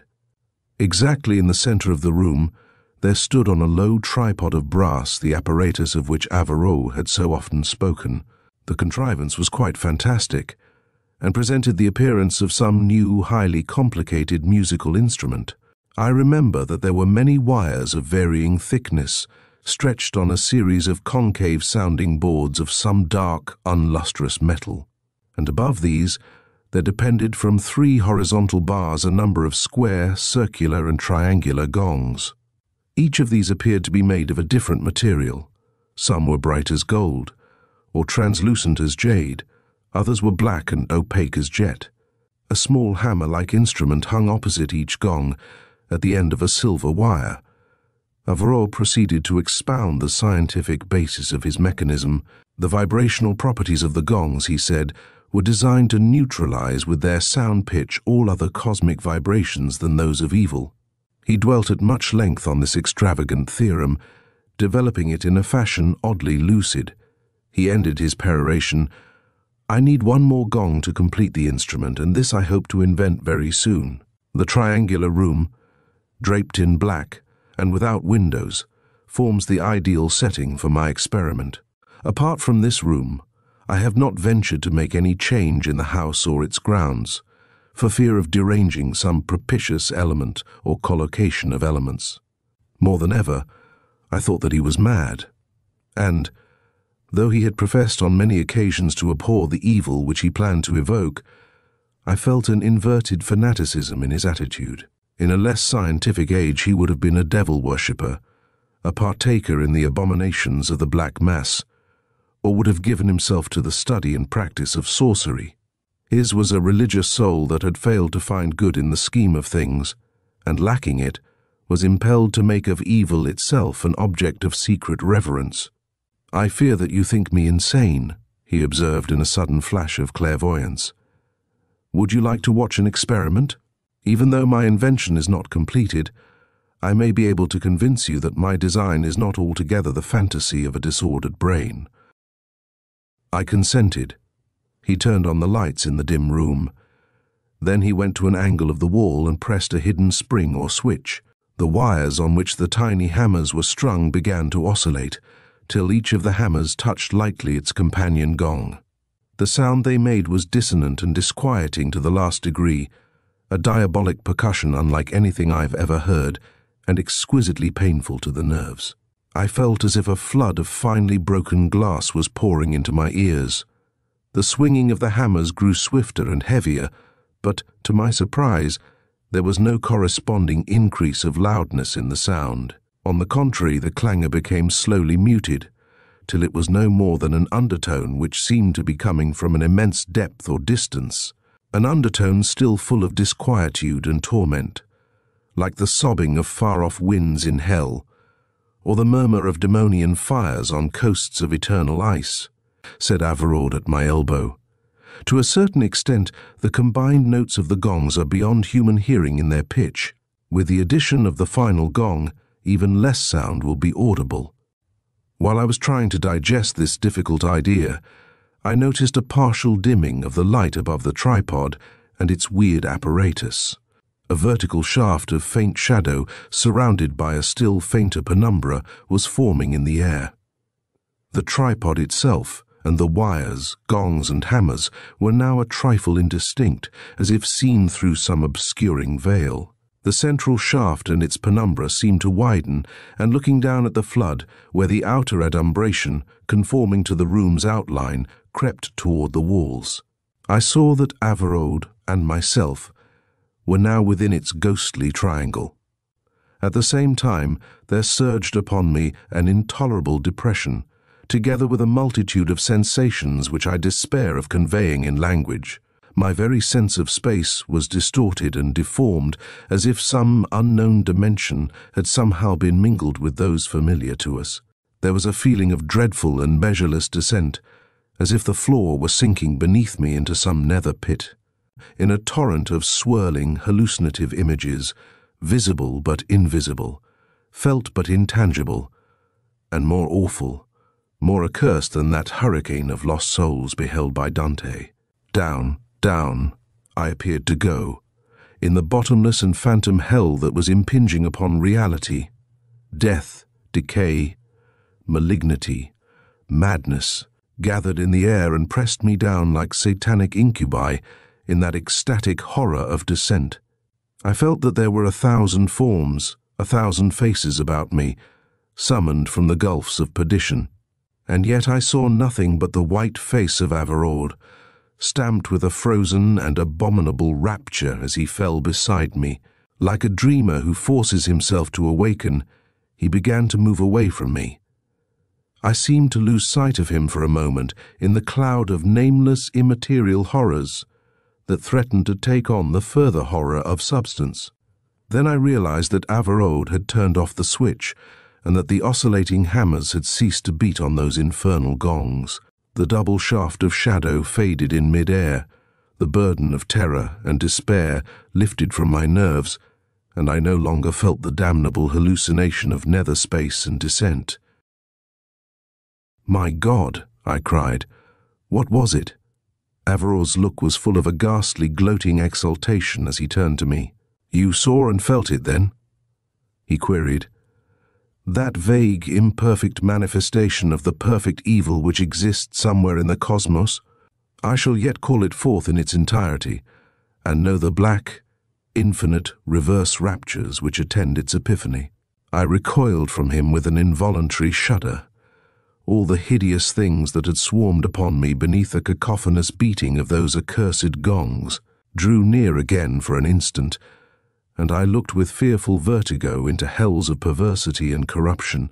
I saw an inverted soul, despairing of good, which longed for the baleful ecstasies of perdition. No longer did I think him merely mad, for I knew the thing which he sought and could attain, and I remembered with a new significance that line of Baudelaire's poem, "The hell wherein my heart delights." Averroed was unaware of my revulsion in his dark rhapsody.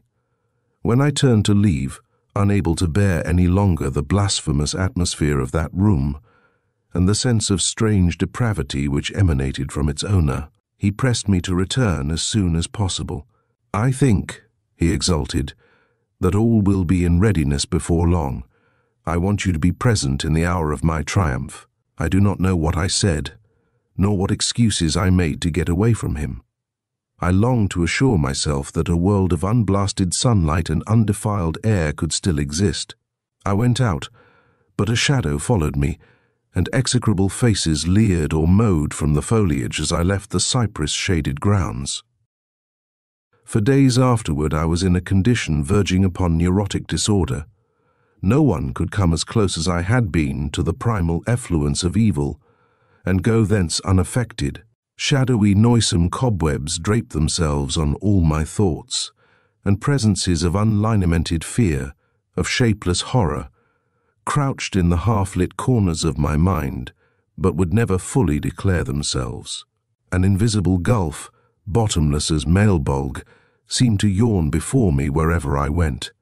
Presently, though, my reason reasserted itself, and I wondered if my sensations in the black triangular room had not been wholly a matter of suggestion or auto-hypnosis. I asked myself if it were credible that a cosmic force of the sort postulated by Averroed could really exist, or, granting it existed, could be evoked by any man through the absurd intermediation of a musical device.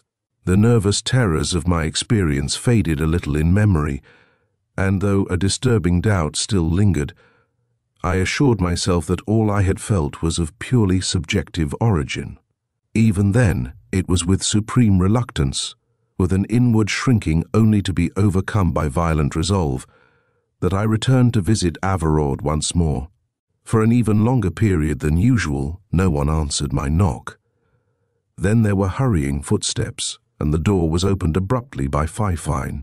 I knew immediately that something was amiss, for her face wore a look of unnatural dread and anxiety, and her eyes were wide, with the whites showing blankly, as if she gazed upon horrific things. She tried to speak, and made that ghastly, inarticulate sound which the mute is able to make on occasion, as she plucked my sleeve and drew me after her along the sombre hall to the triangular room.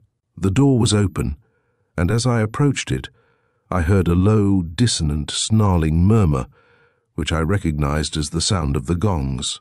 It was like the voice of all the souls in a frozen hell, uttered by lips congealing slowly toward the ultimate torture of silence. It sank and sank, till it seemed to be issuing from pits below the nadir. Fifine shrank back on the threshold, imploring me with a pitiful glance to precede her. The lights were all turned on, and Averord, clad in a strange medieval costume, in a black gown and cap such as Faustus might have worn, stood near the percussive mechanism.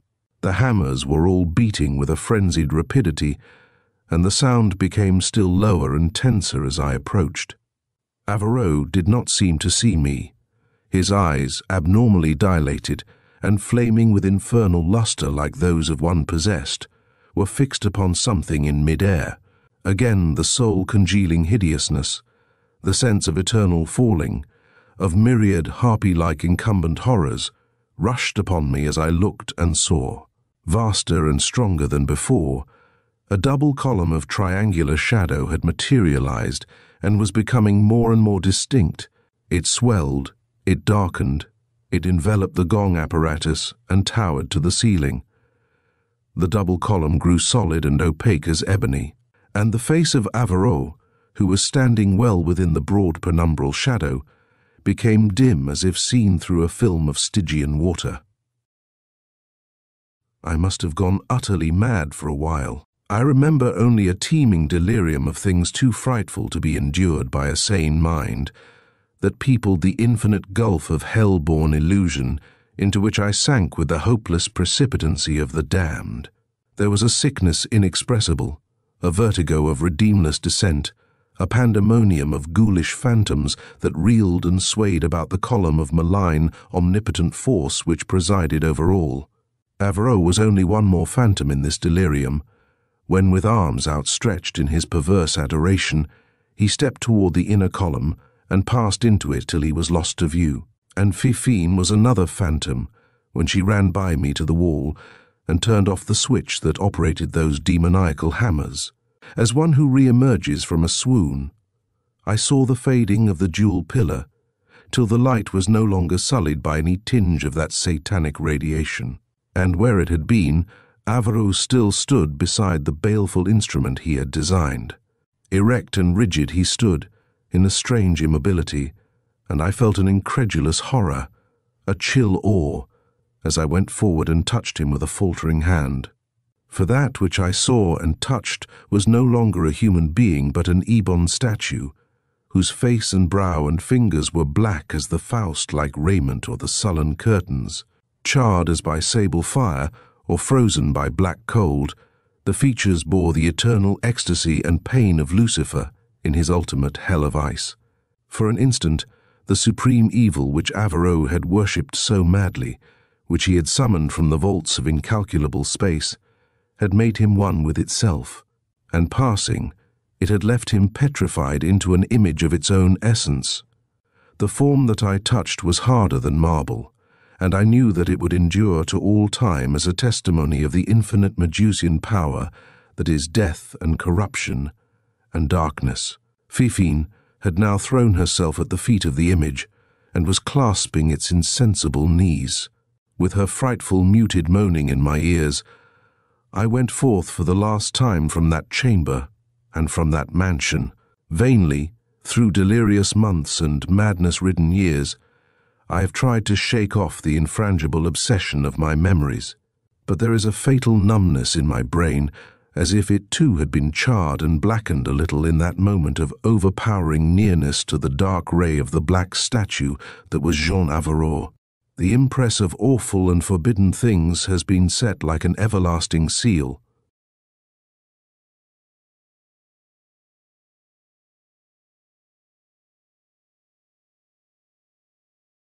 As Long as You Wish, by John O'Keefe. If somehow you get trapped in a circular time system, how long is the circumference of an infinitely retraced circle? The patient sat stiffly in the leather chair on the other side of the desk. Nervously, he pressed a coin into the palm of one hand. "Just start anywhere," I said, "and tell me all about it." As before, without waiting for an answer, he continued, the coin clutched tightly in one hand. "I am Charles J. Fisher, professor of philosophy at Reiser College." He looked at me quickly. Or at least I was until recently. For a second, his face was boyish. Professor of philosophy, that is. I smiled and found that I was staring at the coin in his hand. He gave it to me. On one side I read the words, "The statement on the other side of this coin is false." The patient watched me with an expressionless face. I turned over the coin. It was engraved with the words, "The statement on the other side of this coin is false." "That's not the problem," he said. "Not my problem. I had the coin made when I was an undergraduate. I enjoyed reading one side, turning it over, reading the other side, and so on. A fiendish enjoyment, like boys planning where to put the tipped-over outhouse." I looked at the patient. He was 38, single medium build, had a Master of Arts, and Ph.D. from an Eastern university. I knew this, and more from the folder on my desk. 8 months ago, he continued, I read about the sphere found on Paney Island. He stopped, looking at me questioningly. "Yes, I know," I said. I opened my desk drawer, took out a clipping from the newspaper, and handed it to him. "That's it." I read the clipping before putting it back in the drawer. Manila, Sep 24. Ends. Archaeologists from University of California have discovered an earth fault of recent quake, a sphere 2 feet in diameter, of an unidentifiable material. Dr. Carl Schwartz, head of the group, said the sphere was returned to the university for study. He declined to answer questions on the cultural origin of the sphere. "There wasn't any more in the newspapers about it," he said. "I have a friend in California who got me the photographs." He looked at me intently. "You won't believe any of this." He pressed the coin into the palm of his hand. "You won't be able to photographs," he continued, as if lecturing, "were of characters projected by the sphere when placed before a focused light. The sphere was transparent, you see, embedded with dark, microscopic specks. By moving the sphere a certain distance each time, there was a total projection of 360 different characters in 18 different orderings, or 19 different orderings if you count one, which was a list of all the characters. I made a mental note of the numbers. I felt they were significant. As I said," he continued, "I obtained the photographs of the characters, very strange shapes, totally unlike the characters of Oriental languages, but yet that is the closest way to describe them." He jerked forward in his chair, except, of course, ostensively. "Later," I said. "I wanted to get through the preliminaries first. There would be time later to see the photographs. The characters projected by the sphere," he said, "weren't like the characters of any known language." He paused dramatically. "There was reason to believe they had origin in an unknown culture, a culture more scientifically advanced than our own. And the reasons for this supposition?" I asked. The material of the sphere. It could only be roughly classified as ferroplastic, totally unknown, amazing imperviousness, a synthetic material, hardly the product of a former culture. For Mars, I said, smiling. There were all kinds of conjectures, but of course, the important thing was to see if the projection of characters was a message. The message, if any, would mean more than any conjecture.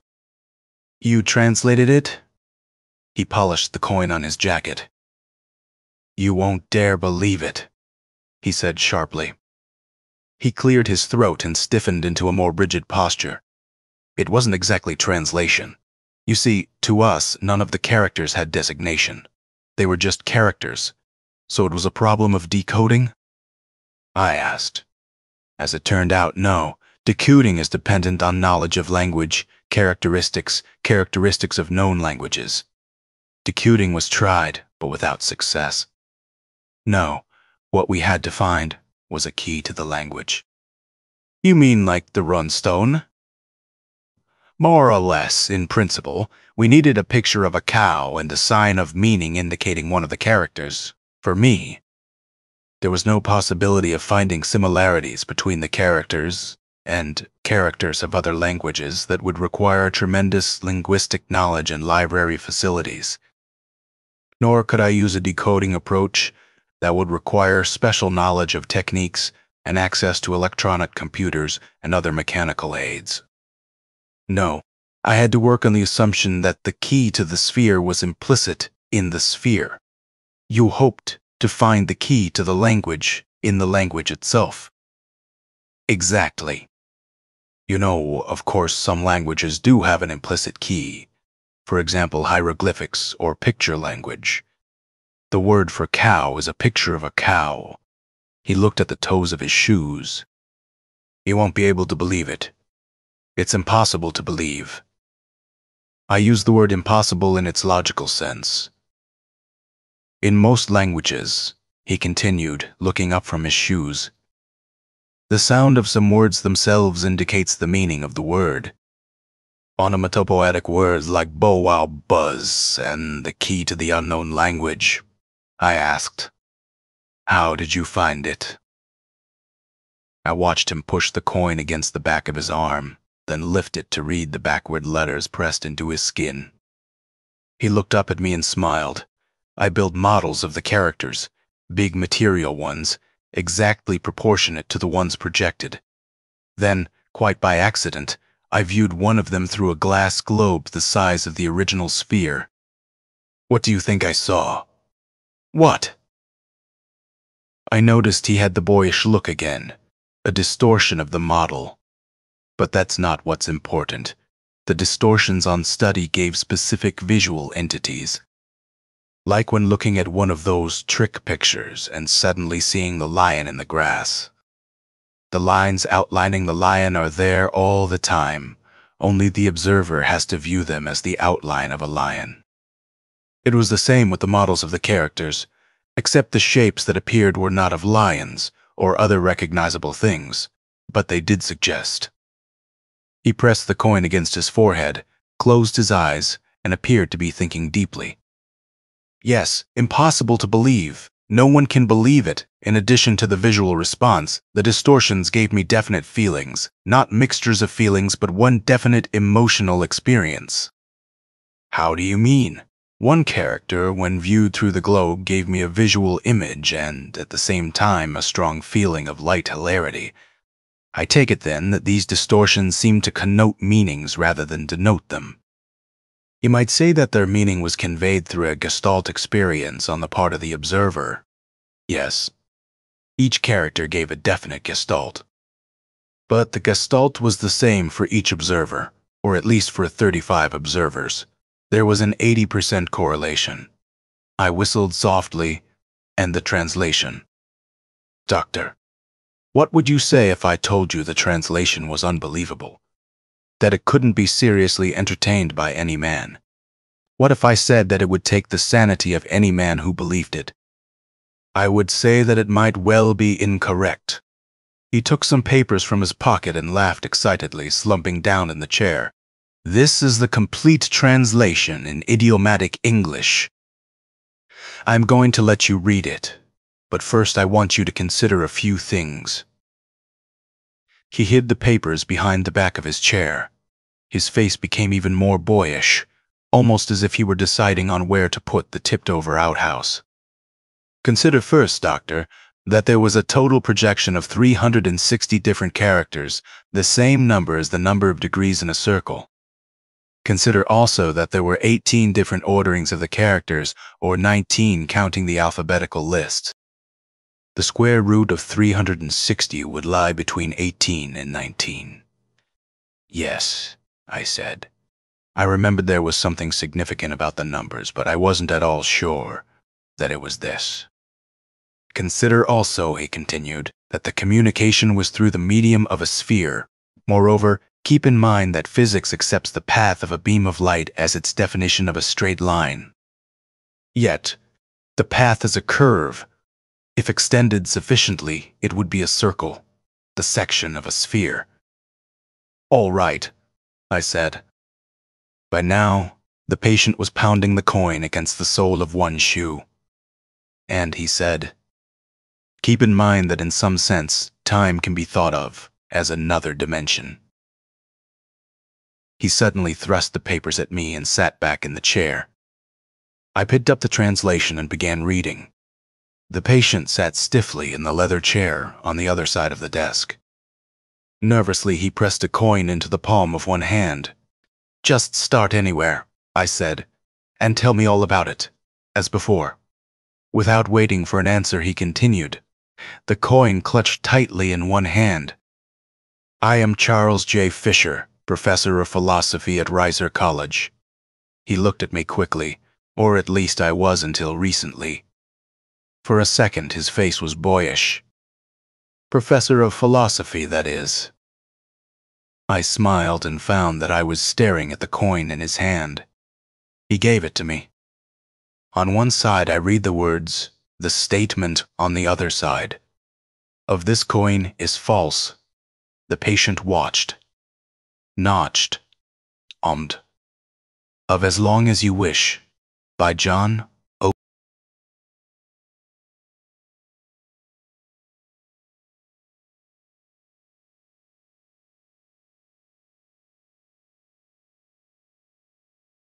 The Graveyard Rats, by Henry Kuttner.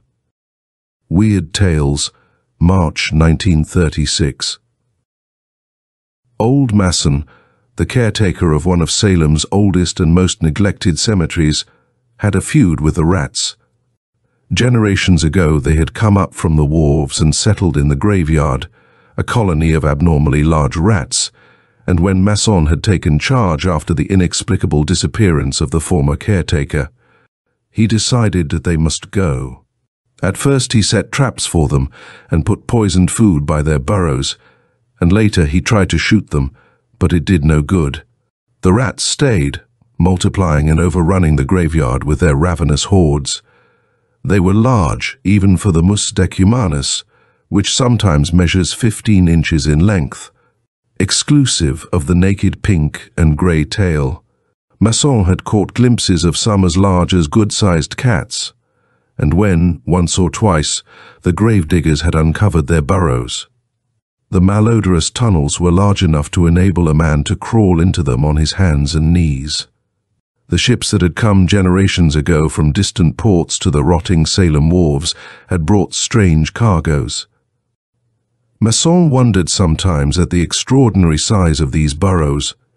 He recalled certain vaguely disturbing legends he had heard since coming to ancient, witch-haunted Salem, tales of a moribund, inhuman life that was said to exist in forgotten burrows in the earth. The old days, when Cotton Mather had hunted down the evil cults that worshipped Hecate and the dark Magnamator in frightful orgies, had passed, but dark-gabled houses still leaned perilously towards each other over narrow, cobbled streets, and blasphemous secrets and mysteries were said to be hidden in subterranean cellars and caverns, where forgotten pagan rites were still celebrated in defiance of law and sanity. Wagging their grey heads wisely, the elders declared that there were worse things than rats and maggots crawling in the unhallowed earth of the ancient Salem cemeteries. And then, too, there was this curious dread of the rats. Masson disliked and respected the ferocious little rodents, for he knew the danger that lurked in their flashing, needle-sharp fangs, but he could not understand the inexplicable horror which the oldsters held for deserted, rat-infested houses. He had heard vague rumors of ghoulish beings that dwelt far underground, and that had the power of commanding the rats, marshalling them like horrible armies. The rats, the old men whispered, were messengers between this world and the grim and ancient caverns far below Salem. Bodies had been stolen from graves for nocturnal subterranean feasts, they said. The myth of the Pied Piper is a fable that hides a blasphemous horror, and the black pits of Avernus have brought forth hell-spawned monstrosities that never venture into the light of day. Masson paid little attention to these tales. He did not fraternize with his neighbors, and in fact, did all he could to hide the existence of the rats from intruders.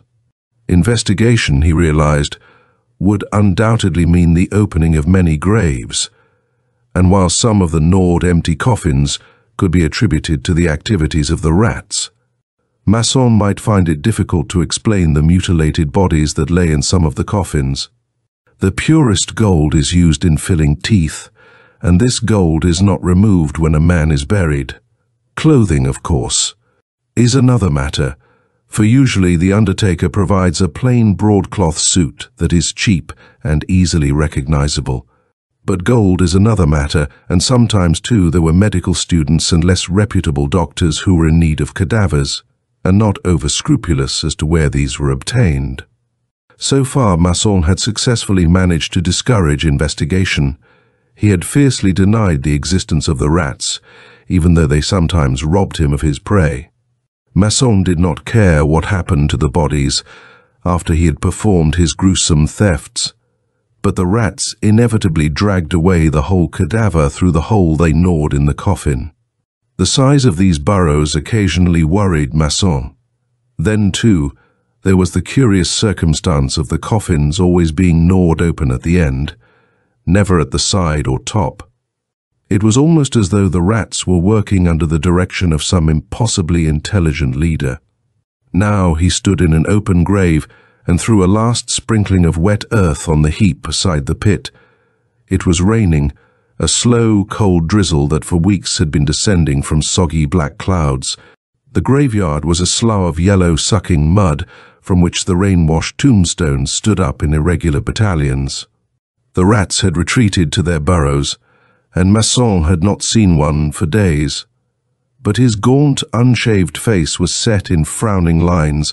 The coffin on which he was standing was a wooden one. The body had been buried several days earlier, but Masson had not dared to disinter it before. A relative of the dead man had been coming to the grave at intervals, even in the drenching rain. But he would hardly come at this late hour, no matter how much grief he might be suffering, Masson thought, grinning wryly. He straightened and laid the shovel aside. From the hill on which the ancient graveyard lay, he could see the lights of Salem flickering dimly through the downpour. He drew a flashlight from his pocket. He would need light now. Taking up the spade, he bent and examined the fastenings of the coffin. Abruptly he stiffened. Beneath his feet he sensed an unquiet stirring and scratching, as though something were moving within the coffin. For a moment a pang of superstitious fear shot through Masson, and then rage replaced it as he realized the significance of the sound. The rats had forestalled him again. In a paroxysm of anger, Masson wrenched at the fastenings of the coffin.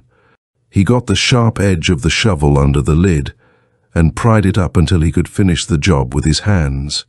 Then he sent the flashlight's cold beam darting down into the coffin. Rain spattered against the white satin lining. The coffin was empty. Masson saw a flicker of movement at the head of the case, and darted the light in that direction. The end of the sarcophagus had been gnawed through, and a gaping hole led into darkness. A black shoe, limp and dragging, was disappearing as Masson watched. and abruptly he realized that the rats had forestalled him by only a few minutes. He fell on his hands and knees and made a hasty clutch at the shoe, and the flashlight incontinently fell into the coffin and went out. The shoe was tugged from his grasp. He heard a sharp, excited squealing, and then he had the flashlight again and was darting its light into the burrow. It was a large one. It had to be, or the corpse could not have been dragged along it. Masson wondered at the size of the rats that could carry away a man's body, but the thought of the loaded revolver in his pocket fortified him. Probably if the corpse had been an ordinary one, Masson would have left the rats with their spoils rather than venture into the narrow burrow, but he remembered an especially fine set of cufflinks he had observed, as well as a stick pin that was undoubtedly a genuine pearl. With scarcely a pause, he clipped the flashlight to his belt and crept into the burrow. It was a tight fit, but he managed to squeeze himself along. Ahead of him in the flashlight's glow, he could see the shoes dragging along the wet earth of the bottom of the tunnel. He crept along the burrows as rapidly as he could, occasionally barely able to squeeze his lean body through the narrow walls. The air was overpowering with its musty stench of carrion. If he could not reach the corpse in a minute, Masson decided he would turn back. Belated fears were beginning to crawl, maggot-like, within his mind, but greed urged him on. He crawled forward, several times passing the mouths of adjoining tunnels. The walls of the burrow were damp and slimy, and twice lumps of dirt dropped behind him. The second time he paused and screwed his head around to look back. He could see nothing, of course, until he had unhooked the flashlight from his belt and reversed it. Several clods lay on the ground behind him, and the danger of his position suddenly became real and terrifying. With thoughts of a cave in making his pulse race, he decided to abandon the pursuit, even though he had now almost overtaken the corpse and the invisible things that pulled it. But he had overlooked one thing: the burrow was too narrow to allow him to turn. Panic touched him briefly, but he remembered a side tunnel he had just passed, and backed awkwardly along the tunnel until he came to it. He thrust his legs into it, backing until he found himself able to turn. Then he hurriedly began to retrace his way, although his knees were bruised and painful. Agonizing pain shot through his leg. He felt sharp teeth sink into his flesh and kicked out frantically. There was a shrill squealing and the scurry of many feet. Flashing the light behind him, Masson caught his breath in a sob of fear as he saw a dozen great rats watching him intently, their slitted eyes glittering in the light. They were great misshapen things, as large as cats, and behind them he caught a glimpse of a dark shape that stirred and moved swiftly aside into the shadow, and he shuddered at the unbelievable size of the thing. The light had held them for a moment, but they were edging closer, their teeth dull orange in the pale light. Masson tugged at his pistol, managed to extricate it from his pocket, and aimed carefully. It was an awkward position, and he tried to press his feet into the soggy sides of the burrow so that he should not inadvertently send a bullet into one of them. The rolling thunder of the shot deafened him for a time, and the clouds of smoke set him coughing. When he could hear again and the smoke had cleared, he saw that the rats were gone. He put the pistol back and began to creep swiftly along the tunnel, and then with a scurry and a rush they were upon him again. They swarmed over his legs, biting and squealing insanely, and Masson shrieked horribly as he snatched for his gun. He fired without aiming, and only luck saved him from blowing a foot off.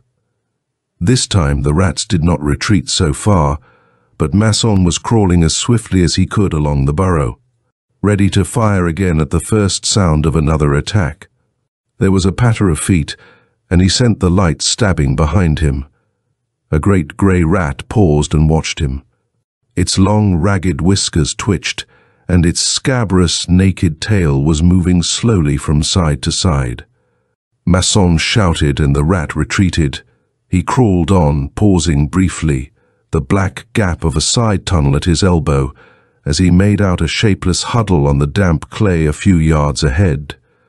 For a second, he thought it was a mass of earth that had been dislodged from the roof, and then he recognized it as a human body. It was a brown and shriveled mummy, and with a dreadful unbelieving shock, Masson realized that it was moving. It was crawling towards him, and in the pale glow of the flashlight, the man saw a frightful gargoyle face thrust into his own. It was the passionless, death's head skull of a long-dead corpse, instinct with hellish life, and the glazed eyes, swollen and bulbous, betrayed the thing's blindness. It made a faint groaning sound as it crawled towards Masson, stretching its ragged and granulated lips in a grin of dreadful hunger, and Masson was frozen with abysmal fear and loathing. Just before the horror touched him, Masson flung himself frantically into the burrow at his side. He heard a scrambling noise at his heels, and the thing groaned dully as it came after him. Masson, glancing over his shoulder, screamed and propelled himself desperately through the narrow burrow. He crawled along awkwardly, sharp stones cutting his hands and knees. Dirt showered into his eyes, but he dared not pause even for a moment. He scrambled on, gasping, cursing and praying hysterically. Squealing triumphantly, the rats came at him, horrible hunger in their eyes. Masson almost succumbed to their vicious teeth before he succeeded in beating them off. The passage was narrowing, and in a frenzy of terror, he kicked and screamed and fired until the hammer clicked on an empty shell. But he had driven them off. He found himself crawling under a great stone embedded in the roof that dug cruelly into his back. It moved a little as his weight struck it, and an idea flashed into Masson's fright-crazed mind. If he could bring down the stone so that it blocked the tunnel. The earth was wet and soggy from the rains, and he hunched himself half upright and dug away at the dirt around the stone. The rats were coming closer. He saw their eyes glowing in the reflection of the flashlight's beam. Still he clawed frantically at the earth. The stone was giving. He tugged at it, and it rocked in its foundation. A rat was approaching, the monster he had already glimpsed. Grey and leprous and hideous, it crept forward with its orange teeth bared, and in its wake came the blind dead thing, groaning as it crawled. Masson gave a last frantic tug at the stone. He felt it slide downwards, and then he went scrambling along the tunnel. Behind him the stone crashed down, and he heard a sudden frightful shriek of agony. Clods showered upon his legs. A heavy weight fell on his feet, and he dragged them free with difficulty. The entire tunnel was collapsing. Gasping with fear, Masson threw himself forward as the soggy earth collapsed at his heels. The tunnel narrowed until he could barely use his hands and legs to propel himself. He wriggled forward like an eel, and suddenly felt satin tearing beneath his clawing fingers. And then his head crashed against something that barred his path. He moved his legs, discovering that they were not pinned under the collapsed earth. He was lying flat on his stomach, and when he tried to raise himself, he found that the roof was only a few inches from his back. Panic shot through him. When the blind horror had blocked his path, he had flung himself desperately into a side tunnel, a tunnel that had no outlet. He was in a coffin, an empty coffin, into which he had crept through the hole the rats had gnawed in its end. He tried to turn on his back and found that he could not. The lid of the coffin pinned him down inexorably. Then he braced himself and strained at the coffin lid. It was immovable, and even if he could escape from the sarcophagus, how could he claw his way up through 5 feet of hard-packed earth? He found himself gasping. It was dreadfully fetid, unbearably hot. In a paroxysm of terror, he ripped and clawed at the satin until it was shredded. He made a futile attempt to dig with his feet at the earth from the collapsed burrow that blocked his retreat. If he were only able to reverse his position, he might be able to claw his way through to air. Air. White-hot agony lanced through his breast, throbbed in his eyeballs. His head seemed to be swelling, growing larger and larger, and suddenly he heard the exultant squealing of the rats. He began to scream insanely but could not drown them out. For a moment he thrashed about hysterically within his narrow prison, and then he was quiet gasping for air. His eyelids closed, his blackened tongue protruded, and he sank down into the blackness of death with the mad squealing of the rats dinning in his ears. End of The Graveyard Rats by Henry Kuttner.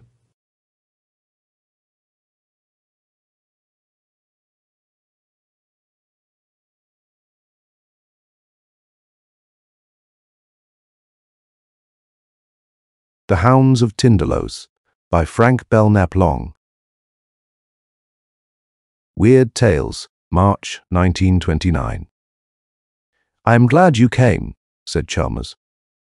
He was sitting by the window and his face was very pale. 2 tall candles guttered at his elbow and cast a sickly amber light over his long nose and slightly receding chin. Chalmers would have nothing modern about his apartment. He had the soul of a medieval ascetic, and he preferred illuminated manuscripts to automobiles and leering stone gargoyles to radios and adding machines. As I crossed the room to the settee he had cleared for me, I glanced at his desk and was surprised to discover that he had been studying the mathematical formulae of a celebrated contemporary physicist, and that he had covered many sheets of thin yellow paper with curious geometric designs. "Einstein and John Dee are strange bedfellows," I said as my gaze wandered from his mathematical charts to the 60 or 70 quaint books that comprised his strange little library. Plotinus and Emmanuel Moschopulus, St. Thomas Aquinas, and Fenical de Bessy stood elbow to elbow in the somber ebony bookcase, and chairs, table, and desk were littered with pamphlets about medieval sorcery and witchcraft and black magic, and all of the valiant, glamorous things that the modern world has repudiated. Chalmers smiled engagingly and passed me a Russian cigarette on a curiously carved tray. "We are just discovering now," he said, "that the old alchemists and sorcerers were 2/3 right, and that your modern biologist and materialist is 9/10 wrong." "You have always scoffed at modern science," I said, a little impatiently. "Only at scientific dogmatism," he replied. "I have always been a rebel, a champion of originality and lost causes. That is why I have chosen to repudiate the conclusions of contemporary biologists." "And Einstein?" I asked. "A priest of transcendental mathematics," he murmured reverently. "A profound mystic and explorer of the great suspected." "Then you do not entirely despise science?" "Of course not," he affirmed. "I merely distrust the scientific positivism of the past 50 years, the positivism of Haeckel and Darwin and of Mr. Bertrand Russell. I believe that biology has failed pitifully to explain the mystery of man's origin and destiny." "Give them time," I retorted. Chalmers' eyes glowed. "My friend," he murmured, "your pun is sublime. Give them time. That is precisely what I would do. But your modern biologist scoffs at time. He has the key, but he refuses to use it. What do we know of time, really? Einstein believes that it is relative, that it can be interpreted in terms of space, of curved space. But must we stop there? When mathematics fails us, can we not advance by insight? You are treading on dangerous ground, I replied. That is a pitfall that your true investigator avoids. That is why modern science has advanced so slowly. It accepts nothing that it cannot demonstrate. But I would take hashish, opium, all manner of drugs. I would emulate the sages of the East, and then, perhaps, I would apprehend. What? The fourth dimension. Theosophical rubbish, perhaps. But I believe that drugs expand human consciousness. William James agreed with me, and I have discovered a new one. A new drug? It was used centuries ago by Chinese alchemists, but it is virtually unknown in the West. Its occult properties are amazing. With its aid, and the aid of my mathematical knowledge, I believe that I can go back through time. I do not understand. Time is merely our imperfect perception of a new dimension of space. Time and motion are both illusions. Everything that has existed from the beginning of the world exists now. Events that occurred centuries ago on this planet continue to exist in another dimension of space. Events that will occur centuries from now exist already. We cannot perceive their existence because we cannot enter the dimension of space that contains them. Human beings, as we know them, are merely fractions, infinitesimally small fractions of one enormous whole. Every human being is linked with all the life that has preceded him on this planet. All of his ancestors are parts of him. Only time separates him from his forebears, and time is an illusion and does not exist. "I think I understand," I murmured. "It will be sufficient for my purpose if you can form a vague idea of what I wish to achieve. I wish to strip from my eyes the veils of illusion that time has thrown over them and see the beginning and the end." "And you think this new drug will help you?" "I'm sure that it will, and I want you to help me. I intend to take the drug immediately. I cannot wait. I must see." His eyes glittered strangely. "I am going back through time." He rose and strode to the mantel. When he faced me again, he was holding a small square box in the palm of his hand. "I have here 5 pellets of the drug Liao. It was used by the Chinese philosopher Lao Tzu, and while under its influence, he visioned Tao. Tao is the most mysterious force in the world. It surrounds and pervades all things. It contains the visible universe and everything that we call reality. He who apprehends the mysteries of Tao sees clearly all that was and will be." "Rubbish," I retorted. "Tao resembles a great animal, recumbent, motionless, containing in its enormous body all the worlds of our universe, the past, the present, and the future. We see portions of this great monster through a slit, which we call time. With the aid of this drug, I shall enlarge the slit. I shall behold the great figure of life, the great recumbent beast in its entirety." "And what do you wish me to do?" "Watch, my friend. Watch and take notes. And if I go back too far, you must recall me to reality. You can recall me by shaking me violently. If I appear to be suffering acute physical pain, you must recall me at once." "Chalmers," I said, "I wish you wouldn't make this experiment. You are taking dreadful risks. I don't believe that there is any fourth dimension, and I emphatically do not believe in Tao.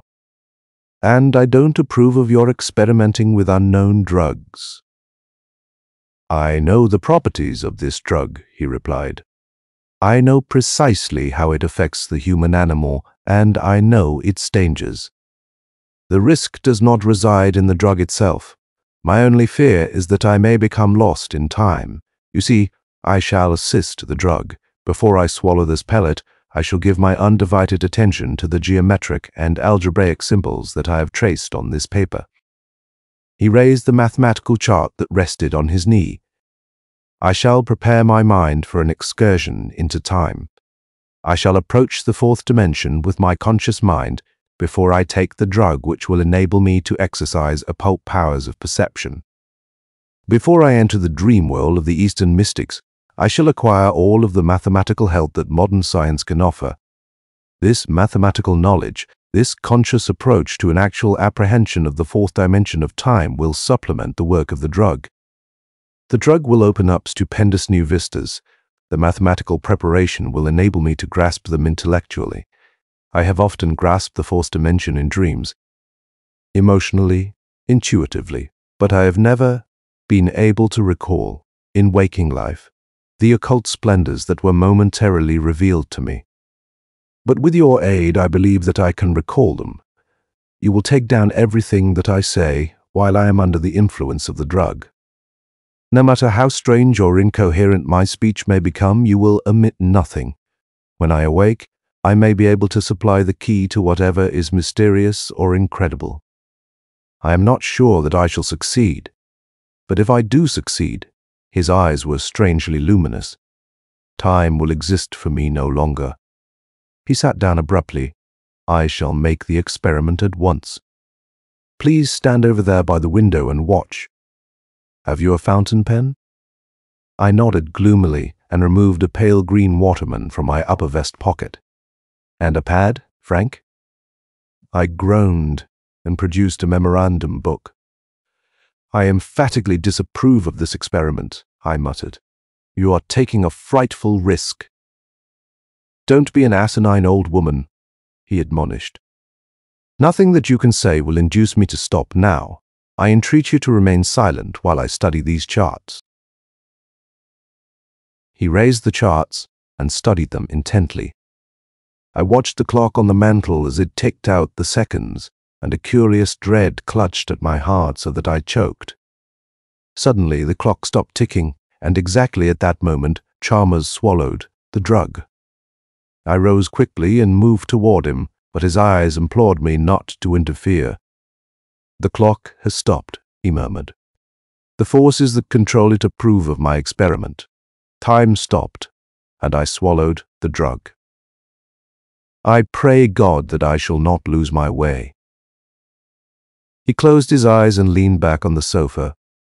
All of the blood had left his face, and he was breathing heavily. It was clear that the drug was acting with extraordinary rapidity. "It is beginning to get dark," he murmured. "Write that it is beginning to get dark, and the familiar objects in the room are fading out. I can discern them vaguely through my eyelids, but they are fading swiftly." I shook my pen to make the ink come, and wrote rapidly in shorthand as he continued to dictate. "I am leaving the room. The walls are vanishing, and I can no longer see any of the familiar objects. Your face, though, is still visible to me. I hope that you are writing. I think that I am about to make a great leap, a leap through space. Or perhaps it is through time that I shall make the leap. I cannot tell. Everything is dark, indistinct." He sat for a while silent, with his head sunk upon his breast. Then suddenly he stiffened, and his eyelids fluttered open. "God in heaven!" he cried. "I see!" He was straining forward in his chair, staring at the opposite wall. But I knew that he was looking beyond the wall, and that the objects in the room no longer existed for him. "Chalmers!" I cried. "Chalmers, shall I wake you? Do not!" He shrieked.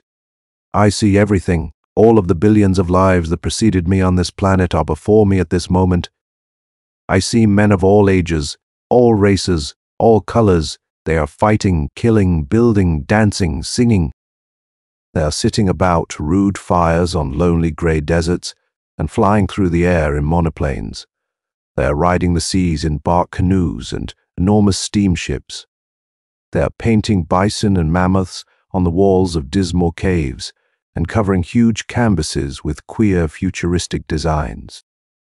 I watched the migrations from Atlantis.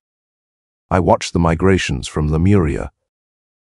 I see the elder races, a strange horde of black dwarves overwhelming Asia, and the Neanderthalers with lowered heads and bent knees ranging obscenely across Europe.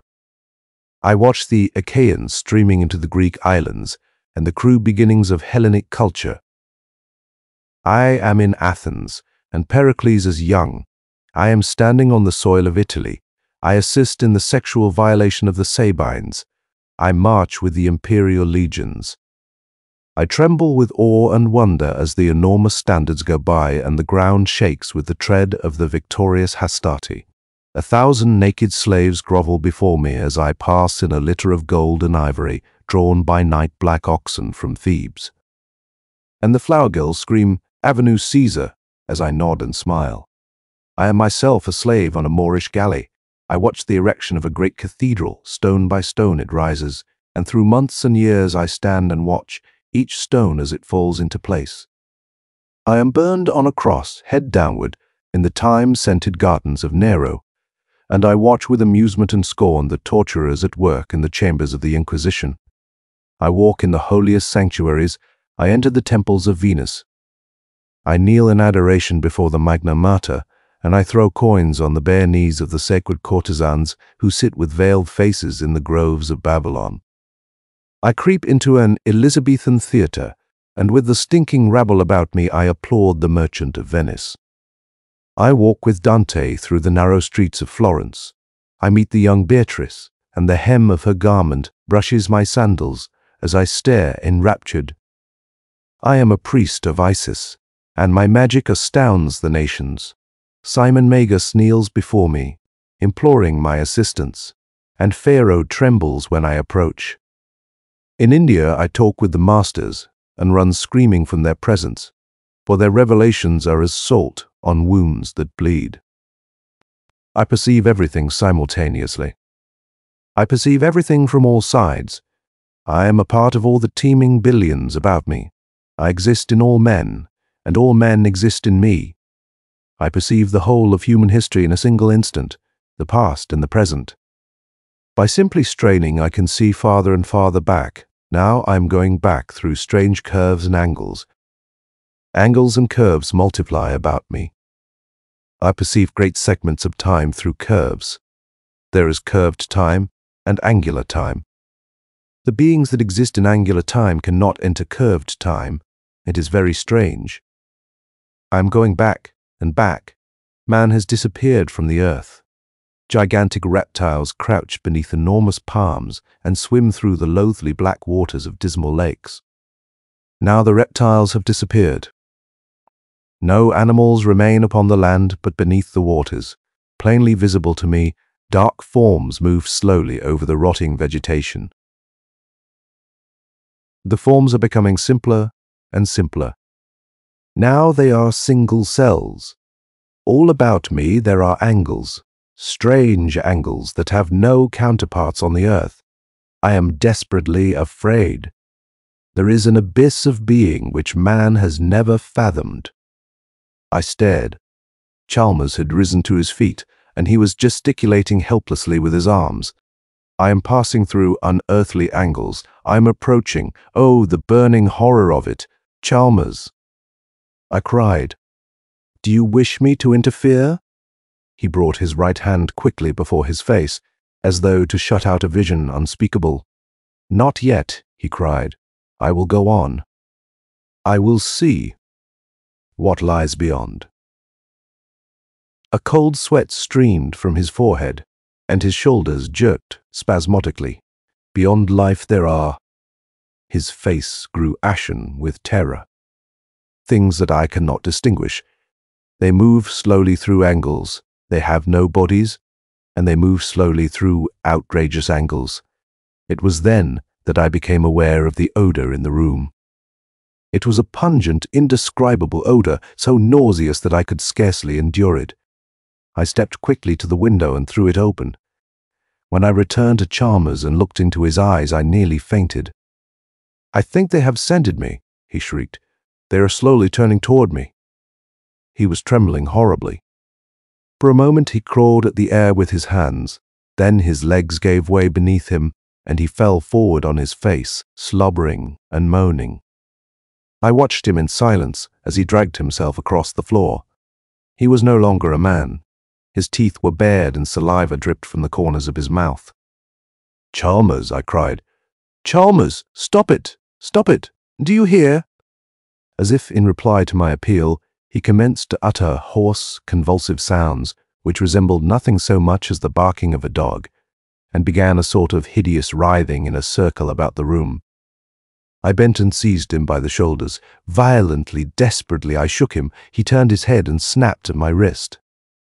I was sick with horror, but I dared not release him for fear that he would destroy himself in the paroxysm of rage. Chalmers, I muttered, you must stop that. There is nothing in this room that can harm you. Do you understand? I continued to shake and admonish him, and gradually the madness died out of his face. Shivering convulsively, he crumpled into a grotesque heap on the Chinese rug. I carried him to the sofa and deposited him upon it. His features were twisted in pain, and I knew that he was still struggling dumbly to escape from abominable memories. Whiskey, he muttered. You'll find a flask in the cabinet by the window, upper left-hand drawer. When I handed him the flask, his fingers tightened about it until the knuckles showed blue. They nearly got me, he gasped. He drained the stimulant in immoderate gulps, and, gradually, the color crept back into his face. That drug was the very devil, I murmured. It wasn't the drug, he moaned. His eyes no longer glared insanely, but he still wore the look of a lost soul. "They scented me in time," he moaned. "I went too far. What were they like?" I said, to humor him. He leaned forward and gripped my arm. He was shivering horribly. "No word in our language can describe them," he spoke in a hoarse whisper. "They are symbolized vaguely in the myth of the fall, and in an obscene form which is occasionally. The Greeks had a name for them which veiled their essential foulness. The tree, the snake, and the apple. These are the vague symbols of a most awful mystery." His voice had risen to a scream. Frank, a terrible and unspeakable deed was done in the beginning, before time. The deed, and from the deed." He had risen and was hysterically pacing the room. "The seeds of the deed move through angles and dim recesses of time. They are hungry and athirst." "Chalmers," I pleaded to quiet him, "we are living in the 3rd decade of the 20th century. "They are lean and athirst," he shrieked. "The hounds of Tindalos. Chalmers, shall I phone for a physician?" "A physician cannot help me now. They are horrors of the soul. And yet," he hid his face in his hands and groaned, "they are real, Frank. I saw them for a ghastly moment. For a moment I stood on the other side.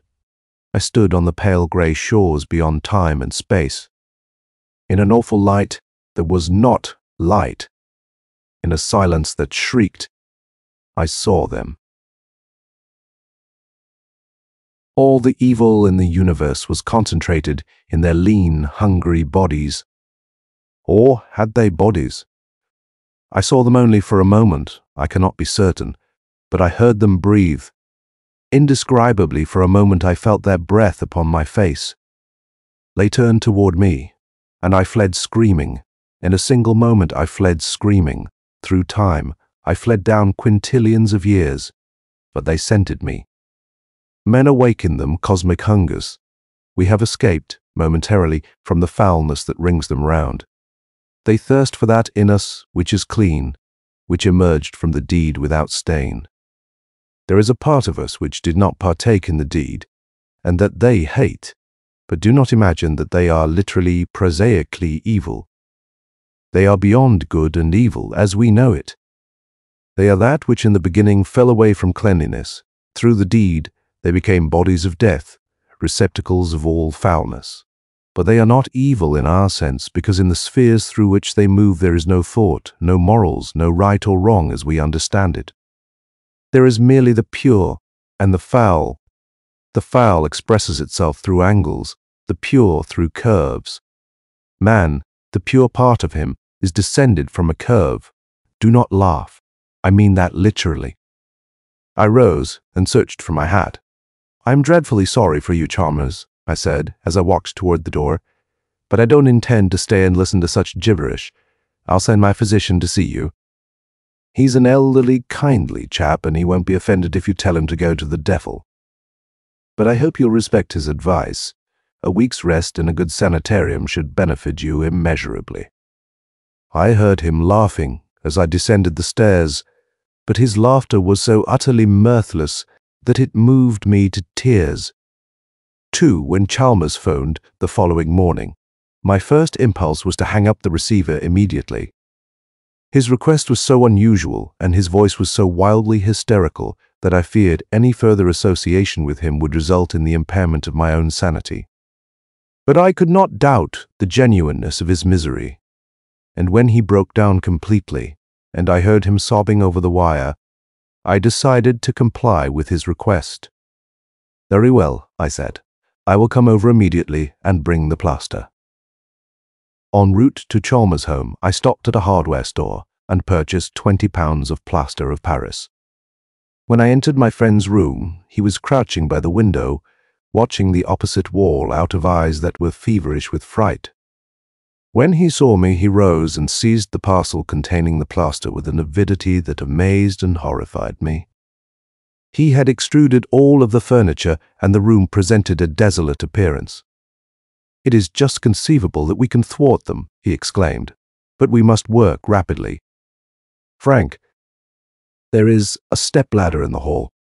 Bring it here immediately, and then fetch a pail of water." "What for?" I murmured. He turned sharply, and there was a flush on his face. "To mix the plaster, you fool," he cried. "To mix the plaster that will save our bodies and souls from a contamination unmentionable. To mix the plaster that will save the world from Frank. They must be kept out." "Who?" I murmured. "The hounds of Tinderlows," he muttered. "They can only reach us through angles. We must eliminate all angles from this room. I shall plaster up all of the corners, all of the crevices. We must make this room resemble the interior of a sphere." I knew that it would have been useless to argue with him. I fetched the stepladder. Chalmers mixed the plaster, and for 3 hours we labored. We filled in the 4 corners of the wall and the intersections of the floor, and the wall and ceiling, and we rounded the sharp angles of the window seat. "I shall remain in this room until they return in time," he affirmed when our task was completed. "When they discover that the scent leads through curves, they will return. They will return ravenous and snarling and unsatisfied to the foulness that was in the beginning, before time, beyond space." He nodded graciously and lit a cigarette. "It was good of you to help," he said. "Will you not see a physician, Chalmers?" I pleaded. "Perhaps tomorrow," he murmured. "But now I must watch and wait." "Wait for what?" I urged. Chalmers smiled wanly. "I know that you think me insane," he said. "You have a shrewd but prosaic mind, and you cannot conceive of an entity that does not depend for its existence on force and matter.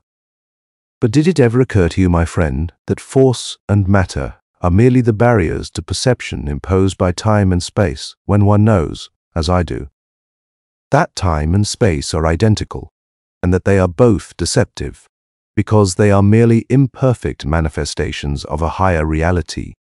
One no longer seeks in the visible world for an explanation of the mystery and terror of being." I rose and walked toward the door. "Forgive me," he cried. "I did not mean to offend you. You have a superlative intellect, but I have a superhuman one. It is only natural that I should be aware of your limitations." "Phone if you need me," I said, and descended the stairs 2 steps at a time. "I'll send my physician over at once," I muttered to myself. "He's a hopeless maniac, and heaven knows what will happen if someone doesn't take charge of him immediately." 3. The following is a condensation of 2 announcements which appeared in the Partridgeville Gazette for July 3, 1928.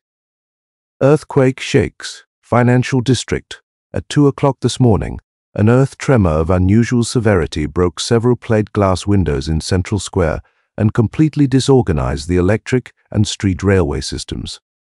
The tremor was felt in the outlying districts, and the steeple of the First Baptist Church on Angel Hill, designed by Christopher Wren in 1717, was entirely demolished. Firemen are now attempting to put out a blaze which threatens to destroy the Partridgeville glue works. An investigation is promised by the mayor, and an immediate attempt will be made to fix responsibility for this disastrous occurrence. O.C. Cultit writer murdered by unknown guessed horrible crime in Central Square. Mystery surrounds death of Halpin Chalmers. At 9 a.m. today, the body of Halpin Chalmers, author and journalist, was found in an empty room above the jewelry stores Smithwick and Isaacs, 24 Central Square. The coroner's investigation revealed that the room had been rented furnished to Mr. Chalmers on May 1, and that he had himself disposed of the furniture a fortnight ago. Chalmers was the author of several recondite books on occult themes and a member of the Bibliographic Guild. He formerly resided in Brooklyn, New York. At 7 a.m., Mr. L.E. Hancock, who occupies the apartment opposite Chalmers' room in the Smithwick and Isaacs establishment, smelt a peculiar odor when he opened his door to take in his cat and the morning edition of the Partridgeville Gazette. The odor he describes as extremely acrid and nauseous, and he affirms that it was so strong in the vicinity of Chalmers' room that he was obliged to hold his nose when he approached that section of the hall. He was about to return to his own apartment when it occurred to him that Chalmers might have accidentally forgotten to turn off the gas in his kitchenette. Becoming considerably alarmed at the thought, he decided to investigate, and when repeated tappings on Chalmers' door brought no response, he notified the superintendent. The latter opened the door by means of a pass, and the two men quickly made their way into Chalmers' room. The room was utterly destitute of furniture, and Hancock asserts that when he first glanced at the floor his heart went cold within him, and that the superintendent, without saying a word, walked to the open window and stared at the building opposite for fully 5 minutes. Chalmers lay stretched upon his back in the center of the room. He was starkly nude, and his chest and arms were covered with a peculiar bluish pus or ichor. His head lay grotesquely upon his chest. It had been completely severed from his body, and the features were twisted and torn and horribly mangled. Nowhere was there a trace of blood. He was starkly nude and twisted and torn. The room presented the most astonishing appearance. The intersections of the walls, ceiling, and floor had been thickly smeared with plaster of Paris, but at intervals fragments had cracked and fallen off, and someone had grouped these upon the floor about the murdered man so as to form a perfect triangle. Beside the body were several sheets of charred yellow paper. These bore fantastic geometric designs and symbols and several hastily scrawled sentences. The sentences were almost illegible and so absurd in context that they furnished no possible clue to the perpetrator of the crime. "I am waiting and watching," Chalmers wrote. "I sit by the window and watch walls and ceiling. I do not believe they can reach me, but I must beware of the dulls. Perhaps they can help them break through. The satyrs will help, and they can advance through the scarlet circles. The Greeks knew a way of preventing that. It is a great pity that we have forgotten so much." On another sheet of paper, the most badly charred of the 7 or 8 fragments found by Detective Sergeant Douglas of the Partridgeville Reserve, was scrawled the following: "Good God, the plaster is falling. A terrific shock has loosened the plaster, and it is falling. An earthquake, perhaps. I never could have anticipated this. It is growing dark in the room. I must phone Frank, but can he get here in time? I will try. I will recite the Einstein formula. I will... God, they are breaking through. They are breaking through. Smoke is pouring from the corners of the wall. Their tongues, ah." In the opinion of Detective Sergeant Douglas, Chalmers was poisoned by some obscure chemical. He has sent specimens of the strange blue slime found on Chalmers' body to the Partridgeville Chemical Laboratories, and he expects the report will shed new light on one of the most mysterious crimes of recent years. That Chalmers entertained a guest on the evening preceding the earthquake is certain, for his neighbor distinctly heard a low murmur of conversation in the former's room as he passed it on his way to the stairs. Suspicion points strongly to this unknown visitor, and the police are diligently endeavoring to discover his identity. Full paper of James Morton, chemist and bacteriologist. My dear Mr. Douglas, the fluid sent to me for analysis is the most peculiar that I have ever examined. It resembles living protoplasm, but it lacks the peculiar substances known as enzymes. Enzymes catalyze the chemical reactions occurring in living cells, and when the cell dies, they cause it to disintegrate by hydrolyzation. Without enzymes, protoplasm should possess enduring vitality, that is, immortality. Enzymes are the negative components, so to speak, of unicellular organism, which is the basis of all life.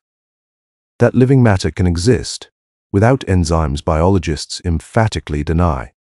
And yet the substance that you have sent me is alive, and it lacks these indispensable bodies. Good God, sir, do you realize what astounding new vistas this opens up? 5 excerpt from The Secret Watchers by the late Halpin Chalmers. What if, parallel to the life we know, there is another life that does not die, which lacks the elements that destroy our life. Perhaps in another dimension there is a different force from that which generates our life. Perhaps this force emits energy or something similar to energy, which passes from the unknown dimension where it is, and creates a new form of cell life in our dimension.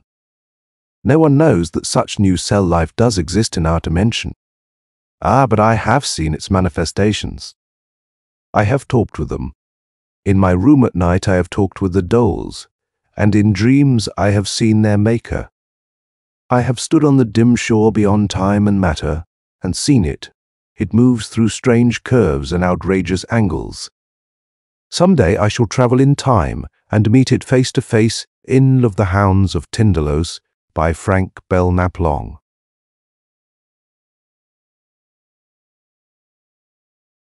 The Survivor by H.P. Lovecraft and August Derleth.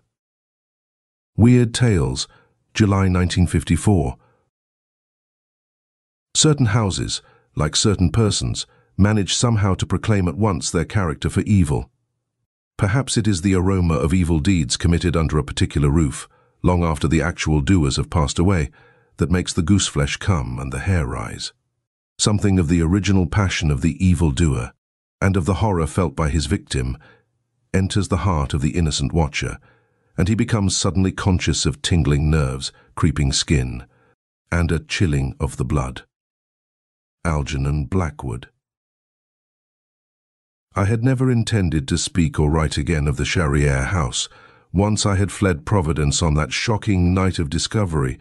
There are memories which every man would seek to suppress, to disbelieve, to wipe out of existence, but I am forced to set down now the narrative of my brief acquaintance with the house on Benefit Street, and my precipitate flight therefrom, lest some innocent person be subjected to indignity by the police in an effort to explain the horrible discovery. The police have made at last that same ghastly horror it was my lot to look upon before any other human eye, and what I saw was surely far more terrible than what remained to be seen after all these years, the house having reverted to the city as I had known it would. While it is true that an antiquarian might be expected to know considerably less about some ancient avenues of human research than about old houses, it is surely conceivable that one who is steeped in the processes of research among the habitations of the human race might occasionally encounter a more abstruse mystery than the date of an EEL or the source of a gambrel roof, and find it possible to come to certain conclusions about it, no matter how incredible, how horrible or frightening, or even, yes, damnable. In those quarters where antiquarians gather, the name of Elijah Atwood is not entirely unknown. Modesty forbids me to say more, but it is surely permissible to point out that anyone sufficiently interested to look up references will find more than a few paragraphs about me in those directories devoted to information for the antiquary. I came to Providence, Rhode Island, in 1930, intending to make only a brief visit and then go on to New Orleans.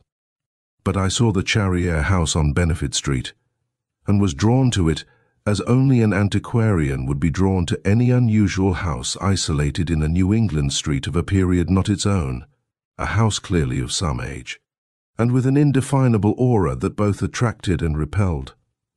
What was said about the Charrière house, that it was haunted, was no more than what was said about many an old abandoned dwelling in the Old World as well as in the New, and even, if I can depend on the solemn articles in the Journal of American Folklore about the primitive dwellings of American Indians, Australian bush people, the Polynesians, and many others. Of ghosts I do not wish to write.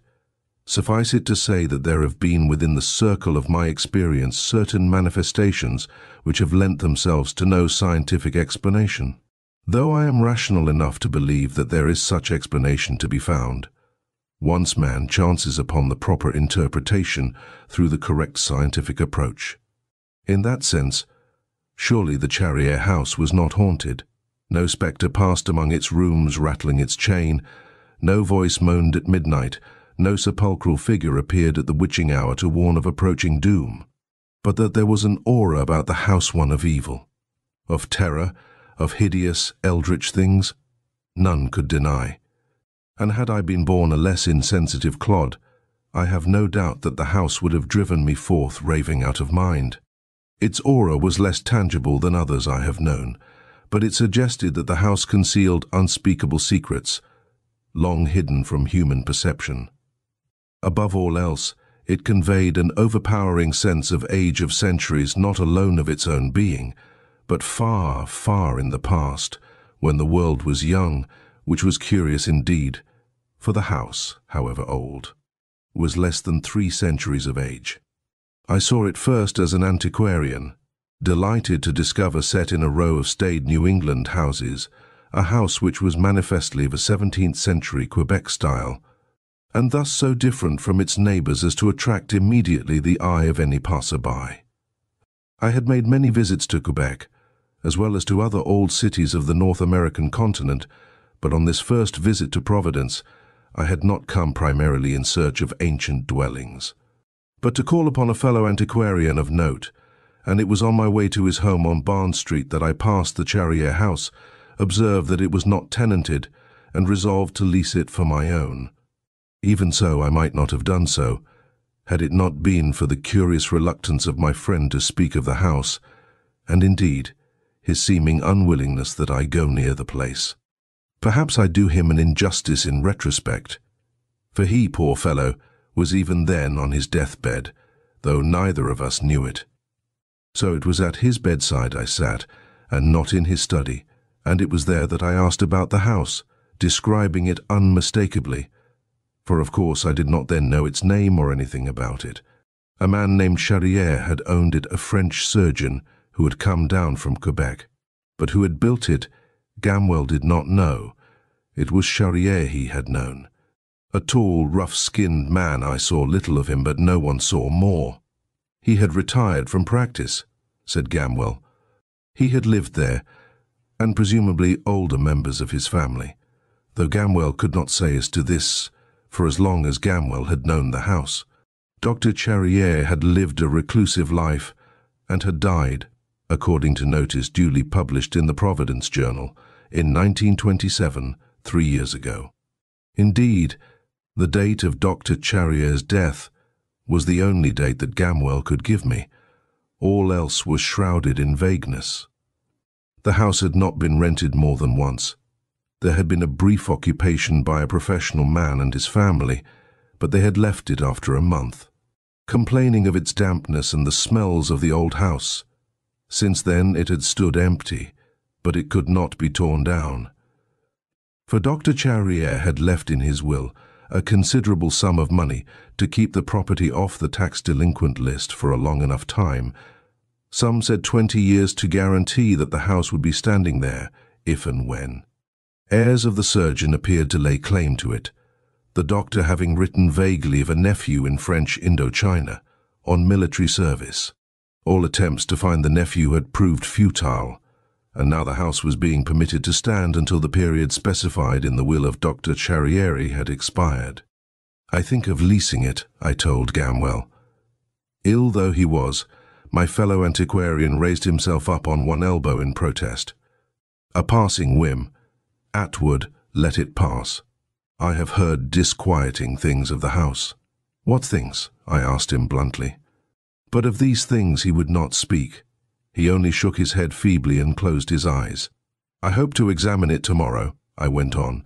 It offers nothing you could not find in Quebec, believe me, said Gamwell. But as I have set forth, his curious opposition served only to augment my desire to examine the house at close range. I did not mean to spend a lifetime there, but only to lease it for a half-year or so and make it a base of operations.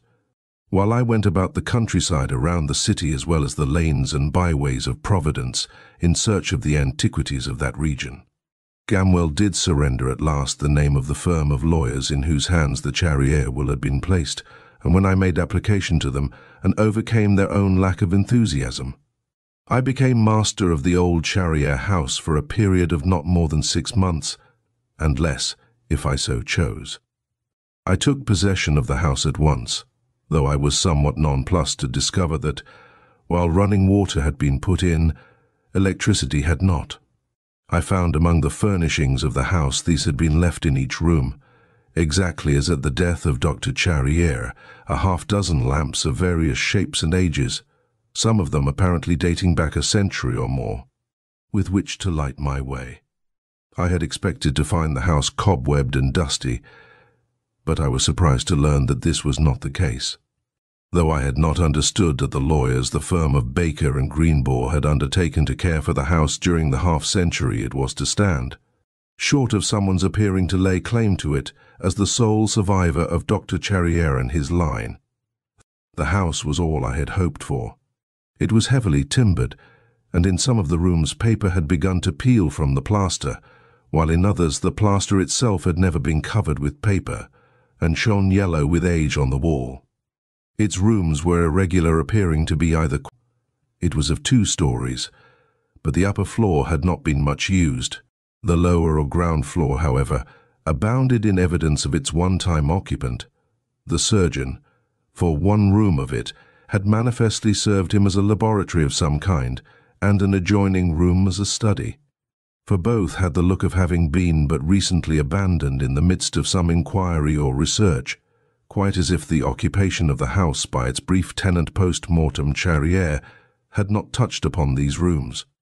And perhaps it had not, for the house was large enough to permit of habitation without disturbing them, both laboratory and study being at the back of the house, opening out upon a garden, now much overgrown with shrubs and trees, a garden of some size, since the house occupied a frontage of over 3 lots in width, and in depth reached to a high stone wall which was but a lot removed from the street in its rear. Dr. Charriere had evidently been in the midst of some work when his hour had struck, and I confess its nature intrigued me at once, for it was plainly no ordinary one. The inquiry was not alone a study of man, for there were strange, almost cabalistic drawings, resembling physiological charts, of various kinds of saurians, though the most prominent among them were of the order Loricata and the genera Crocodilus and Osteolaemus, though there were also recognizable drawings of Gavialis, Tomistoma, Gaiman, and Alligator, with a lesser number being speculative sketches of earlier members of this reptilian order reaching back to the Jurassic period. Yet even this fascinating glimpse of the surgeon's odd vein of inquiry would not have stimulated any really genuine delving into his affairs had it not been for the antiquarian mystery of the house. The Charriere house impressed me at once as having been the product of its age, save for the later introduction of waterworks. I had all along assumed that Dr. Charriere himself had built it. Gamwell had nowhere in our somewhat elliptical conversation given me to understand otherwise, nor had he, for that matter, mentioned the surgeon's age at his death. Presuming it to be a well-rounded 80 years, then it was certainly not he who had built the house, for internal evidence spoke clearly of its origin in the vicinity of the year 1700s, or over 2 centuries before Dr. Charriere's death. It seemed to me, therefore, that the house only bore the name of its most recent long-time tenant, and not that of its builder. It was the pursuit of this problem which brought me to several disturbing facts, which bore no relationship seemingly to credible facts. For one thing, the year of Dr. Charriere's birth was nowhere in evidence. I sought out his grave. It was, strangely, on his own property. He had obtained permission to be buried in his garden, not far from a gracious old well which stood, roofed over, with bucket and all still as it had stood. Doubtless, for almost as long as the house had been standing with a view to examining his headstone for the date of his birth, but to my disappointment and chagrin. His stone bore only his name, Jean-François Charriere his calling, surgeon his places of residence or professional occupation Bayonne, Paris, Pondichéry, Quebec, Providence, and the year of his death, 1927, no more. This was enough only to further me on my quest, and forthwith I started to make inquiry by letter of acquaintances in various places where research might be done. Within a fortnight, the results of my inquiries were at hand, but far from being in any way satisfied, I was more perplexed than ever. I had made my first inquiry of a correspondent in Bayonne, presuming that, since this was first mentioned on the stone, Charrière might have been born in that vicinity. I had next inquired in Paris, then of a friend in London, who might have access to information in British archives pertaining to India, and then in Quebec. What did I glean from all this correspondence but a riddling sequence of dates? A Jean-François Charrière had indeed been born in Bayonne, but in the year 1636. The name was not unknown in Paris either, for a 17-year-old lad of that name had studied under the royalist exile Richard Wiseman in 1653, and for 3 years thereafter. At Pondicherry and later too on the Coromandel coast of India, one Dr. Jean-François Charrière, surgeon in the French army, had been on duty from 1674 onward. And in Quebec, the earliest record of Dr. Charrière was in 1691. He had practiced in that city for 6 years, and had then left the city for an unknown destination. I was left, patently, with but one conclusion, that the said Dr. Jean-François Charrière, born in Bayonne 1636, last known to have been in Quebec the very year of the erection of the Charrière House on Benefit Street, was a forebear of the same name as the late surgeon who had last occupied the house. But if so, there was an absolute lacuna between that time in 1697 and the lifetime of the last occupant of the house, for there was nowhere any account of the family of that earlier Jean-François Charrière. If there had been a Madame Charrière, if there had been children, as assuredly there must have been for the line to continue to the present century, there was no record of them. It was not impossible that the elderly gentleman who had come down from Quebec might have been of single status upon his arrival in Providence, and might have married thereafter. He would then have been 61 years of age. Yet a search of the appropriate registry failed to reveal any record of such a marriage, and I was left more bewildered than ever, though, as an antiquarian. I was fully aware of the difficulties of discovering facts, and I was not at that time too discouraged to continue my inquiries. I took a new line and approached the firm of Baker and Greenbaugh for information about the late Dr. Charrière. Here an even more curious rebuff awaited me, for when I inquired about the appearance of the French surgeon, both the lawyers were forced to admit that they had never laid eyes on him. All their instructions had come by letter, together with cheques of generous figures. They had acted for Dr. Charrière approximately 6 years before his death, and thereafter. Before that time, they had not been retained by Dr. Charrière. I inquired then about his nephew, since the existence of a nephew implied, at least, that there had at one time been a sister or brother to Charrière. But here too I was rebuffed. Gamwell had misinformed me, for Charrière had not specifically identified him as a nephew, but only as the sole male survivor of my line. This survivor had only been presumed to have been a nephew, and all search for him had come to naught, though there was that in Dr. Charrière's will which implied that the said sole male survivor would not need to be sought, but would make application to the firm of Baker and Greenbaugh either in person or by letter in such terms as to be unmistakable. Mystery there was, certainly. The lawyers did not deny it, but it was understood also that they had been well rewarded for their trust. Too well to permit of any betrayal of it save in such casual terms as they had related to me. After all, as one of the lawyers sensibly pointed out, only 3 years had elapsed since the death of Dr. Charrière, and there was still ample time for the survivor to present himself. Failing in this line of inquiry, I again called on my old friend Gamwell, who was still abed and now noticeably weaker. His attending physician, whom I encountered on the way out, now for the first time intimated that old Gamwell might not rise again, and cautioned me not to excite him, or to tire him with too many questions. Nevertheless, I was determined to ferret out what I could about Charrière, though I was not entirely prepared for the keen scrutiny to which I was subjected by Gamwell, quite as if he had expected that less than 3 weeks' residence in the Charrière house should have altered my very appearance. After the amenities had been exchanged, I turned to the subject about which I had come, explaining that I had found the house so interesting, I desired to know more of its late tenant.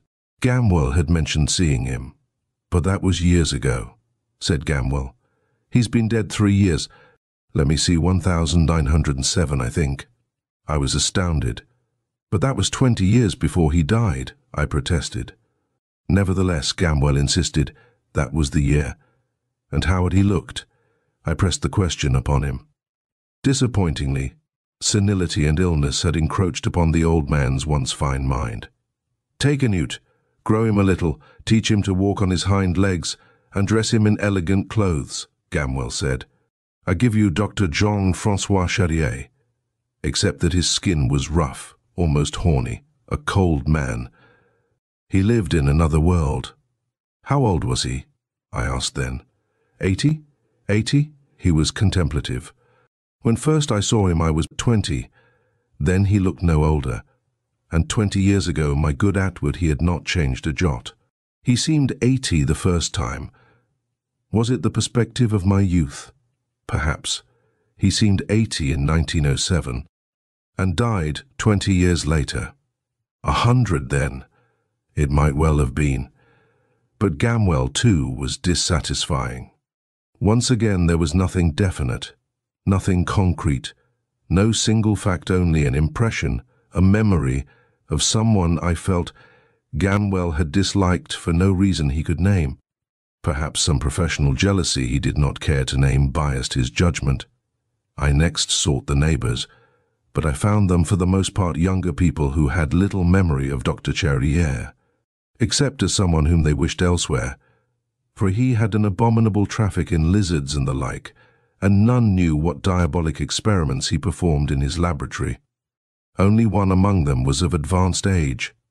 This was an old woman, a Mrs. Hepzibah Cobbett, who lived in a little 2-story house directly behind the Charrier garden wall, and I found her much enfeebled, in a wheelchair. Guarded over by her daughter, a hawk-nosed woman whose cold blue eyes looked at me askance from behind her pince-nez. Yet the old woman spoke, starting to life at mention of Dr. Charrier's name, realizing that I lived in the house. "You'll not live there long, mark my words. It's a devil's house," she said with some spirit that degenerated rapidly into a senile cackling.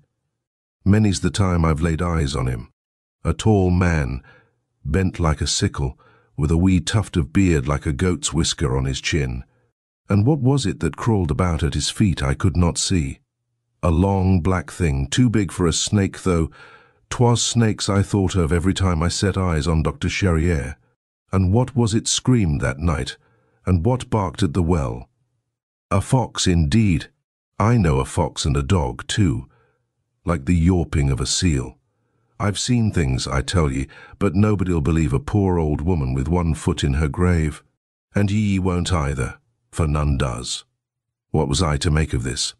Perhaps the daughter was right when she said, as she showed me out, "You must overlook mother's ramblings. She has an arteriosclerotic condition which occasionally makes her sound quite weak-minded." But I did not think old Mrs. Cobbett weak-minded, for her eyes snapped and sparkled when she talked, quite as if she were enjoying a secret joke of proportions so vast that its very outlines escaped her keeper, the grim daughter who hovered ever near. Disappointment seemed to await me at every turn. All avenues of information yielded little more together than anyone had yielded. Newspaper files, library, records all that was to be found was the date of the erection of the house, 1697, and the date of the death of Dr. Jean-Francois Charrier. If any other Charrier had died in the city's history, there was no mention of him. It was inconceivable that death had stricken all the other members of the Charrier family, predeceasing the late tenant of the house on Benefit Street, away from Providence, and yet it must have been so, for there was no other feasible explanation. Yet there was one additional factor likeness of Dr. Charrier, which I discovered in the house. Though no name was appended to it, where it hung in a remote and almost inaccessible corner of an upstairs room, the initials JFC identified it beyond reasonable doubt. It was the likeness of a thin-faced ascetic, wearing a straggly goatee, His face was distinguished by high cheekbones, sunken cheeks, and dark, blazing eyes. His aspect was gaunt and sepulchral. Thus, in the absence of other avenues of information, I was driven once again to the papers and books left in Dr. Charrier's study and laboratory. Hitherto, I had been much away from the house, in the pursuit of my inquiry into Dr. Charrier's background, but now I was as much confined to the house as I had previously been away from it. Perhaps it was because of this confinement that I began to grow more keenly aware of the aura of the house, both in a psychic and a physical sense. That unhappy professional man and his family who had remained here but a month and then left because of the smells abounding had perhaps conditioned me to smell the house, and now, for the first time, I did indeed become sharply cognizant of various aromas and musks, some of them typical of old houses, but others completely alien to me. The dominant one, however, was identifiable. It was a musk I had encountered several times before in zoos, swamps, along stagnant pools, almost a miasma which suggested most strongly the presence of reptiles.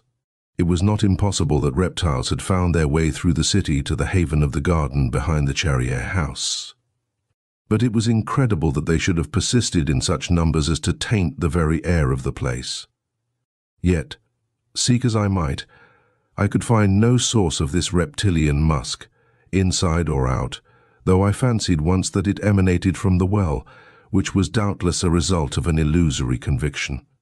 This musk persisted, and it was especially strong whenever rain fell, or a fog formed, or dew lay on the grass, as might have been expected, moisture heightening all odors. The house was moist, too. Its short-lived tenantry had been explained in part by this, and in this, certainly the renter had not been in error. I found it often unpleasant, but not disturbing, not half so disturbing as other aspects of the house.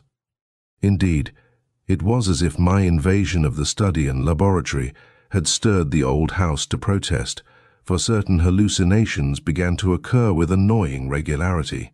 There was, for one, the curious barking sound which seemed to emanate from the garden late at night, and for another, the illusion that an oddly bent reptilian figure haunted the darkness of the garden outside the study windows. These and other illusions persisted, and I, in turn, persisted in looking upon them as hallucinatory until that fateful night when, after hearing a distinct sound as of someone bathing in the garden, I woke from my sleep convinced that I was not alone in the house, and, putting on my dressing robe and slippers, I lit a lamp and hurried to the study. What I saw there must certainly have been inspired by the nature of my inquiry into the late Dr. Charrier's papers. That it was a figment of a nightmare, I could not doubt at the moment, though I caught but a faint glimpse of the invader, for there was an invader in the study, and he made off with certain papers belonging to the Charrier estate. But as I saw him in the brief glimpse I had of him in the one yellow light of the lamp held overhead, and partially blinding me he seemed to glisten, he shone blackly, and he seemed to be wearing a skin-tight suit of some rough black material. I saw him for only an instant, before he leapt through the open window into the darkness of the garden.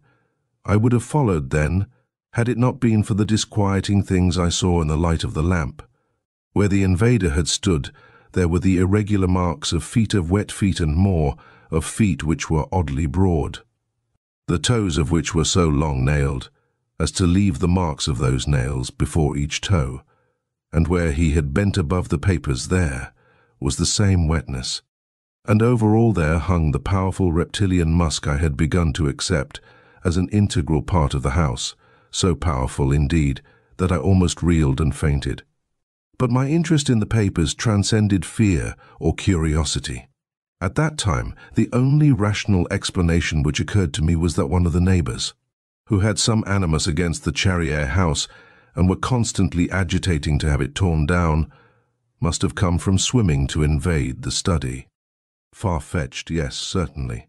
But could any other explanation readily account for what I saw? I am inclined to think not. As for the papers, certain of them were undeniably gone. Fortunately, These were the very ones I had finished with. I had put them into a neat pile, though many were not consecutive.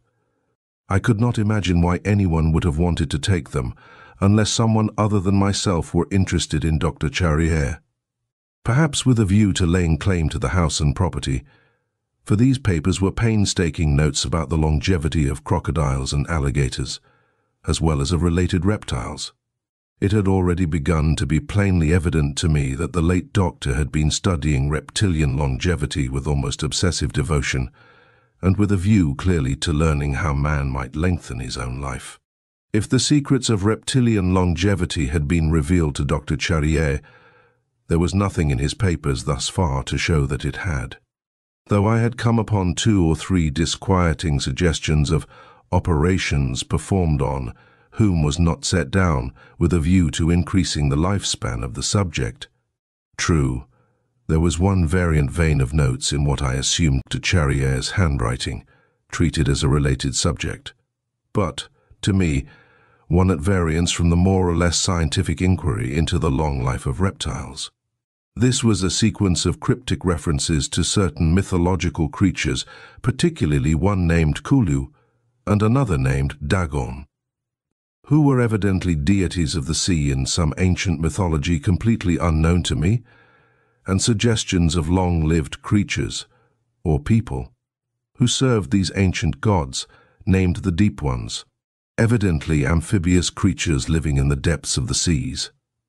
Among these notes were photographs of a singularly hideous monolithic statue of a distinctly saurian cast of feature labeled E Coast Hivawa is Marquesas, object of worship, and of a totem pole of the Northwest Coast Indians of a disturbingly similar workmanship, also reptilian in aspect, this one being marked Kwakiutl Indian Totem, Quatsino Sound, Sim, T, erected by Tlingit Inns.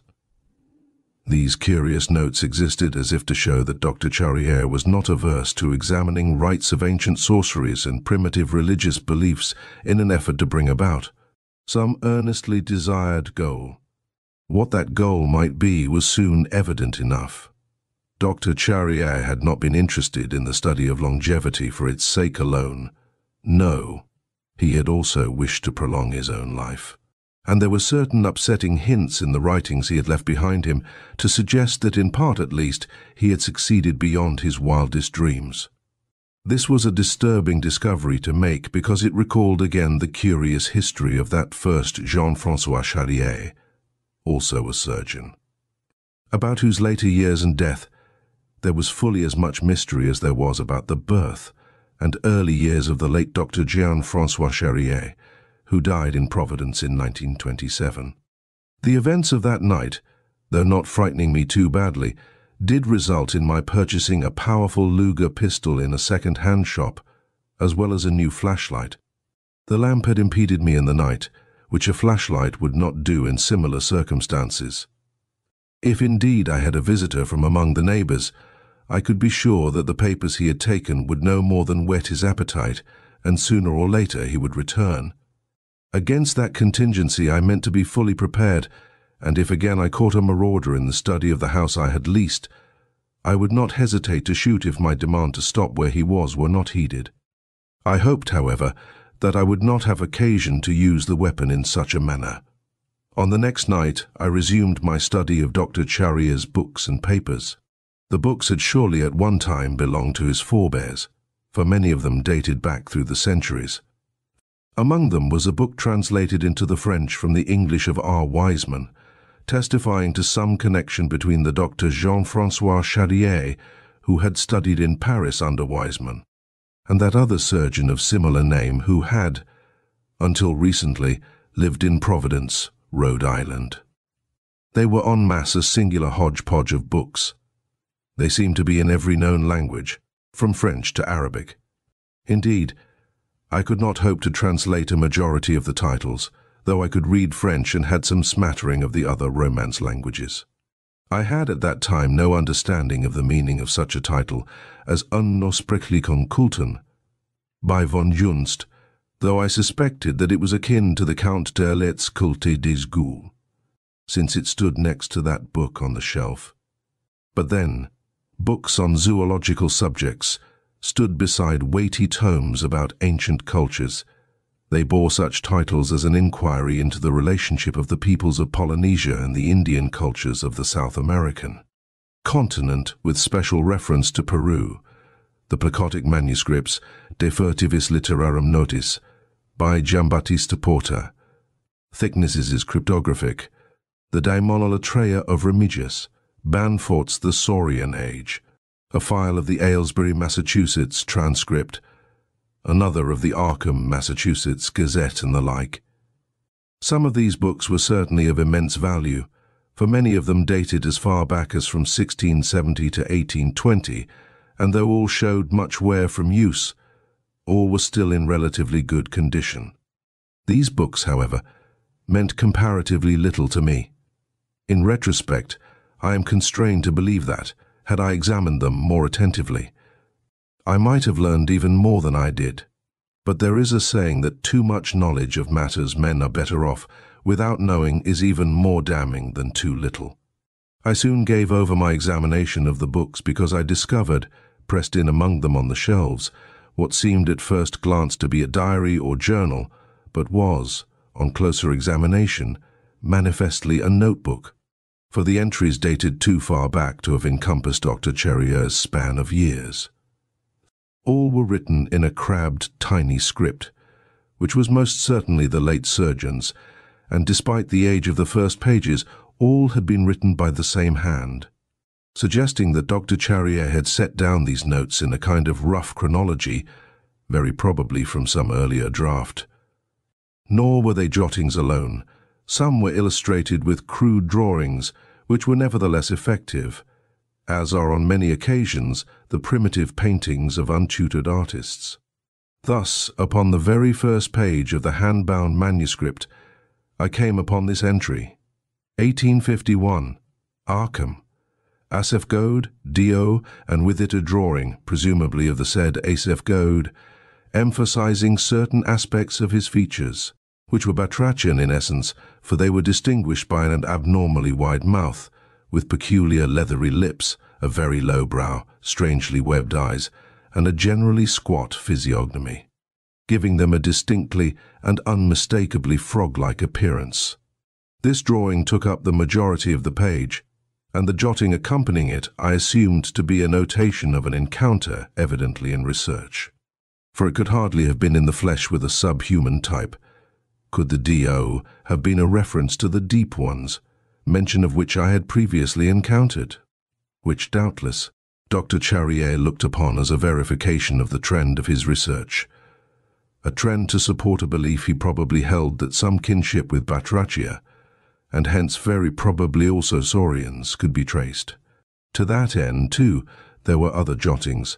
Most of them were so vague, perhaps purposely so, as to seem to me at that first examination of them virtually meaningless. What was I to make of a page like this, for instance? 1857, St. Augustine, Henry Bishop, skin very scaly but not ichthyic, said to be 107 years old. No deteriorative process, all senses still keen. Ancestry uncertain, but Polynesian trade in background. 1861, Charleston, Balach family, crusted hands, double jaw construction, entire family manifesting similar stigmata. Anton, 117 years old. Anna, 109. Unhappy away from water. 1863, Innsmouth, Marshwaite, Elliot, Gilman families. Captain Obed Marsh, a trader in Polynesia, married to a Polynesian woman, all bearing facial characteristics similar to Asaph Goad's. Much secretive living. Women seldom seen in streets, but at night much swimming. Entire families, all the rest of the town keeping to their houses, swimming out to Devil Reef. Relationship to D.O. very marked. Considerable traffic between Innsmouth and Ponape. Some dark religious worship. 1871. Jed Price, carnival entertainer, billed as Alligator Man, appears in pool of alligators, saurian look, long lantern jaw. said to have pointed teeth, but whether real or filed unable to determine. This was the general tenor of the jottings in the book. Their range was continental. There were notes referring to Canada and Mexico, as well as the eastern seaboard of North America.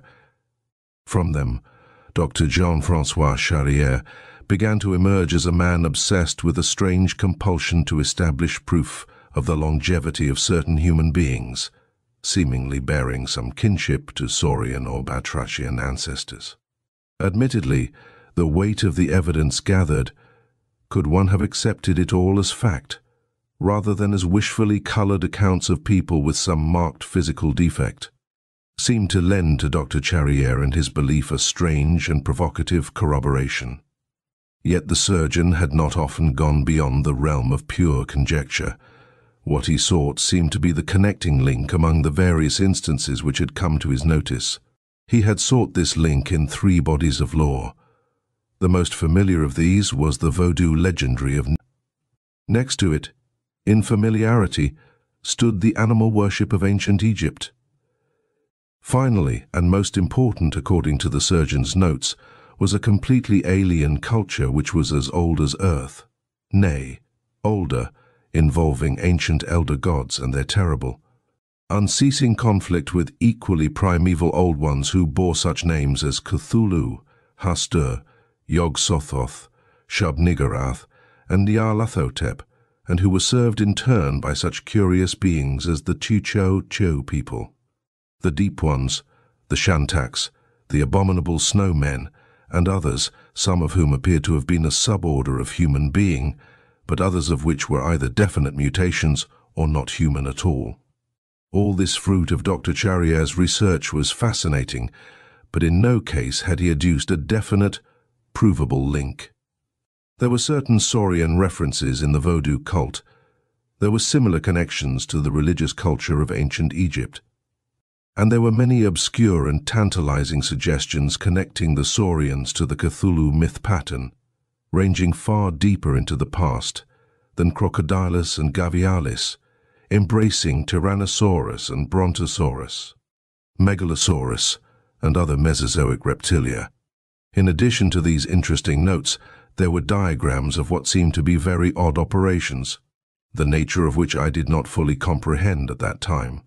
These were apparently copied out of ancient texts, particularly one given frequently as source entitled De Vermis Mysteriis by Ludwig Prinn, another of those obscure references completely foreign to me. The operations themselves suggested a raison d'etre too astounding to accept on face.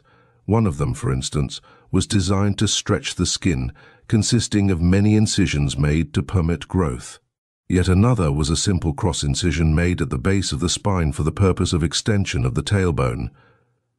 What these fantastic diagrams suggested was too horrible to contemplate, yet it was part and parcel, surely, of the strange research conducted for so many years by Dr. Charrière, whose seclusion was thus readily explicable, since his was a project which could only be conducted in secret, lest it bring down upon him the scorn and laughter of his fellow scientists. Among these papers there were also certain references set down in such a manner that I could not doubt they were the experiences of the narrator. Yet for all that these antedated 1850, in some cases by decades, they were unmistakably in Dr. Charrière's handwriting, so that, accepting always the possibility that he had transcribed the experiences of someone else, it was evident that he was more than an octogenarian at the time of his death, indeed far more. So much more that the very anticipation of it made me uneasy, and cast my thoughts back to that other Dr. Charrière who had gone before him.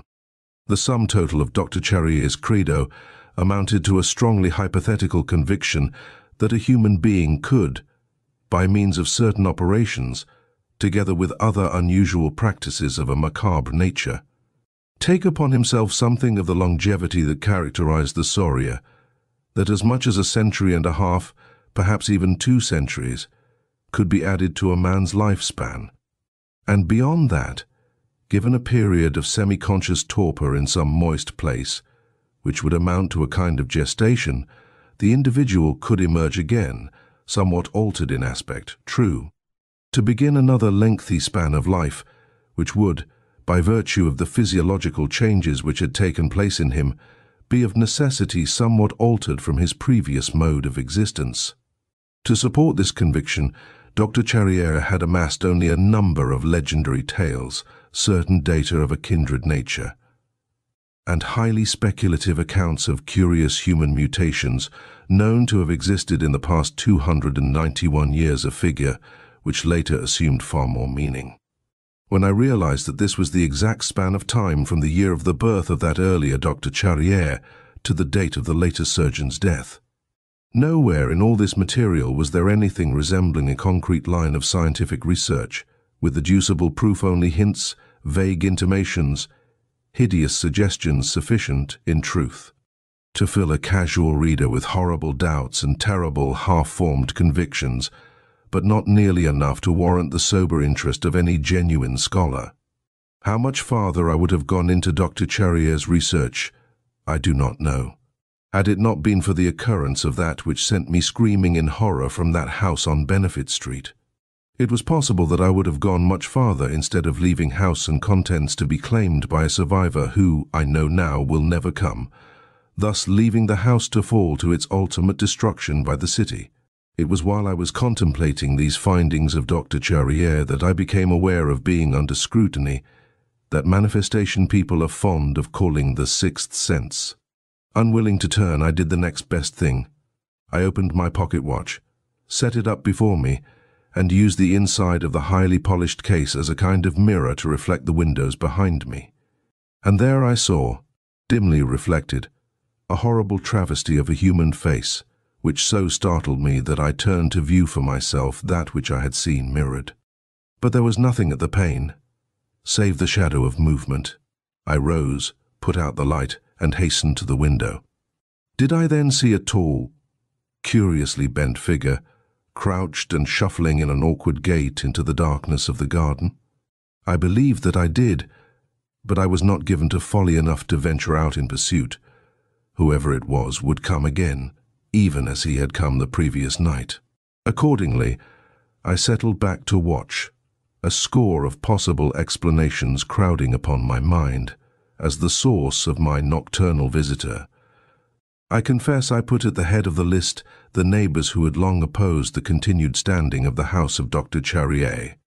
It was possible that they meant to frighten me away, unaware of the shortness of my lease. It was also possible that there was something in the study they wanted, though this was far-fetched. In view of the time they had had to search the house during its long period of UN occupancy. Certainly the truth of the matter never once occurred to me. I am not by nature any more skeptical than an antiquarian might be expected to be. But the true identity of my visitor did not, I confess, suggest itself to me, despite all the curious interlocking circumstances which might have conveyed a greater meaning to a less scientific mind than my own. As I sat there in the dark, I was more than ever impressed with the aura of the old house. The very darkness seemed alive, but incredibly remote from the life of Providence which swirled all around it. The interior darkness was filled instead with the psychic residue of years, the persistent smell of moisture, accompanied by that musk so commonly associated with reptilian quarters at the zoo. The smell of old wood, old limestone, of which the cellar walls were composed, the odor of decay, for the centuries had begun to deteriorate both wood and stone. And there was something more, the vaporous hint of an animal presence, which seemed indeed to grow stronger with every passing moment. I sat there well over an hour before I heard any untoward sound. Then it was indistinguishable. At first I thought it a bark, akin to that sound made by alligators. But then I thought it rather less a figment of my perfervid imagination than the actual sound of a door closing. Yet it was some time before another sound smote upon my ears, a rustling of papers. Astonishing as it was, an intruder had actually found his way into the study before my very eyes without being seen. I turned on the flashlight, which was directed at the desk I had left. What I saw was incredible, horrible. It was not a man who stood there, but a travesty of a man. I know that for one cataclysmic moment I thought consciousness would leave me, but a sense of urgency coupled with an awareness of acute danger swept over me, and without a moment's hesitation, I fired 4 times. At such range that I knew each shot had found harbor in the body of the bestial thing that leaned over Dr. Charrier's desk in that darkened study. Of what followed I have, mercifully, only the vaguest memory. A wild thrashing about the escape of the invader, my own uncertain pursuit. I had struck him, certainly, for a trail of blood led from the study to the windows through which he had gone, tearing away glass and frame in one. Outside, the light of my flash gleamed on the drops of blood, so that I had no difficulty following them. Even without this to follow, the strong musk pervading the night air would have enabled me to trace whoever had gone ahead. I was led not away from the house, but deeper into the garden, straight to the curb of the well behind the house. And over the curb into the well, where I saw for the first time in the glow of the flashlight the cunningly fashioned steps which led down into that dark moor. So great was the discharge of blood at the well curb that I was confident I had mortally wounded the intruder. It was that confidence which impelled me to follow, despite the manifest danger. Would that I had turned at the well curb and gone away from that accursed place.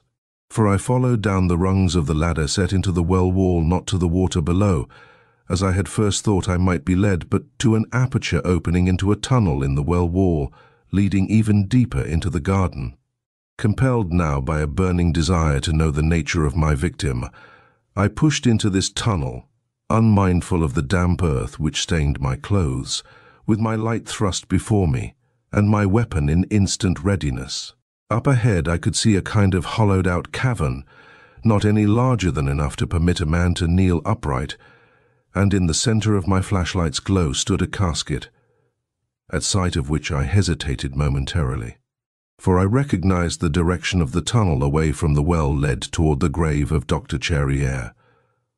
But I had come too far to retreat. The smell in this narrow opening was almost indescribable. Pervading every part of the tunnel was the nauseatingly strong musk of reptiles. Indeed, it lay so thickly in the air that I had to force myself to press on toward the casket. I came up to it and saw that it lay uncovered. The trail of blood led to the edge of the casket and into it. Impelled by burning curiosity and a half-formed fear of what I might find, I rose to my knees and forced the light tremblingly into the casket. It may well be charged that after so many years my memory is no longer to be relied upon, but what I saw there was imprinted indelibly on my memory. For there, in the glow of my light, lay a newly dead being, the implications of whose existence overwhelmed me with horror. This was the thing I had killed. Half man, half saurian, it was a ghastly travesty upon what had once been a human being. Its clothes were split and torn by the horrible mutations of the flesh, by the crusted skin which had burst its bonds. Its hands and unshod feet were flat, powerful in appearance, claw-like. I gazed in speechless terror at the shuddersome tail-like appendage which pushed bluntly out from the base of the spine, at the terribly elongated crocodilian jaw, to which still grew a tuft of hair, like a goat's beard. All this I saw before a merciful unconsciousness overcame me, for I had seen enough to recognize what lay in that coffin him who had lain there in a cataleptic torpor since 1927. Waiting his turn to come back in frightfully altered form to live again, Dr. Jean-François Charrier, surgeon, born in Bayonne in 1636, died in Providence in 1927, and I knew that the survivor of whom he had written in his will was none other than himself, born again, renewed by a hellish knowledge of long-forgotten, eldritch rites more ancient than mankind, as old as that early vernal earth on which great beasts fought and tore. End of The Survivor by H.P. Lovecraft and August Derleth.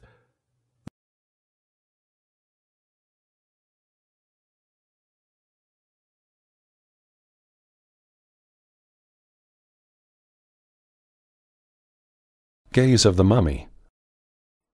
Egypt has always fascinated me. Egypt, land of antique and mysterious secrets. I had read of pyramids and kings, dreamed of vast, shadowy empires now dead as the empty eyes of the Sphinx. It was of Egypt that I wrote in later years. For me its weird faiths and cults made the land an avatar of all strangeness. Not that I believed in the grotesque legends of olden times. I did not credit the faith in anthropomorphic gods with the heads and attributes of beasts. Still, I sensed behind the myths of Bast, Anubis, Set, and Thoth the allegorical implications of forgotten truths. Tales of beast men are known the world over, in the racial lore of all climes. The werewolf legend is universal and unchanged since the furtive hintings of Pliny's days. Therefore, to me, with my interest in the supernatural, Egypt provided a key to ancient knowledge. But I did not believe in the actual existence of such beings or creatures in the days of Egypt's glory. The most I would admit to myself was that perhaps the legends of those days had come down from much remoter times, when primal earth could hold such monstrosities due to evolutionary mutations. Then, one evening in Carnival, New Orleans, I encountered a fearful substantiation of my theories. At the home of the eccentric Henticus Vanning, I participated in a queer ceremony over the body of a priest of Sebek, the crocodile-headed god. Wilden, the archaeologist, had smuggled it into this country, and we examined the mummy despite curse and warning. I was not myself at the time, and to this day I am not sure what occurred exactly. There was a stranger present, wearing a crocodile mask, and events were precipitated in nightmare fashion. When I rushed from that house into the streets, Vanning was dead by the priest's hand, or fangs set in the masks, if mask it was. I cannot clarify the statement of the above facts, dare not. I told the story once, then determined to abandon writing of Egypt and its ancient ways forever.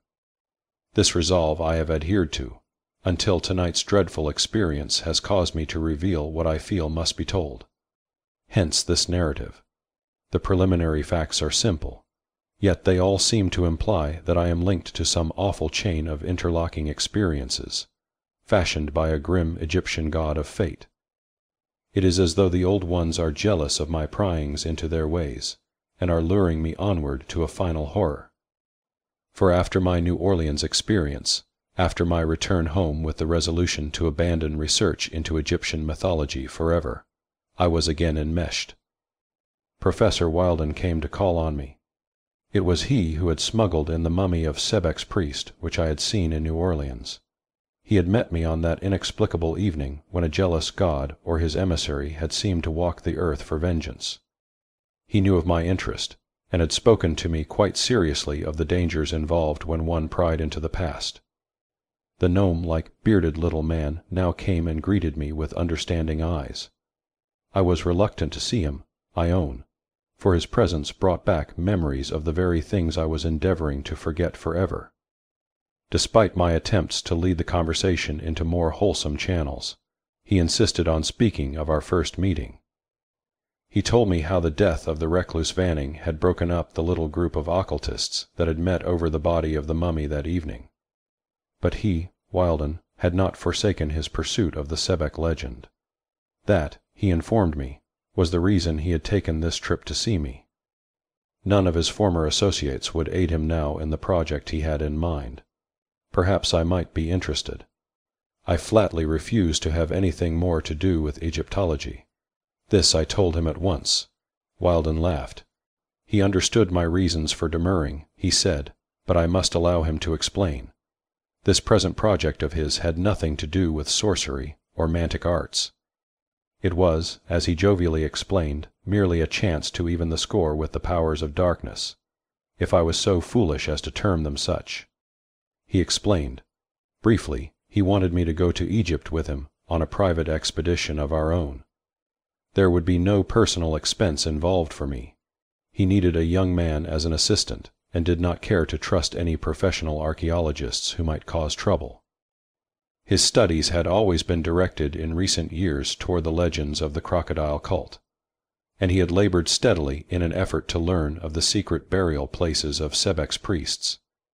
Now, from reputable sources, a native guide in his pay abroad, he had stumbled onto a new hiding place, a subterranean tomb which held a mummy of a Sabekian votary. He would not waste words in giving me further details.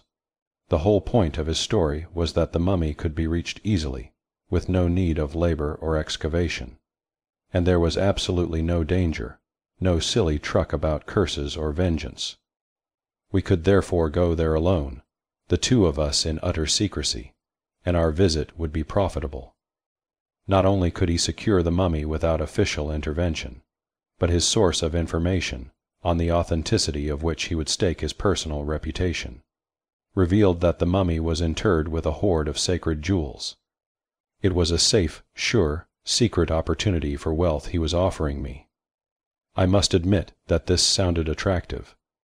Despite my unpleasant experience in the past, I would risk a great deal for the sake of suitable compensation. And then, too, although I was determined to eschew all dabblings in mysticism, there was a hint of the adventurous in this undertaking which allured me. Wilden cunningly played upon my feelings. I realized that now. He talked with me for several hours and returned the next day, until at last I agreed. We sailed in March, landed in Cairo 3 weeks later after a brief stopover in London. The excitement of going abroad obscures my memory of personal contact with the professor.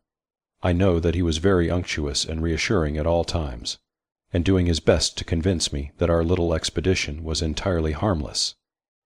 He wholly overrode my scruples as to the dishonesty of tomb looting, attended to our visas, and fabricated some trumped tale to allow the officials to pass us through to the interior. From Cairo we went by rail to Khartoum. It was there that Professor Wilden planned to meet his source of information, the native guide, who was now admittedly a spy in the archaeologist's employ.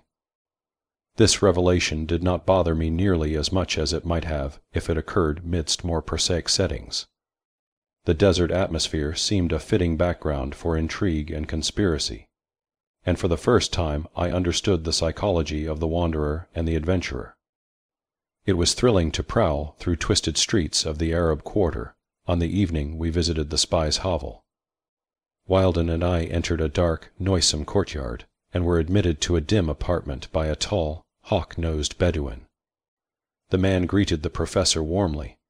Money changed hands. Then the Arab and my companion retired to an inner chamber. I heard the low whisper of their voices, Wilden's excited, questioning tones mingling with the guttural accented English of the native. I sat in the gloom and waited. The voices rose, as though in altercation. It seemed as though Wilden were attempting to placate or reassure, while the guide's voice assumed a note of warning and hesitant fear. Anger entered as Wilden made an effort to shout down his companion. Then I heard footsteps. The door to the inner chamber opened, and the native appeared on the threshold. His face seemed to hold a look of entreaty as he stared at me, and from his lips poured an incoherent babble, as though in his excited efforts to convey his warning to me, he had relapsed into familiar Arabic speech. For warning me that was unmistakable. A second he stood there, and then Wilden's hand fell on his shoulder, wheeling him around. The door slammed shut as the Arab's voice rose high, almost to a scream. Wilden shouted something unintelligible. There was the sound of a scuffle, a muffled report, then silence. Several minutes elapsed before the door opened and Wilden appeared, mopping his brow. His eyes avoided mine. Fellow kicked up a row about payment, and Wilden appeared, mopping his brow. His eyes avoided mine. Fellow kicked up a row about payments, he explained, speaking to the floor. Got the information, though. Then he came out here to ask you for money. I had to put him out the back entrance, finally. Fired a shot to scare him off. These natives are so excitable. I said nothing as we left the place, nor fired a shot to scare him off. These natives are so excitable. I said nothing as we left the place, nor did I comment on the hurried furtiveness with which Wilden hastened our way through the black streets. Nor did I appear to notice when he wiped his hands on his handkerchief and hastily thrust the cloth back into his pocket. It might have embarrassed him to explain the I should have suspected then, should have abandoned the project at once. But I could not know, when Wilden proposed a ride into the desert the following morning, that our destination was to be the tomb. It was so casually arranged. 2 horses, bearing a light lunch in the saddle bags. A small tent, against the midday heat, Wilden said, and we cantered off, alone. No more fuss or preparation about it than if we were planning a picnic. Our hotel rooms were still engaged, and not a word was said to anyone. We rode out of the gates into the calm, unrippled sands that stretched beneath a sky of bucolic blue. For an hour or so we jogged on through serene, if searing, sunlight. Wilden's manner was preoccupied. He continually scanned the monotonous horizon as though seeking some expected landmark, but there was nothing in his bearing to indicate his full intention. We were almost upon the stones before I saw them, a great cluster of white boulders outcropping from the sandy sides of a little hillock. Their forms seemed to indicate that the visible rocks formed an infinitesimal fragment of the stones concealed by the shifting sands, though there was nothing in the least unusual about their size, contour, or formation. They rested casually enough in the hillside, no differently than a dozen other small clusters we had previously passed. Wilden said nothing beyond suggesting that we dismount, pitch the small tent, and lunch. He and I pegged in the stakes, lugged a few small, flat stones inside to serve as table and chairs, placing our packed blankets as padding for the latter. Then, as we ate, Wilden exploded his bombshell. The rocks before our tent, he averred, concealed the entrance to the tomb. Sand and wind and desert dust had done their work well, hidden the sanctuary from interlopers. His native accomplice, led by hints and rumors, had uncovered the spot in ways he did not seem anxious to mention. But the tomb was there. Certain manuscripts and screeds bore testimony to the fact it would be unguarded. All we need do would be to roll away the few boulders blocking the entrance and descend. Once again he earnestly emphasized the fact that there would be no danger to me. I played the fool no longer. I questioned him closely. Why would a priest of Sebek be buried in such a lonely spot? Because, Wilden affirmed, he and his retinue were probably fleeing south at the time of his death. Perhaps he had been expelled from his temple by a new pharaoh. Then, too, the priests were magic workers and sorcerers in latter days, and often persecuted or driven out of the cities by irate citizenry. Fleeing, he had died and been interred here. That, Wilden further explained, was the reason for the scarcity of such mummies. Ordinarily, the perverted cult of Sebek buried its priests only in rare circumstances like this, that an expelled priest was laid away in some obscure spot where his mummy might still be found. But the jewels, I persisted. The priest away in some obscure spot where his mummy might still be found. But the jewels, I persisted. The priests were rich. A fleeing wizard would carry his wealth, and at death it would naturally be buried with him. It was a peculiarity of certain renegade sorceress priests to be mummified with vital organs intact. They had some superstition about earthly resurrection. That was why the mummy would prove an unusual find. Probably the chamber was just a stone-walled hollow housing the mummy case. There would be no time to invoke or conjure any curses or other outlandish abracadabra, such as I seemed to fear. We could enter freely and secure the spoils. In the following of such a priest there surely were several expert temple craftsmen who would embalm the body properly. It needed skill to do a good job without removing the vital organs, and religious significance made this final operation imperative. Therefore we need not worry about finding the mummy in good condition. Wilden was very glib, too glib. He explained how easily we would smuggle the mummy case wrapped in our tent folds, how he would arrange to smuggle both it and the jewels out of the country with the help of a native exporting firm. He pooh-poohed each objection that I stated, and knowing that whatever his personal character as a man might be, he was still a recognized archaeologist. I was forced to concede his authority. There was only one point which vaguely troubled me, his casual reference to some superstition concerning earthly resurrection. The burial of a mummy with organs intact sounded strange. Knowing what I did about the activities of the priests in connection with Godi and sorceress rituals, I was leery of even the faintest possibility of mishap. Still, he persuaded me at the last, and following lunch we left the tent. We found the boulders no great hindrance. They had been placed artfully, but we discovered their appearance of being firmly embedded in rock to be deceptive. A few heavings and clearing away of minor debris enabled us to remove 4 great stones which formed a block before a black opening which slanted down into the earth. We had found the tomb. With the realization, with the sight of that gaping, gloomy pit before me, old horrors rose to mock and grin. I remembered all of the dark, perverted faith of CABH, the minglings of myth, fable, and grimacing reality which should not be. I thought of underground rites in temples now given to dust, of posturing worship before great idols of gold, man-shaped figures bearing the heads of crocodiles. I recall the tales of darker parallel worships, bearing the same relationship as Satanism now does to Christianity, of priests who invoked animal-headed gods as demons rather than as benignant deities. CABH was such a dual god, and his priests had given him blood to drink. In some temples there were vaults, and in these vaults were eidolons of the god shaped as a golden crocodile.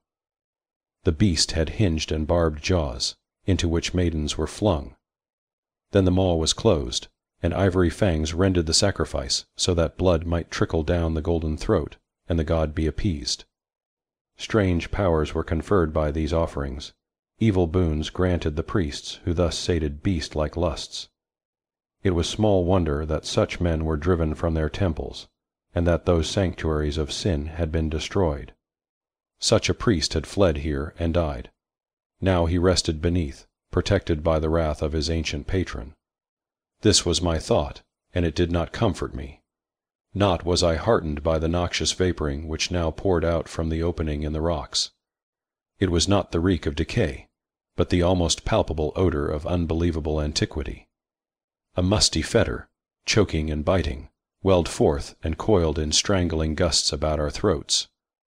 Wilden bound a handkerchief over his nose and mouth, and I followed suit. His pocket flashlight flicked on, and he led the way. His reassuring smile was drowned in the gloom as he descended the sloping rock floor which led into the interior passageway. I followed. Let him be the first, should there be any falling rock traps, any devices of protection to assail interlopers. He would pay the penalty for temerity, not I besides. I could glance back at the reassuring spot of blue limned by the rocky opening. But not for long. The way turned, wound as it descended. Soon we walked in shadows that clustered about the faint torch beam, which alone broke the nighted dimness of the tomb. Wilden had been correct in his surmise. The place was merely a long rocky cavern leading to a hastily burrowed inner room. It was there that we found the slabs covering the mummy case. His face shone with triumph as he turned to me and pointed excitedly. It was easy, much too easy, I realize now, but we suspected nothing. Even I was beginning to lose my initial qualms. After all, this was proving to be a very prosaic business. The only unnerving element was the gloom, and one would encounter such in any ordinary mining shaft. I lost all fear, finally. Wilden and I tilted the rock slabs to the floor, stared at the handsome mummy case beneath. We eased it out and stood it against the wall. Eagerly the professor bent to examine the opening in the rocks which had held the sarcophagus. It was empty. Strange, he muttered. No jewels must be in the case. We laid the heavy wooden covering across the rocks. Then the professor went to work. He proceeded slowly, carefully, breaking the seals, the outer waxing. The design on the mummy case was very elaborate, inlaid with gold leaf and silver patterns which highlighted the bronze patina of the painted face. There were many minute inscriptions and hieroglyphs which the archaeologist did not attempt to begin deciphering. "That can wait," he said. "We must see which the archaeologist did not attempt to begin deciphering. That can wait," he said. "We must see what lies within." It was some time before he succeeded in removing the first covering. Several hours must have elapsed, so delicately and carefully did he proceed. The torch was beginning to lose its power. The battery ran low. The second layer was a smaller replica of the first, save that its pictured face was more exact as to detail. It seemed to be an attempt to duplicate conscientiously the true features of the priest within. Made in the temple, Wilden explained. It was carried on the flight. We stooped. Of the priest within, made in the temple, Wilden explained. It was carried on the flight. We stooped over, studying the countenance in the failing light. Abruptly, yet simultaneously, we made a strange discovery. The pictured face was eyeless. Blind, I commented. Wilden nodded, then stared more closely. No, he said. The priest was not blind, if this portraiture commented. Wilden nodded, then stared more closely. No, he said. The priest was not blind, if this portraiture is correct. His eyes were plucked out. I stared into torn sockets which confirmed this gruesome truth. Wilden pointed excitedly to a row of hieroglyphic figures which ornamented the side of the case. They showed the priest in the throes of death upon a couch. 2 slaves with pincers hovered over him. A second scene showed the slaves tearing his eyes from his head. In a third, the slaves were depicted in the act of inserting some shining objects into the now empty sockets. The rest of the series were scenes or funeral ceremonies, with an ominous crocodile-headed figure in the background, the god CABH. Extraordinary, was Wilden's comment. Ominous crocodile-headed figure in the background, the god CABH. Extraordinary, was Wilden's comment. Do you understand the implication of those pictures? They were made before the priest died. They show that he intended to have his eyes removed before death, and those objects inserted in their place. When would he willingly subject himself to such torture? What are those shining things? The answer must be within, I answered. Without a word, Wilden fell to work. The second covering was removed. The torch was flickering as it died. The third covering confronted us. In almost absolute blackness the professor worked, fingers moving deftly with knife and pry as he broke the final seals. In the yellow half-light the lid swung up, open. We saw the mummy. A wave of vapor rose out of the case, a terrific odor of spice and gases which penetrated the handkerchiefs bound round nose and throat. The preservative power of those gaseous emanations was evidently enormous, for the mummy was not wrapped or shrouded. A naked, shriveled brown body lay before us, in a surprising state of preservation. But this we saw for only an instant. After that, we riveted our attention elsewhere, upon the eyes, or the place where they had been. 2 great yellow discs burned up at us through the darkness. Not diamonds or sapphires or opals were they, or any known stone. Their enormous size precluded any thought of inclusion in a common category. They were not cut or faceted, yet they blinded with their brightness. A fierce flashing stabbed our retinas like naked fire. These were the jewels we sought, and they had been worth seeking. I stooped to remove them, but Wilden's voice restrained me. Don't, he warned. We'll get them later. I stooped to remove them, but Wilden's voice restrained me. Don't, he warned. We'll get them later without harming the mummy. I heard his voice as though from afar. I was not conscious of again standing erect. Instead, I remained stooped over those flaming stones. I stared at them. They seemed to be growing into 2 yellow moons. It fascinated me to watch them. All my senses seemed to focus on their beauty. And they in turn focused their fire on me, bathing my brain in heat that soothed and numbed without scorching pain. My head was on fire. I could not look away, but I did not wish to. These jewels were fascinating. Dimly came Wilden's voice. I half felt him tugging at my shoulder. Don't look. His voice was absurd in its excited tones. They aren't natural stones. Gifts of the gods, which is why the priest had them replaced for eyes as he died. They're hypnotic. That theory of resurrection. I half realized that I brushed the man's eyes as he died. They're hypnotic. That theory of resurrection. I half realized that I brushed the man off. But those jewels commanded my senses, compelled my surrender. Hypnotic, of course they were. I could feel that warm yellow fire flooding my blood, pulsing at my temples, stealing toward my brain. The torch was out now, I knew, and yet the whole chamber was bathed in flashing yellow radiance from those dazzling eyes. Yellow radiance, no, a glowing red, a bright scarlet luminance in which I read a message. The jewels were thinking. They had mind, or rather, a will, a will that sucked my senses away even as it flooded over me, a will that made me forget body and brain alike in an effort to lose myself in the red ecstasy of their burning beauty. I wanted to drown in the fire. It was leading me out of myself, so that I felt as though I were rushing toward the jewels, into them, into something else, and then I was free and blind in darkness. With a start I realized that I must have fainted. At least I had fallen down, for I was now lying on my back against the stone floor of the cavern. Against stone, no, against wood. That was strange. I could feel wood. The mummy lay in wood. I could not see. The mummy was blind. I felt my dry, scaly, leprously peeling skin. My mouth opened. A voice, a dust-choked voice that was my own but not my own. A voice that came from death shrieked, "Good God, I'm in the mummy's body." I heard a gasp, the sound of a falling shape striking the rocky floor. Wilden. But what was that other rustling sound? What wore my shape? That damned priest, enduring torture so that his dying eyes might hold hypnotic jewels God given for the hope of eternal resurrection. Buried with easy access to the tomb. Jeweled eyes had hypnotized me. We had changed forms, and now he walked. The supreme ecstasy of horror was all that saved me.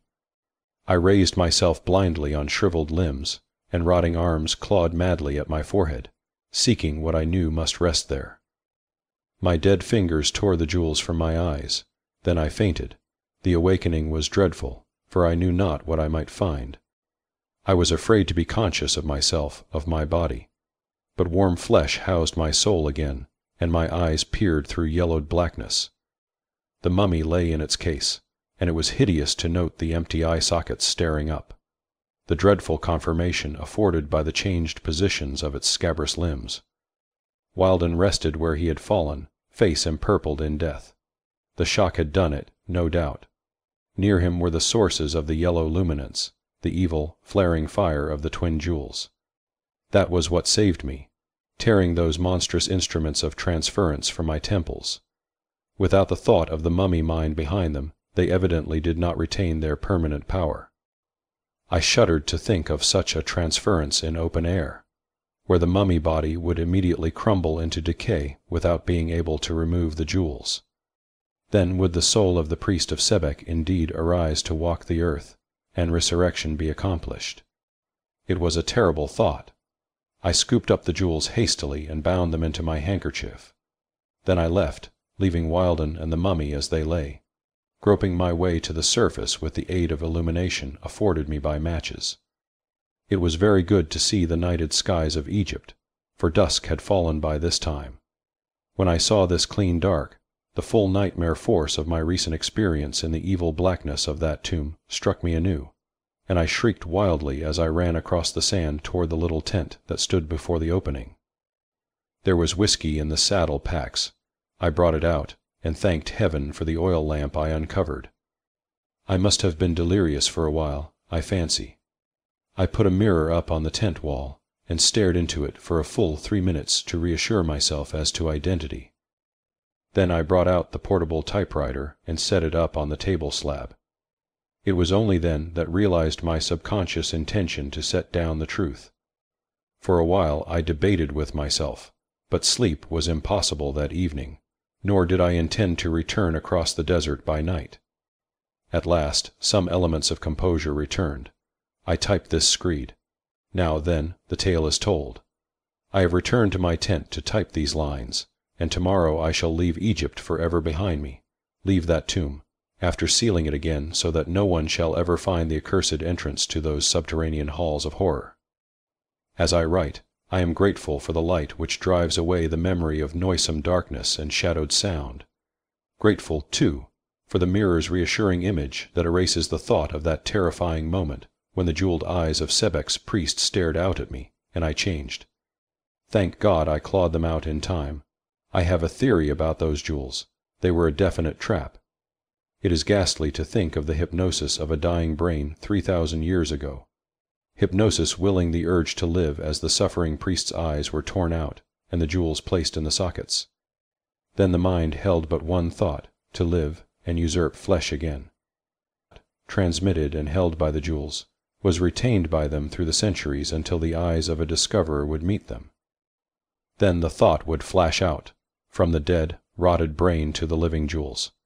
The jewels that hypnotized the gazer and forced him into that terrible exchange of personality. The dead priest would assume man's form, and the man's consciousness be forced into the mummy's body. A demoniacally clever scheme, and to think that I came near to being that man. I have the jewels, must examine them. Perhaps the museum authorities at Cairo can classify them. At any rate, they're valuable enough. But Wilden's dead. I must never speak of the tomb. How can I explain the matter? Those two stones are so curious that they are bound to cause comment. There is something extraordinary about them, though poor Wilden's tale of the god bestowing them is too utterly preposterous. Still, that color change is most unusual, and the life, the hypnotic glow within them. I have just made a startling discovery. I unwrapped the gems from my handkerchief just now and looked at them. They seem to be still alive. Their glow is unchanged. They shine as luminously here under the electric torch as they did in the darkness, as they did in the ruined sockets of that shriveled mummy. Yellow they are, and looking at them I receive that same intuitive prescience of inner, alien life. Yellow, no, now they are reddening, coming to a point. I should not look. It's too reminiscent of that other time. But they must be hypnotic. Deep red now, flaming furiously. Watching them I feel warmed, bathed in fire that does not burn so much as it caresses. I don't mind now. It's a pleasant sensation. No need to look away. No need. Do those jewels retain their power even when they are not in the sockets of the mummy's eyes? I feel it again. They must. I don't want to go back into the body of the mummy. I cannot remove the stones and return to my own form now. Removing them imprisoned the thought in the jewels. I must look away. I cannot. Redder, redder, I must fight them, keep from going under. Red thought now. I feel nothing, must fight. I can look away now. I've beaten the jewels. I'm all right. I can look away, but I cannot see. I've gone blind. Blind. The jewels are gone from the sockets. The mummy is blind. What has happened to me? I am sitting in the dark, typing blind. Blind, like the mummy. I feel as though something has happened. It's strange. My body seems lighter. I know now. I'm in the body of the mummy. I know it. The jewels, the thought they held, and now, what is rising to walk from that open tomb? It is walking into the world of men. It will wear my body, and it will seek blood and pray for sacrifice in its rejoicing at resurrection. And I am blind, blind and crumbling. The air, it's causing disintegration. Vital organs intact, Wilden said, but I cannot breathe. I can't see. Must type, warn. Whoever sees this must know the truth. Warn, body going fast. Can't rise now. Cursed Egyptian magic. Those jewels. Someone must kill thing from the tomb. Fingers so hard to strike keys. Don't work properly. Air getting them. Brittle, blind fumble. Slower. Must warn. Hard to pull carriage back. Can't strike higher case letters any more. Can't capitalize. Fingers going fast. Crumbling to bits. Dust fingers going must warn against thing magic Sebek fingers grope stumps almost gone hard to strike. Damned Sebek Sebek mind all dust Sebek Seb. End of Gaze of the Mummy. Occurrence in an Antique Shop by August W. Derleth. Weird Tales. January 1929. Strange was the death of the antiquary. Well, no, it's not that. Then what is it? There seems to be something wrong with the thing, but I can't tell you what it is, nor why I feel that there's some difference about it. Morrison handed the carving to Clavering, who took it and examined it carefully. It was an antique wood of a pirate, in the act of plunging his cutlass into a hapless sailor. The pirate's left arm was extended straight out from his shoulder, much in the attitude of a fencer. His right arm was crooked at the elbow, and in his hand he clutched a long knife which just touched the sailor's bared breast. The expression on the pirate's face was positively fiendish. The face of the kneeling sailor was a picture of abject terror. The two stood on a block of wood, cut to resemble the flooring of a ship. There was dust on the carving. Humph! Well? What a peculiar obsession, Morrison. There isn't a thing different with this piece since I last saw it. It isn't an obsession, Clavering. Isn't the pirate's weapon nearer to the sailor's breast? Not a fraction of an inch. Clavering, you're not lying, just to case me. Nonsense. You've been reading some of that. I have not. But my dear Morrison, I tell you I'm just the same as ever. It's just, well, you know. Tell me, didn't you really notice any difference in the attitude of the figures? No, I didn't. I'm still dubious. Oh, I say, Morrison, let's discuss it. As you will, Clavering, but you have no idea how the thing affects me. It's so strangely suggestive. Suggestive of what? Of nothing. Won't you have a whiskey and soda before you go? No, I must go, Morrison. Clavering stood up. He yawned, then reached for his hat and stick. The two men walked slowly through the shadowy antique shop to the street door. On the threshold, they paused. Morrison sighed. Clavering struck a match and lit his cigarette. I wouldn't let that carving bother me any more if I were you, Morrison. It's not exactly good for you, you know. It's not bothering me, I'm just wondering, that's all. You're trying fairly hard to conceal your nervousness, Morrison, but you can't deceive me. You'd better stop, old fellow, stop worrying. It's easy for you to say. By God, I know that carving is not the same as when I got it. Morrison shuffled back through the aisles in his shop to his rooms beyond. His bedroom slippers made a curious flapping noise. The next night Clavering found Morrison waiting for him, the image grasped tightly in his hand. No doubt about it, Clavering. The pirate's cutlass is plainly sticking in the sailor's breast. You're seeing things, Morrison. Well, look at it. See for yourself. There's absolutely nothing the matter with it. Then what's the matter with me? You're overworked, under a nervous strain, that's all. Absolute nonsense. Oh well. That weapon is going to keep on entering the sailor's body. When it's passed through, something will happen. To the wooden figure. Perhaps, who knows? Morrison turned the image over in his hand, then placed it on the table within easy reach. Did you ever notice that their faces had changed? Oh, come, Morrison, you're overdoing it. That's your view, Clavering, I've got mine. By the way, Morrison, where did you get the thing, if I may ask? I don't know. You don't know? No. It was here in the shop one day. I swear I'd never seen it before. Odd. Yes, it is odd. Too odd to please me. Why don't you burn the thing? I can't bring myself to do it. In some cursed way it reminds me of something. Clavering shot a quick glance at the clock. Is that 9 o'clock, Morrison? Yes. Why? I've got to go. I've an engagement at 9:30. Oh. If I were you, I'd put that carving in storage. Mr. Soames Clavering made a belated appearance at his club 3 nights later. He had no sooner made his entrance than a young antiquary, James Herrick, rose and made his way over to him. I say, Clavering, I hear Morrison's dead. Yes, he's dead. What happened to him? Why, just a week ago I bought a rare Japanese print from him. He had rather a peculiar end. You saw him die? No, no one saw him die. He lay dead in his shop when I came there last night. In his hand he held this. Clavering pulled the wooden image from his pocket and extended it to his friend. Examine the thing, will you, Herrick? See anything queer about it? Well, it's an odd subject to carve, I should say, but beyond that there's nothing wrong.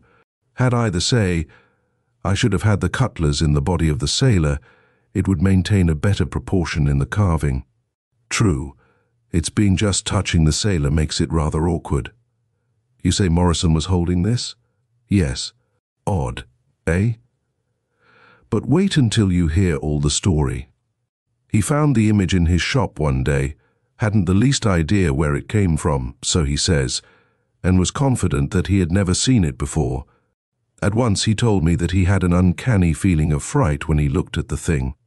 The next night, he insisted that the point of the cutlass had entered the body of the sailor, and that the expressions of the faces had changed.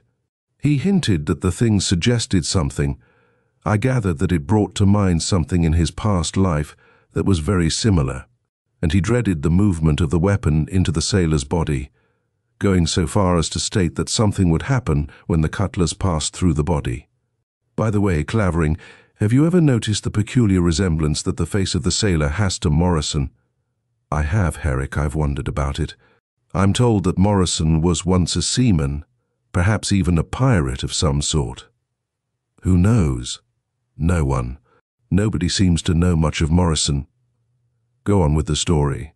Well, Morrison insisted that, night after night, the cutlass was being surely plunged into the sailor's body, and I was fully as insistent in my ridicule of his strange obsession. Last night, when I came to see him, I found him dead, with the image in his hand, as I told you. As far as I know, the cause of death is unknown, with heart trouble of an obscure sort plausible. But there was a queer burnt mark on Morrison's breast.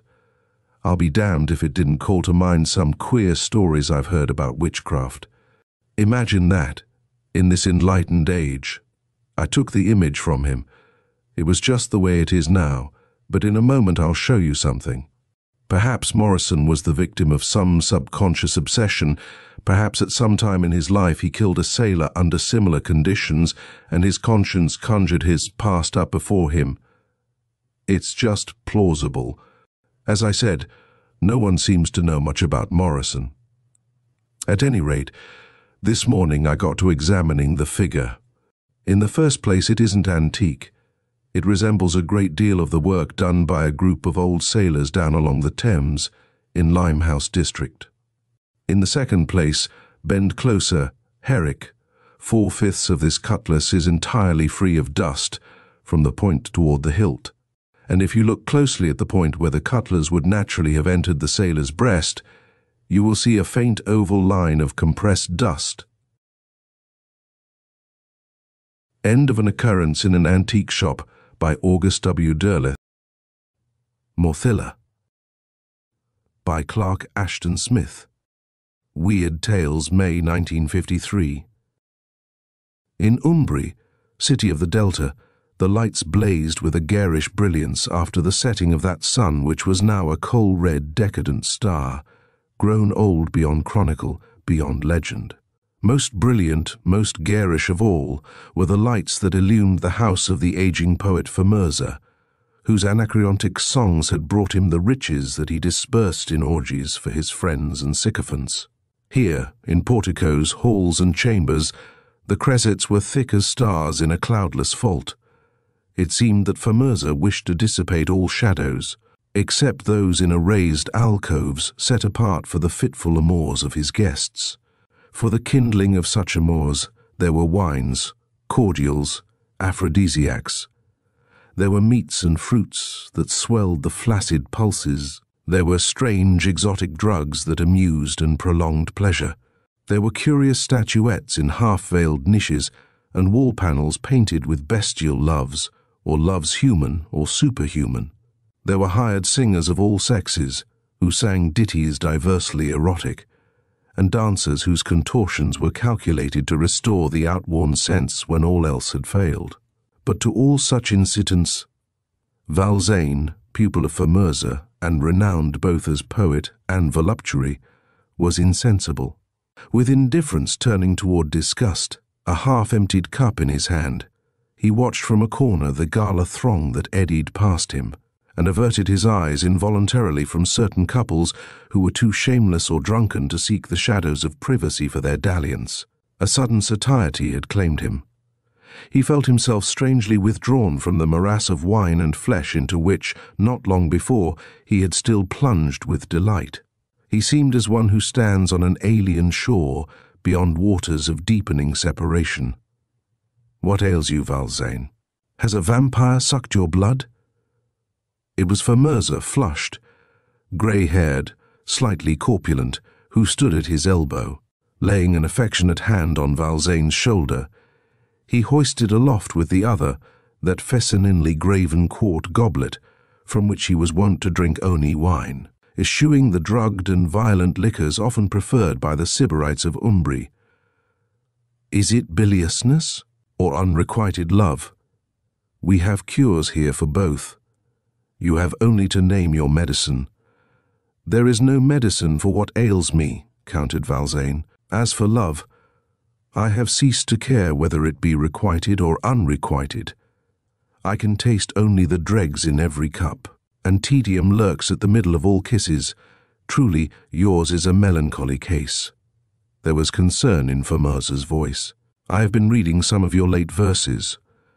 You write only of tombs and yew trees, of maggots and phantoms and disembodied love. Such stuff gives me the colic. I need at least a half-gallon of honest vine juice after each poem. Though I did not know it till lately, admitted Valzane. There is in me a curiosity toward the unseen, a longing for things beyond the material world. Formosa shook his head commiserately. Though I have attained to more than twice your years, I am still content with what I see and hear and touch. Good juicy meat, women, wine, the songs of full-throated singers are enough for me. In the drums of slumber, mused Valzane, I have clasped succubi who were more than flesh, have known delights too keen for the waking body to sustain. Do such dreams have any source outside the earthborn brain itself? I would give much to find that source, if it exists. In the meanwhile there is nothing for me but despair. So young, and yet so exhausted. Well, if you're tired of women and want phantoms instead, I might venture a suggestion. Do you know the old necropolis, lying midway between Umbri and Siom, a matter of perhaps 3 miles from here? The Gothards say that a Lamia haunts it, the spirit of the Princess Morthilla, who died several centuries ago and was interred in a mausoleum that still stands, overtowering the lesser tombs. Why not go forth tonight and visit the necropolis? It should suit your mood better than my house. And perhaps Morthilla will appear to you. But don't blame me if you don't return at all.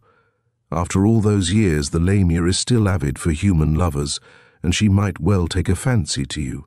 Of course I know the place, said Valzane. But I think you are jesting. Formosa shrugged his shoulders and moved on amid the revellers. A laughing dancer, blonde-limbed and lissom, came up to Valzane and threw a noose of plaited flowers about his neck, claiming him as her captive. He broke the noose gently and gave the girl a tepid kiss that caused her to make wry faces. Unobtrusively but quickly, before others of the merrymakers could try to entice him, he left the house of Formosa. Without impulses, other than that of an urgent desire for solitude, he turned his steps toward the suburbs, avoiding the neighborhood of taverns and lupanars, where the populace thronged. Music, laughter, snatches of songs followed him from lighted mansions where symposia were held nightly by the city's richer denizens.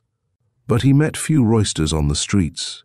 It was too late for the gathering, too early for the dispersal of guests at such symposia. Now the lights thinned out, with ever-widening intervals between, and the streets grew shadowy with that ancient night which pressed about Umbri, and would wholly quench its defiant galaxies of lamp-bright window with the darkening of Zothique's senescent sun. Of such things, and of death's encircling mystery, were the musings of Valzane as he plunged into the outer darkness that he found grateful to his glare-wearied eyes. Grateful, too, was the silence of the field-bordered road that he pursued for a while without realizing its direction. Then, at some landmark familiar despite the gloom, it came to him that the road was the one which ran from Umbri to Psyom, that sister city of the Delta, the road beside whose middle meanderings was situated the long-disused necropolis to which Formosa had ironically directed him. Truly, he thought, the earthly-minded Formosa had somehow plumbed the need that lay at the bottom of his disenchantment with all sensory pleasures.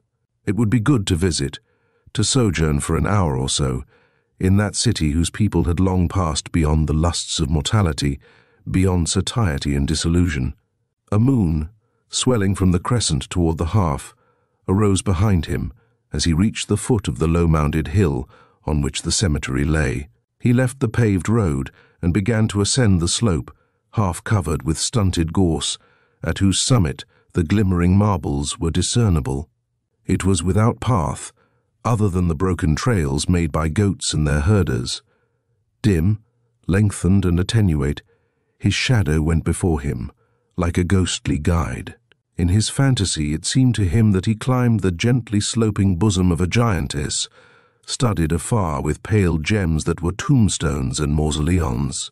He caught himself wondering, amid this poetic whimsy, whether the giantess was dead or merely slept. Gaining the flat, expansive ground of the summit, where dwarfish dying yews disputed with leafless briars the intervals of slabs blotched with lichen, he recalled the tale that Formosa had mentioned, anent the Lamia, who was said to haunt the necropolis. Formosa, he knew well, was no believer in such legendary, and had meant only to mock his funereal mood. Yet, as a poet will, he began to play with the fancy of some presence, immortal, lovely and evil, that dwelt amid the antique marbles, and would respond to the evocation of one who, without positive belief, had longed vainly for visions from beyond mortality. Through headstone aisles of moon-touched solitude, he came to a lofty mausoleum, still standing with few signs of ruin at the cemetery's center. Beneath it, he had been told, were extensive vaults housing the mummies of an extinct royal family that had ruled over the twin cities Umbri and Isiom in former centuries. The Princess Morthilla had belonged to this family. To his startlement, a woman, or what appeared to be such, was sitting on a fallen shaft beside the mausoleum. He could not see her distinctly. The tomb's shadow still enveloped her from the shoulders downward. The face alone, glimmering wanly, was lifted to the rising moon. Its profile was such as he had seen on antique coins. "Who are you?" he asked, with a curiosity that overpowered his courtesy. "I am the Lamia Morthilla," she replied, in a voice that left behind it a faint and elusive vibration like that of some briefly sounded harp. "Beware me, for my kisses are forbidden to those who would remain numbered among the living." Valzane was startled by this answer that echoed his fantasies. Yet reason told him that the apparition was no spirit of the tombs, but a living woman who knew the legend of Morthilla, and wished to amuse herself by teasing him. And yet what woman would venture alone and at night to a place so desolate and eerie? Most credibly, she was a wanton who had come out to keep a rendezvous amid the tombs. There were, he knew, certain perverse debauchees who required sepulchral surroundings and furnishings for the titillation of their desires. "Perhaps you are waiting for someone," he suggested. "I do not wish to intrude, if such is the case. I wait only for him who is destined to come, and I have waited long, having had no lover for 200 years. Remain, if you wish. There is no one to fear but me." Despite the rational surmises he had formed, there crept along Valzane's spine the thrill of one who, without fully believing, suspects the presence of a thing beyond nature. Yet surely it was all a game that he too could play for the beguilement of his ennui. "I came here hoping to meet you," he declared. "I am weary of mortal women, tired of every pleasure, tired even of poetry." "I too am bored," she said simply. The moon had climbed higher, shining on the dress of antique mode that the woman wore. It was cut closely at waist and hips and bosom, with voluminous downward folds. Valzane had seen such costumes only in old drawings. The Princess Morthilla, dead for 3 centuries, might well have worn a similar dress. Whoever she might be, he thought, the woman was strangely beautiful, with a touch of quaintness in the heavily coiled hair, whose color he could not decide in the moonlight. There was a sweetness about her mouth, a shadow of fatigue, or sadness beneath her eyes. At the right corner of her lips he discerned a small mole. Valzane's meeting with the self-named Morthilla was repeated nightly, while the moon swelled like the rounding breast of a titaness and fell away once more to hollowness and senescence. Always she awaited him by the same mausoleum which, she declared, was her dwelling place, and always she dismissed him when the east turned ashen with dawn, saying that she was a creature of the night. Skeptical at first, he thought of her as a person with macabre leanings and fantasies akin to his own, with whom he was carrying on a flirtation of singular charm. Yet about her he could find no hint of the worldliness that he suspected, no seeming knowledge of present things, but a weird familiarity with the past and the Lamia's legend. More and more she seemed a nocturnal being, intimate only with shadow and solitude. Her eyes, her lips, appeared to withhold secrets forgot, and forbidden. In her vague, ambiguous answers to his questions, he read meanings that thrilled him with hope and fear. "I have dreamed of life," she told him cryptically, "and I have dreamed also of death. Now, perhaps there is another dream into which you have entered." "I, too, would dream," said Valzane. Night after night his disgust and weariness sloughed away from him, in a fascination fed by the spectral milieu, the environing silence of the dead, his withdrawal and separation from the carnal, garish city. By degrees, by alternations of unbelief and belief, he came to accept her as the actual Lamia. The hunger that he sensed in her could be only the Lamia's hunger, her beauty that of a being no longer human. It was like a dreamer's acceptance of things fantastic elsewhere than in sleep. Together with his belief, there grew his love for her. The desires he had thought dead revived within him, wilder, more importunate. She seemed to love him in return, yet she betrayed no sign of the Lamia's legendary nature, eluding his embrace, refusing him the kisses for which he begged. "Sometime, perhaps," she conceded, "but first you must know me for what I am, must love me without illusion. Kill me with your lips, devour me as you are said to have devoured other lovers," beseeched Valzane. "Can you not wait?" Her smile was sweet and tantalizing. "I do not wish your death so soon, for I love you too well. Is it not sweet to keep your tryst among the sepulchres? Have I not beguiled you from your boredom? Must you end it all?" The next night he besought her again, imploring with all his ardor and eloquence the denied consummation. She mocked him. "Perhaps I am merely a bodiless phantom, a spirit without substance. Perhaps you have dreamed me. Would you risk an awakening from the dream?" Valzane stepped toward her, stretching out his arms in a passionate gesture. She drew back, saying, "What if I should turn to ashes and moonlight at your touch? You would regret then your rash insistence.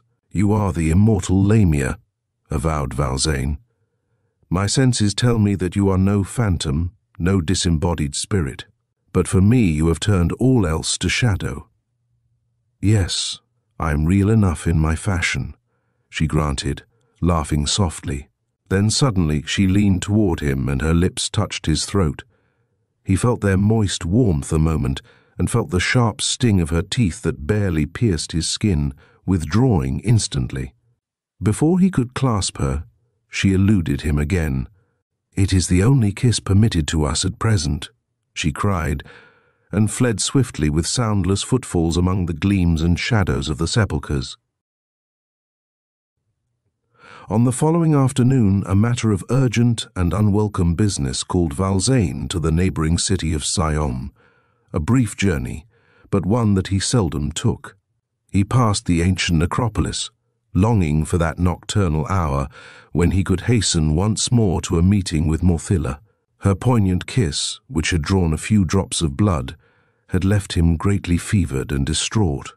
He, like that place of tombs, was haunted, and the haunting went with him into Siam.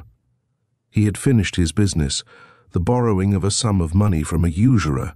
Standing at the usurer's door, with that slightly obnoxious but necessary person beside him, he saw a woman passing on the street. Her features, though not her dress, were those of Morthilla, and there was even the same tiny mole at one corner of her mouth. No phantom of the cemetery could have startled or dismayed him more profoundly. "Who is that woman?" he asked the moneylender. "Do you know her?" "Her name is Beldith. She is well known in Siam, being rich in her own right and having had numerous lovers. I've had a little business with her, though she owes me nothing at present. Should you care to meet her?" I can easily introduce you." "Yes, I should like to meet her," agreed Valzane. "She looks strangely like someone that I knew a long time ago." The usurer peered slyly at the poet. "She might not make too easy a conquest. It is said of late that she has withdrawn herself from the pleasures of the city. Some have seen her going out at night toward the old necropolis, or returning from it in the early dawn. Strange tastes, I'd say, for one who is little more than a harlot. But perhaps she goes out to meet some eccentric lover." "Direct me to her house," Valzane requested. "I shall not need you to introduce me." "As you like." The moneylender shrugged, looking a little disappointed. "It's not far anyway." Valzane found the house quickly. The woman Beldith was alone. She met him with a wistful and troubled smile that left no doubt of her identity. "I perceive that you have learned the truth," she said. "I had meant to tell you soon, for the deception could not have gone on much longer. Will you not forgive me?" "I forgive you," returned Valzane sadly. "But why did you deceive me?" "Because you desired it. A woman tries to please the man whom she loves, and in all love there is more or less deception. Like you, Valzane, I had grown tired of pleasure, and I sought the solitude of the necropolis, so remote from carnal things. You too came, seeking solitude and peace, or some unearthly spectre. I recognized you at once, and I had read your poems. Knowing Morthilla's legend, I sought to play a game with you. Playing it, I grew to love you. Valzane, you loved me as the Lamia. Can you not now love me for myself?" "It cannot be," averred the poet. "I fear to repeat the disappointment I have found in other women, yet at least I am grateful for the hours you gave me. They were the best I have known, even though I have loved something that did not and could not exist. Farewell, Morthilla. Farewell, Beldith." When he had gone, Beldith stretched herself face downward among the cushions of her couch. She wept a little, and the tears made a dampness that quickly dried. Later she arose briskly enough and went about her household business. After a time she returned to the loves and revelries of Pisaiom. Perhaps, in the end, she found such peace as may be given to those who have grown too old for pleasure. But for Valzane there was no peace, no balm for this last and most bitter of disillusionments. Nor could he return to the carnalities of his former life. So it was that he finally slew himself, stabbing his throat to its deepest vein with a keen knife in the same spot which the false Lamia's teeth had bitten, drawing a little blood. After his death, he forgot that he had died, forgot the immediate past with all its happenings and circumstances. Following his talk with Formosa, he had gone forth from Formosa's house and from the city of Umbri, and had taken the road that passed the abandoned cemetery. Seized by an impulse to visit it, he had climbed the slope toward the marbles under a swelling moon that rose behind him. Gaining the flat, expansive ground of the summit, where dwarfish dying yews disputed with leafless briars the intervals of slabs blotched with lichen, he recalled the tale that Formosa had mentioned. Anent, the Lamia, who was said to haunt the necropolis. Formosa, he knew well, was no believer in such legendary, and had meant only to mock his funereal mood. Yet, as a poet will, he began to play with the fancy of some presence, immortal, lovely and evil, that dwelt amid the antique marbles and would respond to the evocation of one who, without positive belief, had longed vainly for visions from beyond mortality. Through headstone aisles of moon-touched solitude, he came to a lofty mausoleum, still standing with few signs of ruin at the cemetery's center.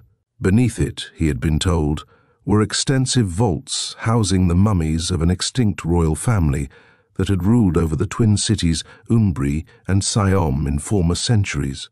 The Princess Morthilla had belonged to this family. To his startlement, a woman, or what appeared to be such, was sitting on a fallen shaft beside the mausoleum. He could not see her distinctly. The tomb's shadow still enveloped her, from the shoulders downward.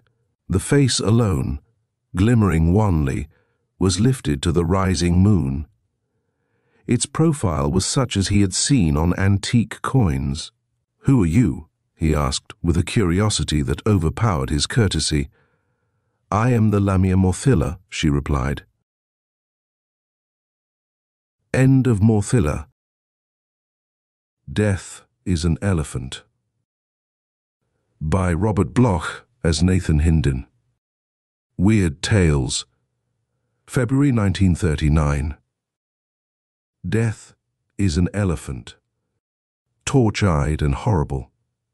Foam-flanked and terrible. Vachel Lindsay, the Congo. It's not the easiest job in the world, this being press agent for a circus.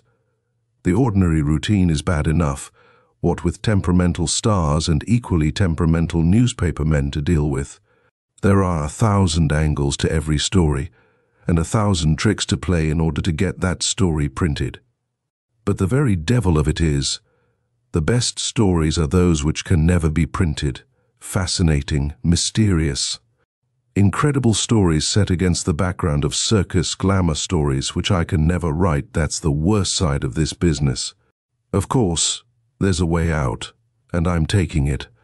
The queer business about the animal trainer, Captain Zaroff, has already seen publication, with radical changes in the names of the principals involved.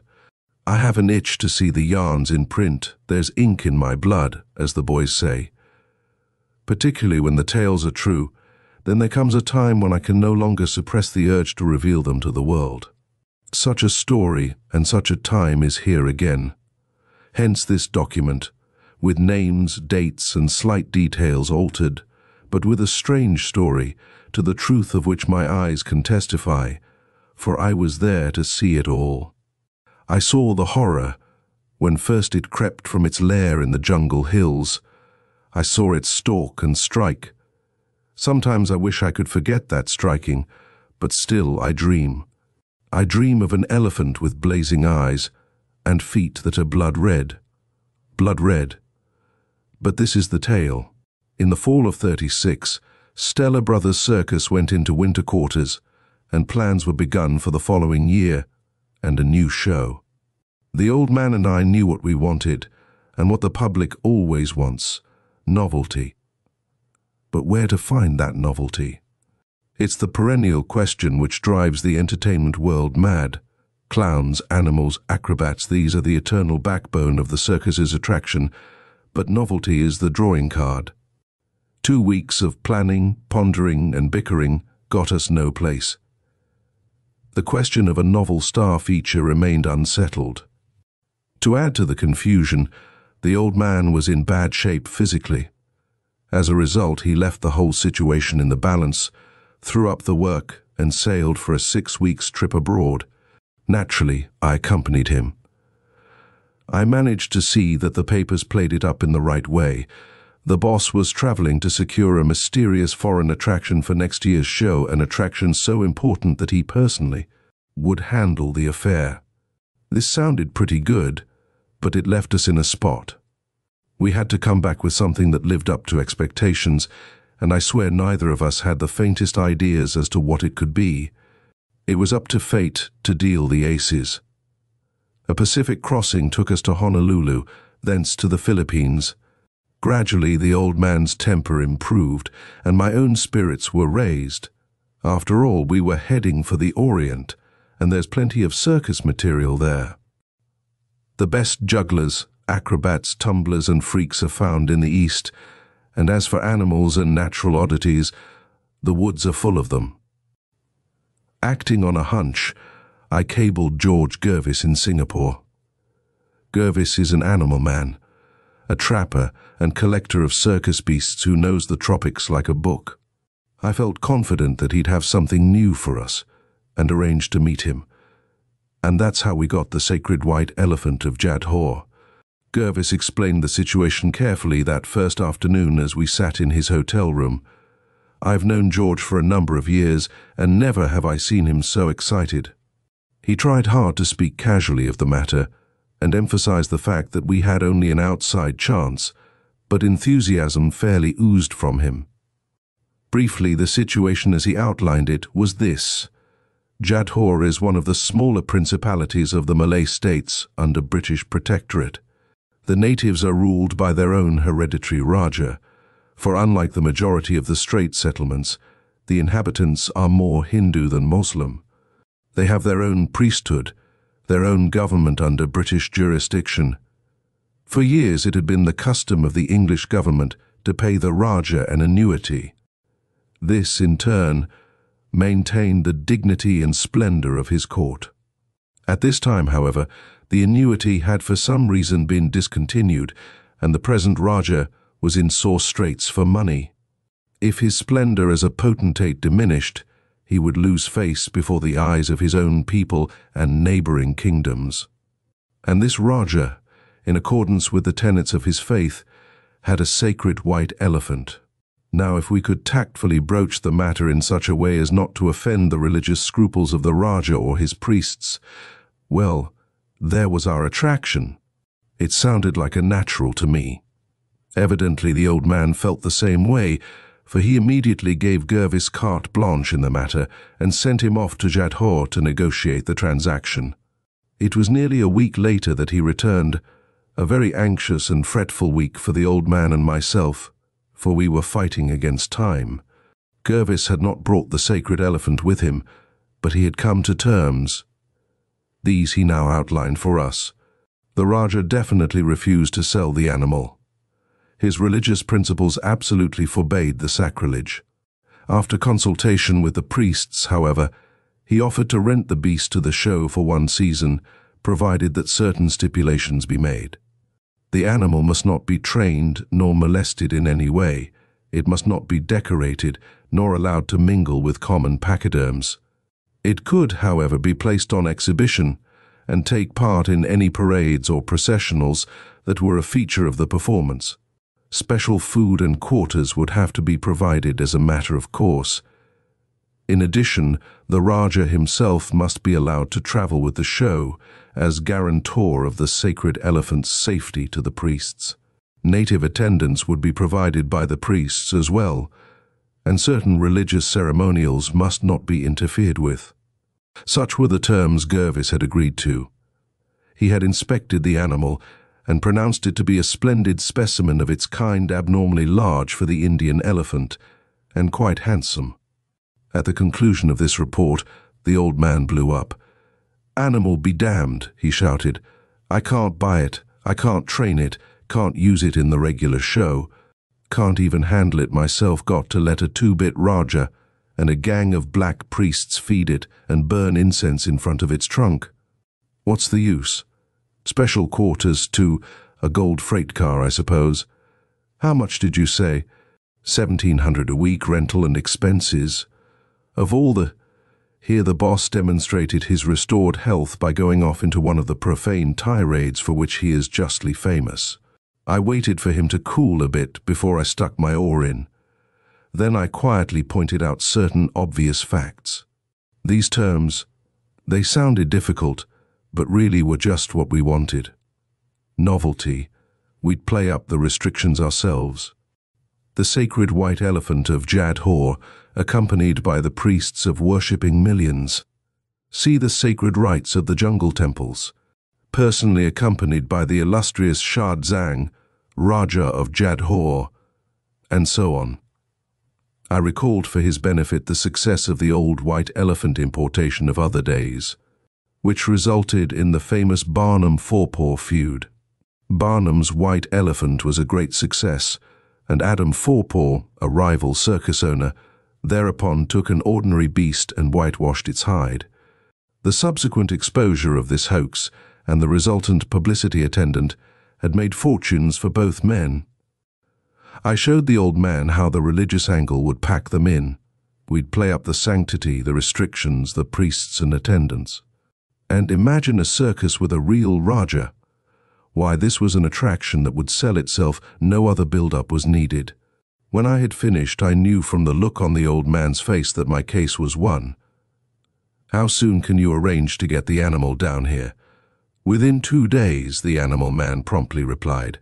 "Get going," said the old man, lighting a fresh cigar. Then to me, "Come on, we're heading for the steamship office." Chapter 2. True to his promise, Gervis returned on the third morning. We were already on the dock, waiting, for the boat sailed at noon. Passage had been arranged, quarters for the beast made ready, cables had been sent ahead to winter quarters, and I had just released a story that met with instant success. It was therefore with an air of pleased anticipation that we greeted the arrival of our prize and regal guests. Nor was our first glimpse disappointing. Today, in view of the sinister aftermath of the whole affair, it seems almost incredible that we so blithely accepted our acquisitions, that we did not realize even then the curious and disturbing features of the itinerary.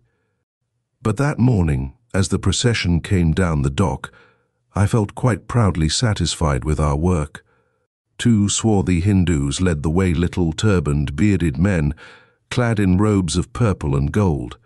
Their hands held silvered chains, for they were leading the sacred elephant. The mighty beast lumbered into view. I gasped a bit, I confess. Never had I seen an elephant like this. Fully 10 feet tall was the white elephant of Jadhor, a giant among the East Indian pachyderms. It had long, gleaming white tusks that swept outward from its massive jaws like twin sabers. Its trunk and hooves were enameled in gold, and on its back rested a howdah of hammered brass. But the color! I had expected, from what I'd read, that a white elephant was a sort of sickly grey-skinned creature. This beast was almost silver, a leprous silver. From its oiled body glinted little shafts of scintillating light. It looked unreal, unearthly, yet magnificent. At a word of command, the beast halted and surveyed us with smouldering little eyes that rested like red rubies in a silver skull. The occupants of the howdah dismounted and came forward, and again I was astonished. The Rajah of Jadhor wore an ordinary business suit, and his face was clean-shaven, in contrast to the bushy beards of the attendants. He wore a green turban that seemed utterly incongruous in comparison to the modern attire. It seemed even more incongruous when he greeted us in perfect English. "Are we ready, gentlemen?" he inquired. "Have arrangements been made to take this a sacred tub aboard ship? My men want to handle it, of course. There are certain religious restrictions against crossing water, you know."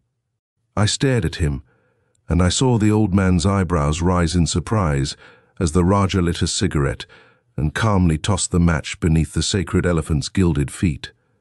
He took charge of the situation. It was stipulated in the agreement, gentlemen, that the beast was to have a permanent religious attendant. Allow me to present her, the high priestess of the temple of Ganesha. He beckoned the figure in the background to come forward. Out of the shadow cast by the elephant's body stepped a girl, and for the third time that morning I uttered a low murmur of surprise. Now I understood the meaning of that beauty of which Oriental poets sing, for this woman was lovely past all understanding or describing. She was dressed in a robe of white, but the lissom curves of her perfectly molded body shone through her garments and caused all memory of them to be forgotten. Her hair was ebon as the jungle night, but it was coiled like a crown above a face of such bewitching perfection as to render powerless even a press agent's powers of portrayal. Was it the ripe scarlet blossom of her mouth, the gem-like facets of her high bronze cheeks, the creamy marble of her sweeping brow that so blended into a blaze of indescribable beauty? Or was it her eyes, those great green jewels with tawny flecks glittering in a serpent's stare? There was icy wisdom here, as well as loveliness. The woman had the look of Lilith about her. Woman, girl, priestess, she was all three as she gazed at us, acknowledging all introductions in calm silence. "Leela speaks no English," the Rajah explained. "Leela, Lilith, green eyes priestess of mystery." For the first time I was aware of an inner disturbance. I sensed now the reality of what we were doing. We were dabbling in sacred spheres, and I knew that this woman did not like us, that she scorned and hated this prostitution of her religion. We had made a dangerous opponent, I mused. The truth of my surmise was soon to be horribly revealed. In due time, the elephant was hoisted aboard the ship and deposited in special quarters within the hold. The attendants and Leela accompanied the animal. The Rajah joined us. At noon, we sailed from Singapore. The old man and I found the Rajah a likable fellow. He was, as I suspected, educated in England. His present life frankly bored him. We found it easy to converse with him about our plans for the circus, and told him how we intended to use the elephant in the procession and build quarters in the menagerie tent. I even promised that the high priestess be a member of the grand entry number, riding in the howdah on the beast's back. Here the Rajah looked grave. No, he declared, the idea was out of the question. Leela was sacred. She would never consent. Besides, she had opposed the entire venture, and the priests had upheld her. It was best not to cross her, for she had mystic powers. Well, I interjected, surely you don't believe all that oriental bosh. For the first time, the Rajah of Jethur lost his carefully acquired British aplomb. I do, he said slowly. If you were not ignorant of my people and their ways, you would also know that there are many things in my religion which you of the West cannot explain. Let me tell you, my friend, what the high priestess means to our faith. For thousands of years there has been a temple of Ganesha, the elephant god in our land. The sacred white elephant holds his divine spirit, bred through generations of the animals. The white elephant is not like others, my friends. You notice that. The god of my people is more ancient than your Christian one, and master of darker forces which only the jungle peoples know and can invoke. Nature demons and beast men are recognized today by your scientists, but priests of my simple people have controlled strange forces before ever Christ or Buddha trod the earth. Ganesha is not a benevolent god, my friend. He has always been worshipped under many names, as Chogna Phon in the old places of Tibet, and as Lord Sathogwa aforetime, and he is evil. That is why we treat his incarnation in the white elephant as sacred. That is why there have always been high priestesses in his temple. They are the holy brides and consorts of the elephant one. And they are wise, bred from childhood in the black arts of worship. They commune with the beasts of the forest and serve to avert the wrath of the evil ones from their people. You believe that? Laughed the old man. Yes, said the Rajah, and he was no longer smiling. I believe, and I must warn you. This trip, as you must have heard, is against the wishes of my priesthood. Never has a sacred elephant crossed the great waters to another land, to be gaped at by unbelievers for a show. The priests feel that it is an insult to the Lord Ganesha. Leela was sent with the elephant by the priests for a purpose she alone can guard it. And she hates you for what you're doing, hates me too. I don't like to speak of what she can do. There are still human sacrifices in our temples at certain times, of which the government knows nothing. And human sacrifices are made with a purpose. The old dark powers I spoke of can be invoked by blood. Leela has officiated at such rites, and she has learned much. I don't want to frighten you. It's really my fault for consenting to this, but you should be warned. Something may happen. The old man hastened to reassure the Rajah. He was smugly certain that the man was nothing but a savage beneath his veneer of superficial culture, and he spoke accordingly. As for me, I wondered. I thought again of Leela's eerie eyes, and imagined easily enough that they could gaze on bloody sacrifice without flinching. Leela could know evil, and she could hate. I remembered the Rajah's final words. Something may happen. I went out on deck, entered the hold. The elephant stood in his stall, placidly munching hay. Leela stood stolidly beside him as I inspected the animal's chains. But I felt her eyes bore into my back when I turned away, and noticed that the Hindu attendants carefully avoided me. Other passengers had got wind of our prize, and they filed into the hold in a steady stream. As I left, a fellow named Can Robert strolled up. We chatted for several minutes, and when I went up on deck, He was still standing there before the beast. I promised to meet him in the bar that evening for a chat. At dinner, a steward whispered to me the story. Ken Robert had come up from the hold late in the afternoon, walked to the rail in plain view of several passengers, and jumped overboard. His body was not recovered. I took part in the investigation which followed. During the course of it, we ventured down into the hold. The elephant still rued there, and Leela was still keeping watch beside him. But now she was smiling. Chapter 3. I never did learn about the death of a man named Phelps on the third day out, but it was a hoodoo voyage for certain, and I was glad when we disembarked at last and headed for winter quarters. I am a practical man, but I get occasional hunches. That is why I avoided the Raja during the rest of our homeward journey. I lied when he approached, because I felt that he would have an explanation for the deaths of the two men, an explanation I did not care to hear. I didn't go near Leela nor the elephant either, and spent most of my time doping out the show with the old man. It was good to see winter quarters again. A handsome stall had been built for the sacred elephant, and Ganesha, for so we had christened the beast, was quartered therein. No greater compliment could have been paid to my advance publicity than the attention shown the beast by our hardened circus folk. Stars and supers alike, they crowded around the stall, eyed the mighty animal, gazed at the silent bearded attendants, and stared in speechless admiration at Leela. The Raja struck up an immediate acquaintance with Captain Dents, our regular elephant keeper.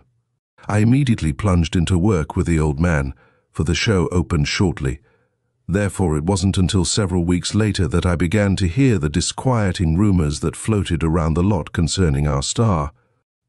Attraction. The restlessness of the other elephants, for example, how, in rehearsal for the grand entry, they shied away from the sacred Ganesha and trumpeted nightly in their picket line. The queer story of how the foreign woman lived in the stall with the animal, ate and slept there in stolid silence. The way in which one of the clowns had been frightened while passing through the animal barn one evening. How he had seen the two Hindus and the girl bowing in worship before the silver beast, who stood amidst a circle of incense fires. Even the old man mentioned a visit from the Raja and Captain Dents, during which both men pleaded to break the contract and allow the animal and its attendants to return to Jadhor before the show opened. They spoke wildly of trouble to come. The proposal was of course rejected as being out of the question. Our publicity was released, and both men were evidently under the influence of liquor at the time. 2 days later, Captain Dents was found hanging from a beam behind the elephant line. It was a case of suicide beyond question, and there was no investigation. We had a show funeral, and for a while a gloomy shadow overcast our lot.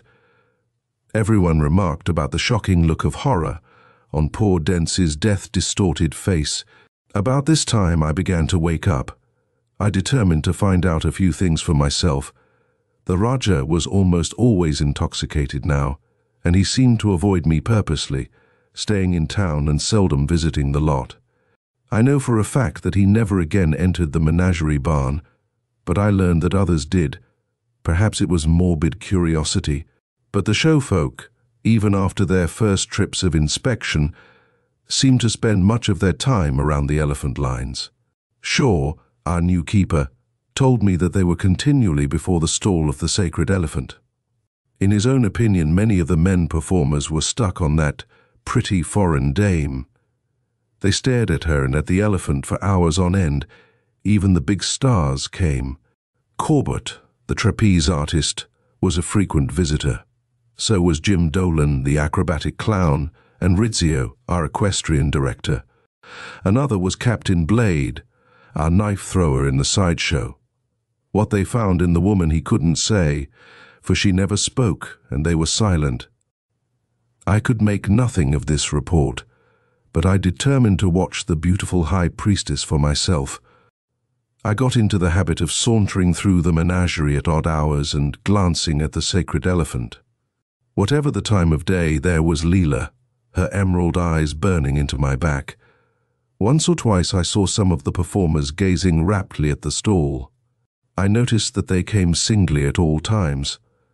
Also, I saw something which proved the keeper's theory to be wrong. They were not infatuated with the woman, for they looked only at the elephant. The gigantic beast stood like some silver statue, impassive, inscrutable. Only its glistening oiled trunk moved to and fro, that, and its fiery eyes. It seemed to stare mockingly in return, as though contemptuous of attentions from the puny creatures before it. Once, when the place was deserted, I saw Leela caressing its great body. She was whispering to it in some low and outlandish tongue, but her voice was ineffably sweet and her hands infinitely tender. I was struck by a curious and somewhat weird thought. This woman was acting toward the beast as a woman in love acts toward her lover. I remembered how the Raja spoke of her as the bride of Ganesha, and winced. When the animal's serpentine trunk embraced the lovely girl, she purred in almost blissful satisfaction. And for the first time, I heard the beast rumble in its massive throat. I left, quickly so as to be unobserved. Opening day loomed, and once again, I was forced to turn my mind to other things. The cars were loaded for Savannah, the dress rehearsal was performed. I sent the advance men on the night before we left, and the regular routine got underway. The old man was pleased with the show, and I must admit that it was the best we'd ever turned out. Corbett, the trapeze artist, was a good drawing card. We got him from the big show through sheer good fortune. Jim Dolan, the chief clown, was always a draw. We had some fine animal acts, and many novelty features as well. And the sacred elephant of Jadhor was bidding fair to become a household name before the public had ever seen it. We had a private car for the animal and its 3 attendants. The 2 Hindus smiled happily when they saw it, and even Leela was slightly taken aback with its splendor. On our arrival under canvas, the beast was installed in a superb new station atop a platform in the center, and with its hide newly oiled and decorated, it looked superb. The menagerie crowd on the opening day was highly impressed. They stared at the impassive Hindus and positively gaped at Leela in her white ceremonial gown. The Raja they did not see. He was shaking drunk in his own quarters behind locked doors. I didn't even have time to think of the superstitious coward. I'm like a kid when a new show opens each year, and the old man is no different. We sat in our box and positively beamed with joyous excitement as the trumpet blasts announced the grand entry. Our procession was Oriental Arabian riders, Egyptian seers on camels, harem beauties on elephants, caliphs and sultans in jeweled litters. At the very last came the sacred white elephant of Jadhor, the mightiest of them all.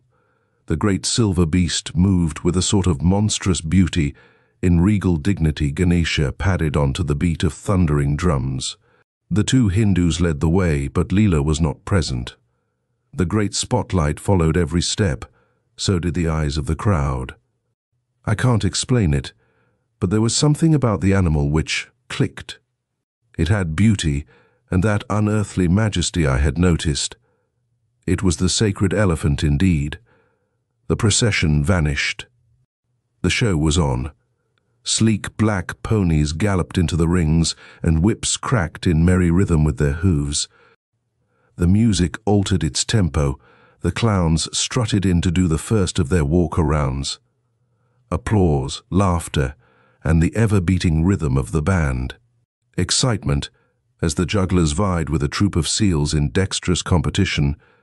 The star acts were coming up, and I nudged the old man to attract his special attention. With a flurry of drums, the big spot in the center ring blazed forth as the other lights dimmed. Alonzo Corbett, the trapeze star, raced in. His white body bounded across the ring to the ropes beneath the main pole where his partner waited. The snare drums snarled as the 2 performers mounted up 60 feet in the air to the platform and the trapeze rings. Out they swung now, silver bodies on silver rings, out into the cold, clear light that bathed the utter emptiness of the tent top. Swing, swoop, soar, rhythmically rise, unfalteringly fall. tempo in every movement of the clutching hands, timing even in the feet that danced on empty air. Corbett was a marvel. I'd seen him work in rehearsal many times, and was never tired of watching the perfection of motion he displayed. He trained rigorously, and he never slipped. He caught his partner by the hand, the wrist, the elbow, the shoulder, the neck, the ankle. Feet suspended from the rings, he shot to and fro like a human pendulum, while his partner somersaulted through space into his waiting hands. At precisely the exact fraction of a second they met in mid-air, an error in timing meant certain death. There were no nets, that was Corbett's boast. I watched. The old man watched. The audience watched, as two men fluttered like tiny birds so far above. Birds. They were demons with invisible wings now in the red light that flashed on for the climax of the act. Now came the time when Corbett and his partner would both leave the rings, leap out into that dizzying space, and turn a complete somersault in mid-air, then grasp the rings on the opposite side of their present position. The drums went mad. The red light glared on that little hell of high space where two men waited, their nerves and muscles tense. I could almost feel it myself, that moment of dread expectancy. My eyes strained through the crimson haze, seeking Corbett's face so far above. He would be smiling now. He was preparing to leap. Drums, cymbals crashed. The waiting figures sprang. Corbett's arms were ready to grasp his partner in whirling space. Or were they? Good God, no, they were stiff at his side. There was a streaking blur crossing that empty scarlet expanse of light, and then it was gone. Something struck the center ring with a heavy thud. Somebody screamed, the band blared a desperate march, and the lights went up. I saw that Corbett's partner Victoire had saved himself by catching a ring just in time, but my eyes did not linger above. They centered themselves on the ground, on the center ring, where something lay in a pool of crimson that came from no light. Then the old man and I were out of our box and running across the tent with attendants at our side, and we stared for a sickening second at that boneless, pulpy red thing that had once been Alonzo Corbett, the trapeze star. They took him away. Fresh sawdust covered the spot where he had fallen, and the band, the lights, the music covered the audience's panic until their fears were forgotten. The clowns were out again as the old man and I left, and the crowd was laughing, a bit weakly perhaps, but laughing nevertheless. Corbett's hail and farewell was typical. The show went on. Victoire, the partner, staggered in as we gathered by the body in the dressing room. Pale, limp, badly shaken, he wept convulsively when he saw it lying there. "I knew it!" he gasped. When he stood on the other platform just before he leaped, I saw his eyes. They were dead and far away. Dead. No, I don't know how it happened. Of course he was all right before the show. I hadn't seen him much lately. Between rehearsals he spent a lot of time someplace. His eyes were dead. We never learned anything more from Victoire. The boss and I hurried through the menagerie to the main office. As we passed the big platform where the sacred elephant was quartered, I noticed with a shock that it was empty of attendants. Something brushed against me in the dark as I hurried on. It was Leela, the high priestess, and she was smiling. I had never seen her smile before. That night I dreamed of Leela's smile and Corbett's redly ruined face. Chapter 4. There's only a little more to tell. For that I'm thankful, because the rest is even now a nightmare I would rather forget. We learned nothing of Corbett's death from anyone. It created a flurry, of course, and the performers' nerves were shattered. After all, an opening day tragedy like that is disquieting. The old man raved, but there was nothing to do. The show went on.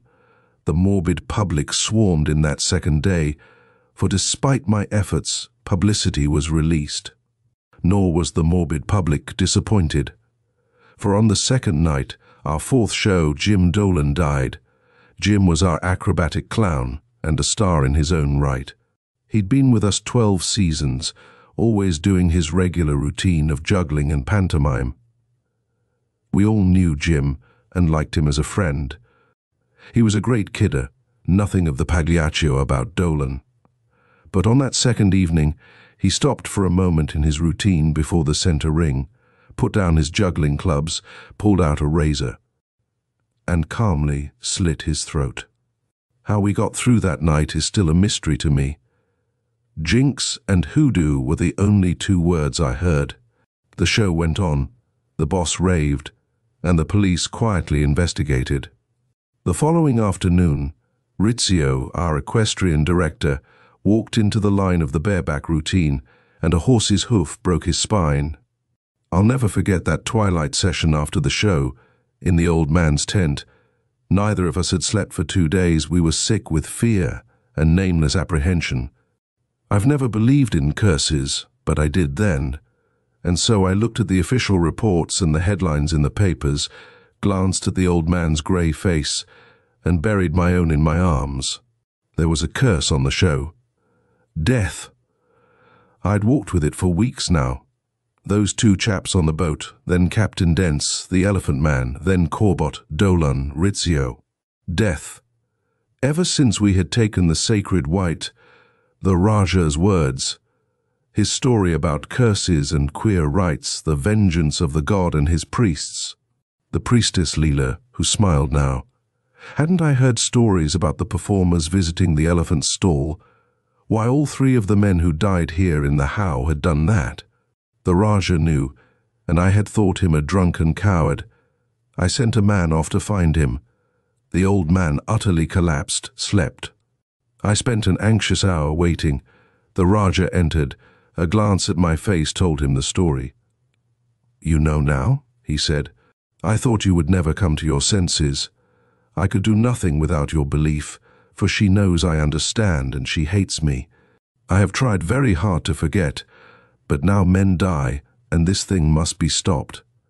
Ganesha may send me to 1,000 hells for this, but it is better so. It is magic, my friend." "How do you know?" I whispered. "I know." He smiled wearily, but there was black despair in his eyes. "I watched from the beginning. She is cunning, that Leela, so very cunning. And she knows arts." "What arts?"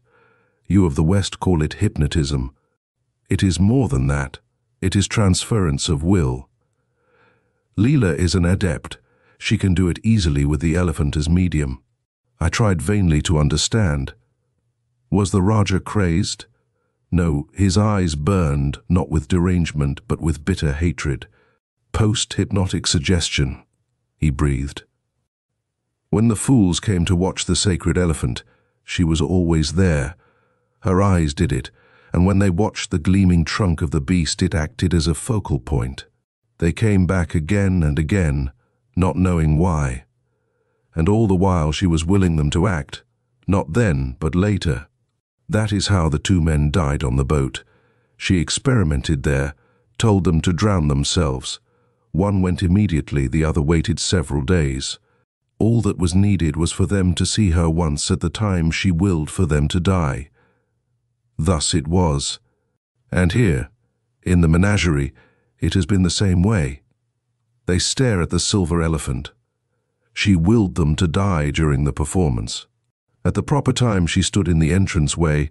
I have seen her there. And the men died. You saw that. She hates the show and will ruin it. To her the worship of Ganesha is sacred, and she is wreaking vengeance. The old priests that sent her must have instructed this, and there must be an end. That is why I dare not face her. What's to be done? I found myself asking, if your story is true, we can't touch her, and we can't give up the show. I will stop her, said the Raja slowly. I must. Suddenly he was gone, and I realized with a start that the show was almost ready to begin. Quickly I roused the old man from his slumber. Then I dashed out. Collaring a roustabout, I ordered him to find the Raja at once.